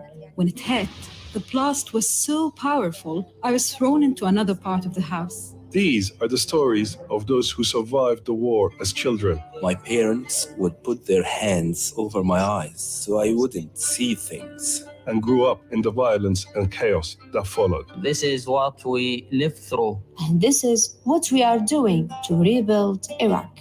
Iraq, Generation Invasion, at bbcworldservice.com/documentaries or wherever you get your podcasts. Welcome to Assignment on the BBC World Service. I'm Caroline Bailey, and I'm in Germany to find out how climate change is threatening the country's forests. All these trees are dead in front of us. Yeah, all these trees. This is all dead. It's a little bit like a horror film. 4 out of 5 trees in Germany are showing signs of damage, with 35% in a serious state or dead. To find out what's being done to try to save them, listen to Assignment after the news. BBC News with Moira Alderson.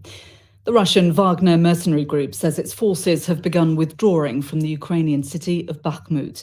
The head of the group, Yevgeny Prigozhin, said its positions were being transferred to the Russian army. He said 20,000 of his men were killed in the battle for the city.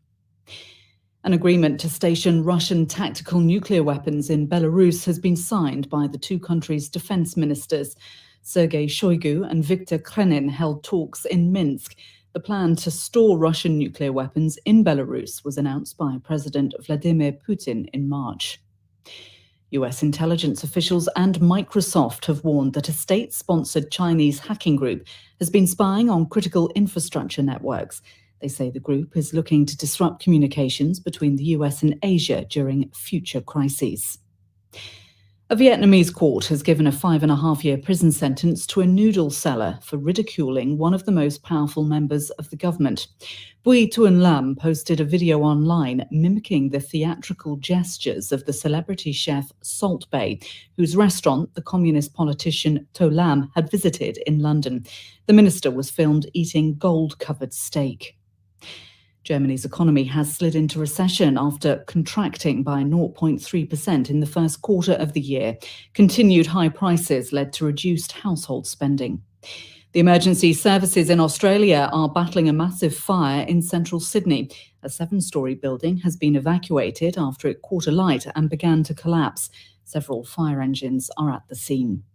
The pop group ABBA have ruled out a reunion at next year's Eurovision Song Contest in their native Sweden. The event will mark 50 years since they won the competition performing Waterloo. But Bjorn Ulvaeus and Benny Andersson have rejected any suggestion they'd take to the stage again. BBC News. Oh yes, there's the Brocken, the highest mountain, just over to our left. Now you are on 971 meters. Right. Yes, it's also one of the biggest mountain here in the Harz. All these trees are dead in front of us. Yeah, all these trees. And when do you think they died? And the last 5 years from 2018, and they died next year's too. But this is all dead. And then if we look to the hillside beyond, there's barely any green at all. It's all spookily grey, dead trees. Yeah, it's a little bit like a horror film.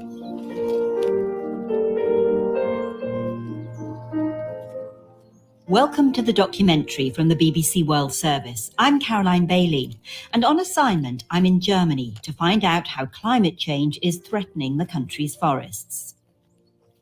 I've come right up into the Harz Mountains with Andreas Mehling, who's head of the tourist office in the nearby town of Wernigerode in northern Germany. And until just a few years ago, the view from where we're standing would have been quite different. Mountainsides thickly covered with spruce trees, but not anymore. Germany's spruce forests are dying from drought and the devastating bark beetle, which attacks when the trees become too weak from lack of water. Andreas, who has curly dark hair and a trimmed beard, grew up nearby in what was communist East Germany. He was just 12 years old when the Berlin Wall came down in 1989 and the division of Germany came to an end. We can see on the left side there's the former Western Germany, and on the east side there is the former German Democratic Republic. You grew up not far from the Harz Mountains, so you know this region very well. Yeah.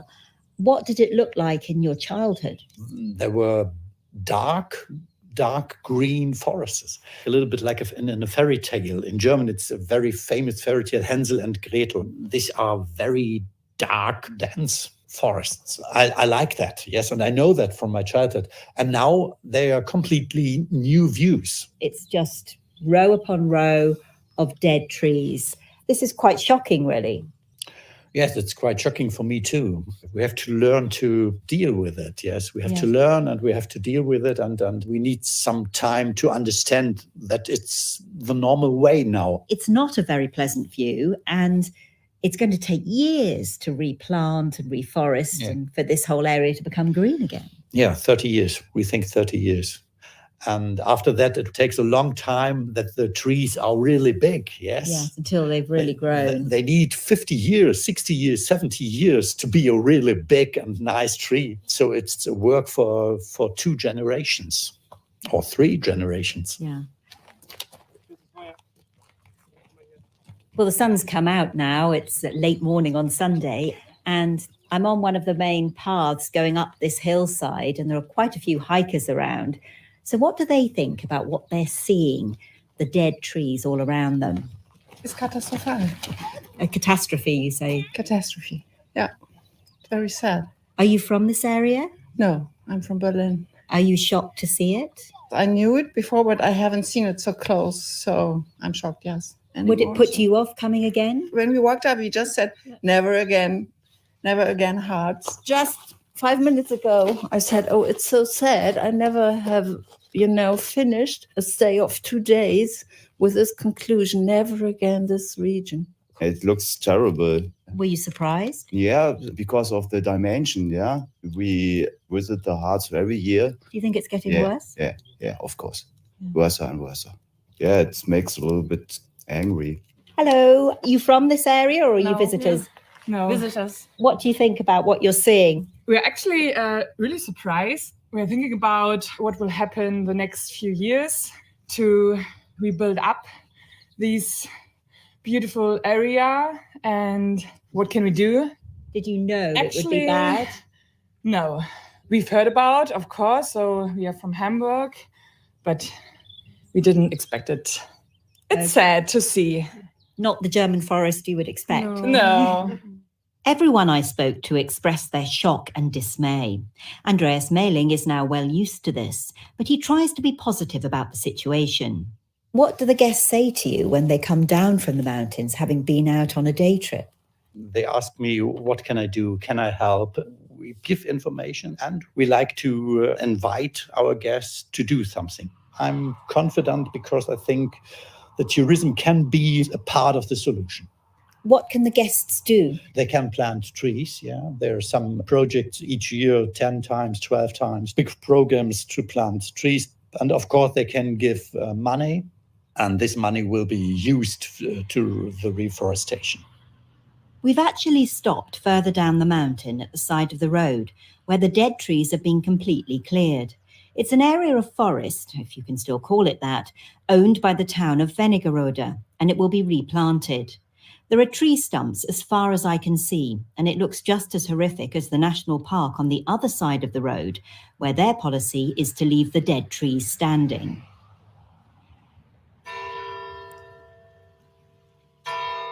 Hallo. Hallo. Hatten Sie eine gute Reise? Ja, sehr gut, danke.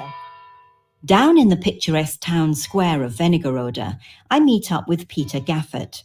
Until last summer, he was mayor here, and before that, he was a forester, including being director of the national park in the Harz Mountains. He tells me how deeply affected he is by the death of so many trees in the area, and explains why he didn't go with us. We speak in a mixture of English and German. I gone in the last years not in the wood. Oh, you don't go there? I could not see the situation. Could not look there, and mir kamen die Tränen. It makes you cry. Yes, was not so good. Wollte das nicht sehen. You don't want to see it. The situation here in the Harz Mountains is particularly bad because of the tradition of planting Germany's most common tree, the spruce. It's not native and it needs a cold, wet climate to thrive, but it is very good as timber for construction.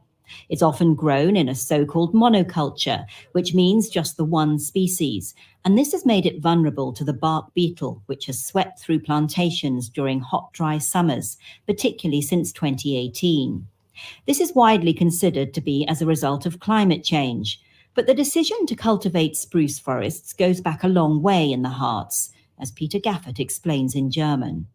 Die Fichte ist hier die traditionelle Baumart gewesen, etwa seit 300 Jahren. Spruce has been the traditional tree species in this area for 300 years, planted en masse as a single species in monoculture forests.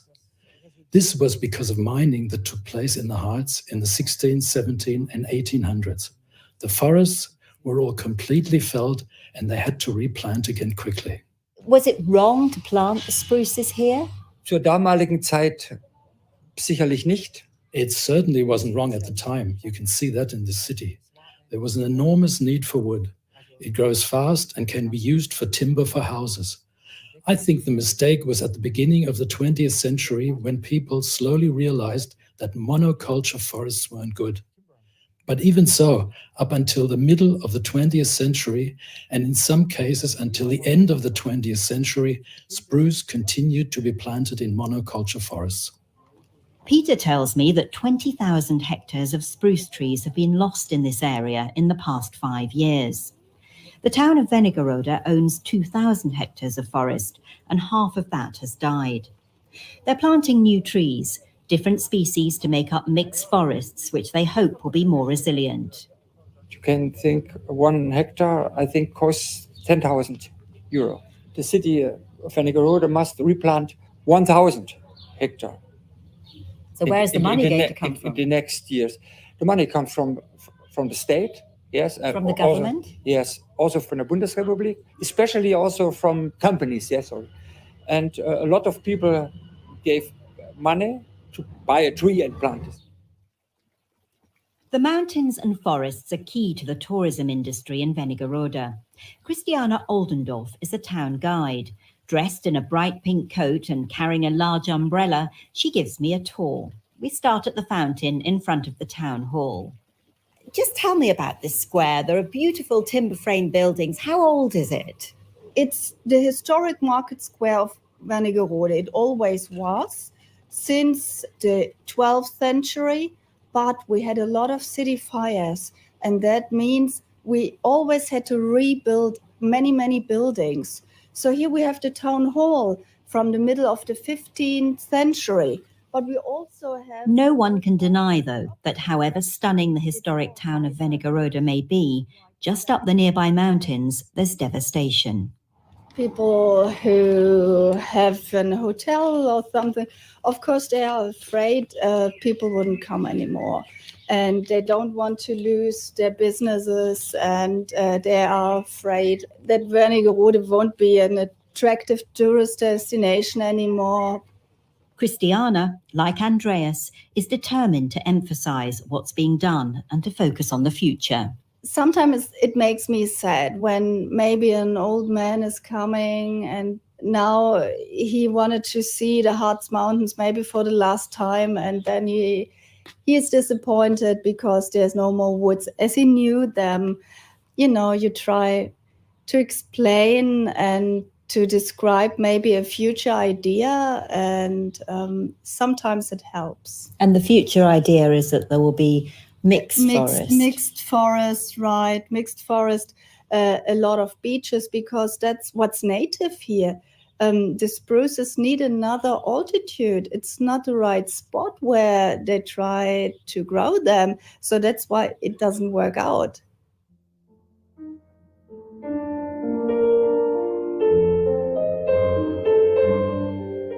There's deep public concern and debate about the health of Germany's forests, and it's being played out all over the country.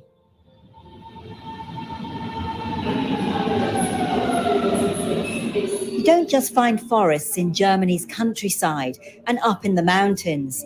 I'm now in central Berlin, and I'm just getting on the train to Grunewald, Greenwood, on the outskirts of the city. I'm actually on my way to meet Dr. Nicole Velbruck of the Thunen Institute for Forest Ecosystems. She's responsible for compiling data on the condition of Germany's trees for an annual report published by the Ministry of Food and Agriculture. There are some walkers coming past us with their sticks. Just had a cyclist, and there's a horse at the end of this track. Yeah. So this really is a forest for everyone. Yes, it is. Really, I like it because you meet every kind of people. All people from Berlin come here, meet here, and do what they want. Nordic walking. Yes, they've got a stick in each hand, walking along quite purposefully. How would you describe this forest? What sort of a forest is it? It's a mixed forest. We have oak trees, we have pine, we have some beech, acer. And what sort of condition would you say this forest is in at the moment? Not really bad, but not good. In the Berlin area, they've had an unusually wet winter, but Nicole, who has short blonde hair and is wearing a navy anorak and has a rucksack on her back, says because of recent drought years, there's still a shortage of stored water below ground, and another warm, dry summer would be problematic for the trees. This forest looks nothing like the dead spruce I saw in the Harz Mountains. Here, the trees are in leaf, but from mid-June to mid-August, the health of Germany's trees will be assessed nationwide, from loss of foliage at the wrong time of year to having died altogether. A lack of leaves means the tree is less able to create the nutrients it needs for growth. Look at the crown, the upper crown. We have a tree with a lot of lost needles, and you can really look through the tree and see the sky. And the crown is not very dense. And that it's is not green, really green. So that is a sign of a sick tree. Yes, yes, it is. What did you find in your latest report? 4 out of 5 trees are in bad condition. But that means that 44% are in condition like warning. Warning means that you see some damage, but it can change to good or to bad. But 35% are really serious defoliation, and they're really in a bad condition. Only 20% are in good condition. So which trees are worst affected by drought? Spruce is really dying, especially in the lowlands. It's large areas are dying. There are some areas where also beech are dying, but it's suffering. Also oak is suffering. There's no really tree species which we can say it's well growing. The problems for Germany's forests started back in the 1980s, when acid rain, contaminated with pollution from cars and factories, caused trees to die. It also prompted a huge environmental awareness in Germany. Conditions improve with regulation, but Nicole says some pollutants still remain in the soil, and now there's the problem of drought. First, we have in the 80s this acid rain. In 2017, we have large storms. Then we had a lot of dead trees lying down. The bark beetle really like these dead trees. Then we have drought. Normally, the spruce produce resin to enclose the bark beetles. But if it's too dry, they are not able to do so. So the bark beetles can easily attack the trees. So are we talking about climate change here? Yes, of course. The number of drought years is increasing over the last decades. We are seeing that. It's a serious problem. Even if we have one rainy year, it will not help.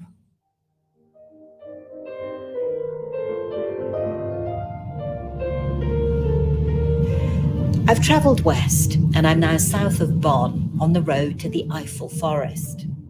And all around me are different types of trees. I'm beginning to recognise a few different species.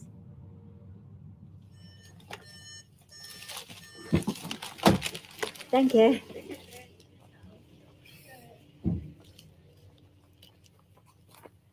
I've arrived in the village of Vershofen, home to the Forest Academy, run by the forester and best-selling writer of books about trees, Peter Wolleben.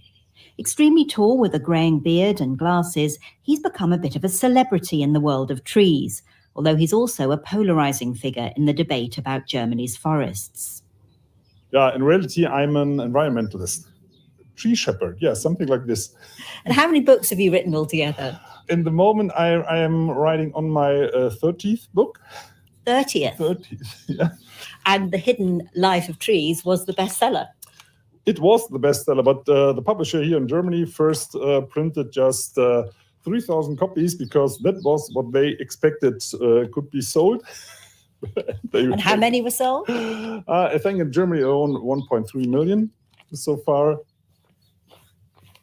We're walking out of the village to a forest owned by the local community and managed by Peter Wollleben's Academy, which runs courses for the general public about trees. The way he writes and talks about trees, though, is rather unusual. We are working through families. For example, here you're walking through a little tree kindergarten. This one here. A tree kindergarten? A tree kindergarten, yeah.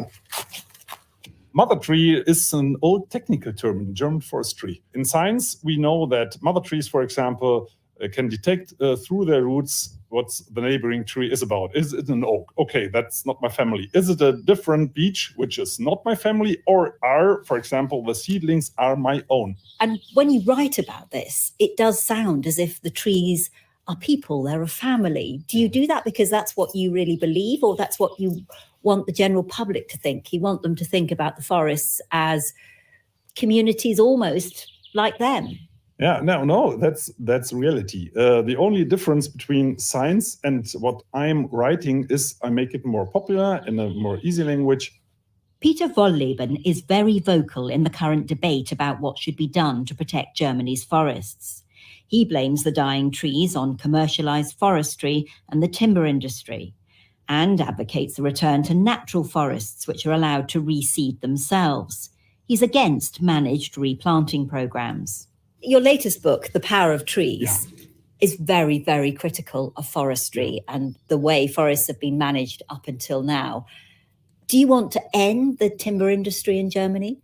No, I don't want to end the timber industry, but I want to end the forest business as it is made today. Because we're losing every year 1,500 square kilometers. And why? Because of planting non-native trees, of making plantations. It's like battery farming. For example, when you drive with big machines in the forest, you destroy the ability to store water down to 5%, around about that. That means that in hot, dry summer, the trees haven't any spare water in the forest floor. And then even beech trees die. And then those foresters say, look at the beech trees. Even native trees die. That's not our fault. That's climate change. Well, surely they've got to replant these forests. No, that's the biggest mistake ever. You can't plant a forest. You can just make a plantation. If you plant trees, whatsoever trees, you can't plant their ecosystem, the bacteria species, the fungi species. So your answer is? My answer is let do nature the job. Trees are able to repair forest ecosystems since 300 million years. And we see it when you look at these older damaged areas, the natural forests come back first with birch, with aspen, with willow, and then other species like beech and oak and ash and so on. But forest industry don't like it. They want to have conifers in between, so they cut them down, replace them, and so on. So, but if you look at those older forest stands, you see it is possible that nature repairs it itself. And those trees are much more resilient to climate change. I mean, do you not want them to use wood at all for building? Of course, but less. Because if you thin a forest too heavily, it will die.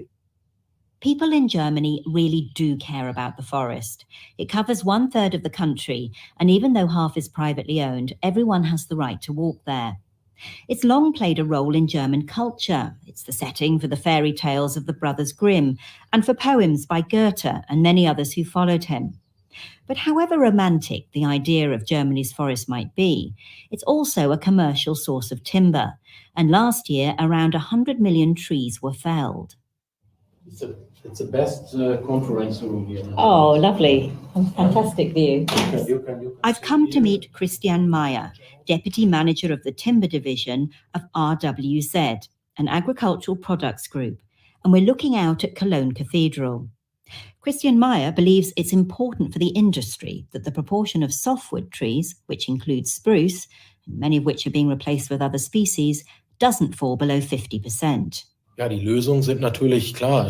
Erstmal die Lösungen. The solutions are of course clear.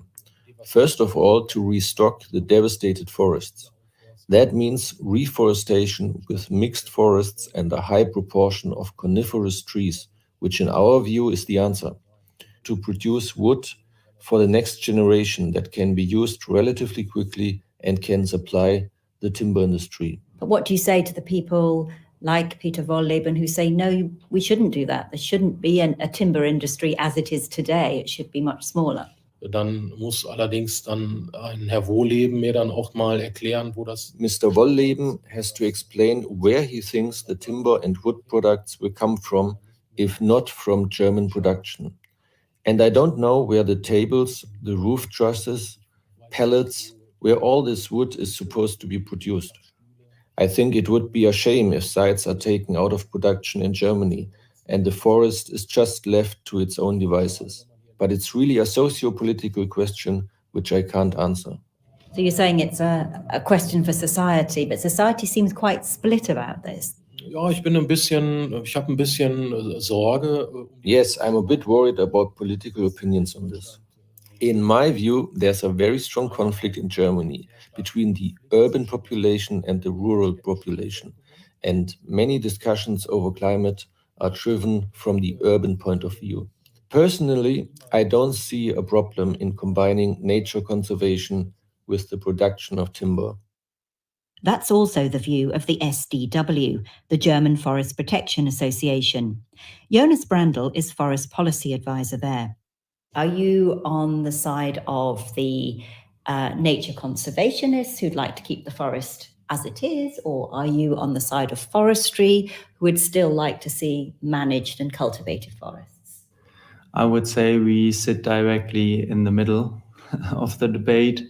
So most of the forests we like to see being managed, but in a very sustainable way.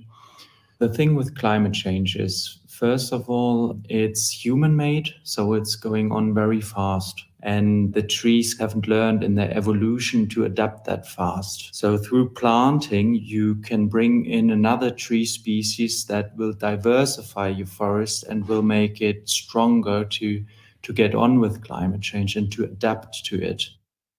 The German government is giving forest owners 900 million euros for replanting and also for setting aside a portion of their cultivated forest. But what does Jonas Brandl think about the accusation that forestry is itself to blame for the current situation? We need to go back to the time after the Second World War, and we need a timber to build. That was the reason why so many spruce was planted. And then you can't just go on and say we blame everyone. Right now we see it's not something made for climate change, but no one knew about it. But definitely we need to say that we need to manage our forests in a more diverse way. Let's return now to Wernigerode, where this programme started. One of the attractions is the narrow gauge steam railway, which takes visitors up into the mountains. A final question for Andreas Mehling, who's head of the tourist office there. You can't exactly advertise your dead forests, can you? You can't say, come to Wernigerode, come to the Harz Mountains to see the dead spruce trees. Perhaps I have to do that because we will see these dead trees the next years. 10 years, 12 years, 15 years. I have to explain it. And perhaps it's a very special attraction, yes? You can see climate change and you can do something against climate change. So come to the Harz Mountain and have a look to that. And perhaps you can learn something for yourselves and you can do at home something better.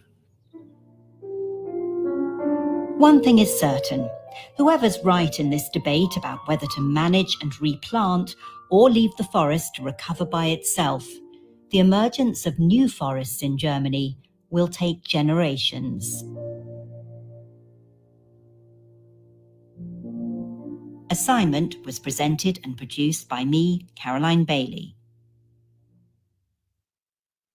Our series, The Climate Question, aims to understand climate change and the world's attempts to avert it, temper it, or adapt to it. From asking if we've put too much faith in trees to finding out if lab-grown meat is better for the planet. I would ask consumers and other researchers to just dig a little bit into the data. Hear more at bbcworldservice.com/The Climate Question or search The Climate Question wherever you get your BBC podcast.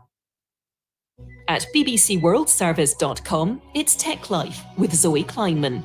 We find them in all the gadgets and tech we use every day. Help yourself to a large portion of chips while we find out why they're such a political hot potato. Plus, would you let AI be your personal trainer? Next, it's Unexpected Elements. This is the BBC World Service, the world's radio station.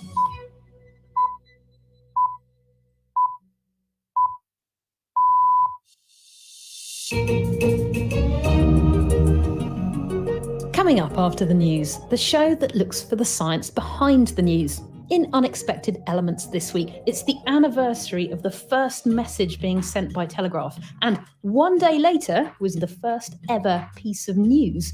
That's where we start, but in this show, our global panel of science journalists can take us all sorts of places. Fast forward to today, and there's this whole emerging field of science looking at pretty much the same thing, but inside our bodies. Also, it's thousands of miles wide, it's alive, and you don't want it coming anywhere near you. Stay tuned for the tale of the menacing blob of seaweed lurking in the Atlantic. That's all to come on Unexpected Elements.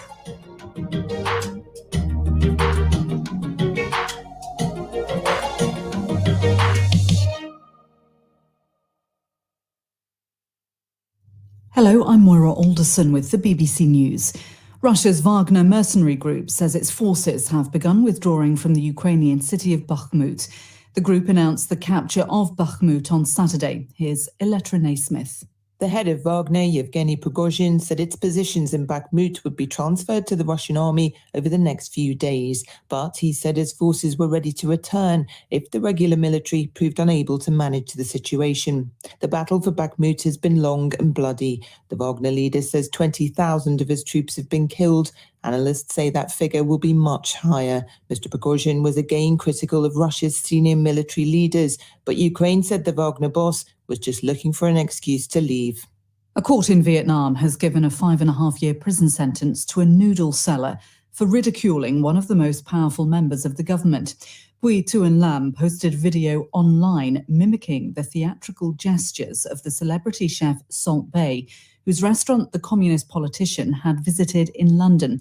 The minister, Tu Lam, was filmed being fed gold-covered steak. He ate the meal, costing more than his official monthly salary, shortly after visiting the tomb of Karl Marx. Bui Tuan Lam was arrested last September for undermining the confidence of the Vietnam people in their leaders. The emergency services in Australia are battling a massive fire in central Sydney. A 7-storey building's been evacuated after it caught alight and began to collapse. Phil Mercer reports. Dramatic video footage shows the wall of the burning building collapsing, sending debris crashing onto the street below. Firefighters in Sydney have battled towering flames and thick smoke. Residents in neighbouring apartments were moved to safety as the fire spread. Emergency crews say the blaze has now been contained. Investigators will work to establish the cause of the fire that spread chaos and panic in the heart of one of Australia's biggest cities. Cambodia's Constitutional Council has dismissed an appeal by the country's main opposition party that would allow it to run in July's national elections. The Candlelight Party was disqualified because it couldn't produce its original party registration paperwork. Our correspondent Celia Hatton says Cambodia's authoritarian leader and his ruling party will now run largely unopposed. The Candlelight Party and its predecessor, the National Rescue Party, are the only ones that have really ever given a challenge to Hun Sen. And so I think that's why they really faced opposition when they registered for these elections. They tried to put in their registration parties. Like other parties, they were told that maybe their registration wasn't quite up to scratch. The Candlelight Party was told outright that they couldn't run in the upcoming elections because they didn't have their original papers. They say they were seized in a police raid a few years ago. The police have them. And so they've just been stopped from running in elections altogether. BBC News. The German economy, the biggest in Europe, has slid into recession after contracting by 0.3% in the first quarter of the year. Officials had expected zero growth, but revised figures show the economy continued to shrink because high prices led to reduced household spending. The contraction follows a decline of 0.5% in the last quarter of 2022. Inflation remains high in Germany. The editor of one of the few reformist newspapers in Iran has been sentenced to 6 months in prison and fined over coverage of the recent wave of anti-government protests. A lawyer for Behzadi Behrouz, who's editor-in-chief of Etemad, said the case was filed after complaints were made by a branch of the powerful Revolutionary Guards. The lawyer said the paper had tried to present a balanced view of the protests. The pop group ABBA have ruled out a reunion at next year's Eurovision Song Contest in their native Sweden after Loreen gave the country its 7th Eurovision victory with her song Tattoo. The event will mark 50 years since they won the competition performing Waterloo. Speaking to the BBC, Bjorn Ulvaeus and Benny Andersson emphatically rejected any suggestion they'd take to the stage again, but they do want to see their successful holographic Voyage show expand further. Maybe one replica in North America, maybe one in Asia. There are talks, but nothing tangible yet. I have to say, I'd like to go to Australia. It would feel good to come back there and say thank you, Australians, for supporting us from day one. The Suez Canal Authority says it has successfully refloated a ship that had run aground at the passage's southern end. Tugboats were used to free the Hong Kong-flagged ship, which had blocked other vessels from passing. The Suez Canal is a crucial shipping lane linking Europe and Asia. That's the latest world news from the BBC. This week, I was down on the British coast near a city called Plymouth. A few hundred years back, when ships were the primary way of trading goods or invading a country, this place was a bustling hub, and it needed a lighthouse to guide ships away from jagged rocks. Over the years, there have been a handful of designs, and I was shocked to find out that one had burned down.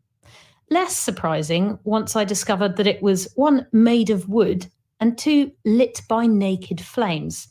Of course, nowadays we have electricity, but before that, ships at night were warned to safety by the latest cutting-edge technology of the time, candles. I'm Marnie Chesterton from the BBC World Service. This is Unexpected Elements.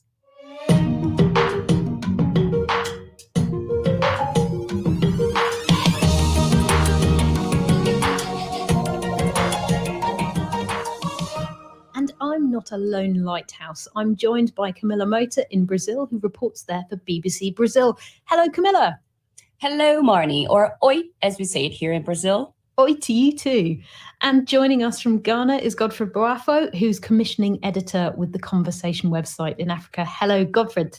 Hello, Marnie, or as we'll say here, it's the same.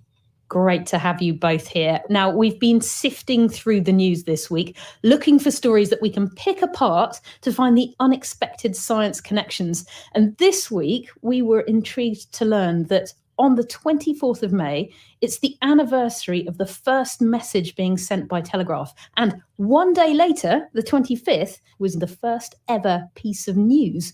See, science literally underpins the news. So happy 179th birthday to this communications revolution.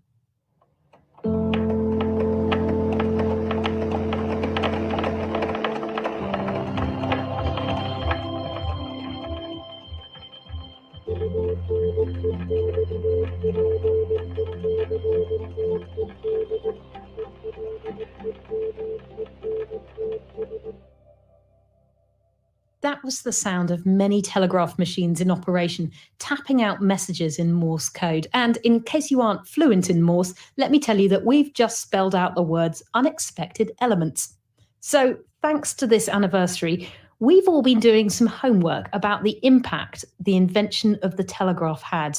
I mean, it's huge. It made the world seem smaller and more joined up. So what effect did that have on Ghana and Brazil? Well, to start from Ghana, for instance, the telegraph was installed here in 1886. And interesting enough, it was by a company set up by a Scotsman called John Pender, called the African Direct Telegraph Company. It was a branch of the Eastern Telegraph Company.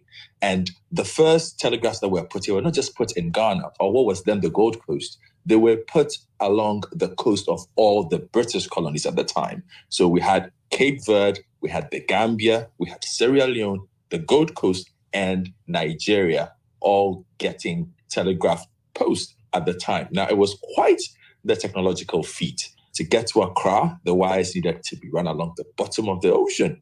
These were insulated copper cables wrapped in this latex-like substances called gutta percha to protect them from the seawater. Now, I was looking through some photographs of people who were hired as telegraph clerks, and it showed a bit about how it changed the administrative setup of the colonial authority. So if you look at the photographs, for instance, you would see that the European administrative staff all would regularly sit in chairs and had big positions listed, whilst the natives who were also employed to work these telegraph machines were the ones who were normally seated on the floor or were standing behind their European bosses. So it was a colonial tool? Yes, it certainly was. Now, all the minerals that the colonial governments wanted was on the south. And so that is where we had these posts established, and the northern territories were not touched by these developments. So there was a significant gap between development because they could interact with each other quite easily on the coast, but it took quite a bit of a while to talk to each other in between the northern territories. Now, apart from just stratifying our society, it also played a crucial role in the independence movement, because at the time you had the educated elite who were attending school in the United Kingdom, in the United States, and who were beginning to become politically mature, started reaching out to the independence fighters who were in the Gold Coast at the time. And the only way to do this was through the telegraph. And they were sending telegrams. Now, the most important of this was sent to a young man who was studying in the United Kingdom at the time. His name was Kwame Nkrumah, who would become Ghana's independence leader and who would later on become Prime Minister of the First Republic of Ghana. That's really impressive. So the telegraph was used as a colonial tool, but then it was appropriated for the independence movement. Camilla, what's Brazil's story with this piece of technology? We got telegraphs very early in 1852, and that was because of the emperor at the time, Dom Pedro II, or Dom Pedro II, if you will. He was a huge, innovative, someone passionate about astronomy, science. He used to read all the hot French magazines that the 19th century intellectuals used to read at the time, which looked more like books than magazines. But anyway, he exchanged letters with a bunch of prominent scientists, Louis Pasteur, Charles Darwin, for example, and became a member of the Royal Society, the Russian and the French science academies. Okay, so he did that, and he was also presumably running the country too. Exactly. In fact, some of the Brazilian newspapers at the time would say that he was more interested in science and astronomy than in Brazil's very real social and economic problems. Well, science is really interesting, but maybe I'm biased. We're nearly 200 years on from that. What's the verdict now? How do people look back at his reign? Right. So I'd say that it's mostly positive, but there are some contradictions. Slavery in its worst form was still institutionalized in Brazil during his ruling, even though historians say that Dom Pedro himself was an abolitionist. But all in all, he had a reputation for trying to develop the country, and his passion for science and innovation really stood the test of time. After all, he kind of helped to save the telephone at the 1876 World's Fair. Tell me about, how did he save the telephone? Right. So back then, people didn't know that the telephone would bring this telecommunications revolution that we're all familiar with. So when Graham Bell was displaying the telephone in the World's Fair in 1876 in Philadelphia, people were not paying that much attention to it. But Dom Pedro, who loved to travel, was there. He remembered Bell from a previous encounter they had. And then he decided to try out the telephone in the fair and was completely amazed by it. In a speech in 1911, Bell says Dom Pedro screamed, "My God, it speaks!" and with that, helped save the exhibit. He believed so much that Bell's invention would change the way people communicate that he decided to buy some of his devices as soon as they were put on the market. And that's why Brazil became the second country in the world to have telephones in 1877. And 2 years later, he issued to a representative of Bell's company, this businessman called Charles Paul Mackey, the first concession to explore the telephone market in Rio de Janeiro, Brazil's capital at the time. And the rest is literally history. I love this idea of a World Trade Fair and Alexander Graham Bell trying to interest people and everyone going, "Nah, it's a gimmick. It's not going to catch on." Thank you, Camilla. That's fascinating insight into a character who really seems to have shaped our current communications network. So we've got the telegraph, we've got subsequent communication revolutions. They obviously had a profound effect on society. But how does it all work? Well, here with the technical side of things are producers Ben and Margaret.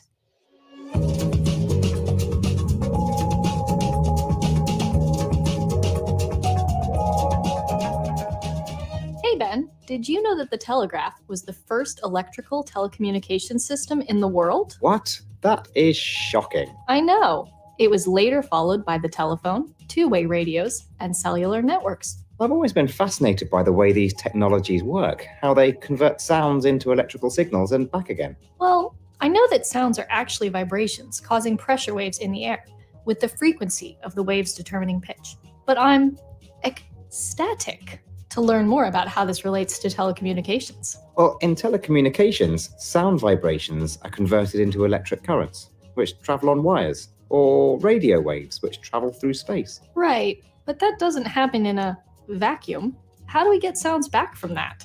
Well, a receiver converts the currents or waves back into sound, with variations in frequency or amplitude representing different pitches. Now, what do you think about that? I think we need to get back to the show. All these jokes are beginning to hurt. Sorry, I can't resist a good pun.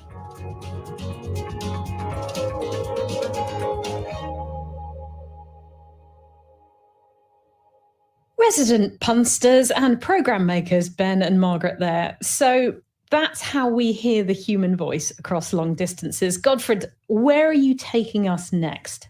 Well, Marnie, I think now's a good time to talk about worms. Really? Worms? Really? Absolutely. Specifically, though, I'd like to talk about roundworms. Aren't those the parasitic worms? We have a plant that eats them in Brazil. You have a plant that eats parasitic worms? Yep, it has sticky leaves that it buries underground and uses to catch these worms, and then it eats them. That is disgusting and fascinating, and I feel we're getting off target here. Godfred, can I clarify?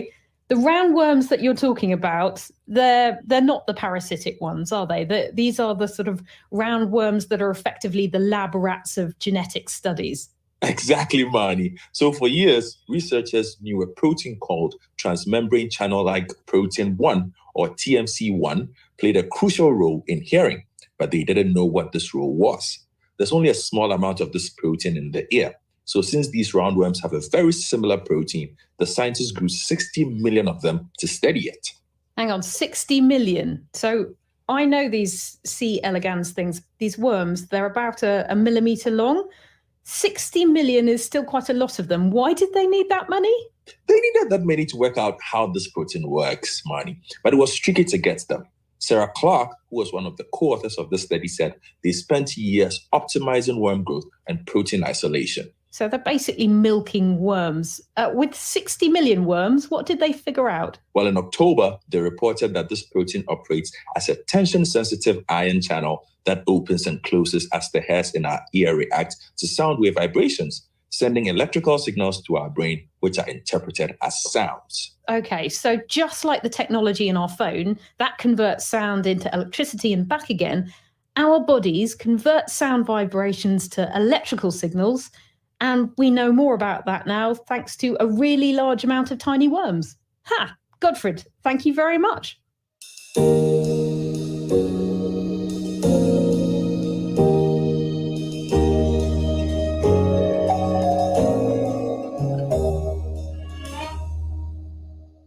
If you have any opinions on worms, hearing, sound waves, or the history of telecommunications in your country, we'd love to hear from you. You can email us at unexpected@bbc.co.uk, or why not WhatsApp us on country code +44 330 678 3080. Coming up, we're going to be talking more about the electrical messaging and communication that goes on in our own bodies after this. Each week, we at Unexpected Elements aim to entertain but also inform. Now, some of that information is not exactly a matter of life or death. Think of it more like a random fact that you can use to tease your friends in a quiz-type situation. Are you ready? Russian banana is a type of what? I'll give you a hint. It's not a banana. Is it, though, A, a potato, B, a mushroom, or C, a small leafless shrub that you can't even eat? So, Russian banana, is it A, a potato, B, a mushroom, or C, an inedible twiggy plant? Get your answer ready, and let me tell you, there's no point cheating because there are no prizes. You're just cheating yourself. Stay tuned to find out if you've got it right. And now, back to the main business. You're listening to Unexpected Elements from the BBC World Service, where so far we've gone from the anniversary of the first telegraph messages and how a 19th century Brazilian emperor helped spread the telephone across the globe to scientists using roundworms to discover how human hearing works. And to find out where we're going next, I'm joined by author Sally Adey. Hello, Sally. Hi, Marnie. How are you? I'm very well. Sally, your new book is called We Are Electric, which I think gives us a bit of a clue as to its subject. Yes, that's right. It's about bioelectricity, which refers to the electrical dimensions of biological systems. So, for example, in the nervous system, actually, as Gottfried was saying earlier, it was a great intro, it's well understood that in addition to being a chemical signal, the action potential is also an electrical one. And its electrical aspect is crucial to many things, including its speed. So you wouldn't be able to yank your hand away from a hot stove before you even consciously register touching it if it was a purely chemical message. Yeah, so that's in the body's nervous system. That's right. And I think we all know about the body's nervous system using electrical signals, but the rest of the body uses bioelectricity as well, doesn't it? That's right. As I found out when I was doing the research for this book, bioelectricity is relevant way beyond the nervous system and beyond the brain and beyond humans. And just to clarify, this isn't exactly the sort of electricity that you get in the main socket. No. And it's funny that we were talking about the telegraph because back in the 19th century, that was exactly the metaphor that people turned to explain bioelectricity. So while they were first identifying the nerve impulse, that's when the telegraph was spreading around the world. And just as we could use the telegraph to send messages from one person to another, the early neurophysiologists who were studying the nervous system, they sort of conceived of the nerves in the body as telegraph lines used by the brain to send instructions and receive information. But this doesn't quite get at it because, as you were saying, the mains, or from a 9-volt battery, or a wire in a power line, these things push electrons around. And inside the body, it's actually the movement of positive ions that do the work, because all cells move ions between each other through little gates and sluices, and the ion channels that Gottfried was talking about. You know, your ability to hear, your ability to walk, talk, think, breathe, heartbeat, you know, the fact that you're thinking that you're thirsty, that's all down to this movement of ions into cells. And what do we use that amazing skill for? Well, one example of how this is used is the wound current that emerges when you have a cut. So skin cells, they're linked together in lockstep by these little pores that let electrical information travel through them instantly. So the skin cells are tightly joined against the outside world, right? But the movement of the ions through that is really constrained. And when you cut this barrier, now all those neat little pathways that ions take through the channels, they just gush. So this creates what's known as a wound current. The wound current generates an electric field, and the cathode end of the electric field attracts things like keratinocytes, the little cells that fix things up, macrophages, little cells that clean up the mess. And the cathode is the very center of your wound. And what's super interesting about that, sorry, I know I'm rattling on about this, but this is so cool. No, this is great. The wound electric field is half as strong in people over 65 as it is in people under 25. Oh, this is amazing stuff. Like, this is like just watching like a superhero movie or something. I've always wondered why I have so much energy. But Sally, I have a question though. Sure. Do you have difficulty convincing other scientists about the potential of this? It's changing now a little bit, because the field of bioelectricity and electrical medicine has suffered a little bit from some early quackery, let's just say. When scientists were first getting to grips with electricity in general, and then bioelectricity as part of that whole phenomenon, people didn't really know what they were doing, because there was a dearth of tools sensitive enough to really detect these things sufficiently to generate hypotheses and test them and everything. Some people were really good, but they were outflanked by the people who saw the opportunity to make a quick buck. So in the 1800s, you had people selling all kinds of stuff, you know, things that were basically for sexual dysfunction, but also things that were quite Victorian in flavor, like loss of male vigor, and like little bracelets and rings that you could use in order to have a galvanic current, even though people didn't really understand what that even meant back then.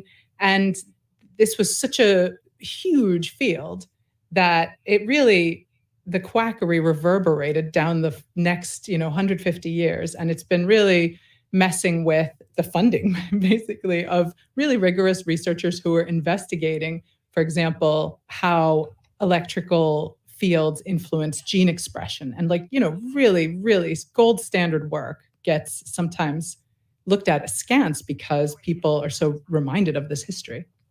And Sally, if I might just jump in, I was very curious because you've been studying this for a long time. Have you subjected yourself to any interesting / weird experiments? Yeah, I was always interested in neural interfaces and the sort of interface between electronics and biology. But it was when I went and did a DARPA experiment that I really fell down this rabbit hole of studying this field, because I actually did an experiment where I had 2 milliamps of current put through my brain to amplify my ability to do sharpshooting. DARPA is the American Army's kind of experimental research program, right? They do a lot of quite strange sounding science. That's right. They like to talk about it as high risk, high reward. So some of these things don't work out and some of them do. And that's how we got ARPA. And, Are you a better shooter when you're having your brain electrified? Well, it's interesting. The short answer is absolutely. But the long answer is, what is the mechanism by which this makes you a better shooter or able to learn languages more quickly or whatever? The project, the idea was, can you electrically stimulate the brain to increase focus so that you could cut in half the time it takes to get from novice to expert? There's lots of theories about why this would work in sort of a learning context. But I think one of the things that I realized was that for me, the greater focus happened because whatever it was about having had this, it's called transcranial direct current stimulation, it shut up a lot of, sort of wasps buzzing around in my head, like a lot of negative inner voices that I hadn't realized how distracting they were and how much they got in the way of me doing things in the world. And when those things got shut off, suddenly I could just do things. So I don't know if my ability was increased or if it was just that whatever ability was there was unchanged, but all the distractions had been completely damped. Yeah. Well, talking of shutting things off, sadly, we're coming to the end of this section of the programme. So I've got to say, unfortunately, thank you, Sally Adey, author of We Are Electric. What an amazing discussion. Thank you so much. Thank you. So just to summarise, 179 years ago, humans sent the first telegraph message, so little electrical signals which can send messages vast distances at incredible speeds. And fast forward to today, and there's this whole emerging field of science looking at pretty much the same thing, but inside our bodies, sending, as you think of it, little telegrams from wound sites, for example. So I guess what we're saying is, remember the word bioelectricity because you'll be hearing a lot more of it in the future.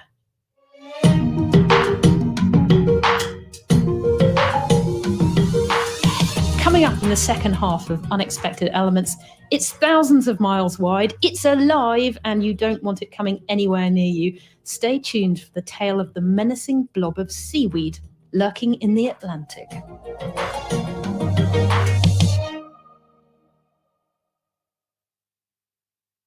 You're listening to the BBC World Service. In a world where information is at our fingertips, headlines and updates can't always give the full picture. To understand why the Freedmen's Bank is important, you have to understand what banking was like at the time. It was everywhere. This institution was enormous. We take you deeper into the stories that shape our world. So all the Germans could hear really was the wind in the wires. They likened it to women on broomsticks.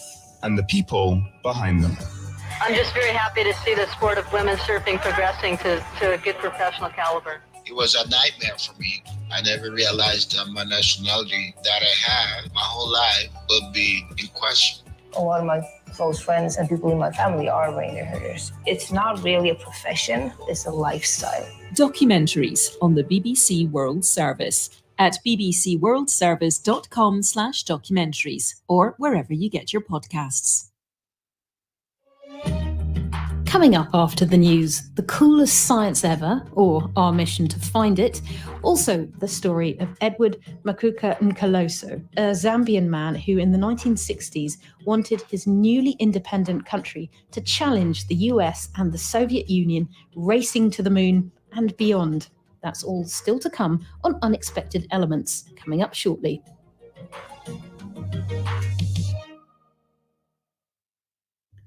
BBC News with Moira Alderson.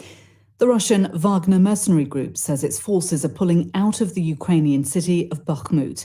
Yevgeny Prigozhin, the group's chief, said its positions were being handed over to the Russian army.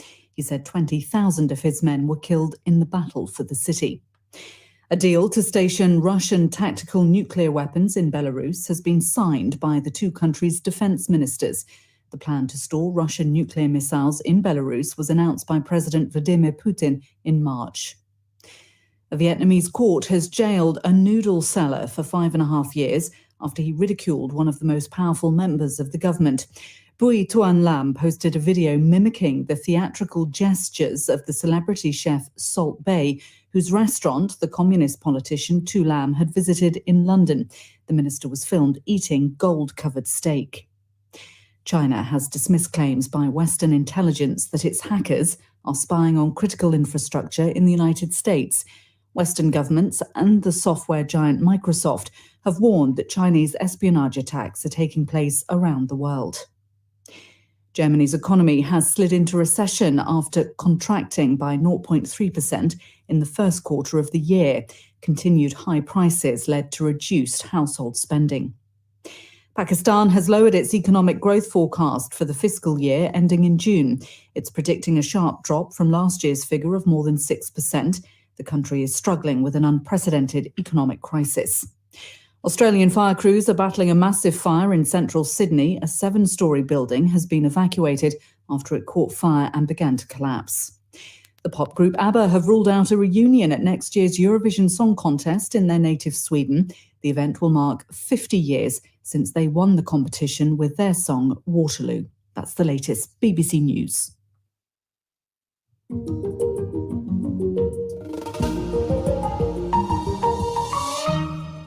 This is Unexpected Elements from the BBC World Service, the show that sifts through a river of news to bring you the science gold. I guess our premise is that there's science everywhere. Our knowledge of the world and the technology that we've built from that know-how really underpins the way we all move through life in ways that we don't necessarily notice. And even in this globally connected world, certain stories that are big in one part of the world can fly unnoticed under the radar of news. That's why I'm joined by Camilla Mota in Brazil and Godfred Boafo in Ghana, because with 3 sets of eyes in 3 different continents, one of us is going to find a great story that most of us will have missed. So let's hear a clue to this week's Under the Radar story.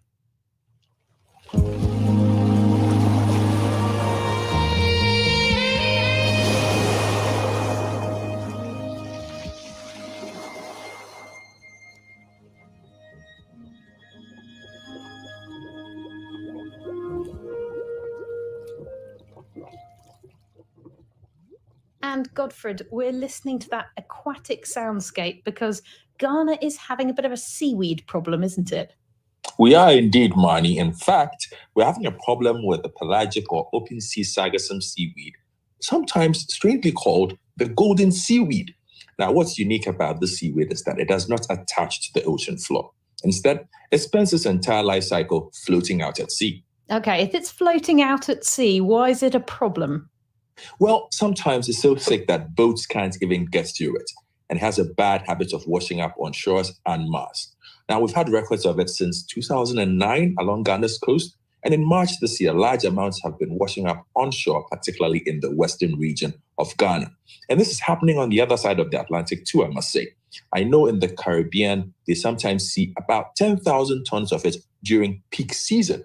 Camilla, I was wondering if you have seen the seaweed or if Brazil has problems with it. We do, Godfred. The resurgence of sargassum in coastal cities in the Atlantic Ocean is part of the planet's natural cycle. That's important to say. I remember growing up and going to the beach during the golden seaweed season, as we call it, which used to be June, July, where I grew up, and always being completely grossed out whenever I emerged from the water and found big chunks of golden seaweed in my hair. But apparently, climate change seems to be turning what was an inconvenience into a big problem. Some Brazilian scientists have been investigating how this can be connected to the discharge of polluted water from the Amazon basin into the ocean. This is one of the theories out there, but I think that it shows just how environmental degradation can have a ripple effect, and consequences that sometimes we can't even grasp. Oh, so farming runoff has accidentally been fertilizing all of this seaweed. Is that what you're saying? Yep, farming and mining as well. Well, in Ghana has been a problem mostly because it has disrupted fishing along the western coast. Now, about 10% of the population work in fishing, and most of those are small-scale fishers. Okay, 1 in 10 people is a lot of people. And this is stuff that you really don't want to be touching or breathing in. No, Manny, you don't. So there are toxic chemicals in the seaweed that can give you a nasty rash, contact dermatitis. It also stinks. Yes, it does, as it starts rotting once it gets on the shore. So not pleasant at all. Yeah, it does stink. Yeah, you've smelt it then. Yep. Is the stink a problem or is it just stinky? Well, back in 2014, it was a big problem in a touristic city in Brazil. It smelled so bad that tourists didn't want to go there. So yeah, it's a big problem. Yeah, I should say that in Florida during peak rotting season, it's been causing breathing problems. They've advised people with asthma who live within a kilometre of the sea basically not to go near the beaches where they're affected. Do we know where it's coming from or what to do about it? Well, we actually don't know that much about where the seaweed is coming from in Ghana, which is part of the problem. So in the Caribbean, they think it's probably coming from a new southern area of growth, But in Ghana, we just don't know yet. So what are teams doing? Because I imagine if you don't know where it's coming from, it's hard to address. Exactly, Marnie. But recently, a team from Ghana, the United Kingdom, and Jamaica got together to see if citizen science using photography might give scientists better data. So researchers have put up signs at beaches requesting that beachgoers take photos with their mobile phones and then upload them to an app so we can better track where the seaweed is. Are you anywhere close to the beaches? Have you got your phone out and had a go at this?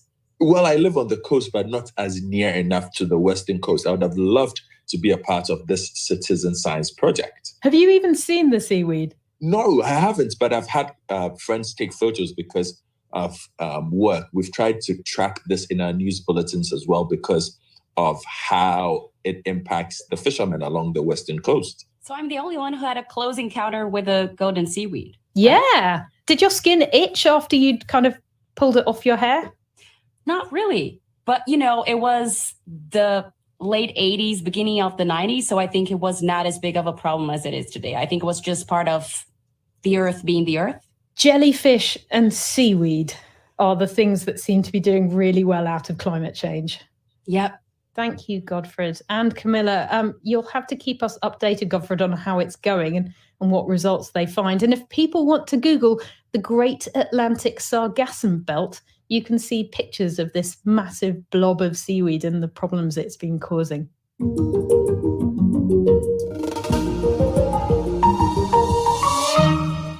A great thing about doing this job is that you get to meet scientists with all manner of weird and wonderful jobs. So who's the best? Nothing like a bit of pointless competition as we attempt to locate the scientist doing the coolest science ever. And this week, we take a sonic dive into the world of misophonia. I hate mouth noises. Chewing, slurping, swallowing, gulping. All of them make me feel sick to my stomach. But thankfully, this researcher is trying to better understand why some people hate certain sounds and how to maybe make them a little bit less intense. I'm Dr. Jane Gregory. I'm a clinical psychologist at the University of Oxford researching misophonia. Misophonia is an extreme reaction to certain sounds. And the most common sounds are eating sounds, heavy breathing, like nose and throat kinds of sounds, and also any kind of repetitive tapping, rustling sounds. I wanted to know why the sound of pigeons drove me insane.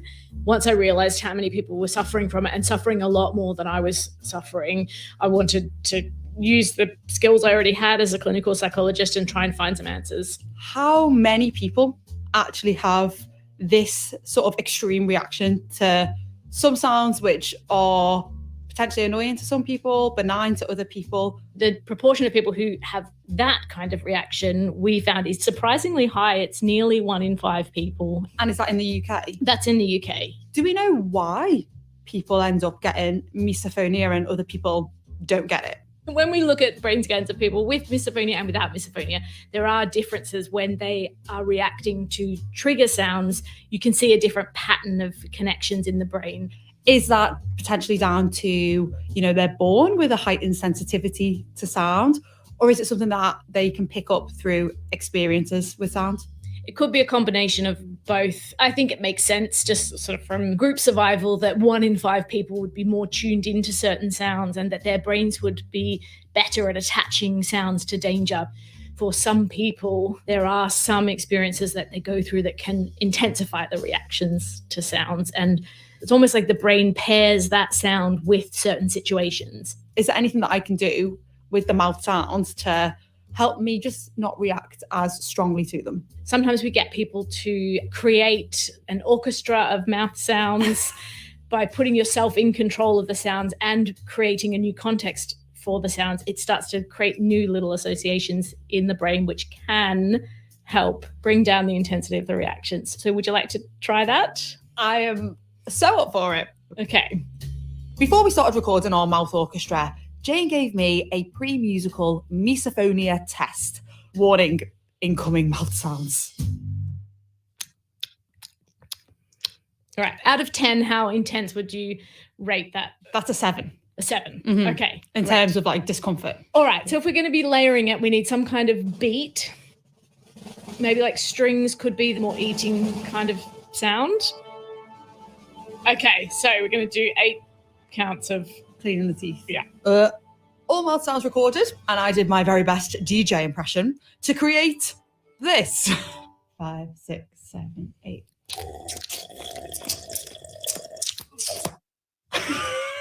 That's so funny. I think we're onto something here. I think we are. Like, I can't believe that our mouths made that masterpiece.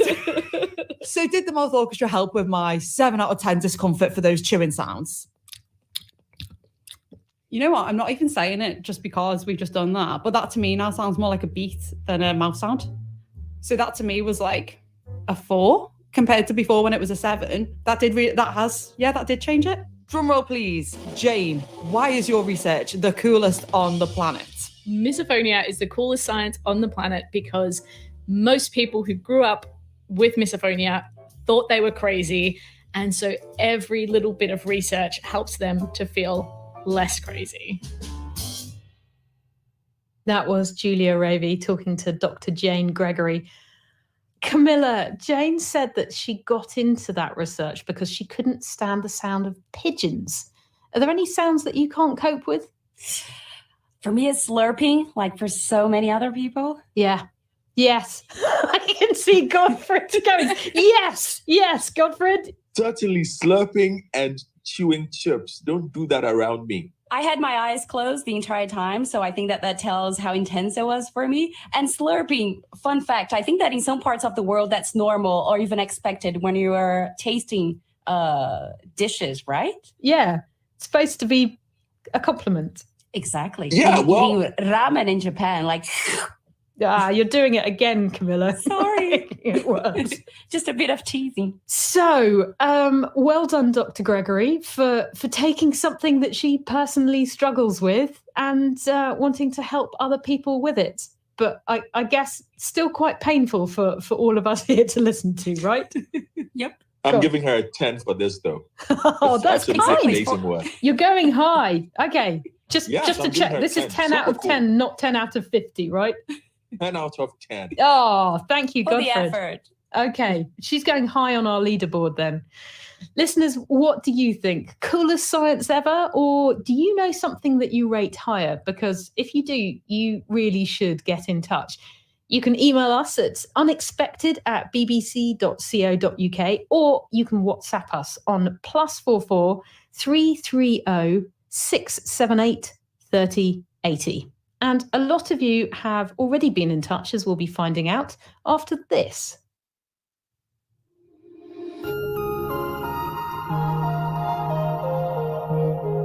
Earlier on in the show, I asked about the Russian banana. It's not a banana, so what is it? Your choices were A, a potato, B, a mushroom, or C, a shrub that you can't even eat. Did you make a choice? Because it's answer time. Drum roll. Russian banana is a potato, named due to their 18th century Baltic origins. They're oblong, often crescent-shaped. In other words, don't expect notes of banana, and they really don't look much like a banana. Russian bananas sport a smooth khaki-coloured skin with yellow flesh that, when cooked, becomes fluffy with a distinct nuttiness. So, next time you find one in a market, you'll know not to put it in a smoothie. You're welcome.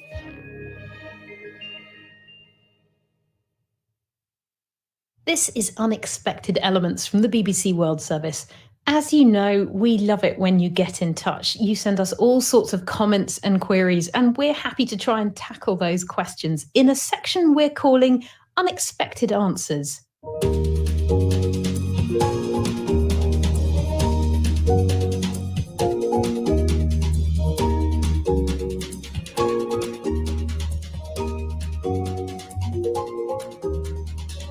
We take your question on anything scientific to a scientist and find you an answer, or at least science world's best guess.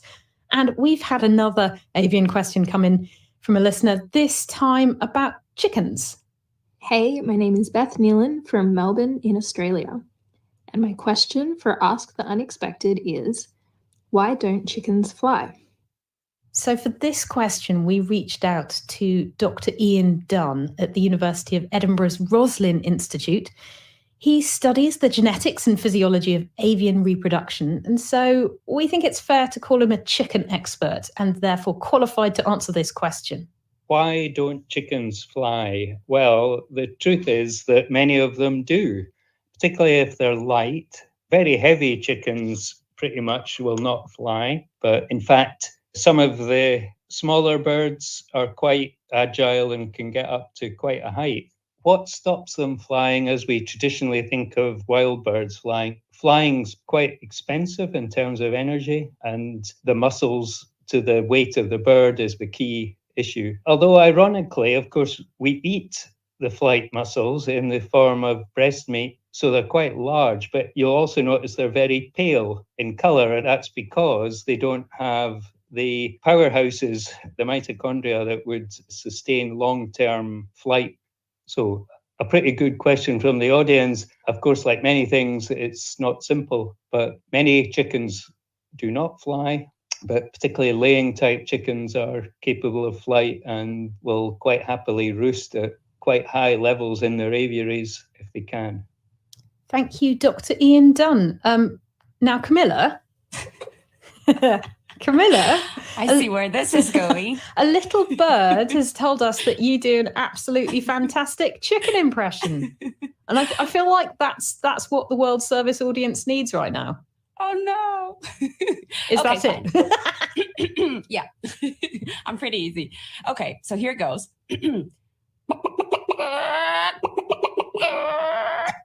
Close? That's really good. Can I ask, what do chickens say where you are? Because I love that in the UK, the roosters at least say cock-a-doodle-doo, which doesn't seem to make much sense. But I know most countries have got their own thing. Yeah, here in Brazil, it's cocorico, which I think it's kind of close to, don't you think? Godfred, do you want to join the chicken impersonations? Well, we do. That's good.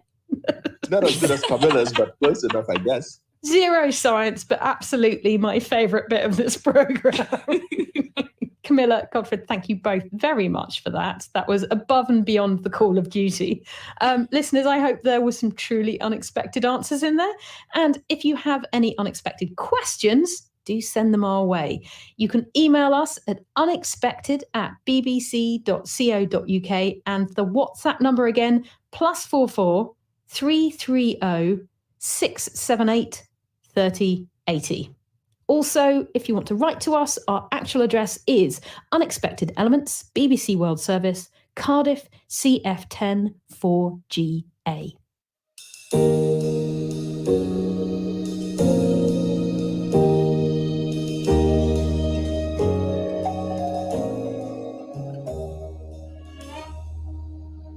Space rockets are having a moment. It feels like every week right now there's another rocket jetting off. So Jupiter or taking astronauts to a space station. Here's NewsHour from the BBC World Service recently, reporting last month's mission to study the moons of Jupiter. After a one-day delay because of bad weather, the European Space Agency has successfully launched its mission to see if the moons of Jupiter can support alien life. The Jupiter Icy Moons Explorer, known as JUICE, took off from the European spaceport in French Guiana. 3, 2, 1, top.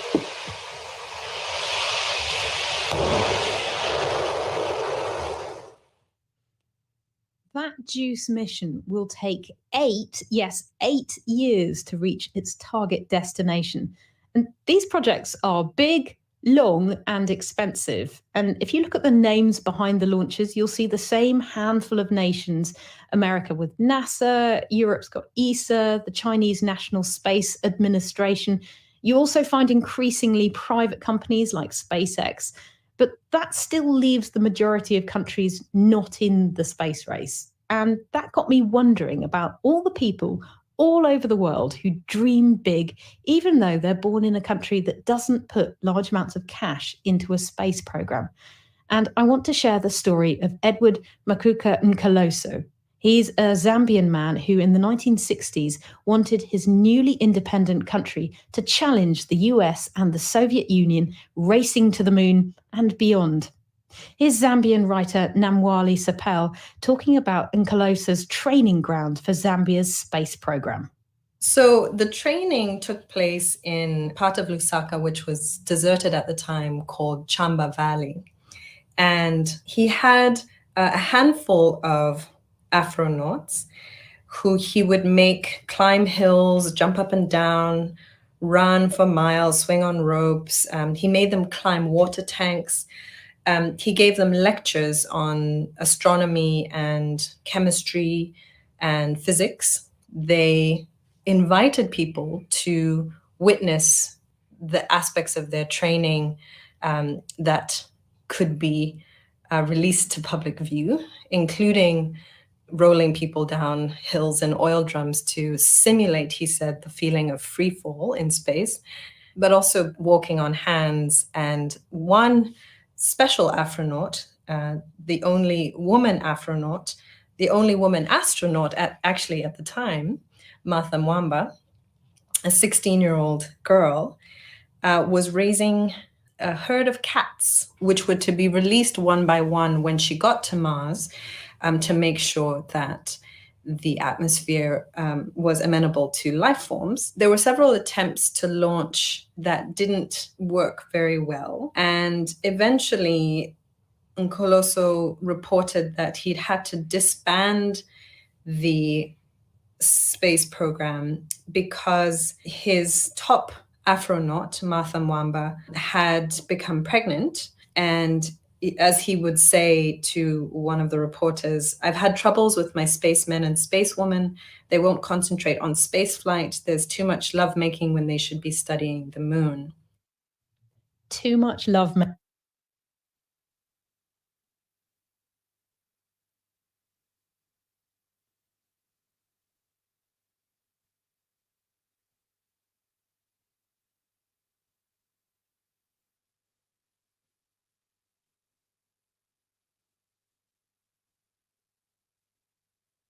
Q95DA.com with live links to your own website. Advertise on Q95, your one-stop shop for audio and video streaming, breaking news, sports, and entertainment. Advertise on Q95. Get value for your money. Call 767-448-5822 today.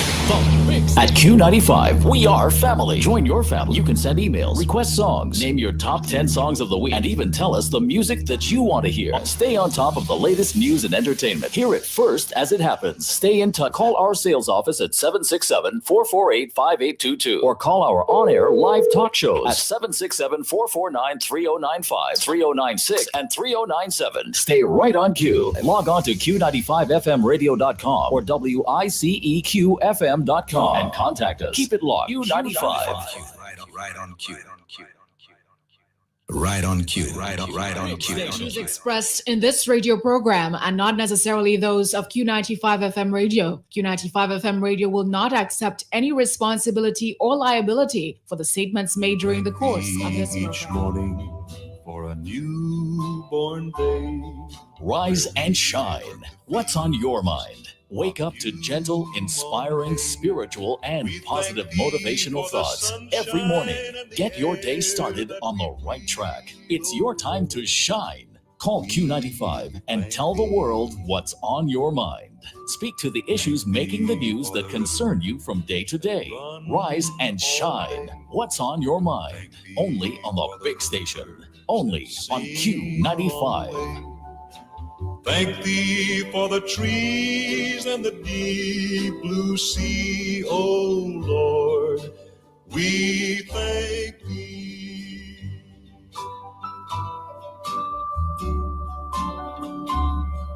We thank thee each morning for a newborn day, where we may work the fields of new mown hay.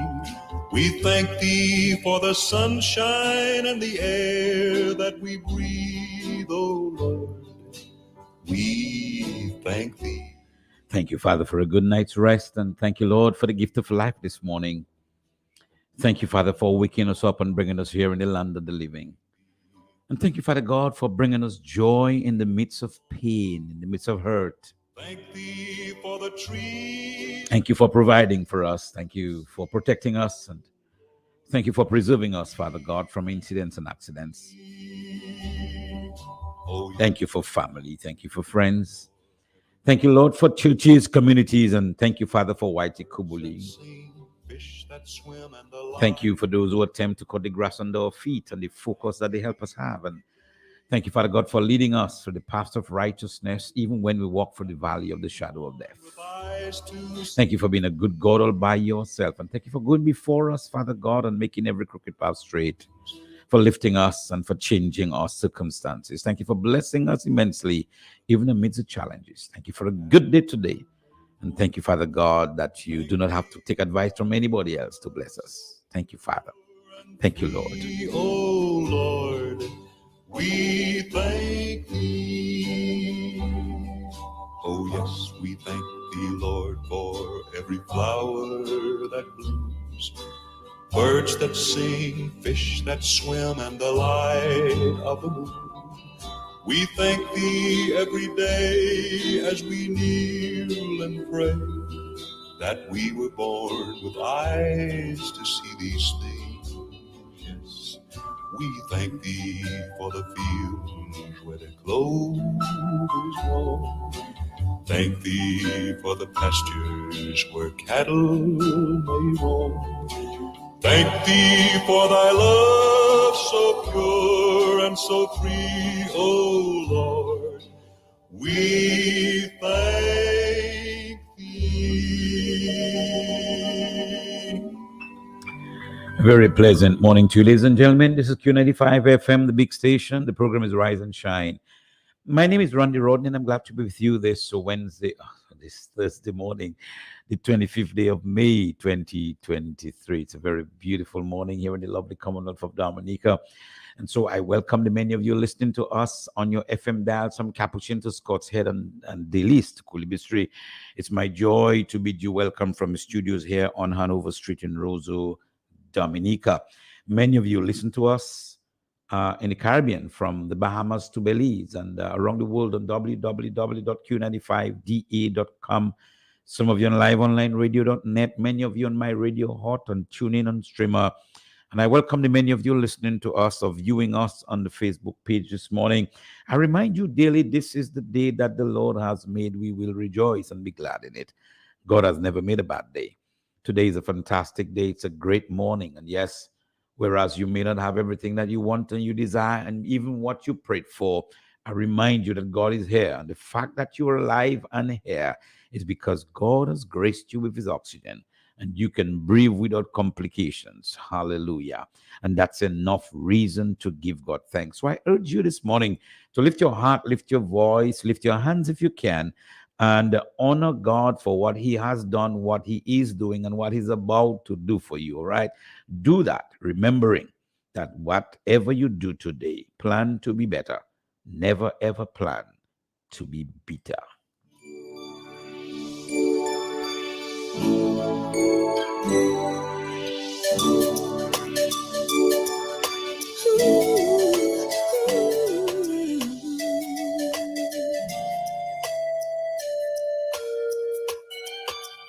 Rise and shine, awake with the sun. Feel its rays and healing home as it dries the cold night away. Open your heart to a brand new day. Embrace the sound of nature's symphony. Hear the harmonious melodies. Focus your mind on the positive things. Let them surround as nature's choir sings. It's gonna be a good day. Something good's gonna happen for me, yeah. It's gonna be a good day. Good things are surely gonna come my way. It's gonna be a good day. Something good's gonna happen for me, yeah. It's gonna be a good day. Good things are surely gonna come my way. Oh, oh, oh, oh, oh, oh.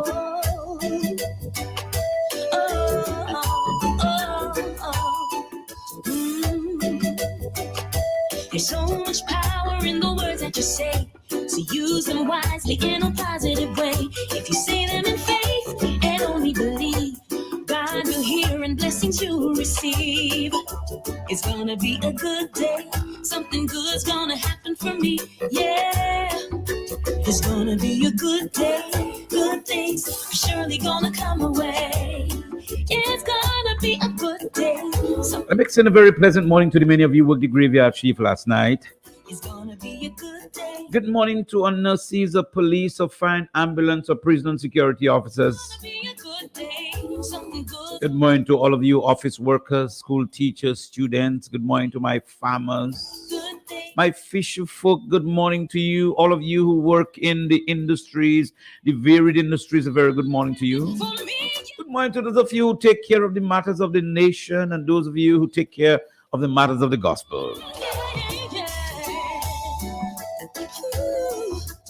We'll stop for scripture reading momentarily at 6:30. We pause for prayer, and I ask that you stay with us for the hour.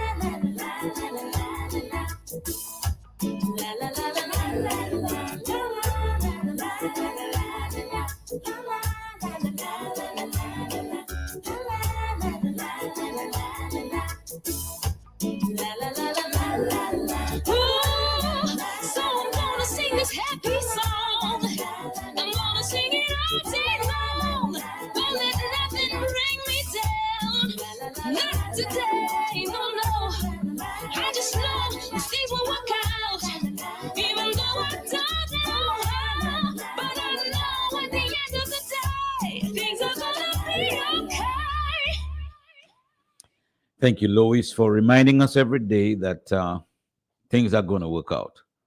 At the end of the day, it's going to be just fine. It's going to be okay.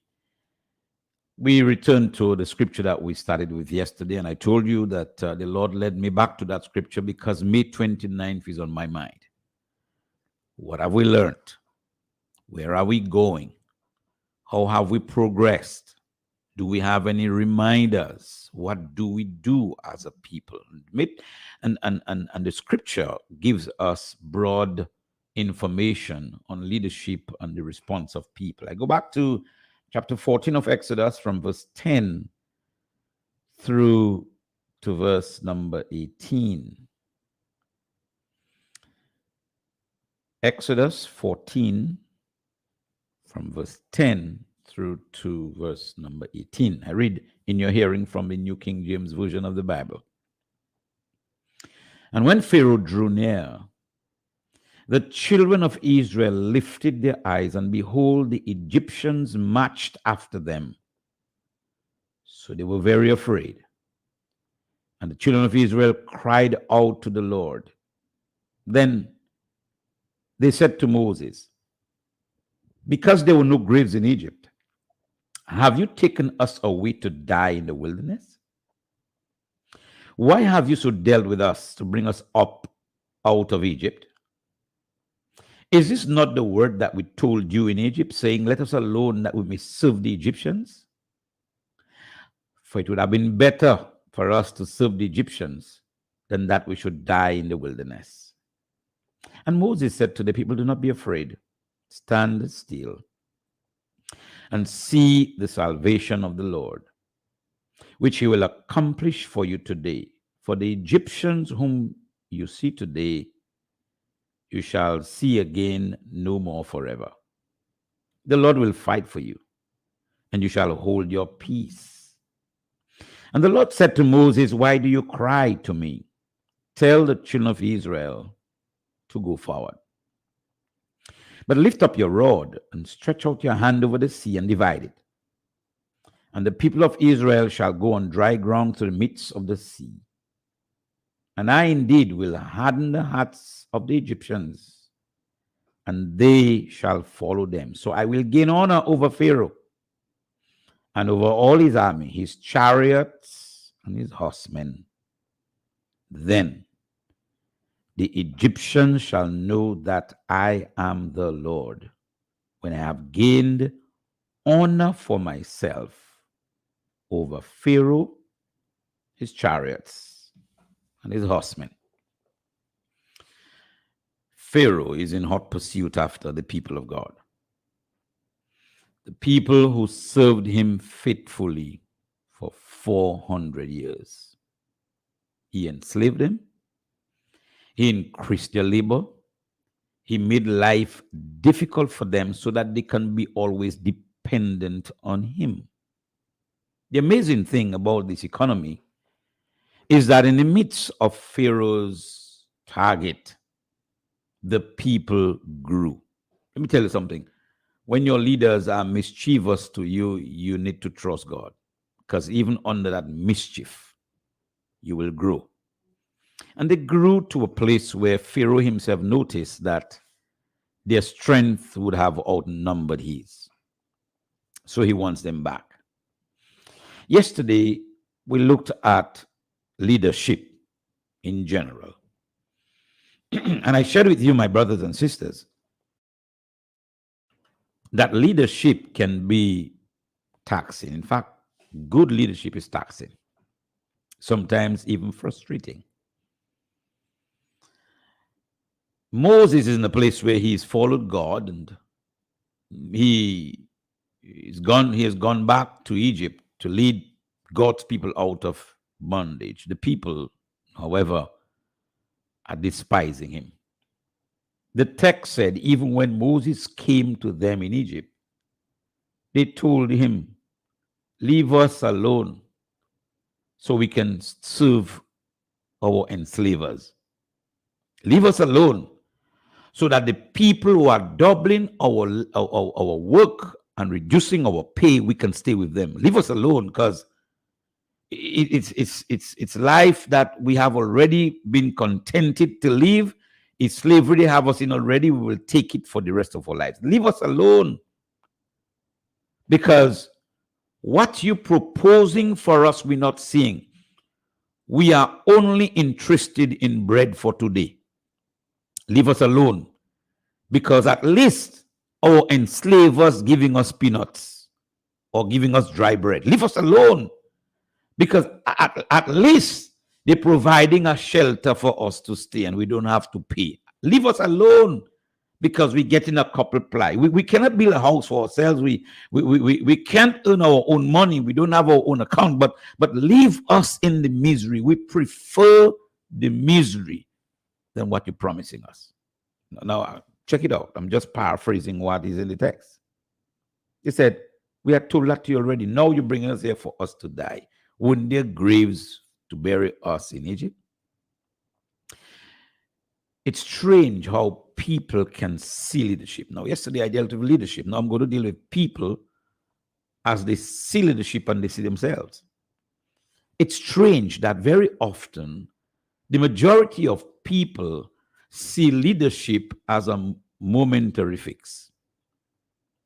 And so if leaders make people feel good for the time, they don't care about the far-reaching consequences. It appears, my brothers and sisters, that way back then, the masses were very comfortable with 2 pence instead of looking towards self-development. It appears way back then that they had no problems taking blows on their backs. I mean, if you read the chapters before 12 and to the end of Genesis, you will see how much the Egyptians put the people under hard labor, Pharaoh and his goons. But they have grown so accustomed to misery that they don't want freedom. The promise of freedom is too foreign for them. It's taking too long for freedom. I'd rather take the misery. So people seem to look at temporary fixes of more valuable than long-term benefit. We still have that today. That's what's happening in the text. Somehow, we do not see leaders within the parameters that God wants us to see them. So our response to leadership is different. We respond very well to those who enslave us, and we respond with critical eye with those who want to liberate us.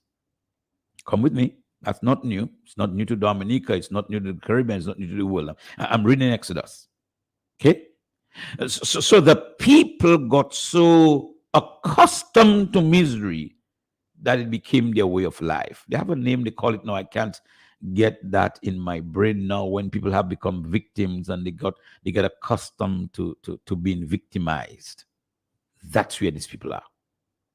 Moses, on the other hand, a God-fearing man, is doing his best to lead the people to where they should be.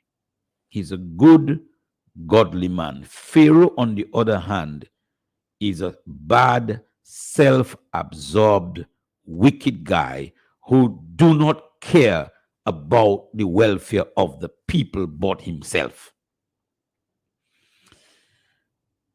And then the good, godly man says, which is a pivot verse, verse 14, Moses said to them, the Lord will fight for you, and you shall hold your peace. And then here's the point I want to make for today's lesson, verse 15. And the Lord said to Moses, why do you cry to me?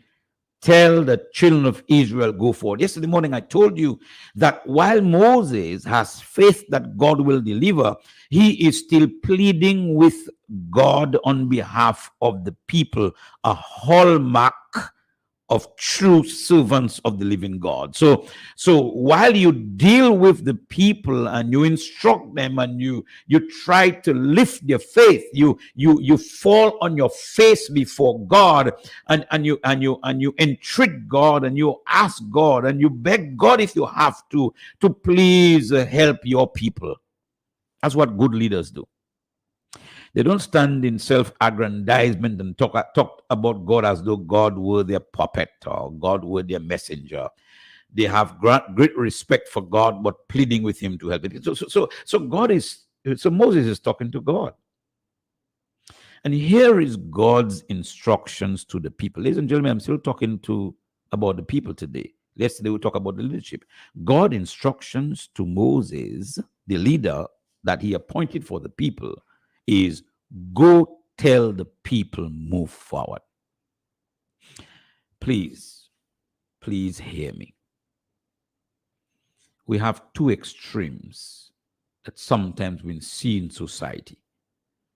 People who always want to do things by themselves and they end up crashing, and those who sit on their laurels and expect God to put fig in their pot. Hear me. God is instructing Moses to tell the people, take action. Move. Go forward. Don't go back to Egypt. Retreat is not part of the game. Neither is laziness and passivity. Don't rest on your laurels. Don't sit as though everything that has to be done, I will have to do it for you. Listen, you have to now make some steps yourself. Go forward. Moses, go and tell the people, go forward. I've heard their pain. I check their vibes. I hear their problems. I know what they're going through, but they now need to commit themselves to making a move. You see, that's what one of the lessons I believe May 29th taught me. Now, that's my personal response, that there are times when you have to go forward. And I'll tell you something, and let me say that quickly in a few seconds, that in hindsight, looking back at May 29th, there are some things, if you ask me, and don't call me about that this morning on the program, that's not what it is about, some things that we should not have done. But haste, desire to follow leadership, we did everything that we did, right? Guess what? We need to go forward under God's instructions. So we're not going to sit on our laurels and do nothing. Neither are we going to move forward and do what we want.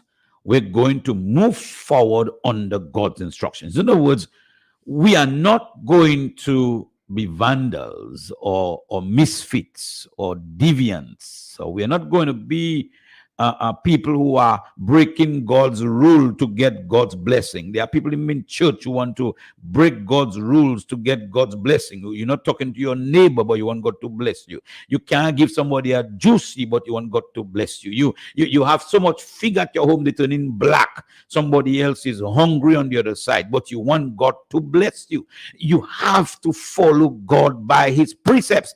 Go forward, but go forward under the directions of God. Guess what? Once you do that, I guarantee you that God will bless you, that God will liberate you, that God will free you, that God will remove the shackles and break the chains and cause you to move forward with vigor, with strength, and not just vigor and strength, but with success. Go forward. Moses, tell the people, go forward. And then, of course, he's also giving Moses instructions as leader. While you tell them go forward, don't just sit down there and go behind them, but lead them. Get your rod, stretch it over the water, open it up so the people will know that is not mark time now. It's time to move up front. So provide them leadership and tell them to go forward. Here's my question for you, ladies and gentlemen, my audience today. What are you doing to get out of your difficult moment? How much energy are you exerting to get out of your chains? Whether it's your abusive chain at home, your chain of poverty, your chain in relationships and unforgiveness, your national chains. What are you doing to break off from that? God said to Moses to tell the people, go forward. Now, they may not have seen anywhere to go forward because it looks like the path forward is impossible. I told you yesterday that they were between two mountains. In front of them was the Red Sea. How do you go forward into the Red Sea? And then behind, Pharaoh is on their track. God said, go forward. And I want you to know that as impossible as it may seem, if God says go forward, he's going to make a way for you. He's going to open your Red Sea and cause you to walk on dry land. When God is in it, impossible is not in his repertoire. Some of you are afraid to go forward because all you see is impossible. You see soldiers, you see demons, you see mountains, you see seas, and you think it's just not possible to go forward. God is saying, guess what, guys? Move it. Go forward.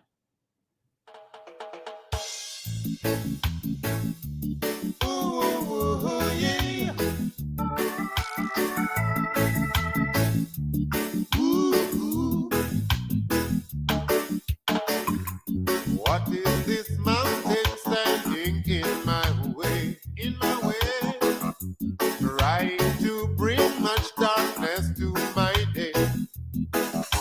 I will not fear, my help comes from above. Not by might nor power, but by the Spirit of the Lord. I think I know, I believe I can do all everything. Christ who strengthens me. Yeah.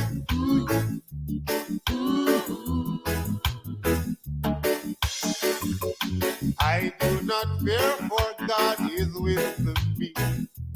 God is with me. I am not dismayed because he is my God. He strengthens me, he helps me, I must confess. He upholds me with the right hand of his righteousness. And I believe, I think, I know, I believe,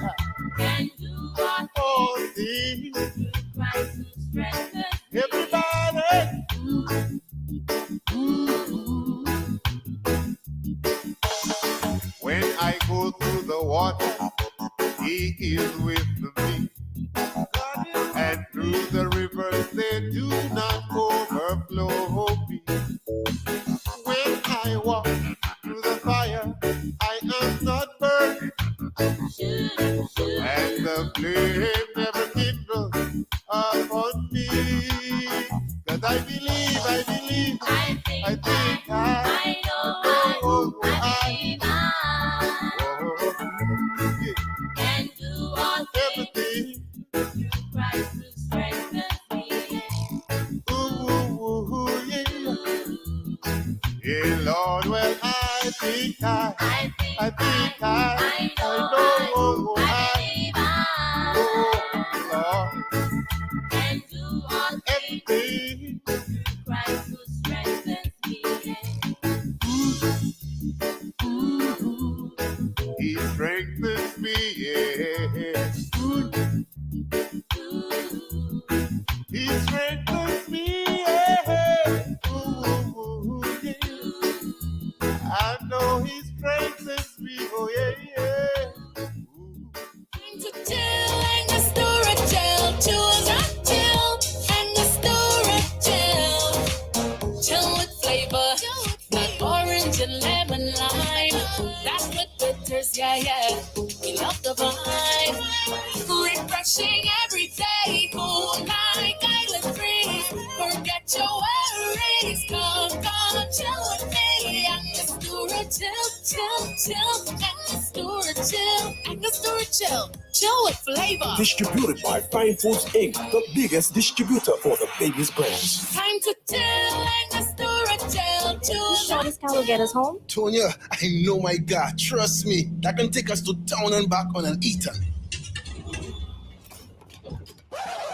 Wow, not now. David, I told you to put in Ruby's Ultratech fuel last week. That gas is longer lasting for sure. It improves fuel economy, saves you money, and maintains vehicle performance. What sort of car man are you supposed to be? What does Ultratech Fuel's greater fuel economy mean to you? You get more miles for less. Put only the best in your tank. Ultratech, only from Rubis.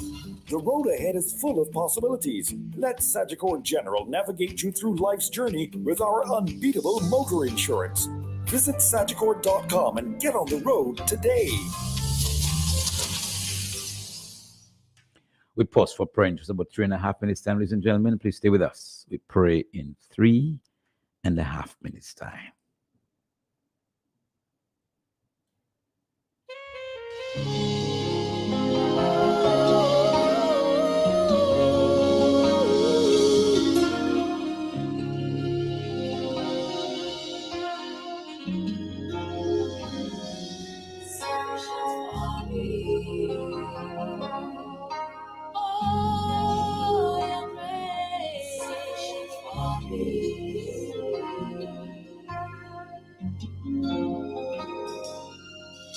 Your grace is sufficient for me, and your strength is made perfect in all weakness. Oh, yes. Your grace is sufficient for me, and your strength is made perfect in all weakness.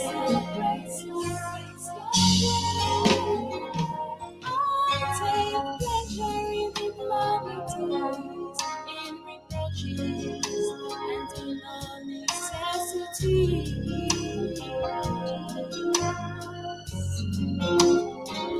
I take pleasure in persecutions, in distresses, all for my Savior's sake.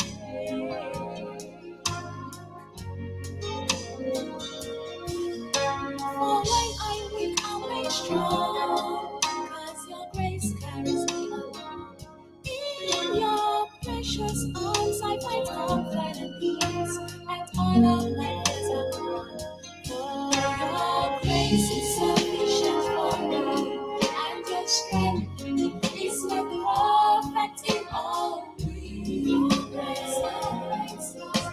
Yes, your grace is sufficient for me, and your strength is made perfect in all weakness.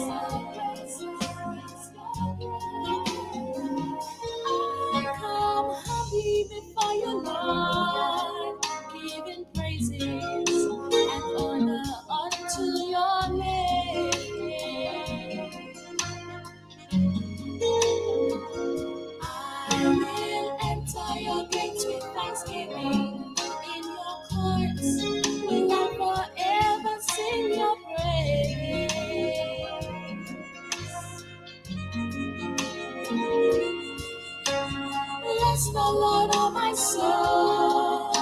Oh, blessings, Lord, by your grace, Lord, I am made whole. Fill me up again and again.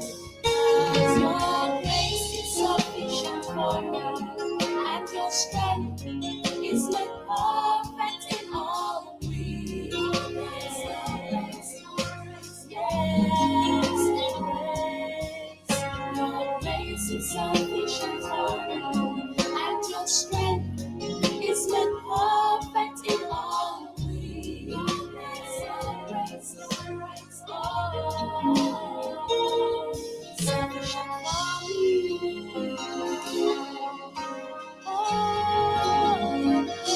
grace sufficient for me.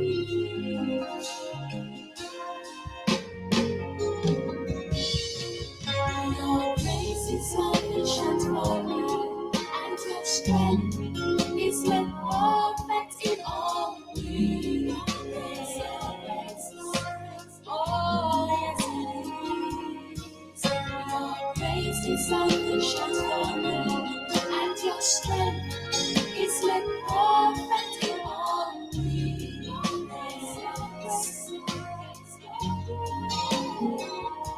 Your grace that saved me. Your grace, your grace, your grace. Yes. Your grace that keeps me. Your grace, your grace, your grace. Your grace, your grace, your grace. Oh. Spread him around this radio altar this morning. Would you spend a moment to pray with me wherever you are? Father, we thank you that indeed your grace is sufficient for us in tough times, in difficult moments, in times of hardships and sometimes misunderstandings and darkness. Your grace is sufficient for us, and we are thankful. We are grateful, Father God, that through tough times you teach us hard lessons. Through difficult times, Father God, you prepare us for great times. That we can become like Paul, that in whatever state we are in, we will be content, but we'll find victory even in our worst moments. We commit ourselves to you, and we commit those who are abused and in situations of hardships, financial situations, and medical circumstances, and relational circumstances. And we commit those, Father God, who seem to be in a cycle of perpetual abuse, whether it's be spousal abuse, abuse in family, national abuse, abuse by governing authorities. We commit them into your hands. We pray for them. And we remind them today, like Moses reminded the children of Israel, that the Egyptians that you see today, you will see no more forever. That God himself will undertake for you. He will fight for you. In fact, Lord, I ask today that those who trust you, those who have a relationship with you, those who are sensitive to your word today will come to a place where they begin to appreciate that you have promised that you will fight for us. We find out in your word, Lord, that your relationship with your people is such that your eyes are upon them and your ears are inclined to their cry. And whenever circumstances that are adverse knock at their door, you are never absent. Sometimes it feels so for us.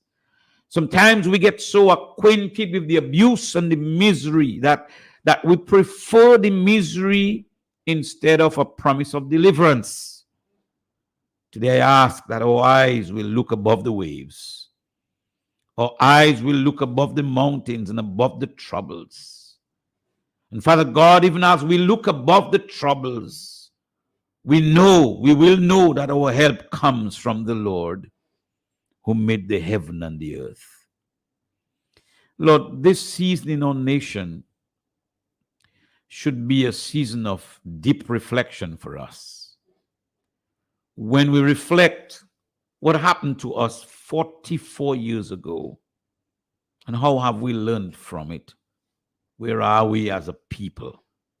How have we understood that you have come through for us? How have we appreciated that we have responsibility to act? Like you said to Moses, tell the people, go forward. We must act. We can't just sit and expect you to do for us what you have already empowered us to do. Bring us to a place where we begin to appreciate that we must go forward. Go forward in your precepts. Go forward in your measurement line. Go forward doing what you want us to do. For it's only then that we will have good success. Thank you for easing the pain of the hurting. Thank you for removing the mountains and the path of those, Father God, who need to move forward. Thank you, God, for releasing, as it were, the chains of slavery from those who have oppressed the many in our audience. Thank you, Father God, for removing, as it were, the scales from our eyes and causing us to come to terms with the promises that you have made to us, that will hold on to your promises instead of that which men have been speaking to us about. Thank you for going before us and clearing every path, that we will walk with victory in what you want us to do. And the praise, the glory, and the honor, Father God, will be mindful to give to you now and forever, in Jesus' name. Amen and amen. Thank you, Father God. Hey!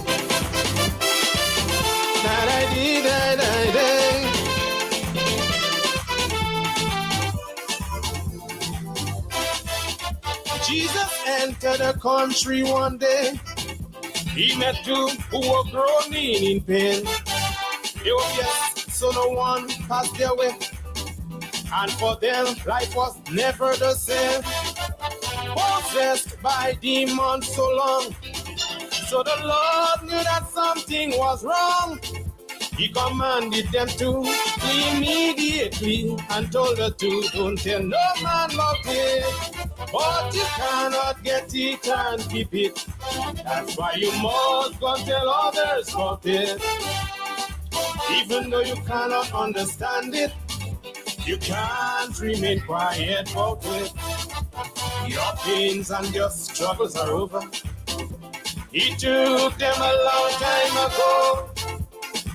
If the devil tried to make you doubt it, just Go and tell your father. Come on, my brothers and sisters. Go and tell your father about it. Let your father know that they're abusing you. He'll tell you what to do. You hear?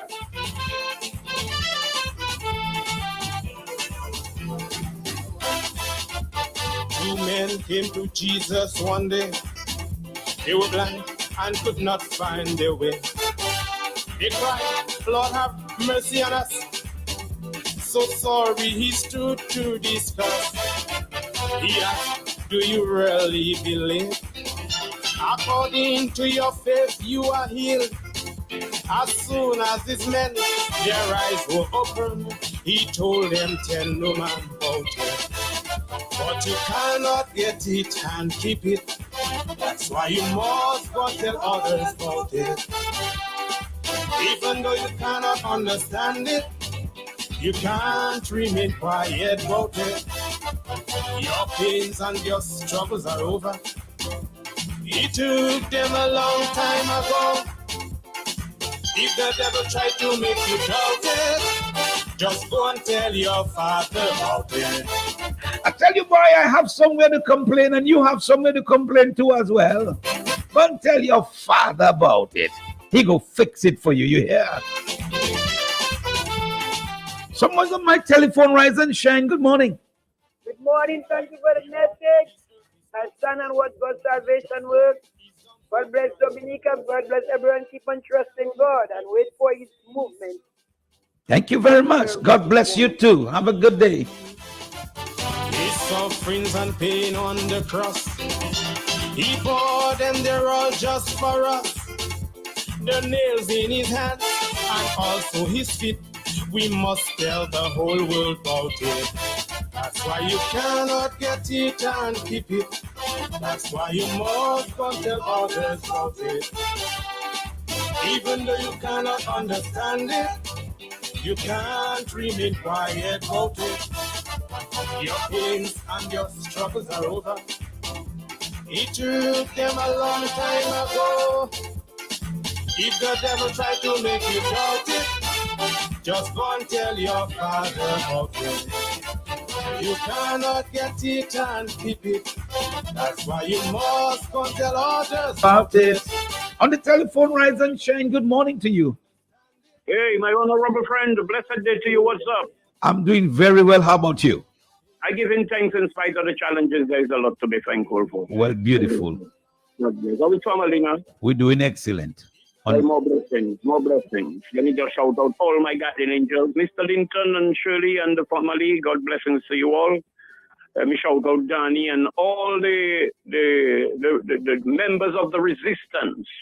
And I hear you dividing people that in charge of the, how you say it now, the gospel, and those who in charge of the country. Those who in charge of the gospel is in charge of the country. Oh, what you talking about then, partner? I don't know now. Tell me now. Yeah, you say about those who are responsible of managing the country and those who are responsible of managing the gospel. These are the key people to manage the country. Oh. If you exempt yourself, no fini batin, kai pour croiser. You know that kai pour croiser. I know that. I understand that. All right, Antonio, Mom, and the foul house break, everything finished. So don't think then Pastor Rodney trying to insult you, meaning the foul house break. All right? So all my guardian angels, I don't go call name already, take too much time. I'm trying to give them, and I had time about Kaipul Kwazi this morning. Antonio, Mom, and everybody, blessings.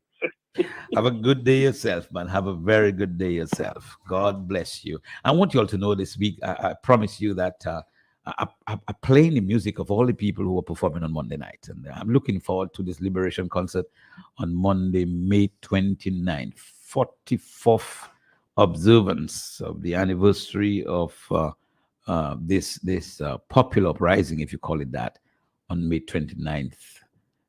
What is that about? What have we learned? And so that's why I play Hendrix Thomas. He'll be performing on Monday night. That's why I play Jerry Lloyd. He'll be performing on Monday night. That's why I play Sigid, because Jerome Badwill will be performing on Monday night. And my friend, Mr. Errol from Vessels of Honor, whom you will hear momentarily, he'll be performing there, of course, alongside Samuel Midas. Let's pause for a cause and we'll come right back, ladies and gentlemen.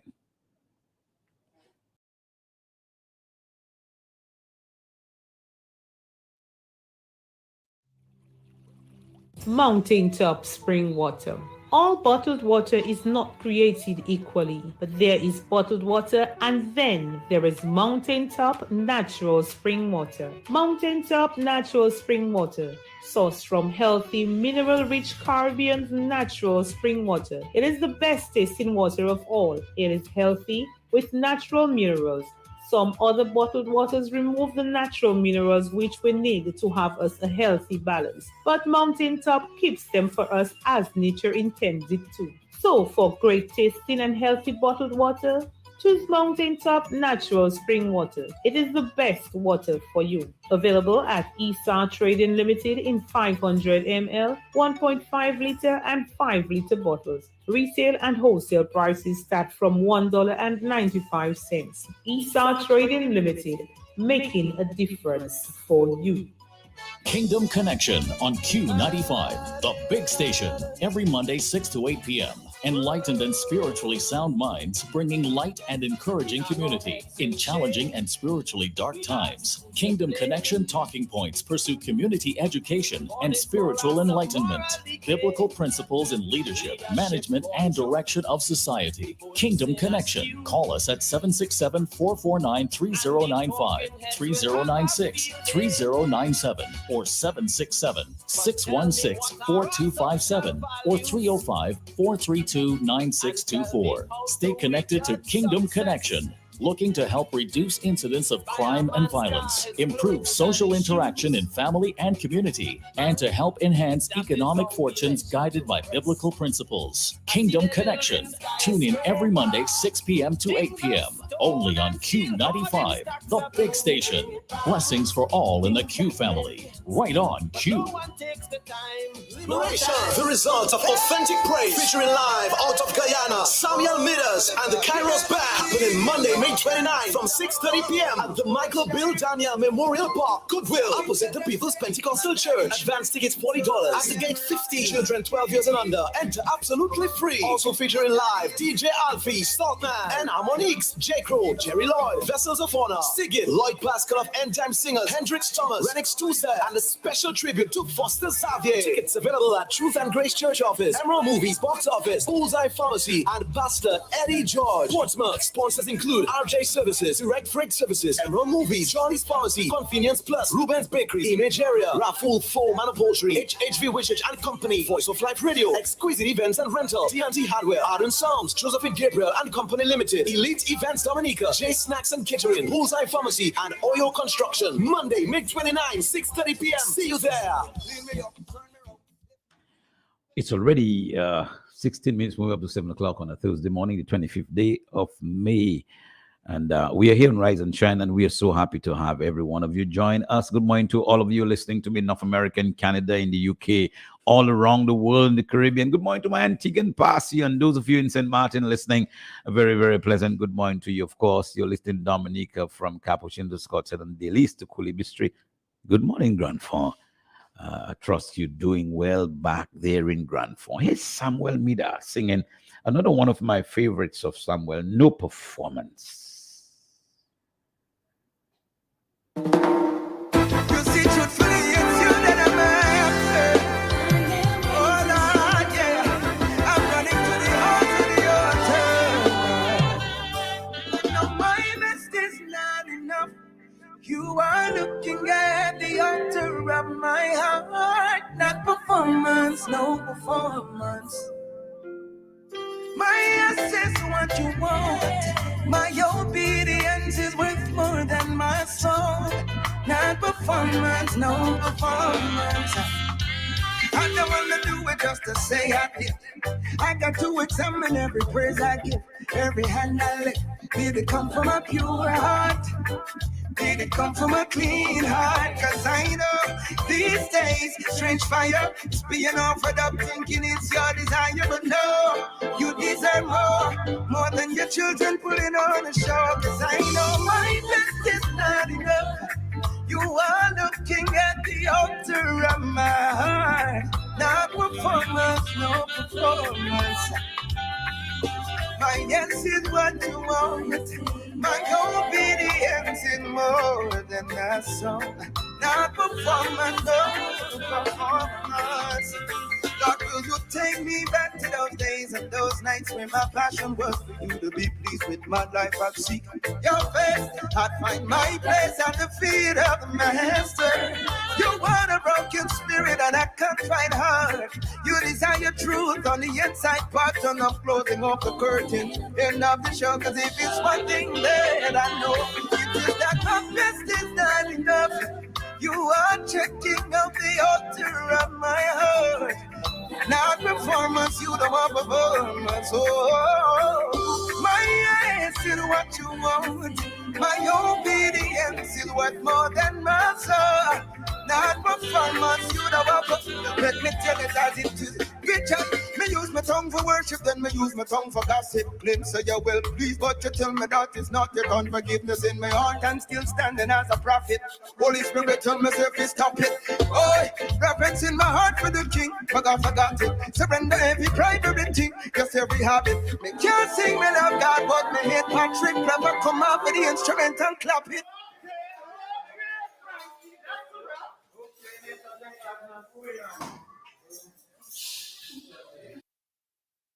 All my best is not enough. You are checking out the altar of my heart. I can play church and hit people, you see what I mean? That's why I love that song, man. My yes, that's what you're looking for. No performance. Obedience is better than sacrifices, not performance. Oh, my best is not enough. You are searching out the altar of my heart. No performance. And yes, Samuel Midas will be live in concert on Monday night. The guy is excited about coming down to DA, you see. I can be coming straight out of Trinidad. Running to the altar. And so we're looking forward to have a fantastic time here on Monday evening. Here's another wonderful artist who will be on Monday evening. Hear this.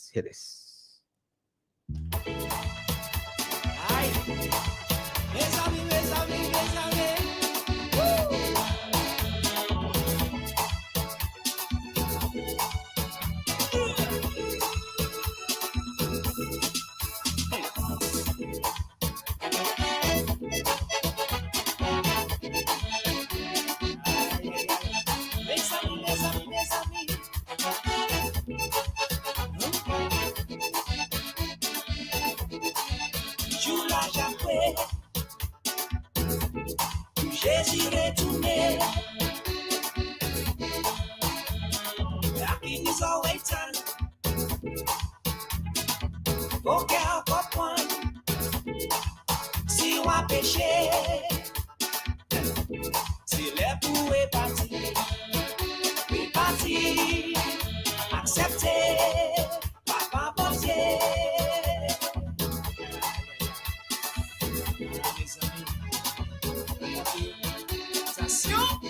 Accepte Jésus. Absolument. Joue la Japoué. Jésus retourné. Aïe, happiness always time. Aucun point. Si on a péché. Si l'époux est parti, accepté, papa portier. En toute saison, les pas saison, aider la vie, accepter Jésus. En toute saison, les pas saison, aider la vie, accepter Jésus. Accepter, attendez, réfléchir, quelle belle la vie. Oh, accepter, attendez, réfléchir, quelle belle la vie.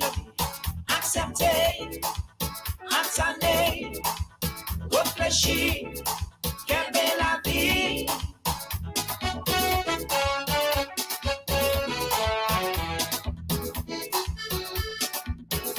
Good morning, Pato in St. Martin. Trust you're doing very well this morning, girl.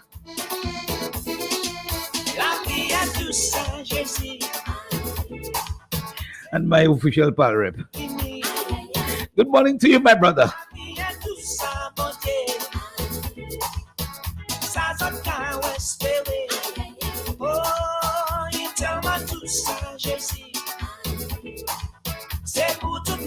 I remind you that on Sunday morning we invited Parliament to service because we believe in the theme that we put in forward, the liberation, the result of authentic praise. We'll have Pastor Michael Jr. George out of St. Lucia. He'll be our guest speaker for Sunday morning and Sunday night.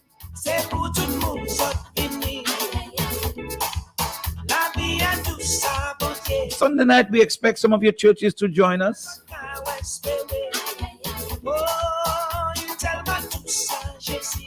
And Monday evening, we bring curtains down on this thing at the Bill Daniel Memorial Park.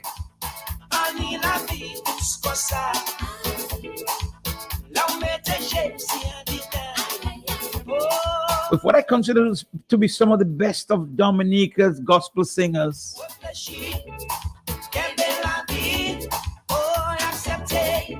I wish I could have brought all of them together, believe me.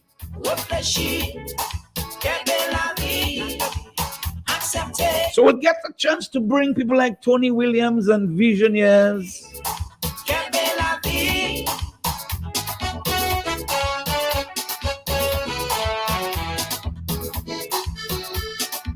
And all the rest of them who made a mark in Dominican gospel music.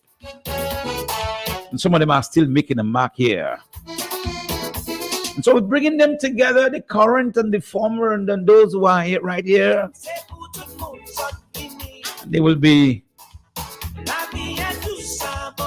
supporting this thing with Samuel Midas on Monday evening.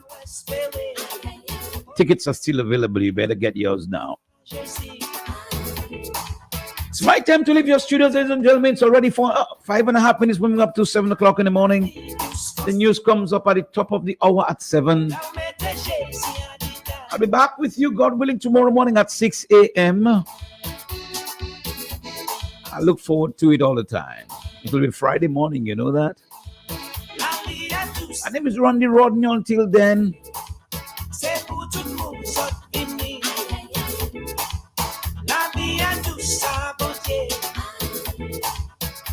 you have a great Thursday.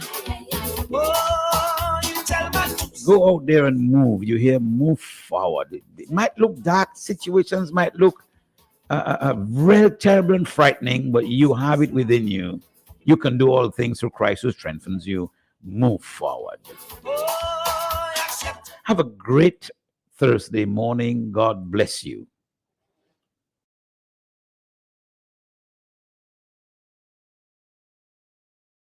The color of your skin, no matter whether you're a police officer in a uniform, no matter whether you're somebody trying to get home or driving down the street with your girlfriend, one thing that we are all learning is that life is so fragile. One blink and the person you love is gone. Just 1 second, one flash, and what started out as a beautiful day turns into something horrible. And I admit to you, it changes the way I deal with people. You know how you care for somebody, but you don't say nothing. You just kind of, see you later. I'm learning to say something. I'm learning to make myself open my heart and say, I love you. I appreciate you. Thank you for those biscuits you made. I love the way you tell jokes all the time. I'm glad you're my friend. I look kind of mushy and I get kind of silly and it goes against my machoism, but I'm learning that if you love somebody, you better say something. You better say something. Don't allow the petty things that we can all fall out. It's so easy to fall out. You can fall out with people. It's so easy to be angry over things that don't even matter. Don't allow those petty things to stop you from loving and caring and nurturing and reaching out to people. Can I get an amen?